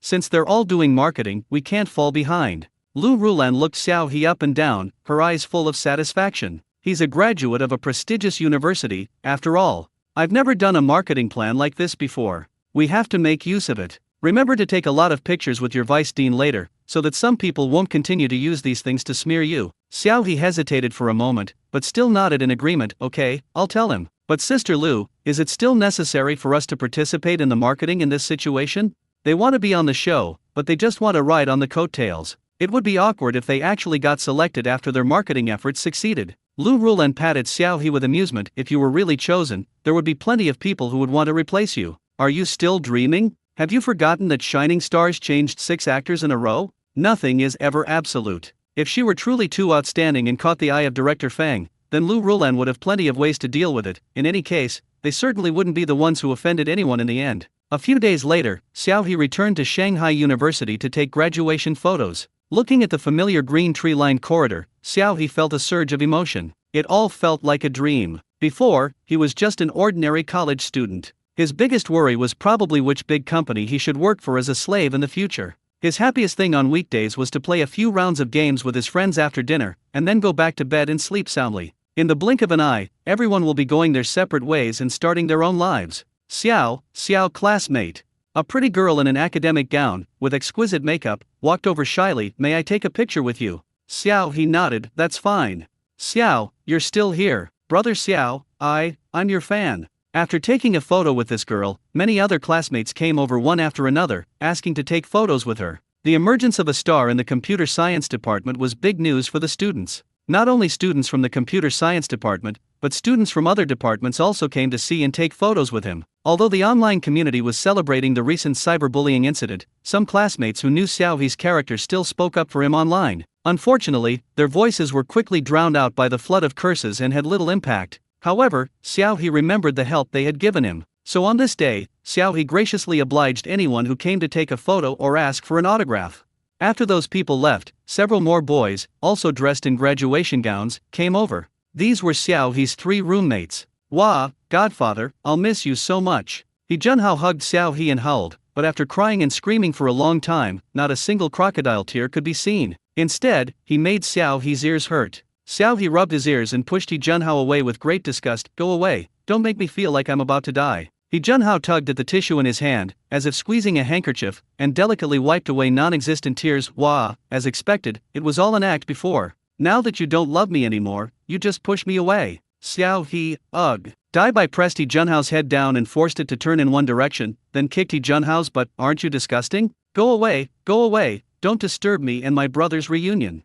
He Junhao immediately turned around and punched Daibai. Damn it, only my godfather can spank my butt. You want a beating, don't you? Daibai immediately retorted. Old Xiao is my brother, so I'm your godfather too. Why can't I hit you? Hey, you're getting too cocky. The two immediately started wrestling. Xiao He rolled his eyes. You two go argue somewhere else, don't ruin my image right now. Seeing that the two weren't listening, he shrugged as usual and looked at his other roommate. They're almost graduating, why are they still acting like elementary school kids? Zai Sepeng shrugged. I don't know. Then the two patriarchs stood aside, watching the two boys fight while talking about their plans for the future. I will definitely continue to develop my career in the entertainment industry, Xiao He said. That's a bit different from what I said before. I remember when he was a freshman, he just wanted to get into a big company. Now, although he didn't get into a big company, he has entered the industry. That's great. Zai Sepeng pushed up his glasses. I saw your movie, and your acting was really good. I never realized you had this talent before. I believe you'll definitely become a big star in the future. Xiao He smiled helplessly. Good acting? It's just a natural performance. Thank you, and you? Me? I'll just do the same thing as before, find a job, and continue to be a beast of burden. Zai Sepeng said casually. Xiao He remembered that Zai Sepeng had mentioned that his father actually owned an internet technology company. Therefore, he guessed that Zai Sepeng would most likely go back to inherit his father's business. Go to your dad's company? No, Zai Sepeng denied it. My dad's company is just a small one. It doesn't matter if I'm here or not, so I'm going to try working at a big company first. That's pretty good too. Xiao He nodded. Despite the various problems that large companies have, it is undeniable that their basic benefits and salaries are already among the best in the industry. Do you have a goal? I'm going to try it out on Weibo. Maybe I'll be the one maintaining your trending topics in the future. Zai Sepeng made a joke, and Xiao He laughed and replied, then you'll help me remove the negative trending topics for free. Zai Sepeng rolled his eyes instantly. Then let's not contact each other. As we all know, getting on the trending topics list and getting it removed from the trending topics list have two different prices, with removing it from the trending topics list generally being the most expensive. Xiao He immediately clutched his heart. That's such a cruel heart. Zai Sepeng was speechless. You're the one who's going to kill me. After joking around for a while, He Junhao and Daibai finally came over. Daibai, what are your plans for the future?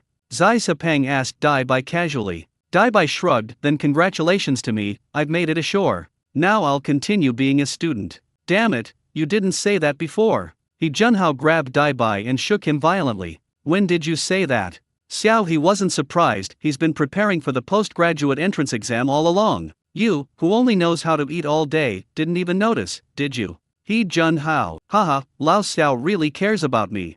Dai Bai laughed heartily. Let's find a place to eat and chat. Sure, I happen to know a hot pot restaurant nearby. So, on Yi Junhao's strong recommendation, they went to the nearby commercial street to eat at a traditional hot pot restaurant. It's Friday, and many people have already left work. The streets are crowded with people. As they walked along the commercial street, they felt a strange sense of being squeezed by crowds. Because there were so many people, Xiao He kept wearing his mask to avoid being recognized by passing fans or passers-by. After all, his fame has increased to a new level with the help of the kind-hearted Su Shensi, and Xiao He really doesn't want to be surrounded by people in this place. However, Xiao He was not recognized along the way, but Yi Junhao, who was recording a vlog with a camera, was recognized by passers-by. Ah, it's He Xiao's Hui. The fans who recognized him were overjoyed and quickly came up to ask for a photo. Xiao He and his group waited nearby. After one group of people left, someone recognized Yi Junhao and asked, "Little handsome, where's your big handsome?" Commander-in-Chief refers to Xiao He, but this was a nickname given to Xiao He by Yi Junhao's fans before he entered the entertainment industry. Back then, Xiao He was a complete novice. He appeared in Yi Junhao's videos a few times, and fans were amazed by his good looks, so they nicknamed him Big Handsome, meaning he was even more handsome than He Xiao's Hui. Of course, this was just a joke among longtime fans, and only Yi Junhao's longtime fans would understand the joke. Now, when people inquire about Xiao He and Yi Junhao's videos, they mostly refer to him as Mu Zi or simply Brother Xiao. Yi Junhao was a little surprised. Oh, a longtime fan? Lao Xiao isn't here. Come on, let's take a picture together. While providing cover, Yi Junhao glanced at Xiao He's direction. Xiao He and his group had already cleverly escaped. Don't blame them for not being frank, there are just so many people here, and if this gets out, they might not get any dinner tonight. So dear longtime fans, don't blame him, Brother Xiao is really not here right now. Xiao He and his two companions entered the mall ahead of time. As a shopping mall located near the campus and economic zone, it is naturally quite luxurious, encompassing diverse industries such as shopping, dining, and entertainment. The overall commercial atmosphere is also very strong. When passing by some luxury counters on the first floor, Xiao He could faintly smell the cool and high-end perfume scent in the air. However, they did not stop and took the escalator all the way to the entrance of the hot pot restaurant. Coincidentally, there was an empty table in the corner of the usually bustling shop. Of course, forget about getting a private room, you definitely won't be able to get one. Zai Sepeng glanced around at the people around him and asked Xiao He, "You can only sit in this corner now, won't you get recognized?" Xiao He adjusted his mask, unsure, should. With so many people eating here, they certainly wouldn't look up and wander around, right? However, Xiao He was too naive. As soon as he took off his mask, he heard a soft exclamation from the side, "Hey, it's Xiao He, oh my god, he actually eats here." Xiao He. No, don't people online say that life doesn't have that many spectators? What kind of looks are those? He's sitting in the corner. And what you're saying makes it sound like he can't eat. Xiao He, can I take a picture with you? I really like your Mu-Zi. Once one girl took the initiative, other girls followed suit, asking for photos and autographs, and even several guys came up to ask for them. Zai Sepeng and the others could only look at Xiao He with expressions of helplessness. Xiao He couldn't refuse, so he greeted Zai Sepeng and the others, and led his fans to a slightly more open but not particularly conspicuous spot, where he patiently signed autographs and took photos with each fan. Fortunately, hot pot restaurants are usually crowded, so they only let people in to eat after they have been seated. The number of people in the restaurant has always been kept stable, and there is no situation where more and more people are signing autographs. The fans have not caused any chaos or other negative impacts. Even the restaurant owner came over to ask Xiao He for a photo and autograph. At the same time, Xiao He also received a free meal from the proprietress. It took about 10 minutes for Xiao He to fulfill all the fans' requests. Okay, now it's my personal time. I hope everyone can cooperate, okay? Thank you. Perhaps because Xiao He usually gives fans the impression of being aloof and serious, and his current temperament is also on the fierce side, the fans did not pester him after he made the request. They obediently said goodbye to Xiao He and returned to their seats one after another. Some shameless individuals tried to get more autographs from Xiao He to resell, but Xiao He's expression gradually turned cold, and he stared at them calmly. Goodbye, Brother Xiao. The guy being stared at felt a chill run down his spine and into his brain. He immediately snapped out of it and didn't dare to chase after Xiao He for an autograph anymore. He silently put down his phone and left. Once all the fans had been dealt with, Xiao He finally breathed a sigh of relief and prepared to return the way he came. But Xiao He had only taken a few steps when he suddenly saw a boy of about 7 or 8 years old in the passageway ahead, holding a shiny hair clip and bullying a 3-year-old girl dressed in a princess dress who was very cute. The little girl, her voice trembling with tears, asked the boy to return her hair clip. But the next moment, the little boy shoved her hard in a hostile manner, saying, "Hee, what you snatched is mine, and I'm not giving it back to you." The 7 or 8-year-old boy was already about 1.4 meters tall, so pushing a little girl was a piece of cake. The little girl stumbled and fell backward, but bumped right into the waiter who was carrying hot pot soup and turning around from the other table. Because the table was significantly higher than the little girl, and the group of people were sitting together, the staff member didn't see her at first. When he did, he instinctively tried to avoid her, but it was too late. The hot pot broth in his hand still spilled out of the pot due to inertia and splashed onto the little girl. The soup base was red and spicy, still steaming hot. Anyone who saw it being splashed onto the little girl would feel a pang of heartache. At that critical moment, a pair of hands reached out from the side of the waiter and, with lightning speed, pulled the little girl away. The next moment, the entire pool of hot pot broth spilled onto the little boy behind the little girl. The little boy let out a sharp scream, and then almost everyone in the store looked over. Soft and soft. A woman with a gentle voice staggered to the little girl, examining her from head to toe with tears in her eyes. Clearly, she witnessed the whole thing, but it was too late to rush forward and stop it. Fortunately, the little girl's skin was not stained with any soup. Only her skirt and shoes were splashed with some soup when it fell to the ground because they were too close. Still shaken, she clung to the gentle woman's neck and sobbed softly. The woman looked up, wanting to thank Xiao He for saving her, but as soon as their eyes met, they both widened their eyes in surprise. Xiao He glanced at the woman, then looked incredulously at the soft body in her arms, and gasped,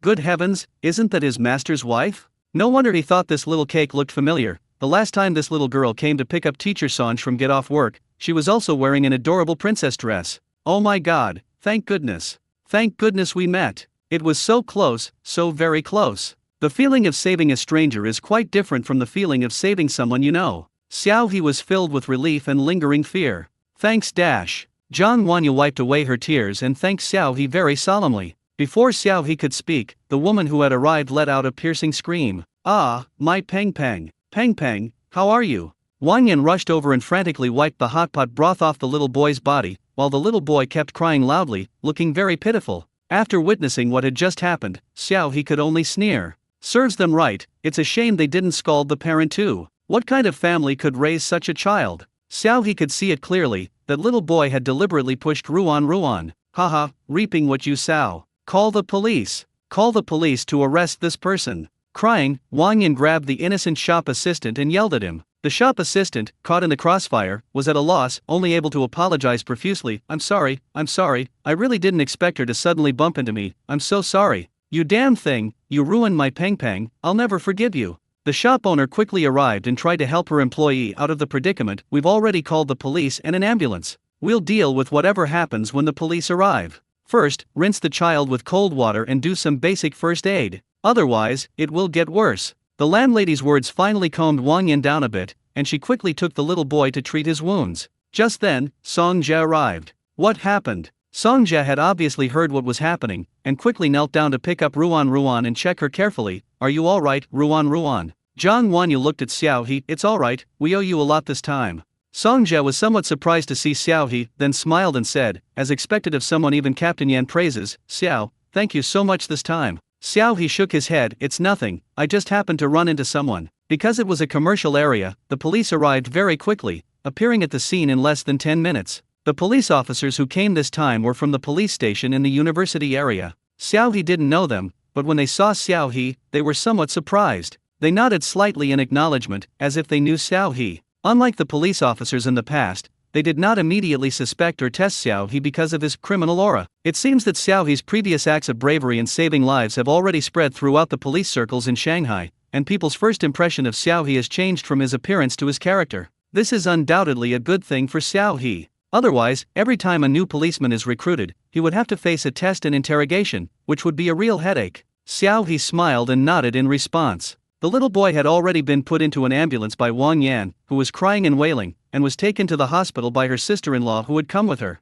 She stayed behind, determined to get justice for her son Peng Peng. Officer, you really need to investigate this thoroughly. It was this guy who deliberately spilled the hot pot broth on my child. Wang Yan tugged at the shop assistant's sleeve and said, "Okay, ma'am, please calm down for a moment. Let's check the surveillance footage first."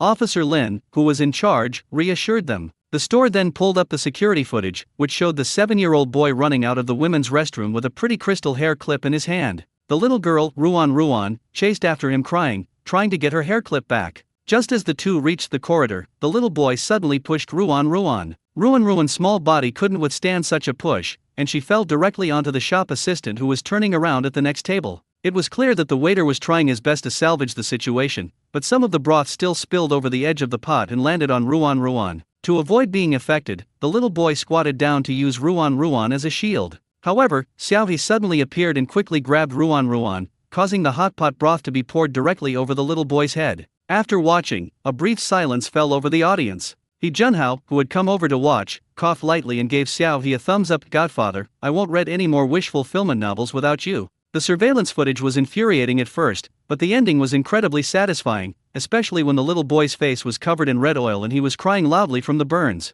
He Junhao felt like he had drunk an ice-cold Coke on a hot day, feeling exceptionally refreshed from head to toe. "There's nothing we can do, he's become a malicious adult now. Why did your child come out of the women's restroom?" Officer Lin gave Wang Yan a strange look and gestured to the officers to zoom out the surveillance footage. Wang Yan replied matter-of-factly, "My child is still so young, he can't go to the men's restroom by himself. So I have to bring him with me." Sure enough, the surveillance footage showed that Zhang Wanyu first brought Ruan into the women's restroom, and then about half a minute later, Wang Yan brought her own little boy into the women's restroom as well. "I just reminded them of something, and then she started swearing at me."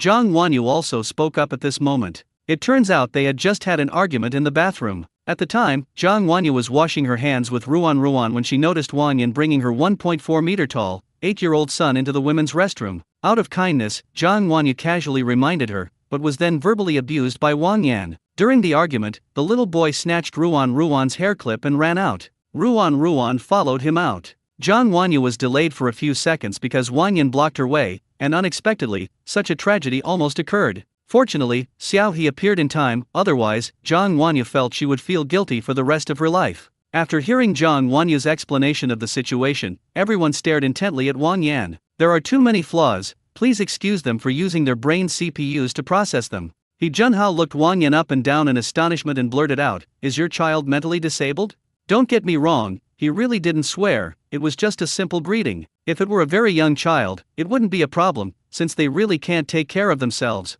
But he Junhao just saw it. The little boy was 7 or 8 years old, and his height was considered tall for his age. He was tall enough to not even get a free ride on the bus. He was also as strong as an ox. When he was snatching things from people and pushing them, he didn't seem like someone who couldn't take care of himself. But what if? They also need to look at the issue from all angles. However, He Junhao's words infuriated Wang Yan, who pointed at He Junhao and began to curse the seniors and the juniors, from men to women, from the old to the young. Officer Lin sternly rebuked, "Madam, please show some respect when you speak." He Junhao muttered under his breath, "Compared to the children, the parents' problems are the biggest issue." Xiaohe sighed, "Say less for now." Then Wang Yan's attention turned to Ruan, as if she felt that Zhang Wanyu's family was the easiest to bully. "Yes. It was your child who pursued my Peng first, so your family also needs to take responsibility for this matter." Zhang Wanyu rolled up her sleeves and immediately retorted, "Your child stole our things, and now you want us to take responsibility? Why didn't you think about taking responsibility for your child when you were disciplining him?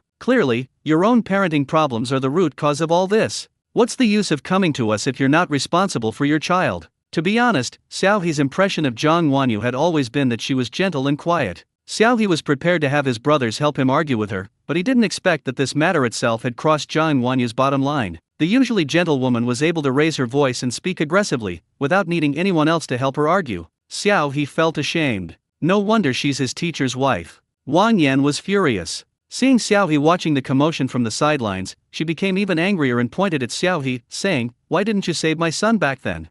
Xiaohe, "No, how can this be related to me?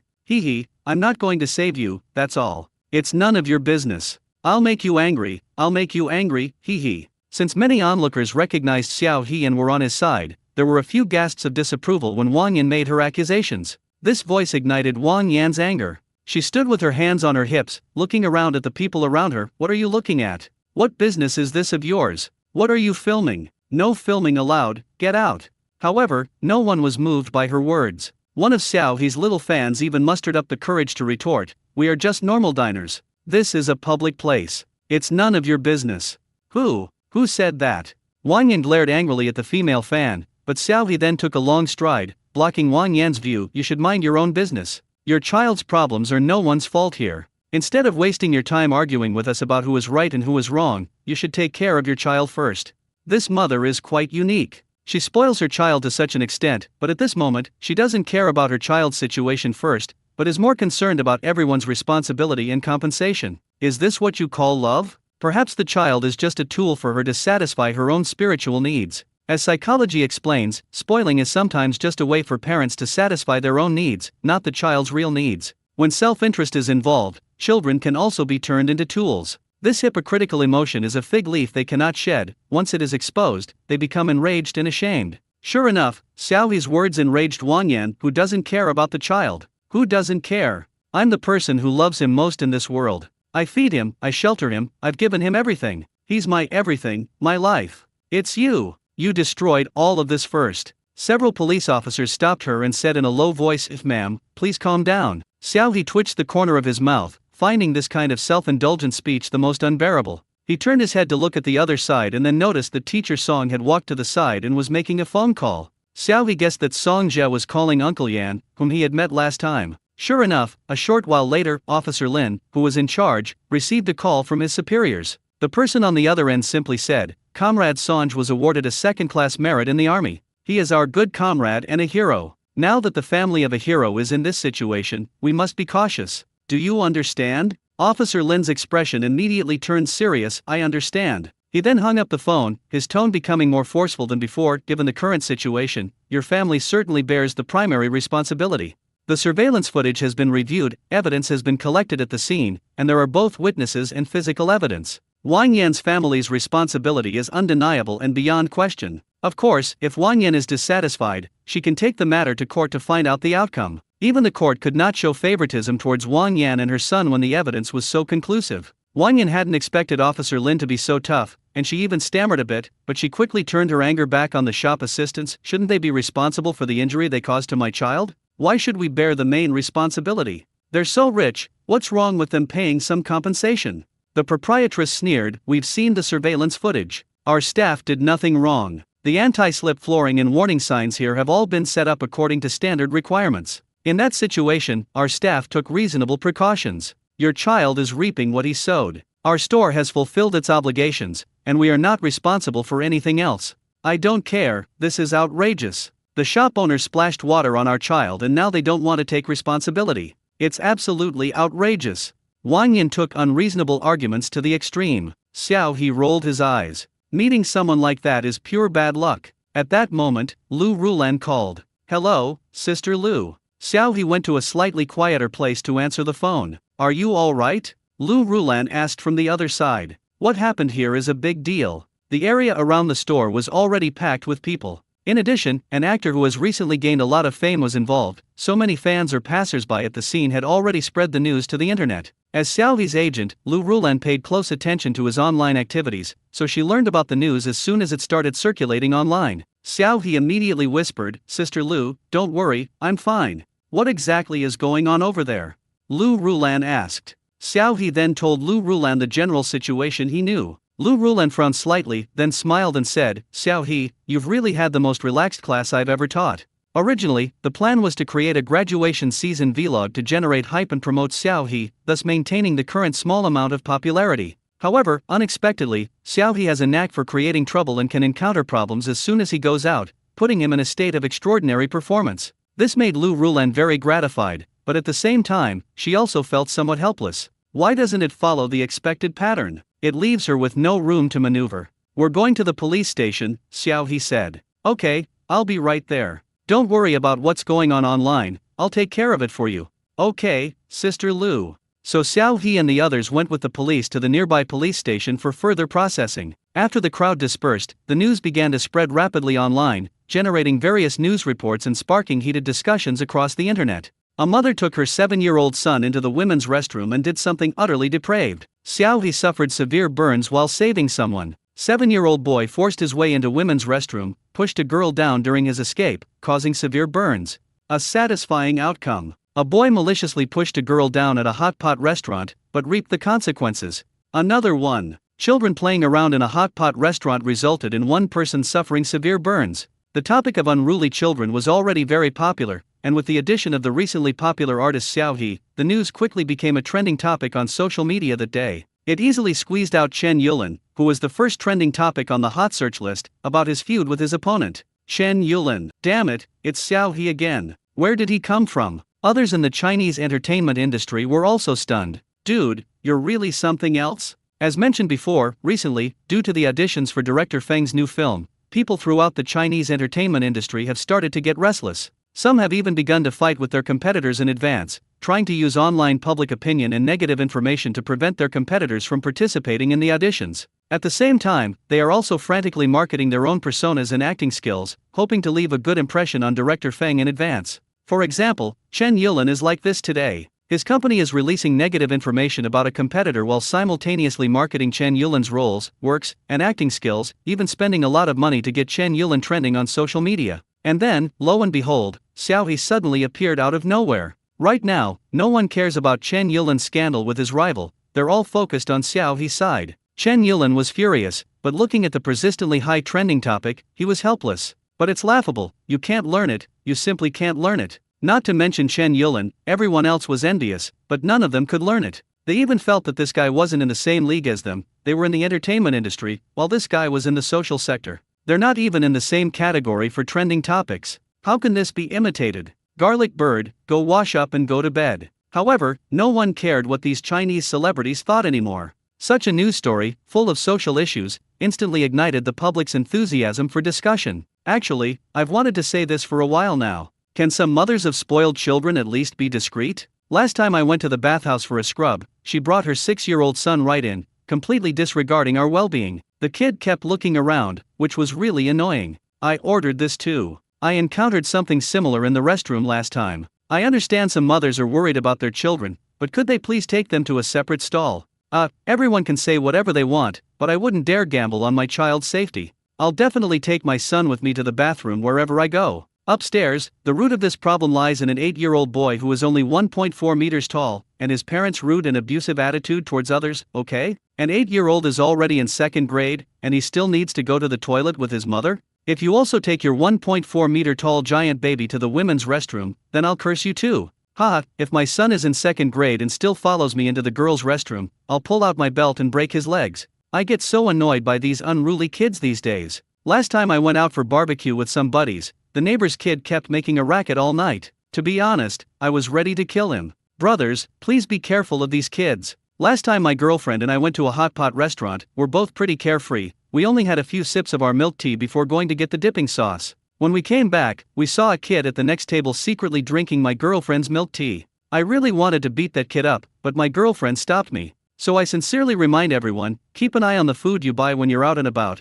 and try not to touch food that's out of your sight. You never know if someone with malicious intent might take advantage of that opportunity. Many people also went to Xiao He's account to leave comments. Boss, are you alright? Please reply to my message. Everyone's worried about you. Brother Xiao, you're the actor I've seen who's most different on and off screen. On screen, you're not even human. Off screen, you're a real man. Playing a villain too badly gets him trending. Playing a good guy too well gets him trending again. Xiao He is awesome. Not bro, but you're so handsome? My girlfriend and I will be following you from now on. At this point, someone at the scene posted a video. In the video, Xiao He is signing autographs for fans at the hot pot restaurant. After finishing with the remaining fans' requests, Xiao He turns around and walks back. Just then, the young man in the shot suddenly paused slightly. The next moment, the young man darted out like a nimble cheetah. In the blink of an eye, he rushed to the side of the employee holding the hot pot broth and quickly pulled the little girl from under the pot to his side. Then tragedy struck, as the remaining hot pot broth spilled onto the little boy behind the little girl. Mom, I think I saw light.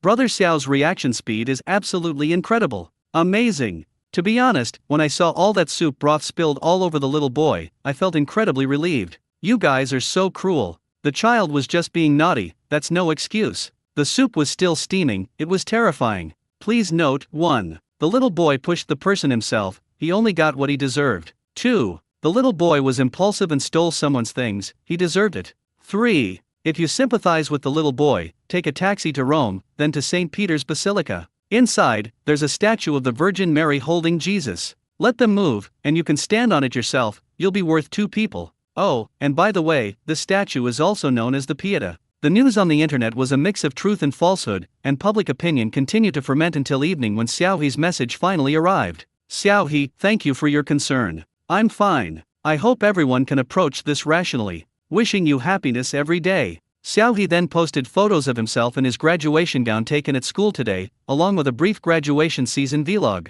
That's great. I'm so glad you're alright. Brother Xiao, I hope you're happy every day. Oh my god, am I the only one who didn't know that Xiao just graduated from college? I've always called him Brother Xiao, but it turns out I'm older than him. I just found out it's +1, and it's even from Shanghai University. This is truly unexpected. Xiao Ge really nailed the charisma. Lu Zehang had mentioned before that because he felt Xiaohe was very impressive, they usually addressed each other differently, but he always called him Brother Xiao, even though he was indeed a few years older than Xiaohe. Yay, it's Teen Men's University. I've graduated, and soon I won't be one anymore. Hilarious, how did this topic veer off topic? Since that's the case, let me share a photo of me and Xiao Ge at the graduation ceremony. He's such a nice guy, so many people from our department asked to take photos with him, and he never refused. Photo.jpg. I won't say who envied me. Hee, I have one too. It's a photo of me and Brother Xiao at a hot pot restaurant. From now on, I'll say Brother Xiao is my best buddy. Group photo.jpg. Great idea, steal the image and cut it out yourself. What the heck? This works? How do I withdraw it? Haha, thanks for the watermark-free photos, bro. Thanks, Xiao Ge's gotta be my buddy now. The topic has, as hoped, completely veered off course. In the following days, discussions about Wang Yan and her son continued to spread online, but Xiaohe's presence gradually faded from the trending topics and became low-key. Since none of the parties involved accepted mediation or the compensation terms proposed by the other party, the matter could only be resolved through litigation, with the court making the final judgment. Lu Rulan told Xiaohe not to worry about it, that she would handle it, so Xiaohe really didn't care at all and continued to busy himself with his own affairs and training. During this time, Song Je's family also specially invited Xiaohe and his roommates to have another meal together as a way of expressing their gratitude. Later, after a training session, Xiaohe received a heartfelt thank you from Song Je in private. 3 years ago, Zhang Wanyu was Song Je's fiancé. When Song Je had that accident, Zhang Wanyu stayed by his side and took care of him. Even when Song Je wanted to leave the army and start a new life, Zhang Wanyu was the first to stand up and express her support. Without Zhang Wanyu, Song Je might have had a really hard time getting over that period. Therefore, in Song Je's heart, his lover Zhang Wanyu and his daughter Ruan are the most important people in his life. He cannot imagine how much his lover would blame herself if something happened to Ruan that day, and he would not be able to forgive himself. Xiaohe was overwhelmed with emotion after witnessing such a display of affection. Being able to do a good deed within your own capabilities can really make you feel refreshed. About a month later, Xiaohe learned the follow-up to the matter from Lu Rulan. The verdict has been delivered. Wang Yan's family was held fully responsible, and even the store did not provide any compensation. The store didn't pay a single cent in compensation? Xiaohe had just asked when he remembered Song Je's special status, and then he understood. No wonder the verdict was so quick this time. It seems they were given a boost by a mysterious force. Of course, there's not much to argue about in this matter itself. The store had already taken warnings and precautions, and the safety measures were in place. If you really want to hold them accountable, there won't be much. The main responsibility lies with Wang Yan. Besides, this case had the support of a mysterious force, and it ended with a satisfying conclusion, which can be considered a satisfactory outcome. What's the situation with Wang Yan and the others now? Xiaohe asked again. The incident involving Wang Yan and her son caused such a stir online that it likely affected their real lives as well. I'm not too sure about that, Lu Rulan recalled. But it seems that the crown prince's mother discovered that there was another son in the family because of this incident, so she started a fight with her family and planned to help her own crown prince to force the abdication. The precious crown prince has been temporarily sent back to his hometown. Judging from the looks of it, their future days will not be easy. Xiaohe, what illegitimate son, what coup? Sister Lu, maybe you should watch less palace dramas? Lu Rulan absent-mindedly covered her mouth. Huh? Did I say what I was thinking? Xiaohe, what do you think? Lu Rulan shrugged. Then how did you understand it?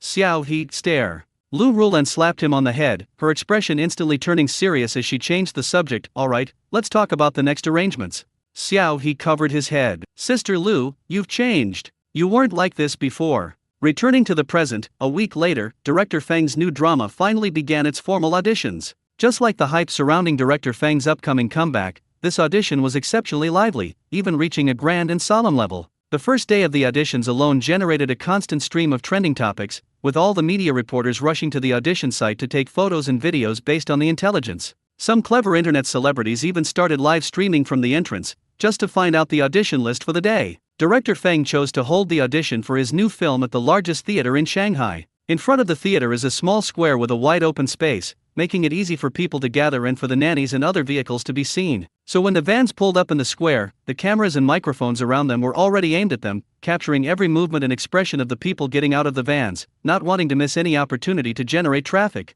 The artists on the bus stepped out with smiles on their faces, waved politely to the crowd, and then followed their agents into the theater. This place has become a mini fashion show. The square in front of us is no longer a square, but their red carpet runway. However, the only difference is that most of the artists who came today were wearing their own clothes and dressed very low-key. Some even wore masks and hats, looking like they were going out without makeup, which is quite different from the usual red carpet shows with exquisite makeup and gorgeous clothes. But no one cared about that. The media and reporters quickly spread the news online, attracting more people to watch and pay attention. Today we're selecting the male lead, and the age requirement is between 30 and 45, which is the golden age for many excellent actors. So, the actors who are here are basically well known and have representative works. Among them, quite a few have won Best Actor awards. Many of them have specifically cleared their schedules for this period of time to prepare for director Fang and his new drama, and some have even suspended their subsequent work. According to an anonymous well-meaning person, several film crews have suspended or delayed their production during this period in order to wait for the results of these auditioning actors.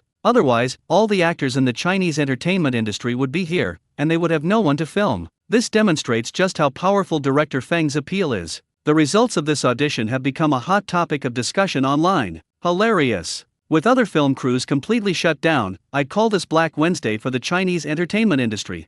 My goodness, this is the most complete gathering of top actors in the Chinese entertainment industry ever. He Jinian and Huwen haven't spoken for 5 or 6 years, have they? I'm absolutely stunned to see them both in the same place in my lifetime. Isn't anyone paying attention to Tong Junhui? Didn't he retire from the entertainment industry? He's actually back. Haha, they're back. They're all back. Our Chinese entertainment industry is finally saved. Director Fang is amazing. Am I the only one with an extra memory than everyone else? Why is the whole internet excited about this? That matter is still unresolved. The police haven't even investigated it, so some people shouldn't jump to conclusions. What happened to Director Fang? For your information, Director Fang retired from the entertainment industry because his wife mysteriously disappeared from their home. Police investigations led them to suspect him, and he was questioned several times, but the investigation yielded no results. The case remains unsolved to this day, and Director Fang withdrew from the industry due to public pressure.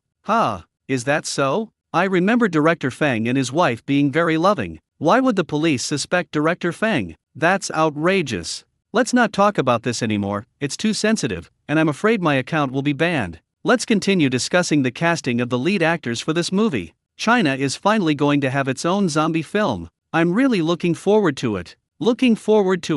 If possible, I'd love to have Tong Junhui as the male lead. A powerful combination like that would be a box office smash. Considering the box office performance, I'm still hoping for a surge in He Jinian's popularity. Tong Junhui has already retired from the entertainment industry, so let's not get involved. Are you already starting to put down others? Tong Junhui has simply retired from the entertainment industry, but he's not dead. We, his fans, are still here, just as we are. I suggest that fans of a certain younger artist be careful with their comments.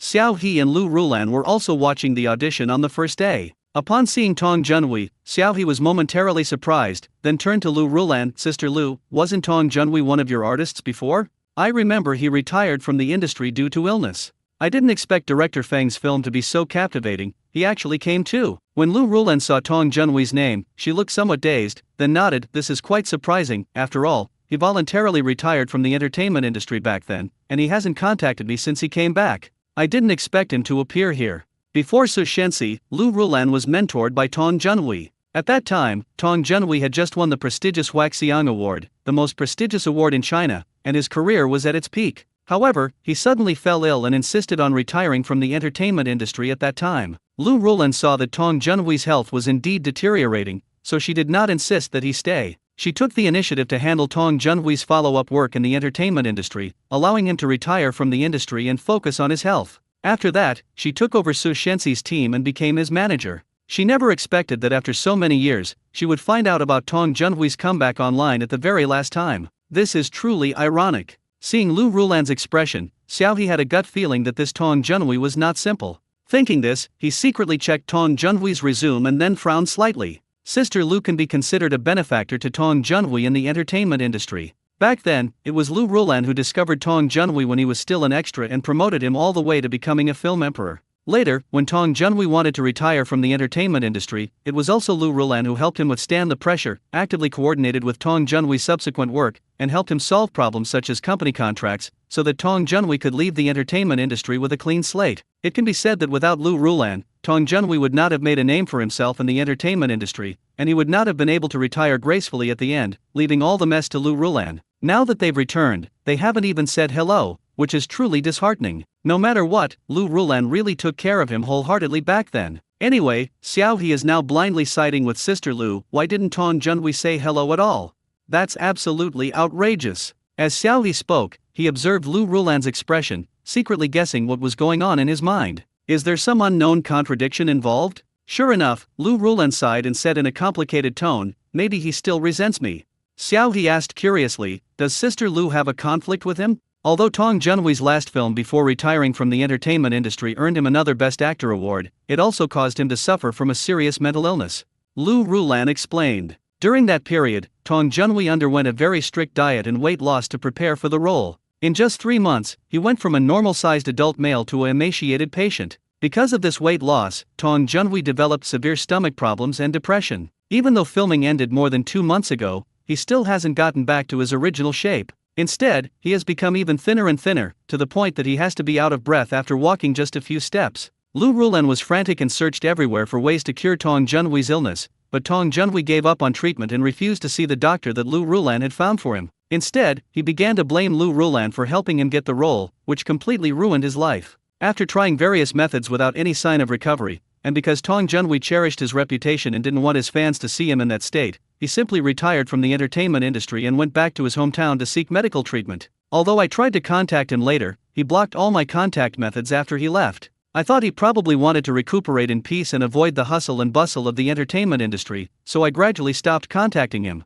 But I never expected. Lu Rulan lowered her eyes and looked at Tong Junhui, who was completely covered up in the photo. Her expression was complicated, but she did not blame Tong Junhui. I just don't know if he is feeling any better.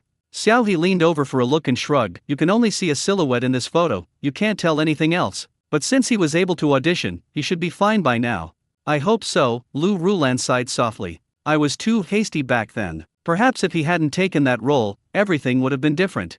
Xiaohe didn't speak, but just looked at the person in the photo thoughtfully. The casting of the first male lead for director Feng Xiaogang has been a hot topic from day to night. After observing the audition lineup, netizens began to analyze the actors' micro-expressions as they left their seats. Fans from various groups were eager and confident, as if they had already secured the male lead role for director Feng. By evening, the final results of director Feng's casting choices began to circulate online. Lu Rulan inquired about it, and then her expression became complicated again. Xiaohe, who had been lying on the sofa looking at his phone, immediately sat up. What could it be? Tong Junhui? It's him. Lu Rulan nodded. Director Feng personally decided on him, and I heard he will be participating in the subsequent auditions starting tomorrow. Ah, Xiaohe pondered. It seems Director Feng is quite satisfied with him, but this might be bad news for them. After all, there's the matter between Tong Junhui and Sister Lu. Lu Rulan also said, I won't go to the audition with you the day after tomorrow. Why? Could it be that Tong Junhui is deliberately doing something underhanded after finding out you're my manager?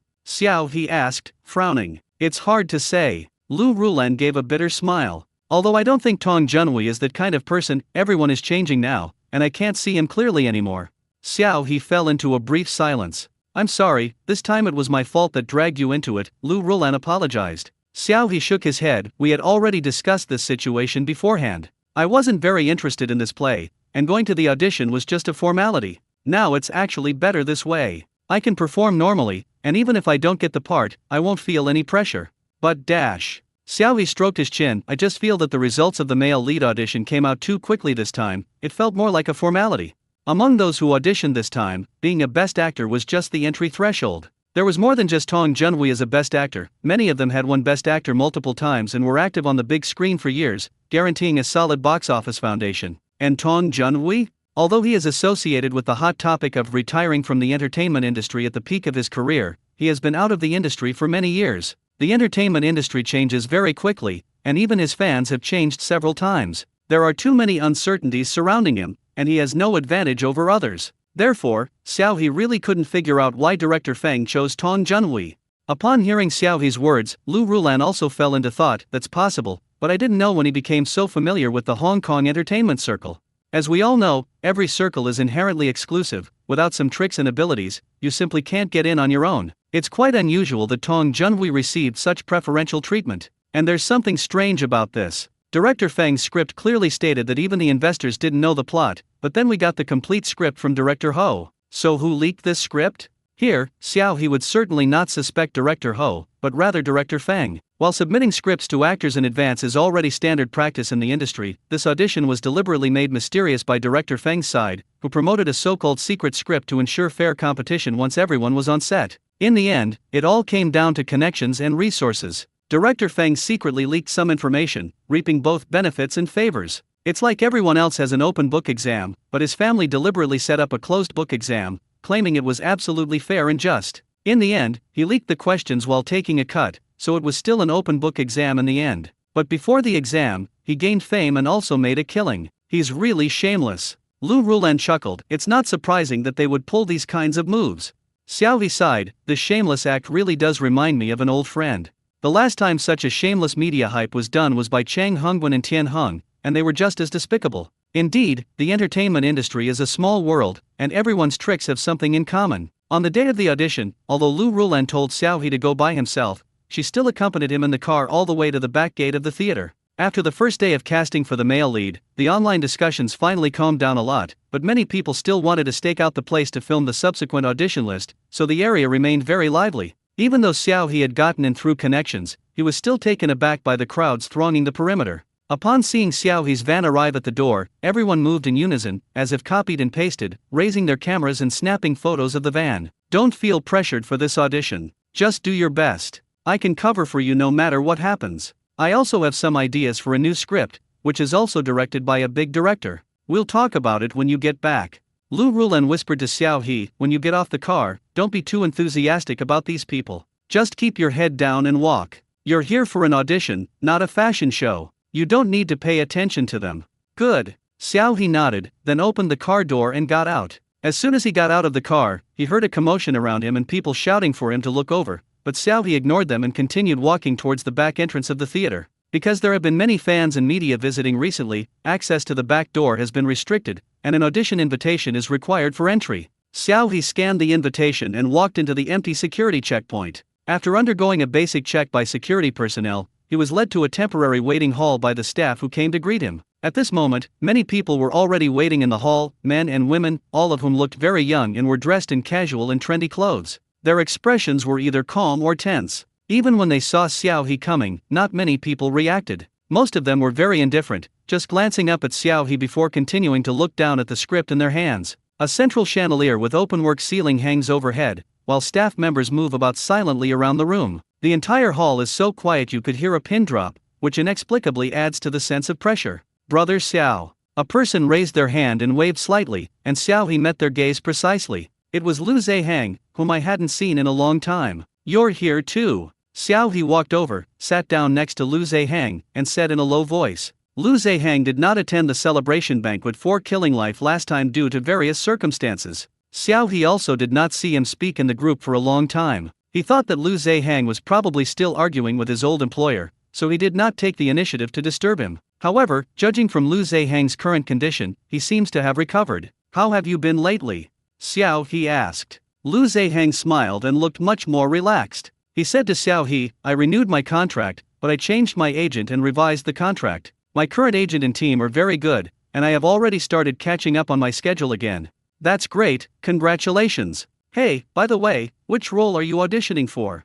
Xiao He raised his hand and tapped on the script in Lu Zehang's hand. Upon seeing that name, Lu Zehang's face immediately fell. Oh no, we're playing the same character as you. It turns out that the role Lu Zehang wanted to audition for was the same one as Xiao He. Lu Zehang still vividly remembers Xiao He's performance in The Killing Life crew. After all, he was full of confidence at the time, thinking that he had an amateur to back him up. However, he ended up being pushed to the ground by a newcomer and having to do a lot of retakes. He really didn't want to bring up that sad past again. Lu Zehang genuinely acknowledges Xiao He's acting skills. However, this is on the premise that the other party is not his competitor. But the next moment, Lu Zehang was full of confidence again. I went to intensive sword training a month in advance. Brother Xiao, you're in danger. Xiao He, oh, I went too. Lu Zehang, no, is everyone so well informed? Xiao He, what? Want to go have a match later?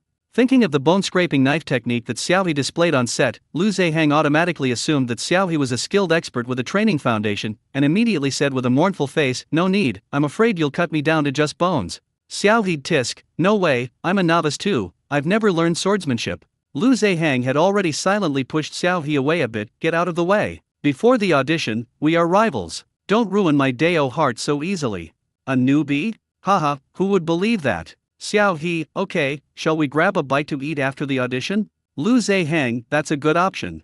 As the two were casually joking around, someone behind them sneered. Xiao He and Lu Zehang turned their heads to look at the same time. It's Chen Yulin, that guy who lost to Xiao He in the audition for Shining Stars and whose trending topics in marketing were overshadowed by Xiao He. The moment Lu Zehang saw Chen Yulin, he said sarcastically without any politeness, oh, so it's Chen the slippery one. What brings you here today? Your hand isn't slippery today, is it? Be careful not to slip and fly your sword during the audition. Chen Yulin choked, his face turning black and red in turns. When Su Shensi accused Xiao He of bullying on set last time, Chen Yulin was just watching the drama unfold. But when he saw Xiao He being attacked online and even afraid to log into his account because of Su Shensi's fans, Chen Yulin felt extremely pleased, thinking that Xiao He was already a dead man and wouldn't amount to anything. So, in a moment of impulse, Chen Yulin deliberately liked the comment that Xiao He had stolen his role, wanting to take this opportunity to play the victim and, at the same time, kick Xiao He while he was down, and vent his anger. Unexpectedly, the incident took a dramatic turn, and Chen Yulin's accidental like became a topic of ridicule among many in the industry. Don't be like Chen Yulin, he's the best at accidentally liking your posts. During that period, not only Su Shensi lost fans, but Chen Yulin also lost fans rapidly. Although he had apologized and blamed his assistant, he still suffered a huge loss. He even lost his original leading role. However, there were no outstanding supporting male roles recently, so Chen Yulin had to take a break for a while. It was really frustrating for him. Fortunately, he turned misfortune into blessing, as he happened to be casting for director Feng's new film. The only bad thing was running into Xiao He again. Every time I run into him, nothing good ever comes of it. Snort dash. Chen Yulin snorted and looked Xiao He and Lu Zehang up and down with disdain. Some people are really funny. They are clearly in competition, but they still pretend to flatter each other as if they can be elected. I'm afraid they won't be able to eat when the time comes. Lu Zehang, even we can't get selected, how could you possibly get selected? In fact, according to the senior-junior relationship, Chen Yulin, as a junior, would not dare to challenge Lu Zehang. However, Han Entertainment, which is behind Chen Yulin, is very good at marketing and generating traffic. As a result, although Chen Yulin has not yet starred in a drama, his number of fans is no less than that of Lu Zehang, a talented actor who has produced many leading roles. This has become his confidence. Chen Yulin, Teacher Lu, you should worry less about others and more about yourself. What if your good brother becomes the male lead and you become the supporting character in the future? It will take time to recover. Lu Zehang rolled his eyes. Teacher Chen, you should give less advice to others. After all, you've never been the male lead, so you probably haven't experienced whether or not you need to adjust your mood.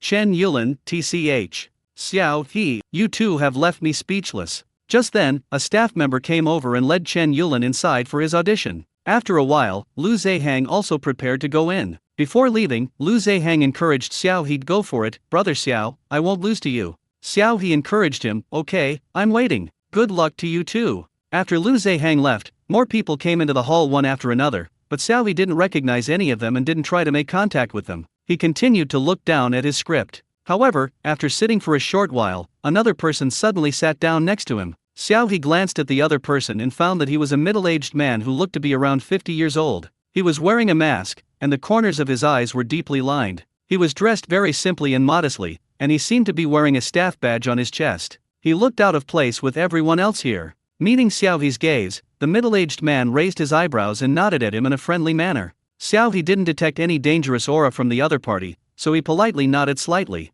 He then continued to look down at his script. And this guy was quite sensible, he just sat quietly to the side, without saying a word or making any strange moves, seemingly just sitting there. But Xiao He could feel a faint gaze constantly scrutinizing him. Xiao He pretended not to notice. After waiting for another 10 minutes or so, Xiao He finally entered the preparation area. The staff handed him a script with the audition scene he was going to perform. Xiao He glanced at it quickly. It was a one-man show. His character finally escaped death and returned from outside, but instead of people's concern, he was met with panic. Everyone looked at him with fear, suspecting that he had been infected with the zombie virus and might suddenly attack people at any moment. While everyone was discussing his future, he simply sat quietly in place, silently healing his wounds. Yes, he was injured, but not from a zombie bite, it was a knife wound, an injury caused by a human. In this dangerous environment teeming with zombies, the most dangerous element, in the end, turns out to be people. This part of the story has no dialogue, the character's psychological process is conveyed entirely through actions and expressions. If the performance is poor, with empty eyes, it may seem as if the character is just standing there in a daze,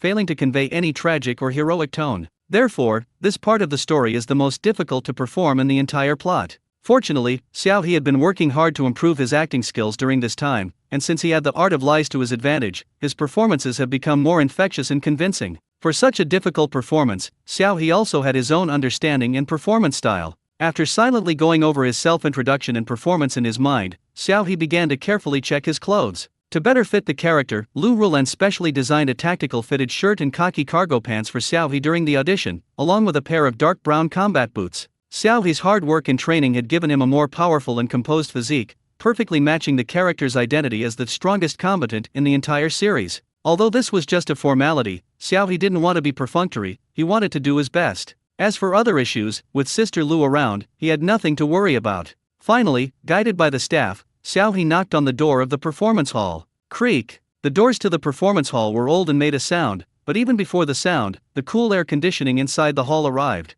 As soon as Xiao He stepped into the performance hall, he felt as if his skin was wrapped in something, making him feel cold and uncomfortable. Xiao He frowned subconsciously. Hello, teachers. My name is Xiao He. Following the temporary arrows affixed to the floor, Xiao He arrived at the center of the performance area and respectfully bowed to the people in front of him. But when he saw the faces of the people on the stage, Xiao He's pupils involuntarily contracted. Sitting in the middle of the judges' panel was Director Feng Zhengyang. He was over 70 years old at the time, but he was still very healthy, with black hair and a full face. However, his eyes were full of scrutiny when he looked at Xiao He. His somewhat cloudy, slanted eyes made Xiao He very uncomfortable, giving him a strange feeling of being compared and weighed as a commodity. What made Xiao He even more uncomfortable was the sense of kinship emanating from Director Feng. No, it's not just him, everyone on stage is acting very strangely. Director Feng, standing right in the center, exudes a strong, pungent smell of blood, so strong it's almost rotten and foul, making one want to vomit. Beside Director Feng was a refined man in his 30s, with a handsome and elegant appearance. His narrow, almond-shaped eyes held a gentle starlight, and he exuded the mature charm of a university professor. Xiao He recognized the other person as Tong Junhui, an artist that Sister Lu had previously managed, and also the male lead handpicked by Director Feng for this movie. Before this, Xiao He had seen his photos, but never felt anything like this. Upon meeting him in person, Xiao He discovered that the man's aura was particularly chaotic. Although there was no bloodthirsty smell, there was a faint aura of similar beings. Those phoenix eyes, often praised by fans as gentle and refined, now revealed a cold indifference beneath the gentle facade, as if shrouded in mist, making it impossible to see his true thoughts. What made Xiao He even more wary was that there was a strange man sitting on the other side of Director Feng. The man had an ordinary appearance, but a pair of mean triangular eyes. He looked at people with a critical and scrutinizing gaze, and even the whites of his eyes were more prominent than those of ordinary people. When he stared at Xiao He had an arrogant expression on his face. According to the nameplate on the seat, Xiao He knew that the other person was Dong Zhang, the producer of this film. He also had a strong smell of blood on him. Finally, there was the screenwriter sitting in the corner. Xiao He could also sense that there was something wrong with him, but ironically, the screenwriter was the cleanest one among the group. In other words, these people should all be in jail, not here pretending to select actors. At that moment, Xiao He almost forgot why he had come there. Holy crap, where did I end up? Is this still an audition? How did it turn into a crime scene? If he weren't still auditioning, Xiao He would really want to call the police and have all these scoundrels arrested. This is absolutely outrageous. Is this film crew even safe to stay in? Won't you just die of shock? There's not a single good person among them, from top to bottom. Xiao He. Seeing the young man on stage staring blankly at them without answering the question for a long time, Feng Zhengyang looked displeased, put down Xiaohe's resume, and slammed his fist on the table. What's going on? I'm asking you a question, are you mute? Xiaohe immediately snapped out of his daze. He still had to maintain appearances, so he quickly bowed and apologized. I'm sorry, director, please forgive me. Alright, never mind, let's get started on your performance.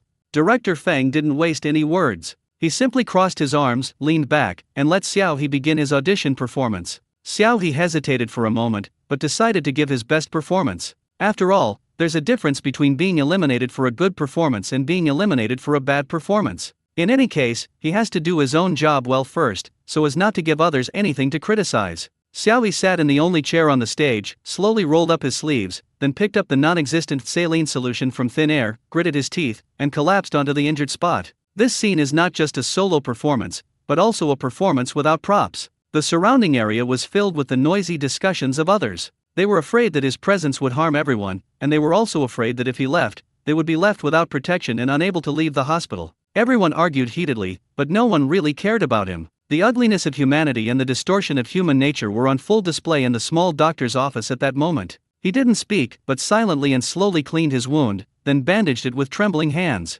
Those people saw him as their hope, but forgot that he was just an ordinary swordsmanship teacher before. He was not much better than the average person. He was only 23 years old, younger than many of the people present. He had never killed anyone before and was not born knowing how to kill zombies. He would tremble with fear when he held a sword, and he would be in so much pain from a knife wound that he couldn't speak. But nobody cared. How many of these people were saved by him? How many had their hope rekindled because of him? The light in the young man's eyes was slowly fading, and a deathly gray ferocity was gradually spreading in his dark eyes. His hands slowly stopped trembling, but he tightly gripped the bandage on his arm, letting the blood stain it red again. When he raised his head again, a cold and mocking expression appeared before everyone. He stood up unsteadily, picked up the blood-stained wooden sword in his hand, and looked down at everyone. He gave a self-deprecating twitch at the corner of his mouth, his lips moved a few times, but in the end he said nothing. He simply turned around and walked resolutely outside. After Xiaohe's performance ended, Feng Zhenjiang's expression finally changed from nonchalant to serious.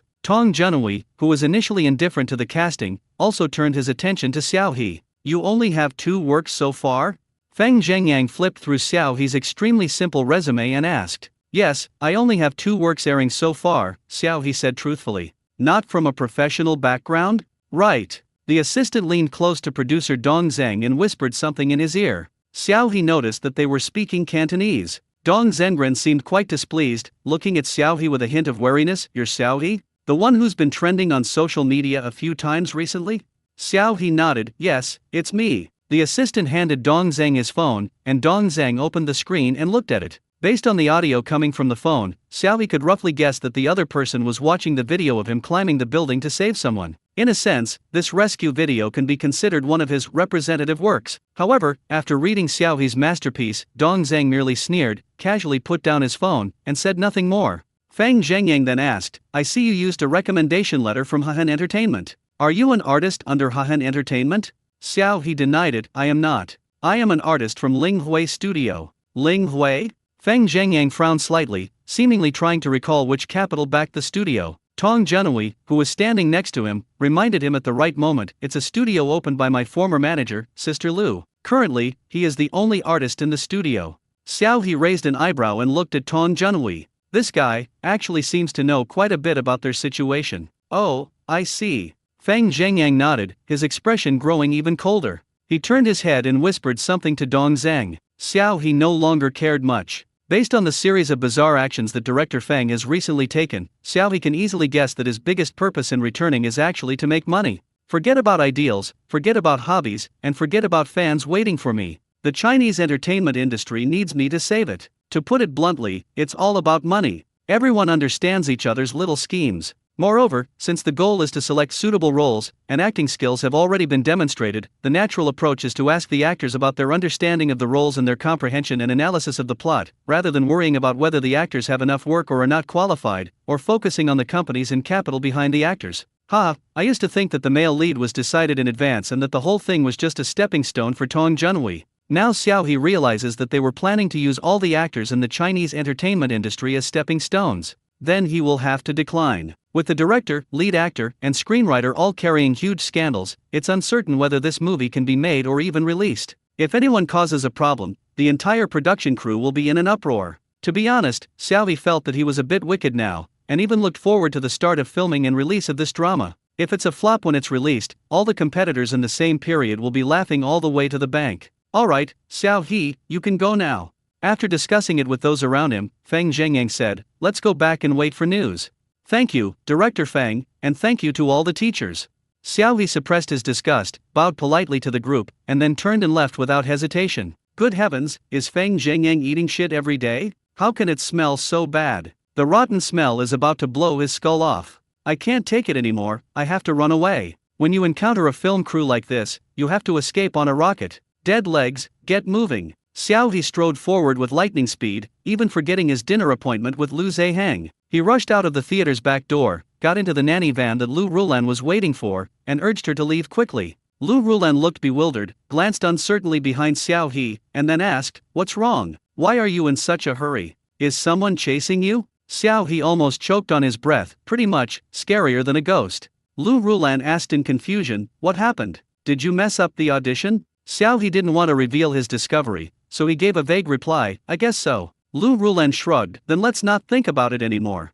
I have received the latest news that another big director is also interested in a new film, but for some reason, we have been unable to contact him recently. His assistant also said that he leaves early and returns late every day and we don't know where he is. While you rest for the next 2 days, I will personally go to his residence to wait for him and try to negotiate the script.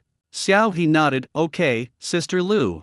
The van headed back to the villa. Xiaohui felt like he had forgotten something, but he was still thinking about the absurd scene of a gathering of heroes at the audition. So he asked Sister Lu for his laptop and started investigating in the van. It's easy to understand why producer Tung Chung was so ruthless. After all, anyone who knows Hong Kong at the time knows how rampant gangs were. There were over 50 gangs of all sizes. Later, many people like Tung Chung cleaned up their ways and went straight. In the end, they transformed into producers and big bosses, washed their hands clean, and came back to the entertainment industry, able to live openly and honestly again. Needless to say, these people are extremely efficient and clean in their methods. They have long been dealing with the government and have developed their own set of survival rules. Xiaohui's current investigation may not yield as much evidence as the police have. As for Feng Zhengyang, that's even easier to understand. He was most likely the culprit who caused his lover's mysterious disappearance back then. Unfortunately, Xiaohui was unable to find any useful clues using his hacking skills. After all, the police knew he had problems and had investigated him many times. They had already figured out the clues that should have been found and the clues that shouldn't have been found. It was impossible for Xiaohui to find out everything as soon as he arrived. But Xiaohui had a vague intuition that something unusual must have happened when these people came to the mainland entertainment industry to film a movie. This situation makes it seem like something is about to be exposed and they're preparing to make a big profit and run away. If that's the case, many things can be explained, such as zombie-themed scripts, casting decisions that prioritize capital over acting skills, and elaborate audition marketing. When Xiaohui examined their behavior again at this point, he felt that these people were very anxious, extremely anxious. Thinking this, Xiaohui looked at the list of victims circulating online again, and then nodded with satisfaction, not bad, not bad, they are all people I don't have a good impression of, and they all have some problems. Although he didn't know what stage the police investigation was at, judging from how eagerly these people were to make money, Xiaohui felt that they definitely wouldn't be able to keep up this for long. To avoid alerting the police and affecting their plans, Xiaohui only sent a few anonymous tip-off letters and then did not do anything further. Honestly, I hope these guys won't be unlucky enough to get wiped out when the movie is released. Ahem, Xiaohui absolutely refused to admit that he was gloating. Sure enough, sometimes it really does come true, the Chinese entertainment industry has no rivals, it's all thanks to the contrast provided by its competitors. Just as Xiaohui was imagining what would happen next, his phone suddenly rang. Looking at the notes, Xiaohui suddenly remembered something he had forgotten. Damn it, you think you can just abandon your brothers after you got the audition? Lu Zehang's voice rang out. You heartless bastard, I've been wrong about you after all. Ahem, sorry this meal is on me, it's on me. Xiaohui was a little embarrassed, so he quickly arranged to meet Lu Zehang at a nearby restaurant. When Lu Zehang arrived, Xiaohui noticed that there was another person with him. The person didn't look very old, even with sophisticated and mature makeup, their baby face still made them appear much younger. This is my new agent, Chang Shui, Lu Zehang introduced. Hello, Teacher Xiao. Hello, Sister Lu. Chang Shui greeted Xiaohui and Lu Rulan politely. Lu Rulan looked somewhat surprised, then nodded slightly, hello. Xiaohui nodded as well. Lu Zehang walked up to Xiao He and said with a smile, "Don't let Cheng Ji's young age fool you. She's a mother of two now, and her business skills are super strong. I had to go to great lengths with the company to snatch her away." Xiao He exclaimed in surprise, "Huh." Looking at that baby face, he thought this person was a new agent who had just graduated from university. Lu Rulan also spoke up at the right time. "Xiaoxiu is only 1 year behind me, so we are about the same age." Cheng Shui smiled and said, "Yes, it has been a long time, Sister Lu." "Lu Rulan, I thought you really intended to focus all your attention on your family." Cheng Shui shrugged nonchalantly, "I'm divorced, so I have to go out to work and earn tuition fees for my child." Lu Rulan paused for a moment, then said nothing more. "Welcome back." "Thanks." The group walked and talked, then entered the private room they had reserved in advance. Lu Zehang asked Xiao He about the audition results. "How do you think of this audition?" "I have a bad feeling about it. Now it's up to you to prove your brother right." Xiao He shrugged, "I have no hope." Lu Zehang asked doubtfully, "Are you so sure?" "I'm pretty sure, but I don't know if you've pulled any strings on your end." "Damn it," Lu Zehang muttered under his breath, "isn't this fair competition? Do we really need connections?" "Yes, I suspect that many people go there simply because they're lured there to generate traffic." "What? Really?" Lu Zehang was somewhat incredulous, or rather, he couldn't understand the reason why a big director would do such a thing. After all, this matter couldn't be kept secret forever, and once everyone realized what was happening, Director Feng's image and reputation would be affected. If Director Feng wants to make movies and find actors again in the future, it won't be as easy as it is now. "Just wait and see," Xiao He said. "Given the marketing tactics they've used so far, we'll definitely hear about it tonight, and the candidates might even be more than we imagine." "Anyone will do as long as it's not Chen Yulin," Lu Zehang said without hesitation. Xiao He. "If that's true, that would be wonderful. One virus could infect an entire nest." Since no one drank alcohol, the meal ended quickly. However, before they even left the restaurant, the final results of the audition were already announced online. Upon seeing that name, Lu Zehang immediately exclaimed, "Holy crap!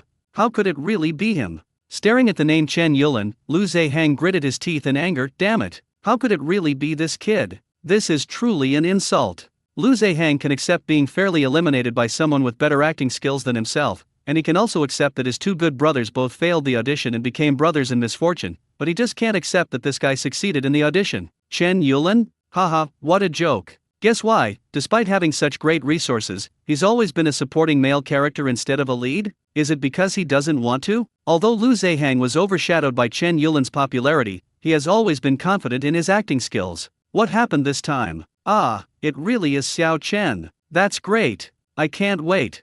Congratulations, Xiao Chen. You've now worked on a film directed by a famous director. That's fantastic. Rumor has it that Lu Zehang, Su Ji, and Li Yuanbei also auditioned. Our Xiao Chen's acting has really improved. What? So those other people auditioned too? That's fantastic. Some people were always being sarcastic, saying our Xiao Chen's acting wasn't good, but now they've been proven wrong, haven't they? Hehe, the director and the audience have discerning eyes. Yes, Chen's acting has always been excellent. His portrayals of Mo Bai and the second young master will always hold a special place in my heart. Those people are just panicking, afraid that Chen will become famous. Looking at the comments below, Lu Zehang rolled his eyes. Of all the people who auditioned, only Chen Yulin's acting skills are obviously terrible, and now these fans have actually found an opportunity to make noise about it. Anyone with eyes can see there was definitely something fishy about this audition. Any one of those actors selected individually is a better actor than Chen Yulin. Why use a pretty face instead of several talented actors? It's absolutely laughable.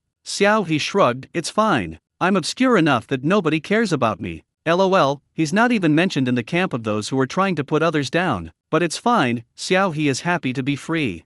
Lu Zehang raised his hand and patted Xiao He. "There's nothing we can do. Everyone's been tricked. Next, we'll probably have to start scrambling for other resources and scripts. Let's all keep going."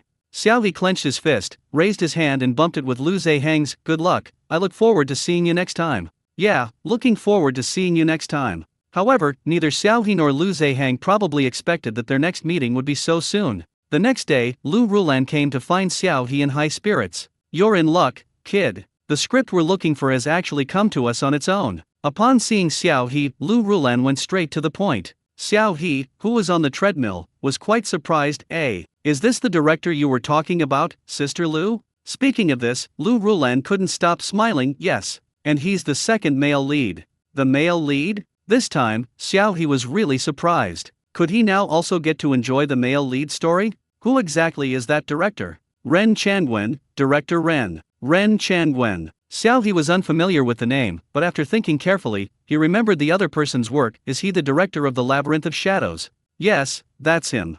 Seeing that Xiao He wasn't too familiar with the name, Lu Rulan took the initiative to introduce him, saying, he is one of the few directors in China who has a wildly imaginative mind and consistently high box office returns. People in the industry used to say that he might be better suited to Hollywood than to develop his career in mainland China.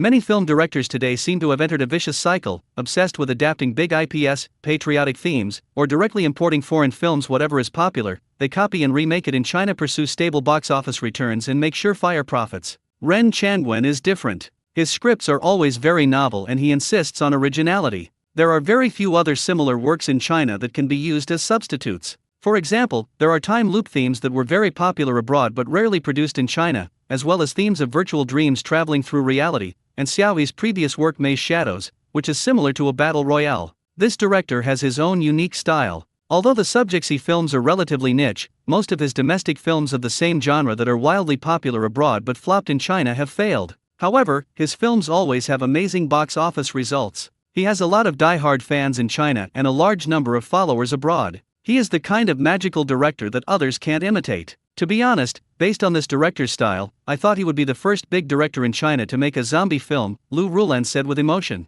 But I didn't expect director Fang to come and interfere, boldly trying out a zombie film, and director Ren's new script is not a zombie film, but a battle royale. Another battle royale game? This time, Xiao He was genuinely interested. With The Labyrinth of Shadows as a precedent, he trusted the director's ability to direct battle royale films, so he spread his hands and asked, "Do you have a script?" Lu Rulan nodded and took out her tablet. "I'll forward it to you now." Filled with curiosity and anticipation, Xiao He opened the script titled Law of the Jungle. Like many battle royale games abroad, the protagonist, Lin Yuan, grew up in an orphanage. The orphanage director was his only family. However, one day, a sudden change occurred. The orphanage faced financial problems, and the director fell seriously ill, urgently needing money. However, the scholarship money the male protagonist had saved was simply not enough to cover this expense. Just then, another protagonist, Su Ning, made his appearance. He brought an invitation to a death game created by a wealthy man, called Jungle Game. It was said that anyone who participated in the game and survived would receive a substantial prize. Su Ning knew that Lin Yuan needed money, so he invited Lin Yuan to come to the island with him to participate in this deadly game. In order to treat his mother, the hospital director, Lin Yuan, and Su Ning eventually embarked on a dangerous adventure. This film features two main storylines, one overt and one covert. Lin Yuan and Su Ning, as the top partners in the game, have almost equal screen time throughout the film, each with their own responsibilities. Lin Yuan, a top student in the mathematics department of a prestigious university, had already made a name for himself in the mathematics world. However, his reputation was damaged when his published paper was plagiarized by his supervisor, putting him on the verge of being expelled. In the Jungle Game, he possesses a sharp and clear mind, serving as the intellectual backbone of the entire series, responsible for analyzing the game rules and devising escape strategies. Su Ning, whose identity is shrouded in mystery, possesses extremely high combat skills and is the strongest fighter in the entire series. Although he actively invites Lin Yuan to participate in the game, he always seems indifferent to it. He will save Lin Yuan's life when he is in danger, but he will choose to stand by and do nothing in most other matters. He is a rather strange guy. This Jungle Game is based on a food chain and is derived from a set of one-way food chain rules. Initially, players are given 12 cards, 4 wolves, 4 foxes, and 4 rabbits. According to the food chain logic, wolves can eat foxes or rabbits, while foxes can only eat rabbits. Rabbits are naturally at the bottom of the food chain. Of course, there is also competition at the top of the food chain. If a wolf and a fox of the same kind meet, they will not only consume cards but also lose 1 point. Conversely, if 2 rabbits meet, they will only consume cards and will not lose points. All participating players will be placed on a small island heavily monitored by surveillance cameras. Everyone starts with 3 points. The condition for survival is to use up all the cards in their hand without running out of points. If a player does not run out of points, they can exchange all the remaining points for money when leaving the island and then leave smoothly. In other words, participating players not only have to use up all the cards in their hand within the specified time, but also have to try their best to steal cards from other players to compete in order to earn more money and achieve their goal of participating in the Jungle Game. Conversely, if they don't use up all their cards within the allotted time, or if their points are depleted, they will never have another chance to leave the island and will disappear from this world forever. At the same time, hidden beneath these rules is another rule, the true law of the jungle survival of the fittest. Once on the island, the organizers do not prohibit players from forming groups to do other things, including not prohibiting other behaviors such as looting and stealing cards, forcibly checking other people's cards, forcing hand battles, and even allowing players to cooperate with each other to use the method of exchanging points to cancel out all the cards in their hands, and finally leave the island with only the initial 3 points. As long as players do not damage or hide cards,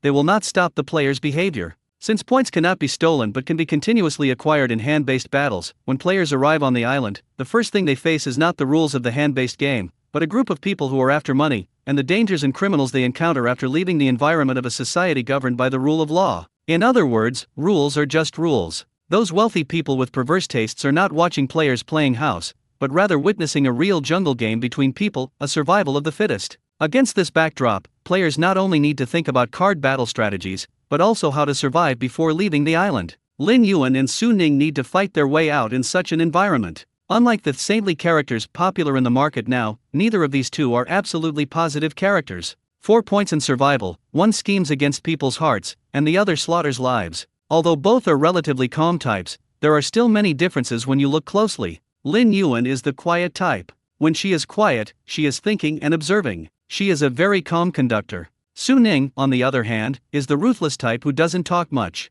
When she takes action, she doesn't hold back at all. Her attitude towards death and the game is more of an enjoyment than a fear. Aside from the excellent character design, the plot is even more outstanding. The competition between players, the players' testing of the game rules, the exploration of human nature and humanity, the progressively unfolding plot, and the exhilarating final twist. Xiao He was completely immersed in it, watching the entire plot without taking a breath.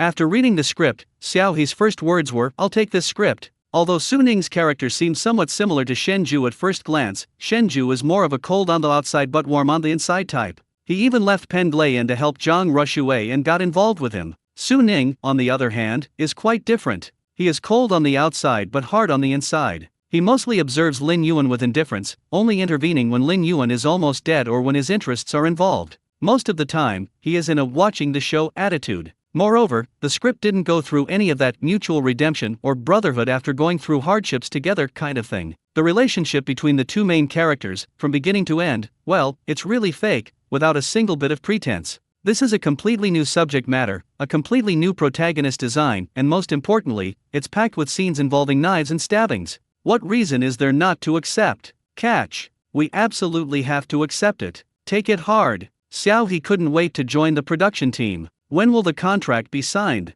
When will I join the crew? He loves his job, he loves going to work. Speed, speed. Lu Rulan glanced at her watch and then said, "The director has arranged a meeting at 7 o'clock tonight, and you'll also have the opportunity to meet the actor who plays Lin Yuan." "Sure, no problem." Xiao He nodded immediately. So, to Xiao He's delight, they finally arrived at the agreed-upon private room at the restaurant ahead of schedule and met familiar faces. Brother Zhe Hang, Sister Cheng? Xiao He stared in astonishment at the people behind the table, while Lu Zehang and Cheng Shui also stood up in surprise. "It's you too." Lu Zehang scratched his head and breathed a sigh of relief. "That's great. I feel much more at ease knowing that you're playing Su Ning."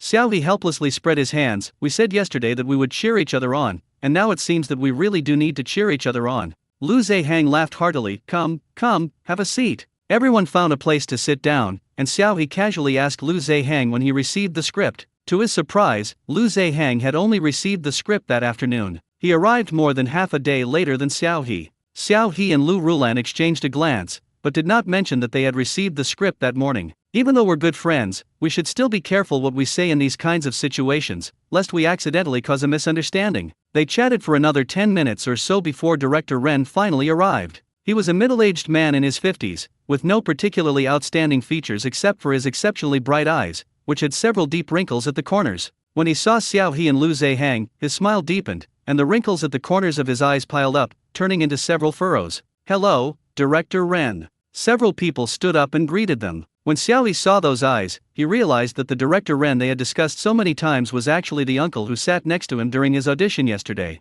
The uncle was acting strangely. After sitting next to him, he kept observing him. Xiao He was in a hurry to audition and didn't pay attention to him. Little did he know that the ordinary uncle sitting next to him was actually the very famous director, Ren Changwen. "Please sit down, everyone." Ren Changwen came alone, and his attitude was very humble. He didn't have the domineering feeling of a big director, and he spoke very calmly. Filled with surprise and doubt, Xiao He sat down with everyone else. This script was written by my old friend Shen Zhongchang, but he hasn't been feeling well lately, so I can discuss the script-related issues with you, Ren Changwen said. No wonder I said the script's imagination and concept were amazing. It turns out it was written by teacher Shen. Lu Zehang looked like he suddenly understood. Xiao He recalled in his mind that this teacher Shen was the screenwriter of Ren Changwen's previous masterpiece, The Labyrinth of Shadows. Shen Zhongchang is also a very legendary figure. He originally wrote science fiction novels in his early years, but unfortunately, his works were never popular with the market, and he couldn't make a living. So he switched from science fiction to suspense and detective novels,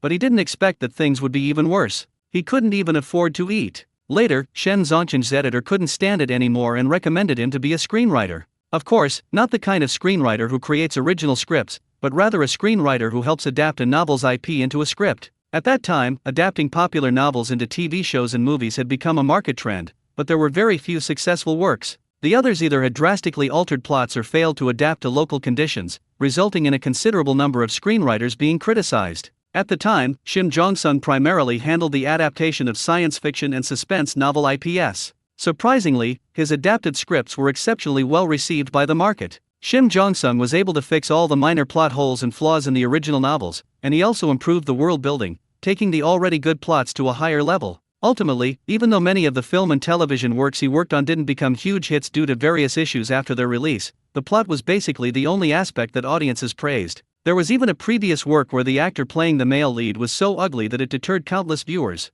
However, many people still held their noses and got hooked because of the hardcore and exciting plot, and eventually came to like the male lead. This is truly a laughing stock in the industry. Later, Shen Zhongchang finally found his niche. His first original screenplay, May's Shadows, was directed by Ren Changwen, who was then a rising director. It became the first battle royale film in China to achieve both box office and critical success. Shen Zhongchang continued to collaborate with Ren Changwen and created several more works, all of which achieved good results. The only regrettable thing is that both Shen Zhongchang and Ren Changwen are late bloomers. Ren Changwen is still in good spirits, but Shen Zhongchang's health deteriorated in his early years and he became frail and sickly in middle age. His creative speed has also slowed down in recent years, and it seems that he has not had any new works for 4 or 5 years. How is teacher Shen's health lately? Is she doing well? Lu Rulan asked with concern, then said with some emotion, "It seems like it was more than 10 years ago when I last saw the two teachers. Back then, I was teaching Shu Han. It's been so long in the blink of an eye." Shu Han was also an artist that Lu Rulan used to manage. Now he has gone to Hollywood and is no longer active in the domestic entertainment industry. However, Ren Changwen clearly still remembered this. Right, I remember now, it's you. Indeed, so much time has passed, you've changed quite a bit, I almost didn't recognize you. Lu Rulan chuckled, "Director Ren, you haven't changed at all." "Well, I haven't changed much, it's just that old man Shen Zhongchang has a heart condition and hasn't been going out much these past few years." Just then, the waiter placed the dishes on the table, and Ren Changwen waved his hand, telling everyone to eat and chat at the same time. "Actually, I was a little hesitant about this script at first," Ren Changwen frankly stated. Both Lin Yuan and Su Ning are very important characters, and their focuses are quite different. It is very difficult to find two very suitable actors at the same time, especially for the role of Su Ning. Another highlight of the film is the trust between the two main characters. On this isolated island where everyone betrays you, can these two truly trust each other forever? The character Su Ning, in particular, is shrouded in mystery. On the isolated island, he is Lin Yuan's protector, leading her out even when betrayed by other players. However, Su Ning also coldly watches Lin Yuan face danger multiple times, only offering help at the last moment. This makes their alliance extremely delicate. If even he betrays Lin Yuan, how can she protect herself? In director Ren's mind, the best kind of character is one who looks like a villain who might betray at any moment, so that the audience will always be on the edge of their seats and can't help but watch with curiosity.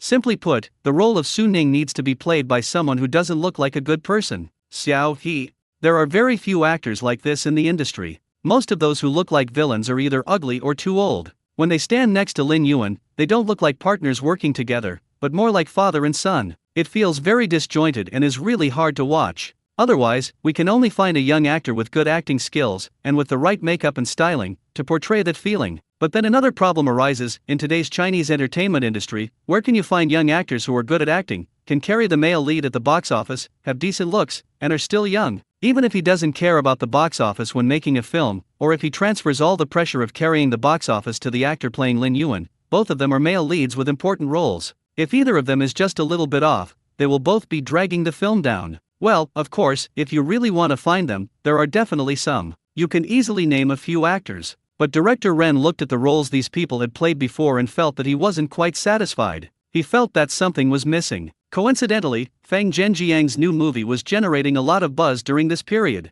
Even Ren Changwen, who doesn't like to join in the fun, had heard some rumors. In particular, when he heard about Fang Zhenjiang's big mobilization of talent in the entertainment industry, Ren Changwen suddenly had a brilliant idea. Well, if you're looking for a place to see so many young actors in a short period of time, look no further than director Fang's audition sessions. There are ready-made actors everywhere. You can observe the actors stayed up close, and you can also secretly watch the actors' acting skills. You don't even have to worry about the actors' schedules. Director Fang is in front of the fire, running around to find actors in the domestic entertainment industry, while Ren Changwen is following behind, picking up the scraps and taking advantage of the situation. Where else can you find such a good thing? Sure enough, after staking out the location for a few days, Ren Changwen immediately took a liking to Xiao He. Xiao He, in terms of both temperament and appearance, perfectly matched his original vision for the character Su Ning. Moreover, it was a coincidence that Su Ning later used a tang sword. Although his swordsmanship was slightly different from Xiao He's after studying it for a period of time, the two had many similarities when filming. Ren Changwen sat to the side and observed carefully. He even secretly went to watch Xiao He's audition. He was extremely satisfied and was already considering how he would snatch Xiao He away if director Feng selected him, so that Xiao He could be his leading man. But compared to being a supporting male role, being the male lead is definitely more attractive, right? Fortunately, before Ren Changwen could put his plan into action, Feng Zhengyang, perhaps having heard his prayers, actually did not choose Xiao He, successfully letting this big fish fall into his hands. Every time Ren Changwen thinks about this, he can't help but laugh at his own exceptional intelligence. Cough cough. After hearing Ren Changwen's explanation, Xiao He almost choked on his tea. To come up with such a bizarre idea, director Ren's family really should consult a wise person. The others listened with twitching lips, wanting to say something but holding back. No, Director Ren, you are a well-known director in the industry. Isn't it a bit unethical for you to go to other people's film crews' audition sites and wait for actors? Seeing that everyone was silent, Ren Changwen realized that he might have been a little too frank. He coughed lightly, pretending to be serious, and then added, I'm here to volunteer. I'm going in through proper channels to help out. I'm doing a good deed, so I'll keep it low-key. You guys know about this, okay? Don't go around telling everyone.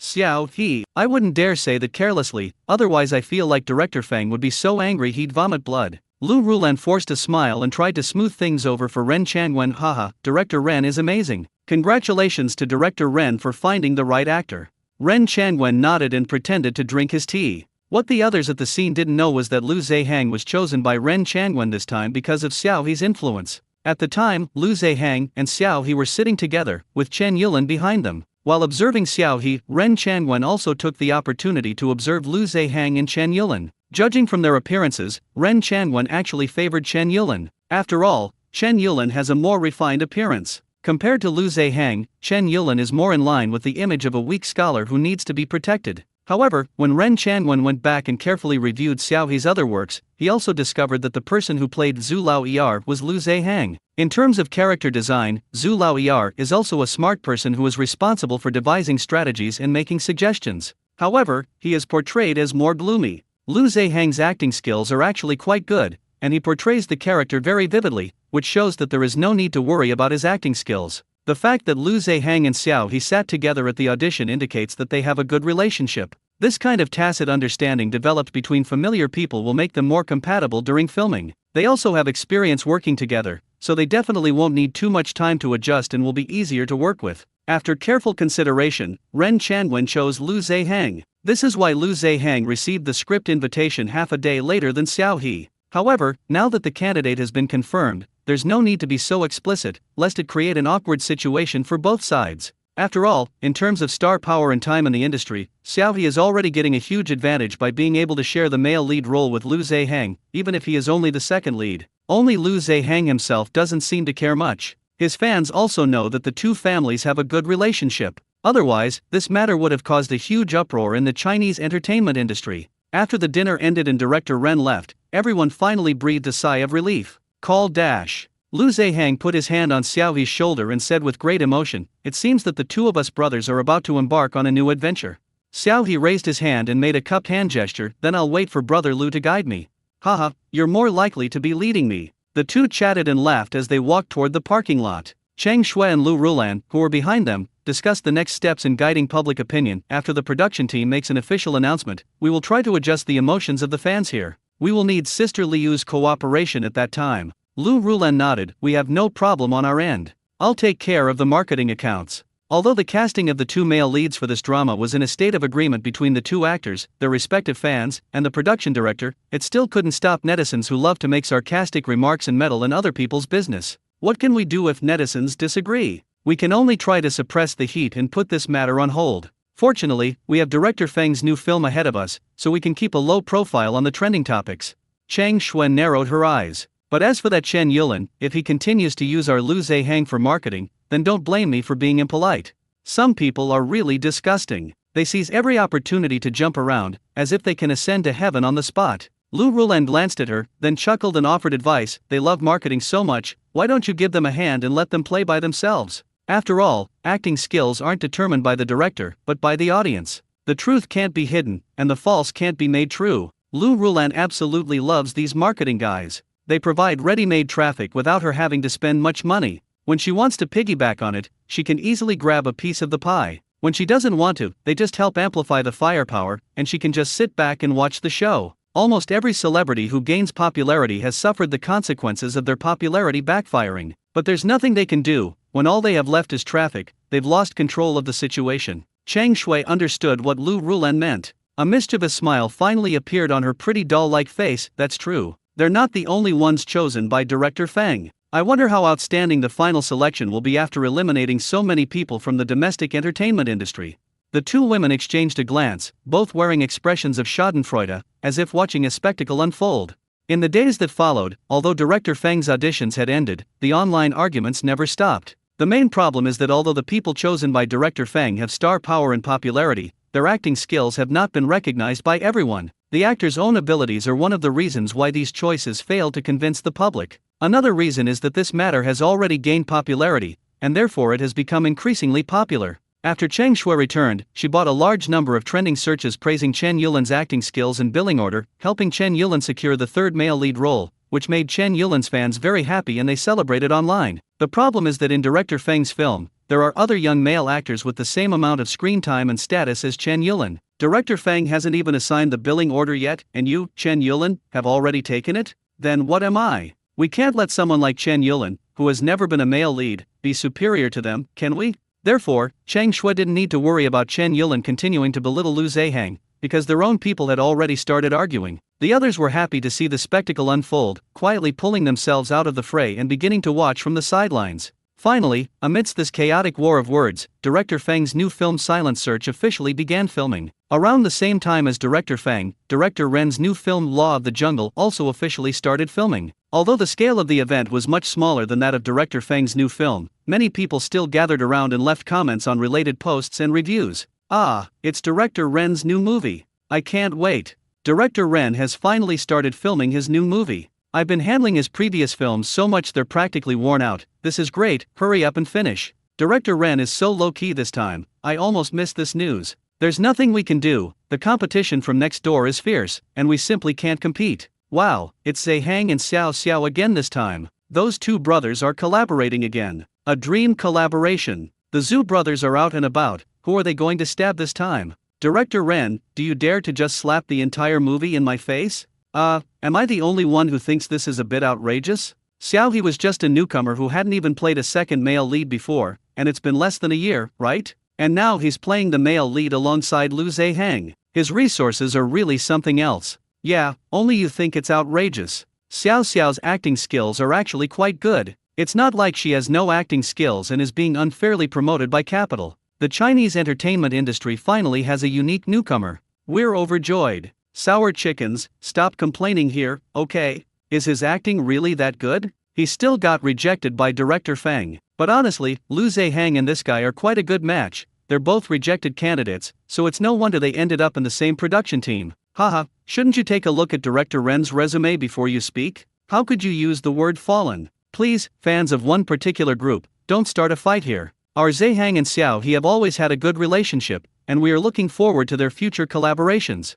Please don't muddy the waters here. I agree, this new film by director Feng is truly hilarious. Among a group of award-winning actors like Hu Wen and He Jinian, he chose Tong Junhui, who has retired from the industry. Among Lu Zehang, Su Ji, and Xiao He, he chose Chen Yulin. In the end, he still picked the group with the worst acting skills. What's going on? Does director Feng like to train people? It's really hard to guess. Soon, the fans will come and say that the director chose based on the fit of the character's image, not just acting skills. Tisk tisk. You're really brave. Upstairs. I'm running away when the fans come after me. The online discussions did not affect the filming of the production team. After completing the opening ceremony, Xiao He and the others began preparing for the first scene of the production. The filming locations for this production were mainly in 3 places. One was scenes that could be filmed in downtown Shanghai, another was scenes that needed to be filmed separately in a studio, and the last and most important location, which also had the most scenes, was the mysterious Death Island in the story. Law of the Jungle was jointly produced by several companies including Shanghai Rongguang Film and Television Production Company, Shanghai Shen Film and Television Production Company, and Fruit Pictures. It was directed by Ren Changwen, written by Shen Zhongchang, and had an investment of 300 million yuan, most of which was invested on the island. The island chosen for the shoot is located in Haishi. It was originally a tourist area, but due to a hurricane recently, the island's buildings and infrastructure suffered serious damage, so the island is still under repair. However, this environment also perfectly matched the background of the story they were filming. The island's inherent desolation and mess actually saved the production team a lot of money on set construction. After they finish filming the scenes in Shanghai before going to the island, they can prepare to land on the island. Lin Yuan, Su Ning, get ready. Ren Changwen shouted from behind, holding a megaphone. Okay, coming right up. Xiao He and Lu Zehang stood up from their seats and walked to the set to wait. As the first scene after filming began, this scene was not particularly difficult, it was simply the first meeting between Lin Yuan and Su Ning. The night outside the window was hazy, with only some neon lights shining through the window of the ward onto the floor. Lin Yuan, who had been busy all day, sat in front of the hospital bed, drowsy and exhausted. Just then, the ward door was suddenly pushed open. A tall figure stood in front of the door. Lin Yuan barely managed to open his eyes a crack and looked at the person standing at the door, only to find that it was a strange man he didn't recognize. Could it be someone coming to collect a debt again? Lin Yuan was still half asleep when he rubbed his eyes. Just as he was about to say something, his collar was suddenly grabbed by the other person, who then lifted him up and carried him out of the ward. Lin Yuan wanted to loudly question who he was and what he wanted to do, but then she saw the person on the hospital bed and quickly fell silent, not daring to make too much noise and wake the person on the bed. So Lin Yuan was dragged to the stairwell of the hospital by this suddenly appearing stranger. Who are you? Who sent you? Lin Yuan looked at the person in front of him with a wary expression, his drowsiness completely gone. This is for you. Su Ning handed an invitation to Lin Yuan. The invitation looked incredibly high-end, even the seal on it was adorned with gold leaf, making it quite valuable. Lin Yuan paused for a moment, then seemed to remember something. His pupils contracted slightly, and his gaze fell on the invitation in Su Ning's hand. What is this? What? Trying to play dumb? You signed up yourself. Su Ning sneered and waved the invitation in his hand. It was your own choice, so it's pointless to play dumb now. Besides, I guarantee that if you make me leave empty-handed, you'll suffer a very miserable death. Lin Yuan met Su Ning's gaze, which was so cold it could kill. After a moment of silence, she forced a smile and then accepted the invitation with trembling hands. Thank you. Very good. Su Ning nodded slightly, then turned around and walked outside. I'll come to pick you up in 2 days. Remember to leave a will. I never take responsibility for disposing of corpses. Lin Yuan frowned. I still don't know your name. Su Ning waved lazily. You can call me Su Ning. Click. Good, this one is approved. After reviewing the footage, Ren Changwen nodded to Xiao He and Lu Zehang, then said to Lu Zehang, Lin Yuan, come and film your solo scenes. Good. Lu Zehang walked to his designated spot and stood down. The makeup artist next to him quickly touched up his makeup, while Xiao He, having completed his task, sat down to rest in a relatively quiet spot in the corridor. Just then, Lu Rulan walked over. You just received a phone call. Who is it? Xiao He asked, puzzled. He was the director of The Thief Catcher you filmed before, Lu Rulan replied. I think his name was Lin Yipen. Although the drama The Thief Catcher was filmed before Lu Rulan signed with Xiao He, she still needs to keep an eye on these projects now. Judging by the timing, The Thieves should be released soon. Lu Rulan handed her phone to Xiao He. He's probably here to talk to you about this. Lu Rulan had not yet met Lin Yipen, so she did not take it upon herself to discuss this matter with him, but waited for Xiao He to arrive before speaking to him. Xiao He recalled the time and realized that it was indeed about time. He had joined the crew of The Thief Catcher after finishing filming Killing Life. Now that Killing Life has been released, the progress of The Thief Catcher should be about the same. So Xiao He greeted director Ren and went to the lounge with Lu Rulan. Hello, Xiao He. When I called Lin Yipen back, the call was answered very quickly. It's me, Xiao He said. Ah, I knew you'd been busy lately. Lin Yipen breathed a sigh of relief. I heard you're coming to the island soon, and I was worried I wouldn't be able to contact you later, so I had to talk to you in advance. Oh, I see. Wait, how did you know I'm going to the island to film a movie soon? Xiao He then realized what was happening. This doesn't make sense. Lin Yipen is far away from his current film crew, and he doesn't usually post on social media. Where did this guy get this information from? Haha, the immortal has his own brilliant plan. Lin Yipen smiled smugly. Anyway, I just know it. Xiao He, I'm starting to wonder if you're some kind of hacker. They hack into other people's phones all the time, otherwise, how would they know everything? What? You're not allowed to have a wide network of connections. Hee, you don't believe me? Watch out, I'll call the police and have you arrested. Alright, then let the thief catcher go down with me. Never mind then. After a friendly exchange, Lin Yipen got down to business. The Thief Catcher will officially premiere on Tencent Video on July 9th. Remember to promote it on various platforms when it airs.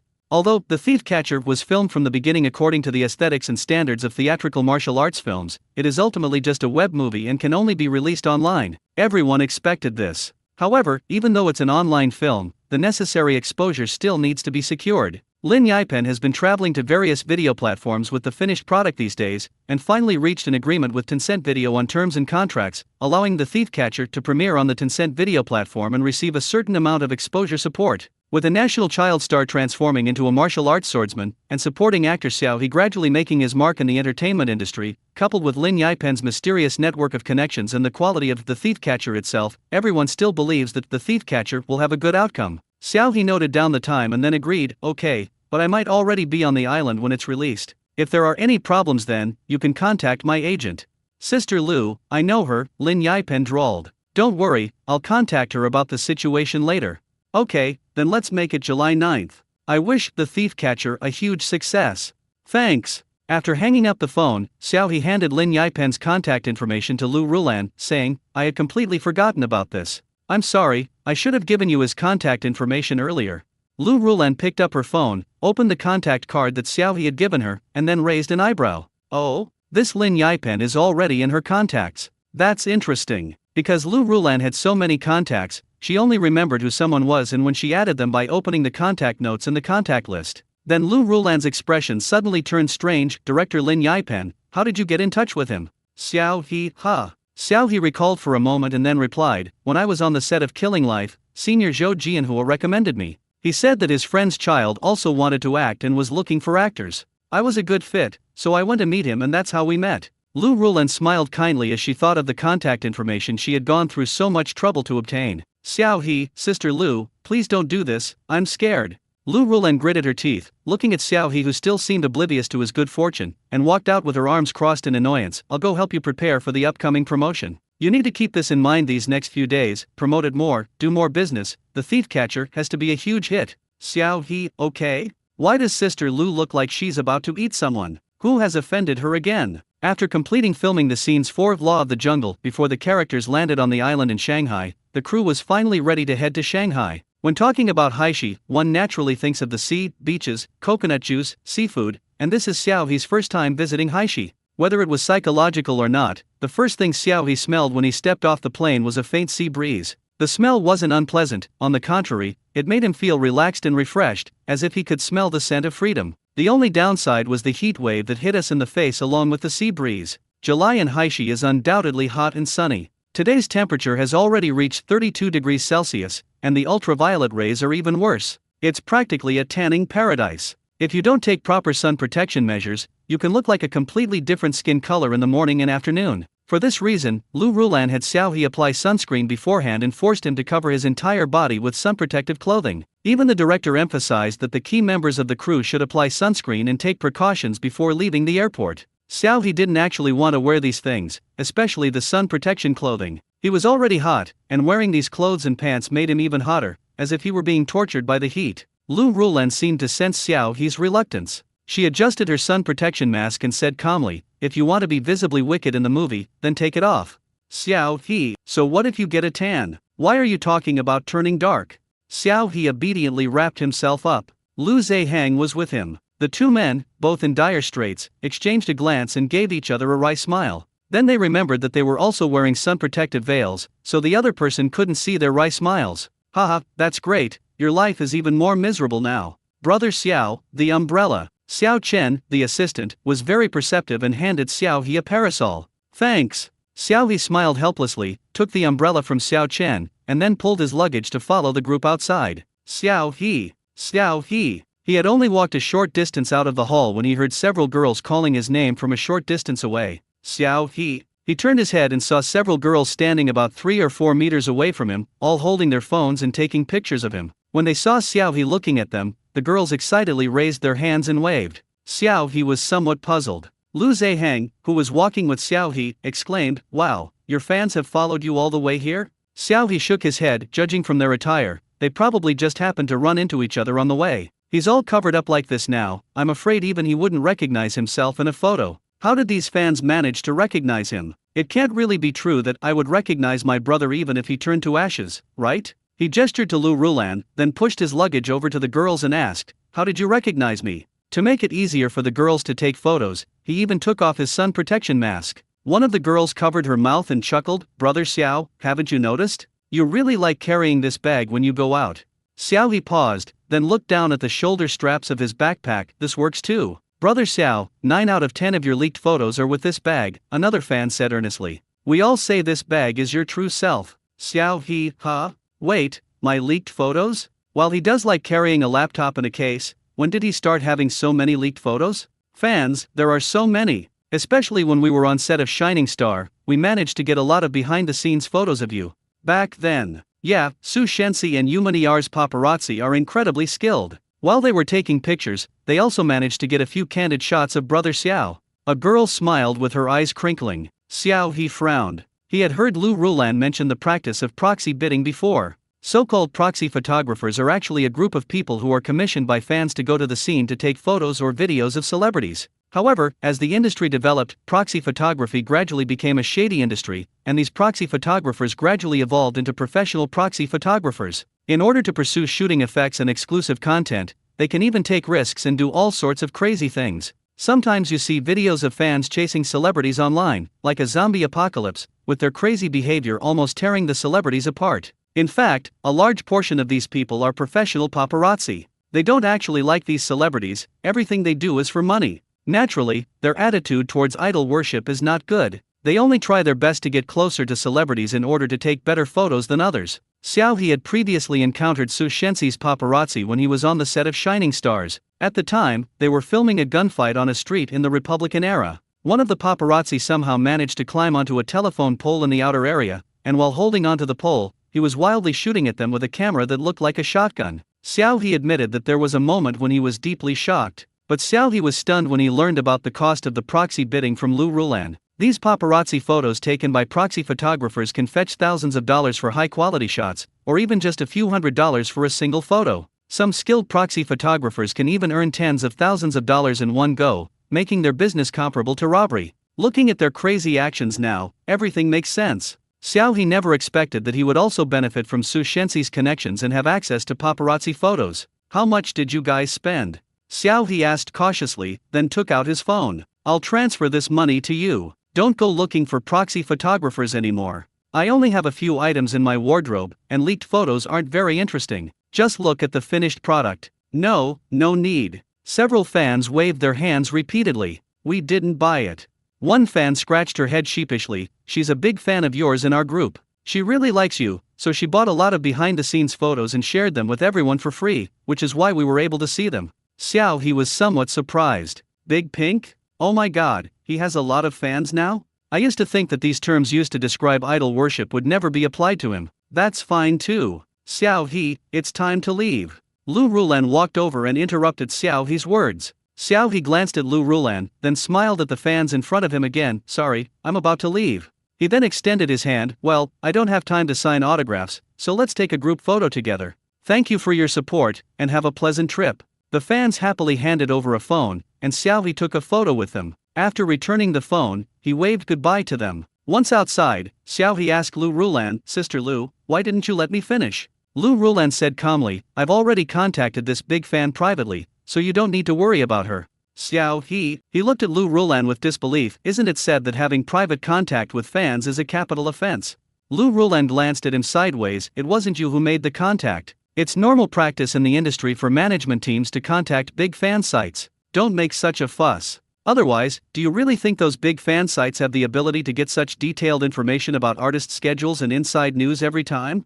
Xiao okay, he's just making a fuss over nothing. But why would Sister Lu contact her? It's about this proxy bidding incident. Lu Rulan coughed lightly. As your agent, I definitely need to understand these things clearly, and I also need to prepare in advance if there are any potential public opinion risks. Moreover, some of the proxy photographers are actually employed by the agency teams themselves. Although Xiao doesn't need to do these things now, Lu Rulan's previous artist was Su Shenxi. The manager of a top idol has seen all sorts of outrageous things. Xiao looked at Lu Rulan with suspicion. You look strange. Is there something you haven't finished saying? Lu Rulan, perhaps this is somewhat humiliating. Are you sure you want to hear it? Xiao then we have no choice but to listen. You say. This big fan, you and I actually know her, Lu Rulan said. She is Bulletin Maiwuxi. Xiao paused for a moment, letting the name circulate in his mind, before suddenly realizing that big fan who voluntarily left the fandom after starting the group chat for Su Shenxi? Yes, it's her. Lu Rulan nodded. Xiao asked in confusion, then how did she end up here? She was a big fan of Su Shenxi before and bought a lot of his behind-the-scenes photos. Since you and Su Shenxi had a lot of scenes together, when the proxy buyers were selling the photos, they also sent her a lot of your behind-the-scenes photos.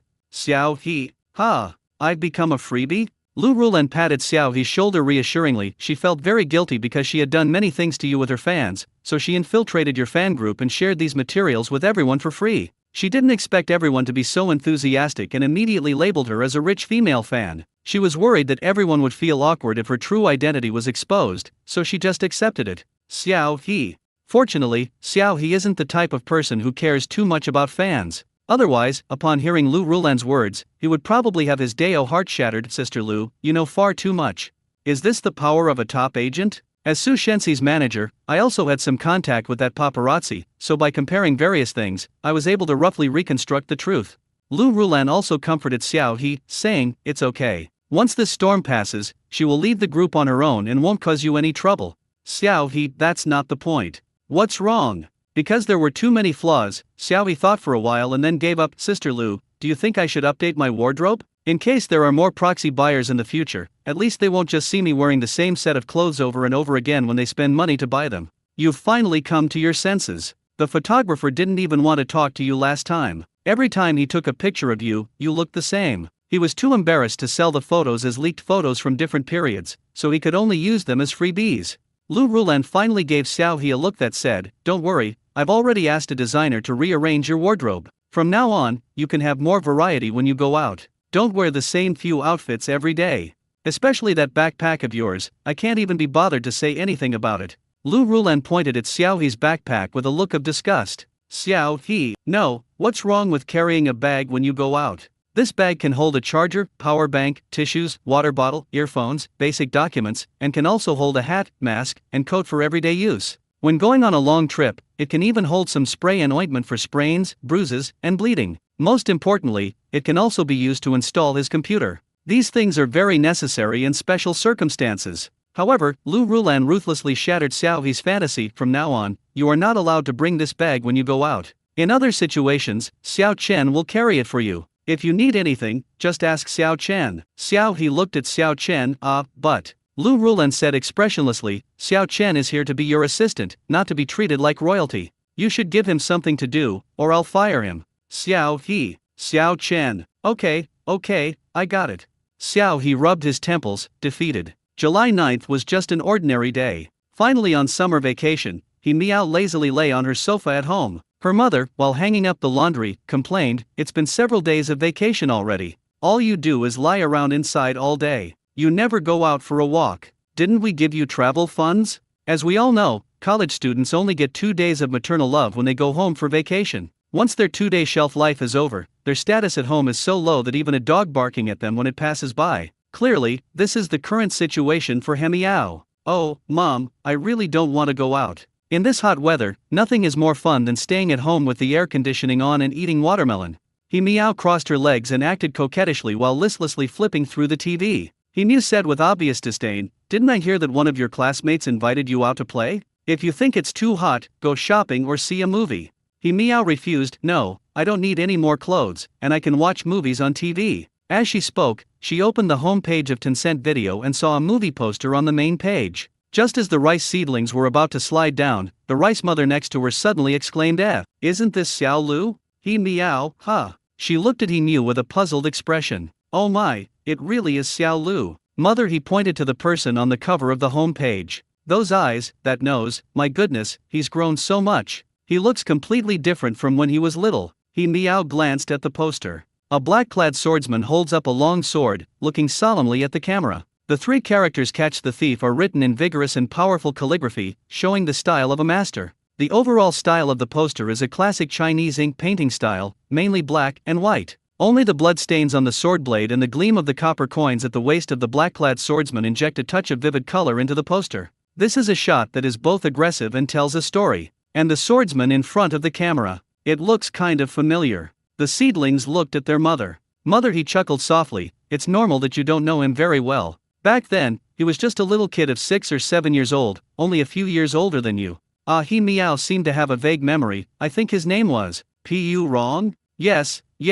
A look of nostalgia immediately appeared in He Mew's eyes. Of course, it wasn't a remembrance of Pu Wrong himself, but rather a remembrance of that bygone era. "Back then, your dad and I loved watching movies. We would rent DVDs to watch almost every now and then." Back then, they mostly watched movies and TV series by renting DVDs, which was one of the ways for their generation to relax and have fun. It's only been a blink of an eye, and so much time has passed. Seeing that his mother was lost in memories of the past again, He Meow pouted, but took the initiative to open the movie. The Thief Catcher, directed by Lin Yipan and starring Pu Wrong, is a new movie that just premiered today. Since He Meow is a big fan of TV series, she has annual memberships to several video platforms. Therefore, the price of this movie was discounted for members, costing less than the price of a cup of milk tea. For He Meow, it was practically free, so she decisively paid and started watching the movie. A misty morning hangs in the air, amidst white walls and black tiles. A winding, clear river meanders through the peaceful town, carrying a small boat that slowly sails by. The crisp sound of horses' hooves approaches from afar, suddenly shattering the town's tranquil peace. Please give us a little more time, please." Amidst the commotion, a burly man with a fierce face punched the kneeling man to the ground, then picked up the little girl next to him and threw her away amidst the woman's cries. Dash! The little girl was thrown into the icy river next to her, where she thrashed about in fear. The woman cried and tried to jump in after her, but the strong man grabbed her by the neck and forced her to watch helplessly as her daughter struggled in the water. "I've already given you a lot of face. But what about you? Do you really think I'm easy to bully? Today I'm going to make you watch your own children drown in this water." "No, don't." The woman struggled incessantly, while her husband tried to get up from the ground with difficulty, but was stomped on by the strong man and unable to move. Meanwhile, the little girl in the river struggled less and less, and was about to sink completely to the bottom. Just then, a small awning boat drifted in from the side and slowly approached. The swordsman in black on the boat reached out and casually lifted the little girl from the water, a hint of a smile in his eyes. "Oh, such good luck this morning, you actually caught a little fish." The morning breeze still carried a chill, and the little girl shivered, hugging her arms. Yet, her eyes were filled with confusion and gratitude as she looked at the black-clad swordsman. She coughed a few times and said in a hoarse voice, "Thank you, big brother." "Damn it, what are you doing over there? Looking for death?" In the background, the roar of a burly man can be heard coming from the shore. The black-clad swordsman ignored him, simply taking off his raincoat and draping it over the little girl. The little girl shrank back, clearly frightened by the people on the shore, but also worried about her parents. She blinked, then suddenly noticed a long sword beside the black-clad swordsman, and her eyes lit up. "Big brother, are you a hero? Can you save us?" The black-clad swordsman didn't answer, but instead chuckled and patted the little girl's head. "Kid, I'm not a great hero, I'm just a bandit hunter." The little girl, bewildered, didn't know what a thief catcher was. She simply felt her pocket, pulled out a copper coin, placed it in front of the black-clad swordsman, and stammered, This is what I secretly saved up while helping out at work. I'm giving it to you, can you save us? My father didn't mean to owe him money. He stole my father's fishing boat first, and then when it capsized, he demanded compensation from my father. We really didn't owe him anything." The black-clad swordsman glanced at the copper coin in the little girl's hand, his smile fading slightly. Whether it was the little girl's behavior that displeased him, or the noise behind him that bothered him, he picked up his sword and stood up. "Hey kid over there, I'll give you 5 numbers. Get over here right now, or you're in big trouble." The people on the shore were still shouting and even waving, threatening the small boats on the shore to come over and borrow them. The black-clad swordsman glanced sideways at the burly man, picked up the little girl beside him, and with a leap, the two of them lightly landed on the top of the awning boat and landed on the shore. The little girl quickly ran to her mother's side. The burly man stared at the swordsman in black, then suddenly narrowed his eyes, his expression changing slightly. "You are Zhang Rushui, the bandit hunter?" Zhang Rushui sized up the burly man in front of him with interest. "Oh, you actually know me? People who know me are usually either officials or bandits. Which gang are you from?" The burly man, feeling guilty, dared not hesitate and took the initiative, drawing his broadsword and slashing directly at the black-clad swordsman in front of him. Zhang Rushui did not draw his sword, but merely raised the scabbard to block the other's blade. Then, he took out a booklet from his robes. "Since you know me, then I should get to know you better."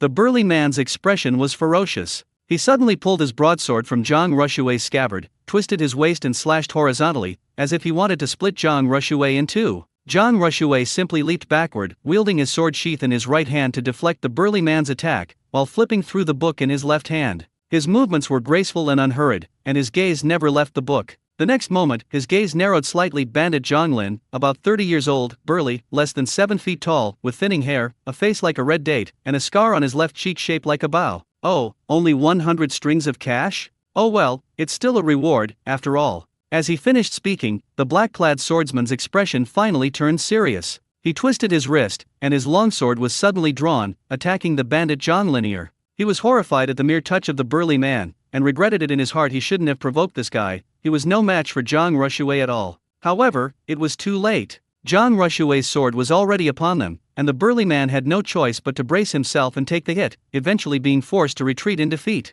In the storyline, even though there is a difference in strength between the two sides, it is not like many martial arts dramas nowadays that are perfunctory, where the protagonist stands still and defeats people with sword energy by casually swinging his sword, or flies around lightly suspended by wires. Instead, it is a real and intense battle. From the strong man's gradually strained expression and his retreating movements, as well as the protagonist's agile and nimble movements, the audience can truly feel the difference between them. Furthermore, this gap doesn't create a sense of disappointment just because there's no one to kill. Instead, as the protagonist's elegant and sharp sword light shines, the image of a master is gradually built in the audience's mind, making it more convincing. He Miao was completely immersed in the plot. The sword fighting was so smooth that it was a rarity in the current Chinese entertainment industry. She didn't even notice when her mother had quietly sat down on the sofa to watch with her. His father, who was reading in the study, came over upon hearing the noise, plopped down in the chair next to him, and stared intently at the television screen. After dealing with Zhonglin, Zhang Rushui did not linger. He picked up Zhonglin's head and prepared to go to the local government office to receive a reward.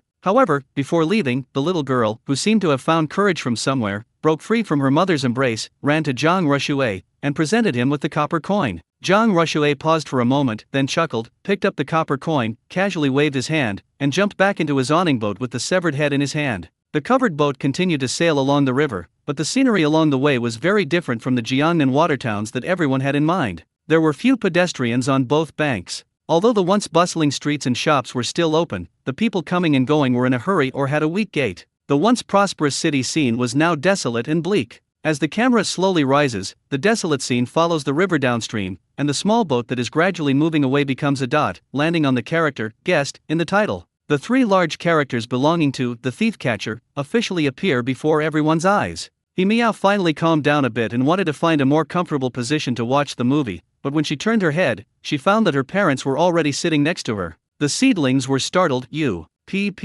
His mother raised a finger to interrupt her, her eyes still glued to the screen. "Go and draw the curtains over there, quick." He Miao, "Okay." He Miao quickly drew the curtains, then darted back onto the sofa. The story has now moved to a few days later. Zhang Rushui is following the instructions in his self-drawn booklet to capture the people on the wanted posters, and finally chooses the nearest government office to submit their heads. What Zhang Rushui did not expect was that Zhonglin, whom he killed, was carrying an important token. The Yamen had been searching for him for several days, but unexpectedly, he had already been killed by Zhang Rushui, and the token on his body had naturally disappeared. The registrar, sitting in his chair, gave a wink to the Yamen runner beside him, and the originally wide-open main gate of the Yamen slowly closed, with the runner even thoughtfully lowering the bolt. Zhang Rushui became alert and gripped his longsword tightly. "Registration officer Ma, what do you mean by this?" Ma Zubya smiled at Zhang Rushui, but his cheeks were so fleshy that his eyes were almost squeezed into slits. "Oh dear, what are you afraid of, Master Zhang? Let's go to the backyard, and I'll get you the reward." Zhang Rushui narrowed his eyes and decisively refused. People of the martial arts world are too bloody and usually quite vulgar. It's best not to enter your backyard, lest we offend you. I hope you will forgive me. Clerk Ma's face immediately fell, and a cold glint appeared in his small eyes. That's not up to you. Immediately, the surrounding constables with knives rushed forward, intending to kill Zhang Rushui on the spot. Thus began a relentless manhunt. Zhang Rushui escaped from the government office, only to find that the world outside was in turmoil, and people from all sides wanted his life. Left with no other choice, Zhang Rushui fled to Pendlayan to seek help from his friend Shen Ju. When Shen Ju appeared, he meow exclaimed in surprise, "It's actually Xiao He." Good heavens! Xiao He wasn't even on the poster, and she hadn't even noticed the cast list. To her utter surprise, Xiao He was actually in the show. Xiao He's portrayal of Mu Ziyi remains one of He Miao's favorite characters to this day. Shen Ju is a cold-faced but warm-hearted person. Although he said he disliked Zhang Rushui for causing trouble, he still provided protection for Zhang Rushui and helped him through a difficult period. What He Miao found interesting was that the Pendlayan only had one cook, Shen Ju, who was always busy with the kitchen. Although they kept mentioning the landlady, her face was never shown, and even her figure was half hidden, making her seem very mysterious. However, at the same time, this proprietress was very well informed, even more so than Zhang Rushui, and directly pointed out a clear path for Zhang Rushui, telling him to go to the Chai family in Jiangnan. It is said that in Jiangnan, the business of selling official salt privately is currently mainly managed by the Chai family. Relying on the power of the Chai Prime Minister, they have absolute control over the salt mines on the ground and the transportation along the river. Even in such a rich place as Jiangnan, they have exploited the people to the point of misery. It is important to understand that controlling the salt supply was one of the important means of strengthening centralized power in ancient times. Salt is also a necessity for maintaining human physiological functions and plays an important role in human health. Even though ordinary people at that time could not afford to eat meat and fish every day, a long-term lack of salt would lead to a decline in physical fitness, not to mention illness, and even less strength to live. Social order would also change accordingly. The only good news is that the more powerful and arrogant the Chai family becomes, the more people will dislike them. Zhang Rushui might be able to use this to carve out a way for himself to survive. Immediately afterwards, the plot reached a minor climax as the people chasing Zhang Rushui finally gathered at Pendlayan. When a burly man loudly questioned the person pouring water in front of him about where Zhang Rushui was, He Miao couldn't help but clench her fingers and worry. Oh no, is Xiao He going to log off right after logging on? The young man in front of him, dressed in a tattered pudding-like outfit, simply put down the teapot he was pouring water, wiped the saliva that had sprayed onto his face, and said calmly, "Please enjoy your meal, guest. I'm asking you a question." A guandao, a type of halberd, slashed down vertically, grazing Shen Ju's cheek before crashing heavily onto the table, leaving a deep crack. Shen Ju didn't even blink, coldly watching the burly man courting death before him. "I know you, Shen Ju. You're known in the martial arts world as Bone Crusher." The fact that Shen Ju could use his signature move as his nickname already showed his extraordinary talent, but clearly, this burly man didn't think so. "They are all afraid of you, but I am not. You and Zhang Rushui are close friends, so you should know his whereabouts. I advise you to think carefully, otherwise my broadsword will not show any mercy." As he spoke, guandao was drawn, and the table shattered instantly. The once bustling in lobby had become so quiet you could hear a pin drop. Everyone was doing their own thing, but all eyes were fixed on Shen Ju. Meanwhile, someone began to slowly draw their sword. Shen Ju stared at the burly man, his gaze finally settling on the shattered remains of the table. He narrowed his eyes and then let out a long sigh. "This will cost us money." The next moment, a whirlwind swept in, and the young man's movement to draw his sword was so fast that even the viewers in front of the screen couldn't see it clearly. In the blink of an eye, the burly man who had been so arrogantly wielding the guandao was now reduced to only half an arm, and the hilt of the guandao was nothing but a skeleton. Ah! As the burly man screamed, countless onlookers drew their swords and charged at Shen Ju. Shen Ju immediately raised his leg and delivered a spinning kick, knocking the guandao, a type of halberd, out of the burly man's hand. Without hesitation, he severed the burly man's head and then kicked him hard again. The guandao flew out, passing through two henchmen and pinning them firmly to the pillar behind them. Zhang Rushui also descended from the sky, decisively charging into the crowd. The two moved like a gust of wind, quickly reaping lives as they entered the crowd. Amidst the flashing blades and clashing swords, only the endless spray of blood flew wildly. He Miao was so excited she almost jumped up, watching without blinking as they joined forces to wipe out all the pursuers in the inn. "He's so handsome. Is such an awesome fight scene really something she can watch?" He Miao even felt a little regretful that such a wonderful scene could not be seen in the cinema. What followed was Zhang Rushui taking advantage of the ulterior motives of various forces, using their strengths against them, and repeatedly escaping perilous situations. The plot isn't particularly mind-bending, mostly consisting of fighting, but the character Jang Rushue is incredibly charismatic. No, to be precise, every character is captivating. Every character's fight scene is impressive, and the variety of weapons is amazing, making for a thrilling viewing experience. Everyone follows Jang Rushue as he escapes and searches for the true token and evidence, watching him drag several prestigious families from Jiangnan into the mire, ultimately finding the real Zhonglin and obtaining the token and evidence. Yes, the person at the beginning of the story was not actually Zhonglin. The burly man was just a small fry under Zhonglin. Jang Rushue managed to fool everyone by using the head of this small fry, including the audience. After all, they all thought Jang Rushue was just trying to help, but ended up getting involved in the incident by accident. As a result, Jang Rushue had already planned the next steps back when they were on the boat at the beginning. Because of Jang Rushue's reputation as a bandit hunter, the bloodstained head had been sitting for several days, rotting and smelling terrible. At the time, Clerk Ma, covering half his face, glanced at it hastily, preoccupied with his master's instructions, and didn't bother to look at it any further. Later, when Jang Rushue fled, he didn't forget to wrap up all the heads he had brought with him and run away together. Clerk Ma thought that Jang Rushue was just as the saying goes in the martial arts world, greedy and shameless, and even if he didn't get the money, he wouldn't leave any heads behind. He never imagined that this was just a simple trick by Jang Rushue, but it's too late now.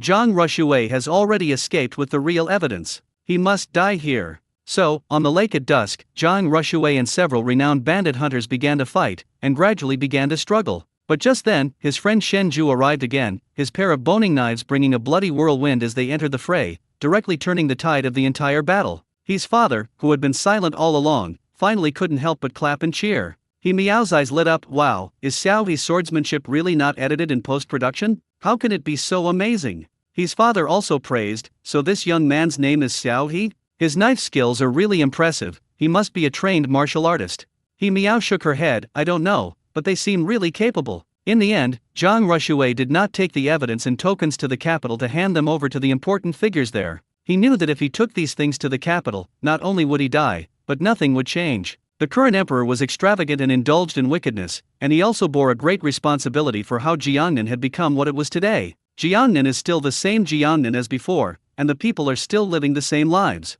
All his efforts will be in vain. So Jang Rushue was deceiving them from the very beginning, making them suspicious of each other, fighting and checking each other. Finally, all forces fell silent, and no one paid any more attention to Jang Rushue. There were no traces of smuggled salt transport boats on the riverbank. At some point, government-supplied salt at normal prices reappeared in the streets and alleys, and the once desolate streets gradually regained their vitality. Jang Rushue stopped his horse at the bridgehead, looking at the crowds passing by below, his face expressionless. The haze above these people temporarily dissipated, but after the clouds surged, new dark clouds gathered their strength. Perhaps when they wake up, the powerful and wealthy will still be powerful and wealthy, and the world will still belong to the emperor, but the common people will be nothing, simply dying and returning to the soil. Jang Rushue knew that day would eventually come, but all he could do was briefly brighten the sky here. The power of a few people is ultimately too insignificant. Jang Rushue shook his head, pulled on the reins, and urged the horse forward. Ahead, Shen Ju was also riding a horse, waiting for Jang Rushue's arrival. Walk. Okay, let's go. At the end of the story, the reason why Jang Rushue was willing to get involved was roughly explained. Only then did everyone realize that the brief fight scene at the beginning of the story was not just to explain the characters' identities and backgrounds, but to explain the cause of the event from the very beginning. The little girl's father was originally a fisherman on the river, but he was forced to surrender his fishing boat due to smuggling by officials, and ended up in an even deeper and more desperate situation. Jang Rushue deliberately called the villain Zhanglin, a river bandit recently hunted by the government, from the very beginning, which actually represented his determination. How could Jang Rushue not know that the government was searching for someone everywhere? He appeared with Zhanglin's head, so he was bound to be targeted. So from the very beginning, he was just acting. He Miao also noticed that Jang Rushue already had a small string of copper coins strung together around his waist. The director had given it a close-up shot when his clothes were flying during the fight. Now, tracing back all the clues, everything has been traceable all along. Perhaps Jang Rushue had done many similar things while working as a thief catcher, and the copper coins on his waist were silent witnesses to all of this. However, all of this is left to the audience's endless imagination.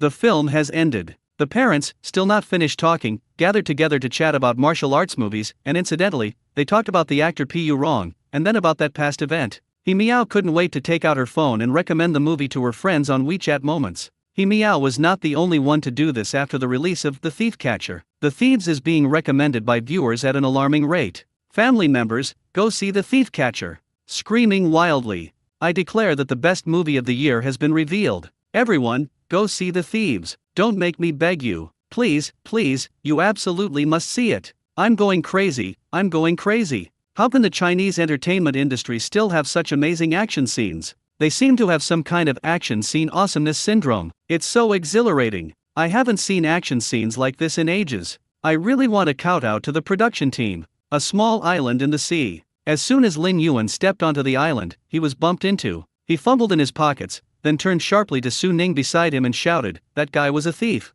Su Ning's eyes narrowed, and she quickly caught up with the fleeing, thin man. Bang dash. He showed no mercy and took the man down with a flying kick. Lin Yuan quickly jogged over. Su Ning stepped on the person on the ground, turned to look at Lin Yuan, and said with great impatience, "Didn't I tell you to keep your cards safe?" Lin Yuan smiled wryly. "I don't know how this guy managed to bring a razor blade to the island. He slashed my clothes." Seeing this, Su Ning didn't say anything more, bent down, took out the card, and handed it to Lin Yuan. "Take it." Lin Yuan took the card, glanced down at the person on the ground, and stammered, "Is this person dead?" Su Ning glanced at him sideways. "No." Lin Yuan pondered for a moment, then said, "Keeping him alive is also a potential problem. Let's tie him to the tree. If he encounters other people, they can't blame us." Su Ning shrugged indifferently. "No need for that trouble." He then found the razor blade hidden on the thief's body, lifted the thief by the head, and, amidst the thief's terrified and pleading eyes, ruthlessly slashed a bloody gash across the thief's neck. Blood splattered instantly, some even landing at Lin Yuan's feet. Lin Yuan took a step back and quickly scanned his surroundings. "Are you crazy? There are eyes everywhere here." Su Ning lowered his eyes, slowly wiping the small blade in his hand, and said coldly, "This guy is shady. Keeping him around is a threat. Killing him is the safest option." Lin Yuan choked. "You'd better adapt to the pace of life here as soon as possible." Su Ning's tone was calm, yet inexplicably carried a hint of mockery. "Otherwise, you will definitely die. Today's filming has come to an end. Director Ren is very satisfied with Xiao He and Lu Zehang's performance and is going to treat everyone to coconut juice." Xiao He found a shady spot to sit down, holding a coconut. From afar, he saw a woman wrapped up tightly walking towards him from the other end of the path. "I don't even need to look to know that this must be Sister Lu." Xiao He quickly told Xiao Chen to go and get another coconut so that he could prepare it for Sister Lu. Call dash. Lu Rulan had just sat down when she drank a few sips of coconut juice. She then took the small fan that Xiao Chen handed her and used it to blow cool air on herself. Xiao He asked, "Sister Lu, what's wrong?" Although Lu Rulan is Xiao He's agent, he doesn't need her to follow him to the film set every day. So, Lu Rulan has been spending most of her time at the hotel lately, handling other matters for Xiao He. Xiao He was somewhat surprised to see Lu Rulan come to see him this time. Of course it's a good thing. Lu Rulan took off her sunglasses, a smile in her eyes. The movie The Thief Catcher has been released and is doing very well. Xiao He, Xiao He was well aware of the quality of The Thief Catcher and expected it to achieve good results, so he was not surprised. But clearly, he underestimated the significance of Lu Rulan's words. "Very good." Lu Rulan noticed Xiao He's indifference and slowly added, "The box office revenue has already reached 20 million, and the numbers are still soaring." Xiao He's eyes widened instantly, and he turned to look at Lu Rulan. 20 million? The revenue sharing of online movies is somewhat similar to that of theatrical films. Both are ways to measure the commercial value of a film, but the sources of income and revenue sharing mechanisms are different. Box office revenue sharing is mainly composed of members' effective viewing time, number of paid subscriptions per film, product placement, and pre-roll ads. Essentially, it is a revenue sharing arrangement between the platform and the film production company based on the paid subscription results. Because of its low risk and high flexibility, this method is attracting more and more young directors, and even members of established directors' teams are coming out to gain experience. In recent years, online movies have been gradually developing towards a high-quality theatrical feel and striving for higher revenue sharing. However, to date, the highest-grossing online movie in terms of revenue sharing is a Tomb Raiding-themed online film that earned 56 million yuan. Although the production cost of this film was in the tens of millions, it ultimately broke the historical record for online movies in China, becoming the highest-grossing film in terms of revenue sharing. Although some online movies later broke the 50 million mark with the support of platform resources, there was still a gap, and no outstanding online movie has yet broken the 60 million mark in box office revenue. As for a box office revenue of 100 million, that would probably have to be at least a phenomenal success, something that has never happened before in history. Now, The Thief Catcher has earned 20 million yuan in box office revenue in just 3 days since its release, which is an astonishing figure. To put it simply, that online movie about tomb raiding took 6 days to reach the 19 million mark, while The Thief Catcher surpassed that goal in just half the time. While the rate of increase does not necessarily represent the final box office result, such a pleasing trend has undoubtedly given everyone a lot of confidence.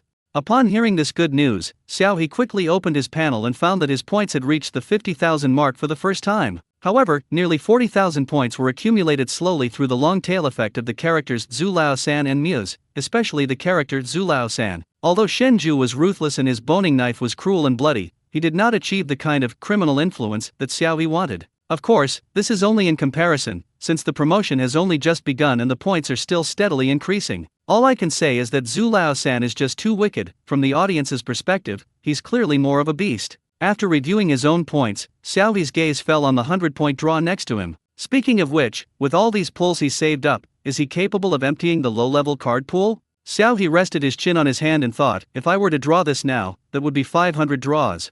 How about we try 200 draws first? Xiaohe muttered to himself, while tapping the system, I'm doing big business with you, can't you at least show me the prize pool? Let me see what's left in this beginner prize pool, I have no idea what's in the rest of your pools. The system remained silent for a moment, seemingly considering that Xiaohe was indeed its major benefactor, and then silently showed Xiaohe a portion of the lottery prizes. There were indeed many things that Xiaohe was interested in, but even more things that Xiaohe wanted to complain about. Xiaohe shifted his gaze from the few skills that looked pretty good, and slowly flipped through the prizes below, a slight twitch at the corner of his mouth. A knife that kills without drawing blood? What's the point of drawing that thing? Grave excavation sensor? You mean you want me to dig up other people's ancestral graves? A complete guide to cooking human flesh? Ugh, take it away, don't disgust me. Poison powder quality assessment? It seems pretty useful, at least it prevents being poisoned. Holy crap, the poison you're talking about? How could I dare to taste it? And taste it?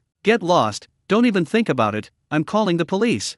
Human transport? What is that? After changing my body type, I can stuff things inside my body to pass through security? Ugh, I'm disgusted.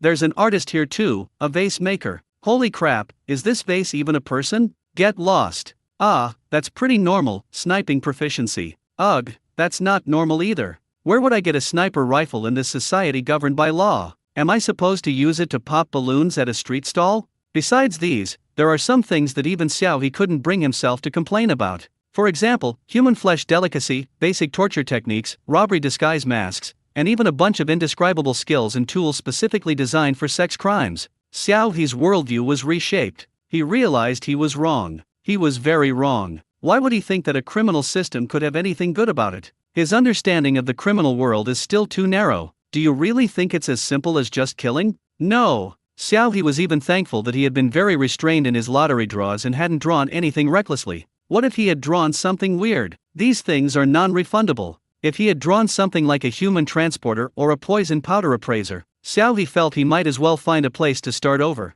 The only thing that relieved Xiaohe was the system's note at the bottom: the current prize draw weight changes according to your situation. There's a high probability of getting highly sought after items and skills, and a low probability of getting other items and skills. Xiaohe understood. Wah, I misunderstood the system. All the skills it gave me so many times have been usable skills, not those weird and strange things. It's just too good. No, we can't think like that. Just because it offers a sweet treat, does that mean we should give in to it? No. Hey system, let's make a deal, Xiaohe said tentatively. Have you ever heard of targeted lotteries and guaranteed minimum payouts? It's basically about choosing the prizes I want to draw. If I don't get one, I'll keep drawing. Don't give me any other random stuff, just convert it all into lifespan points. Of course, you'll have to give me a minimum number of draws, right? Otherwise, I could draw a ton of prizes and still not get what I want. Following Xiaohe's words, the system fell into a long silence. Xiaohe was filled with anxiety. Also, I'm accumulating points every day, and my lifespan is almost increasing instead of decreasing. Will I really end up living like a turtle? Don't you have any other exchange mechanisms? Although immortality is wonderful, he would rather be an ordinary person. Don't become a turtle. No way. After stating his requirements, Xiaohe waited quietly for the system's response. To be honest, Xiaohe had always felt that this system was a bit silly, like a half-finished product. Not to mention the terrible system interface, the system still hasn't discovered that he's exploiting a bug. Normally, he should spend a long time planning and preparing for a crime, and then another long time evading police pursuit. Even if he did commit a nationally sensational crime, as time passes, the shadow of the case will fade from people's sight in just a few months, and at most he would only get a few thousand points. Xiaohe, however, exploited a bug and ascended to the top in one step. So this tells us that no matter how powerful a cheat is, it's useless if you encounter a bug. The system is cheating, but Xiaohe is a bug. What should we do? So, as Xiaohe waited with a mixture of nervousness and anticipation, the system update in progress, please wait. Xiaohe, no, I've been waiting so long, and this is what you show me? Hello? Are you still there? System? Dog system. Don't play games like this. How long do I have to wait? Well dash. Xiaohe sighed deeply. Lu Rulan thought Xiaohe was unhappy with the news, so she patted him and said, "Why are you sighing all of a sudden while you're daydreaming? Isn't this a good thing? There's a lot of discussion about the thief catcher on the internet right now, and a lot of people are calling for a second season. If you weren't filming here, I could have filled your schedule with commercial appearances." Xiaohe could only pull himself together and change the subject. Did Director Lin say anything? Do you need me to help promote it again? Lu Rulan curled her lips into a confident smile. I have a better way to handle the publicity. You'll see when we get back. Xiaohe, okay. After returning home that evening, Xiaohe, under Lu Rulan's guidance, recorded a video of himself using a knife to remove bone. In the video, a young man casually wearing a black short-sleeved shirt leisurely cuts ribs on a cutting board. As the rhythm of the background music intensifies, he lifts a rib and tosses it high into the air, his knife-wielding hand flashing rapidly. The rib is reduced to clean white bone in the afterimage of his hand. Just as the music reaches its climax, the young man's knife suddenly slashes horizontally towards the camera. The screen is instantly sliced open by the blade, narrowing abruptly and becoming an almost frozen slow-motion shot. Behind the blade, only the young man's eyes, belonging to Shenju, are visible, carrying a cold and murderous chill. Meanwhile, the title of his video was, "I Bet You Can't Wield This Knife." That evening, Xiaohe's short video went viral, garnering over 10 million views and a million likes in just a few hours, becoming the #1 trending topic on the music chart that day. A large number of fans rushed in. Group photo in the front row. He's so handsome I'm crawling on the floor. Brother Xiao, I love your music and Shenju so much. I'm looking forward to your next work. Teacher Xiao, are you filming a second season? I really love Shenju and Zhang Rushue. Agreed. I request a sequel with the original cast. Don't make me beg you on my knees. Brother, tell me honestly, how did you learn this swordsmanship? How many people did you have to stab to become so skilled? To be honest, I just watched this swordsmanship frame by frame. It's real skill, not special effects or post-production editing. Xiaohe really did shave the bone clean with his sword. That's truly amazing. Haha, this is outrageous. The official team even started a video campaign called, "Let's all learn how to use a boning knife." They're actually trying to drag us into it, hahaha. I also filmed the same video, come check it out. The funniest thing was Pu Rong, who left a string of question marks in the comments section after Xiaohe posted the video. Pu Rong? Why are you so handsome? Pu Rong then filmed a video. In the video, Pu Rong is dressed more casually, in an old man's shirt and shorts. He is holding the long sword he used when filming Zhang Rushue. The background music is the same as that used by Xiaohe. However, in the video, Pu Rong is not cutting meat, but drawing his sword and performing various sword flourishes. As the music reached its climax, a handful of flower petals poured down from off-camera. Pu Rong's sword swiftly slashed horizontally, and the video once again split open with the sharp blade. The two petals that had been split fell slowly onto the sword in slow motion, and behind the sword, reflecting the silver light, were Zhang Rushue's eyes with a carefree smile, just like the character when he first appeared in the movie. Unsurprisingly, Pu Rong's video also went viral. Even though neither of them filmed any disguised scenes, and it was just a close-up of their eyes, it was enough for viewers to recognize each other at a glance. This kind of direct performance and acting left a particularly deep impression. Furthermore, both videos contain genuine artifacts, Xiaohe's boning knife technique and Pu Rong's swordsmanship. These are the skills of the characters in The Thief Catcher, and they are also the real skills they possess, which makes them even more admirable. Following Pu Rong, other members of The Thief Catcher uploaded videos. Although the video quality was not as impressive as Xiaohe's and Pu Rong's, they all attracted many passers-by. In particular, one actor who played the thief catcher wielding a meteor hammer was also found by Pu Rong. He was a weightlifter himself.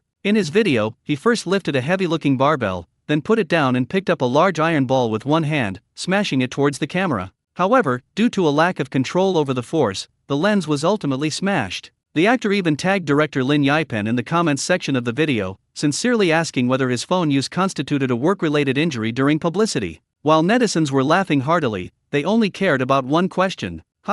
No, bro, you guys are all serious? I was grinning like an idiot, but it turns out you guys are all real experts. Oh no, are you guys serious? I thought you were filming a movie. Good question. Does this movie count as evidence of their armed fight? Haha, I think this warrants punishment. What a tricky question. You actually thought of that. No way, everyone in the Chinese entertainment industry is so inexperienced, how can you guys be serious? Then I'll definitely have to give The Thief Catcher a huge boost. I highly recommend The Thieves. Everyone should see it. I think it's the best movie I've seen this year, even better than many theatrical releases. Agreed. Such authentic action scenes are truly rare. It's a rare treat for my parents and me to watch the same movie together, and we both gave it a high rating. I think it's a real shame this movie wasn't released in theaters. Although the plot has some flaws, they don't detract from its overall excellence. I would even assert that the fight scenes are the best in the last decade. Martial arts films have been weak in recent years, and who would have thought that more than 20 years ago, they were at their peak? Now, they've almost all been relegated to online streaming, and we can't see such excellent works in theaters anymore. It's truly lamentable. Indeed, you simply can't find such smooth and exhilarating fight scenes these days. Towards the end, I was even getting my blood pumping. It felt like my long-dormant dream of becoming a martial arts master had been rekindled. I've decided to send my roommate to martial arts training tomorrow. No? You upstairs? The main problem is the current environment. If an actor gets even slightly injured, their fans can cause a huge uproar against the director and crew. Even action scenes are done with stunt doubles and camera tricks, making it impossible to recreate the effects of the past. In recent years, with capital pouring in, actors and directors have collectively become complacent. Directors prefer to shoot romance films. It's simple and easy. Actors can't even do any action scenes. Being able to do a few somersaults and spin around on wires is considered a model of dedication. Who is really spoiling them? Okay, stop arguing. Let's watch The Thief Catcher. Pu Rong, a former child star, delivers both excellent acting and action scenes. The other actors are equally impressive. Fans of action-packed films are in for a treat. Join our enthusiastic supporters. Following these viral videos, the music notes sparked a wave of imitations. There are imitations of this editing technique. For example, a pet blogger filmed himself being bullied, then he raised his hand and a fierce and handsome giant dog slowly jumped and flew across the frame, slicing the image with its body, while behind the dog was the blogger's proud and surprised expression. There are many similar videos, which have even spread to the fields of anime cosplay. In addition, some people have started to learn Xiaohe's bone-removing knife technique frame by frame, trying to make it a challenge, but almost all of them have failed. One blogger even refused to believe it and insisted on learning and imitating it. As a result, he twisted his wrist when he swung the knife and fractured his own bone. It was really funny and sad. These videos are all tagged with hashtags like hashtag the thief catcher imitation hashtag and hashtag the thief catcher boning knife challenge hashtag, which has brought tremendous popularity to the movie The Thief Catcher. The buzz has spread from the music video to other social media platforms, and the scale of this promotion even exceeds that of other theatrical films. As the show gained popularity, more and more people flocked to Tencent Video, eager to see what made The Thief Catcher so appealing. As a result, once they stepped in, they couldn't get out.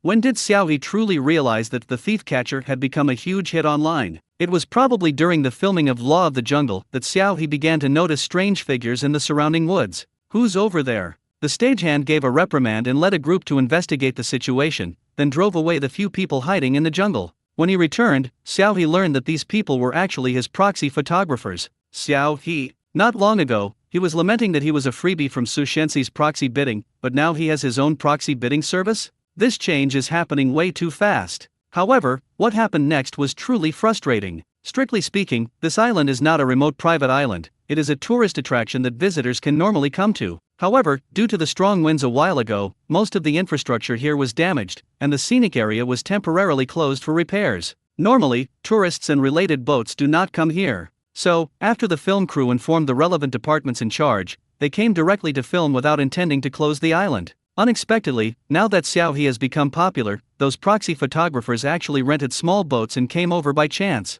Moreover, it was no use for the crew to call the police. As soon as the police arrived, these people would run away in a small boat, and as soon as the police left, they would turn around and come back. When the crew tried to arrest them, they would run away very fast. There was no other way but to drive them away. They were simply despicable. This happened more than once in one day. Since Law of the Jungle is an original script film with a suspenseful focus, many important plot points need to be kept secret. These paparazzi following the film all the way would easily reveal the plot. After the crew tried to drive them away several times without success, they consulted with Xiaohe about the situation. Xiaohe knew he was in a bad situation, but since the people were after him, he quickly discussed countermeasures with Lu Rulan. Lu Rulan was clearly also very angry. I have appealed to everyone online many times not to come, but there are still a few guys who don't listen to my advice. Moreover, those proxy photographers are not your fans. They just want to take advantage of your recent popularity to make a fortune. These kinds of proxy photographers have no bottom line. They don't care whether the plot is revealing or not, they sell everything to fans. They have no professional ethics at all and are considered a disgusting existence in the entire proxy photography industry. Xiao He frowned. Will my fans buy this? We've already tried our best to prevent fans from buying leaked videos taken by paparazzi. Lu Rulan raised her hand and patted Xiao He's shoulder. You have to accept it. Fans are sometimes like that, they don't listen to advice. If you stay in the entertainment industry for a long time, all sorts of weirdos and monsters will appear. This isn't to say that fans are bad, it's just that humans are inherently difficult to manage, and when there are many people, it becomes even more difficult. Xiao He, so what do we say now? Lu Rulan rubbed her temples and said, we can't catch these guys even if we call the police. We can only drive them away temporarily. I'll handle this. You just focus on filming and don't worry about so much. At worst, they can spend more money to book the entire island and hire a few bodyguards to monitor and guard it. She doesn't believe she can't handle a few proxy photographers. Xiao He raised an eyebrow. Okay, I understand. After finishing his day's filming, Xiao He returned to his hotel and turned on his computer. Meanwhile, several paparazzi had returned to their respective hotels and were looking through the contents of their cameras. As expected of the rising star of action scenes recently, this set of moves is really cool, it will definitely fetch a good price.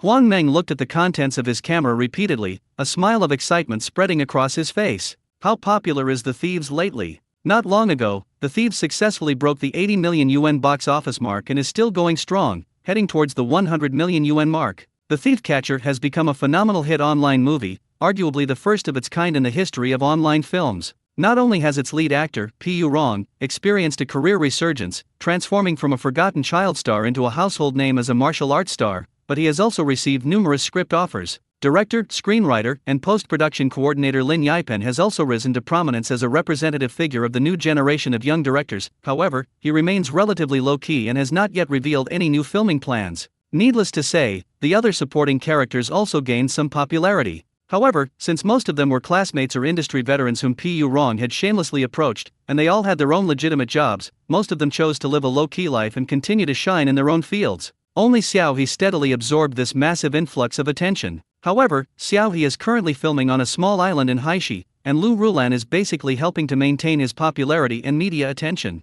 Meanwhile, many people are eyeing Xiao He's surge in popularity and want to take advantage of this opportunity to get a piece of the pie. Huang Meng was such a person. After learning of Xiao He's itinerary, he decisively followed him to Haishi and even rented a speedboat to come to the island with several of his companions. Even though he was driven away by the crew multiple times, Huang Meng did not give up. After scouting the location for several days, he finally found a very tricky and hidden spot. See, he returned home with a full load today. Thinking about Xiao He's recent popularity, Huang Meng hummed a little tune, opened his computer, inserted an SD card, and started transferring files. He then picked up a cigarette from the table, lit it slowly, put it in his mouth, started posting on his WeChat moments, and contacted several of his proxy bidding groups to find suitable buyers. Sure enough, Huang Meng didn't have to wait long before Xiao He's fans came knocking on his door. Qingtian Yunhe, how many videos do you have? Huang Meng, 2 long videos totaling 36 minutes and 12 seconds, 6 short videos ranging from 5 to 26 photos, can be packaged separately or all at once, prices as follows. The person on the other end glanced at the price and then continued to ask questions. Qingtian Yunhe, did you capture any movie scenes?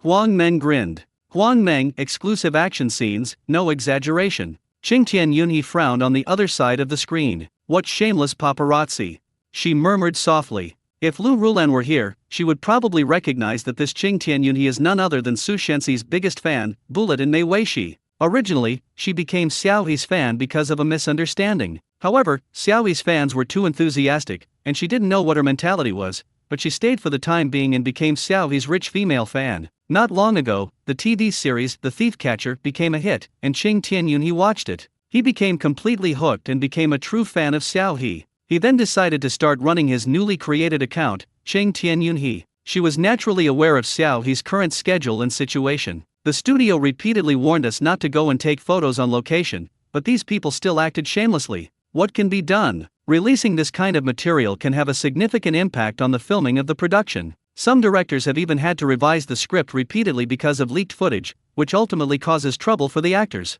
Qingtian Yunhe gritted his teeth, but still boldly took on all of the other parties' materials. Qingtian Yunhe, I bought it outright, a flat price of 20,000. Huang Meng, this won't do. This is an exclusive, several tens of minutes of action scenes. I came all the way from Shanghai, and this doesn't even cover my travel and accommodation costs. Qingtian Yunhe, how much do you want? Huang Meng, 100,000. Qingtian Yunhe, she's rich, but not a sucker. Haha, why doesn't that scoundrel just rob her?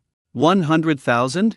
On the other side, Xiao He, sitting in front of his computer, was also amused by the situation. Are you kidding me? You actually dared to accept 100,000? Why don't you just rob me? Xiao He didn't consider himself a top-tier celebrity, and the content he filmed would be shown in the movie later. This guy not only filmed him secretly, but also dared to openly steal money from his fans. Ha ha, you're lucky to have gotten this, thumbs up. I can let you grab me, I'm the one with the thumbs down. To Xiao He's surprise, the fan named Qingtian Yunhe actually agreed in a very generous manner. To prevent fans from actually giving this bastard money, Xiao He immediately took action. At the same time, Huang Meng's computer screen suddenly went black. Huang Meng immediately exclaimed "Holy crap!"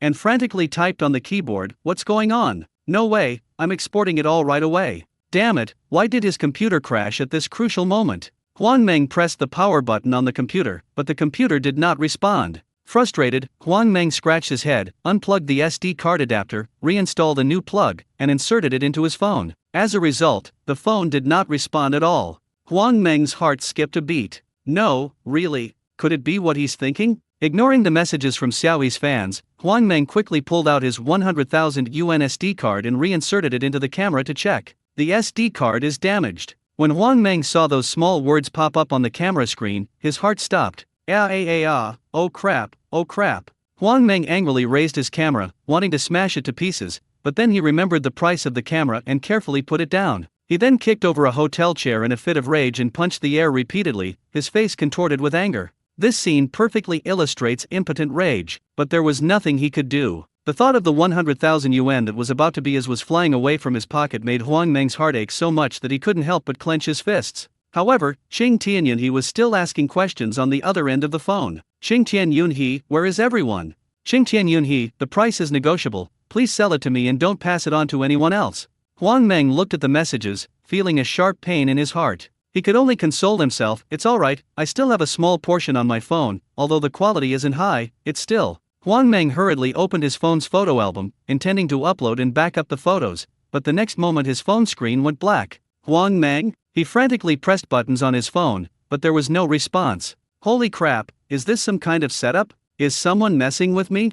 Huang Meng felt like he was about to explode. If the first time was a coincidence, then the second time was definitely not an accident. Who did this? Ugh, my hard-earned money. Several other proxy photographers faced similar situations to Huang Meng. Their computers crashed while transferring video files, resulting in both their computers and SD cards becoming unusable. Some phones and tablets that still had a little bit left were also wiped out before they could even react. Everything they painstakingly filmed was instantly destroyed. It must have been someone from the film crew. It must have been Xiao He. They hired a hacker to break into their computers and related electronic devices. The photographers were furious and wanted to call the police, but then they realized that their act of taking photos without permission was illegal, and if they went to the police, it would be no different than walking into a trap. In the end, it seemed they could only swallow their anger and suffer in silence. There was nothing they could do. Immediately, several paparazzi broke down, cursing Xiao He and the film crew, and bought tickets to leave High City overnight. Only two stubborn warriors, like Huang Meng, refused to believe it and continued to take photos secretly. They still didn't believe it. Just how capable were you, Xiao He? They thought it was because you were careless to delete it once. Did you think you could delete it a second time? Haha, I'm definitely going to challenge you. The next day, looking at the people hiding in the bushes in the distance, Lu Rulan took a deep breath and signaled Xiao Chen beside her to take the bodyguards to drive them away. Xiao He glanced at the people over there, raised an eyebrow, and casually reassured them, "It's alright, Sister Lu, just tell them to be careful. If they can't catch up, that's fine." "That won't do. They've already started selling your materials online," Lu Rulan said seriously. "Your fans have already given me feedback on this, and we have to take this seriously. If we don't boycott these proxy photographers, they will continue to push their luck and may even do something more extreme in the end." Lu Rulan had experienced this firsthand when she was with Su Shensi, so she takes this matter very seriously. Xiao He shrugged, full of confidence, "Don't worry, they'll leave on their own soon. These people are just after money, we should address the root cause of the problem." Lu Rulan looked at Xiao He suspiciously, "What's your plan?" Xiao He blinked. What can I possibly do? Then why are you so certain? I believe in Sister Liu's abilities. Lu Rulan, that's weird. She then took out her phone and continued to direct Xiao Chen and the others to drive away the paparazzi. While Xiao Chen and the others were chasing away the two annoying paparazzi, a person dressed in a ghillie suit similar to that in his shooting game moved slightly on the treetop, and then a dark lens quietly emerged from the branches and leaves, pointing in the direction where Xiao He was currently located. Hee, I really have to thank those two idiots.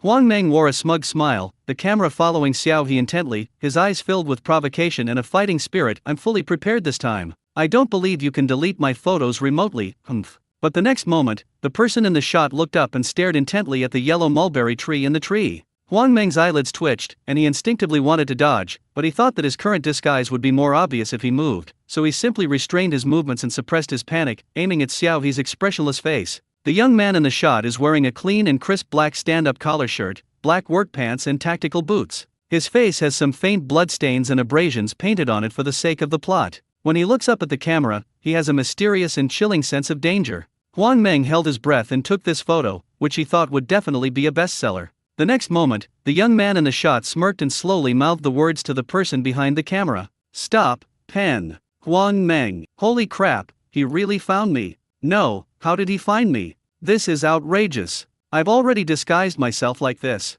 What puzzled Huang Meng was that after Xiao He called him an idiot, he immediately turned around and continued to flip through the script in his hand as if nothing had happened. He neither notified anyone to drive him away nor stopped him from taking pictures, as if he hadn't seen him at all. This plunged Huang Meng, who had thought he had been exposed, into deep self-doubt once again. Huang Meng went back to watch the video again, and was initially unsure whether Xiao He's lip movements were calling him an idiot. Forget it, whatever. Huang Meng muttered to himself. It doesn't matter if I get scolded, making money is the most important thing. Huang Meng endured mosquito bites and the sweltering heat, hanging on the tree for more than 6 hours. After the crew finished work and left, he finally managed to slowly climb down the tree, his feet feeling weak when they touched the ground. But looking at his impressive performance today and thinking about the rewards he will receive soon, Huang Meng is full of energy again. This time, he will definitely protect his victory. Xiao He, just you wait. Huang Meng will never admit defeat. More than an hour later, from one of the hotel rooms, Huang Meng's piercing screams echoed once more.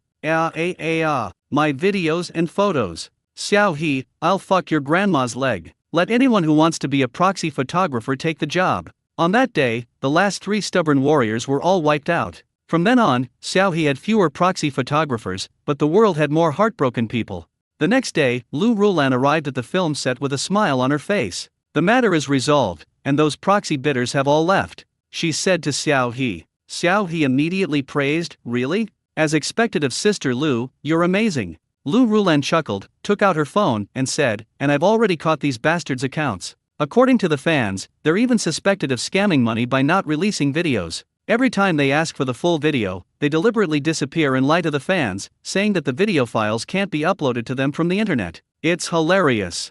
I'll have my lawyer talk to them later. Xiao He nodded. Then I'll have to trouble you, Sister Lu. Let's not talk about that. Lu Rulan handed her phone to Xiao He. The thief catcher should break 100 million in box office revenue tonight. Do you have anything to say? Xiao He took the phone, his tone surprised. So fast? Although it's fast, it's already at its limit. Lu Rulan shrugged. After all, it's an online movie, so the secrecy isn't as good as for theatrical releases. Right now, The Thief Catcher is very popular, and clips of it are all over the place. Piracy is everywhere. Basically, only these people are willing to pay to watch it on Tencent Video. Even in cinemas with good security, there are still many unscrupulous thieves who sneak in and record videos to sell online. As for online movies, it goes without saying that it's just a matter of screen recording. Moreover, once a member account pays to watch, it can be lent out to others to watch. So, although The Thief Catcher currently has high viewership, paid conversion rate, and positive reviews, it has already reached its limit. This situation is beyond what the production team can improve by simply increasing promotion. After all, this is the general environment. As the first to try something new, they have become a mountain that many production teams want to surpass, and everyone is quite content. Even Xiao He did not intend to completely ban these pirated versions online. He only dealt with some cases of paid piracy appropriately, and otherwise let the situation develop as it was. After all, water that is too clear has no fish. The Thief Catcher has already successfully proven its quality. If he were to completely ban piracy online, this action would only draw attention. At that time, a bunch of envious people will probably find an opportunity to come over and make sarcastic remarks. So this is possible, but unnecessary. Lin Yuan and Su Ning, get ready. Just then, Director Ren began calling out to Xiao He and Lu Zehang. You should film first, Lu Rulan said. Xiao He nodded, okay. Xiao He then walked to Lu Zehang's side. Lu Zehang turned his head and greeted Xiao He with a grin. I heard that The Thief Catcher has almost reached 100 million in box office revenue. Congratulations. Xiao He, thank you. What new plans does your director Lin have lately? Lu Zehang asked curiously. Will there be a sequel? Xiao He shrugged. Director Lin doesn't seem to have any new plans. Every time I contact him, he's traveling and living a very carefree life. He hasn't mentioned a single word about a new work. However, this guy did work very hard recently, acting as director, screenwriter, and in charge of some post-production. It's only right that he takes a break and isn't in a hurry to prepare for his next project. Lu Zehang understood. Oh, I see. Actually, I'm quite looking forward to the second part. You guys absolutely have to make a second part. Xiao He smiled helplessly. That depends on director Lin himself. Slap slap. Director Ren clapped his hands behind the camera. Come on, get ready, Lin Yuan, Su Ning, stand in your positions. Good. The two stopped talking and began filming their current scene seriously. Lin Yuan and Su Ning encountered a player in an abandoned wooden cabin on the island. He was an old man with gray hair and a thin face. Such an old man is undoubtedly a fat sheep to the others on the island, and his situation is even more dangerous than Lin Yuan's. But when Lin Yuan learned that the old man had actually participated in the jungle game to earn money for his grandson's medical treatment, a complex emotion appeared on his face. He came to the island because of his mother's illness, and the old woman came because of her grandson's illness. They were actually the same kind of people. Looking at the hunched old man, Lin Yuan pondered for a moment and asked, have you ever used cards? The old man shook his head with a wry smile. I've been hiding here ever since I came to the island. You were the ones who found me first. Just like them now, they haven't used any cards yet. Lin Yuan turned to look at Su Ning. Su Ning crossed her arms, looking indifferent, and glanced at Lin Yuan sideways. Why are you looking at me? I don't have any money to give him. Lin Yuan choked, thought for a moment and looked at the old man. It's too dangerous for you to stay here. You should finish the mission and leave as soon as possible. According to the rules, as long as you find a partner who has not used any cards, you can cancel each other's cards and safely leave the island with the basic 3 points. The old man sighed. I know this method, but most of the people on the island are vicious and wicked. How can they be trusted? I'm afraid this old man will die here, along with my poor little grandson. Actually, this method is very simple, and most players who land on the island know it. However, very few players can truly trust each other completely and successfully use this method to escape the island. Simply put, this is a game where 2 players use their wins and losses to exchange points. For example, if I use a high card to beat your low card, I gain 1 point. Then, if you use your high card to beat my low card, I will return the 1 point I gained to you. By exchanging points along the way, the remaining rabbit cards can cancel each other out. Since rabbit cards do not deduct points when they meet, both sides can eventually cancel out all the cards in their hands and retain the 3 points they earned to get off the island safely. Don't underestimate these 3 points. According to the exchange rules here, the money that can be exchanged for 3 points is already a considerable fortune for many people. Lin Yuan had thought of this method as soon as he learned about the rules, but for some reason, he did not exchange points with Su Ning to offset each other, but continued to explore the island. And now, Lin Yuan pondered for a moment, then turned to the person behind her and asked, can I see him out first? Don't worry about me. Su Ning glanced at the cowering old man, chuckled, and casually sat down on a chair next to him, crossing his legs. I'll just sit here and watch the show. You guys do as you please. As Su Ning said, the final result was a farce full of irony. The old man tricked Lin Yuan out of 2 points, then swore a solemn oath that he was too nervous and gave the wrong card, and that he would definitely return the 2 points to Lin Yuan in the next game. With only 1 point left, which was equivalent to having only 1 life left, how could Lin Yuan possibly fall for the other party's trick again? He simply sneered and stopped believing the old man's words. Seeing that he could no longer deceive Lin Yuan, a fierce glint flashed in the old man's eyes, and he suddenly pounced on Lin Yuan. Lin Yuan quickly dodged. So everything you just said was a lie. Ha, idiot. My grandson is perfectly healthy. The old man sneered, his gaze falling on Su Ning, who sat steadily in his chair beside him, making no move. That kid over there, you've already come to this island, there's no need to bring a burden along. Let me cooperate. A fool like him has no chance of surviving to the end. As long as you're willing to cooperate with me, we can continue doing this. I'll handle the overt aspects, and you'll handle the covered ones. We're sure to make a fortune. Su Ning yawned lazily before slowly standing up. He glanced at the old man, then at Lin Yuan, tilting his head slightly with a hint of mockery. Who told you I came here for money?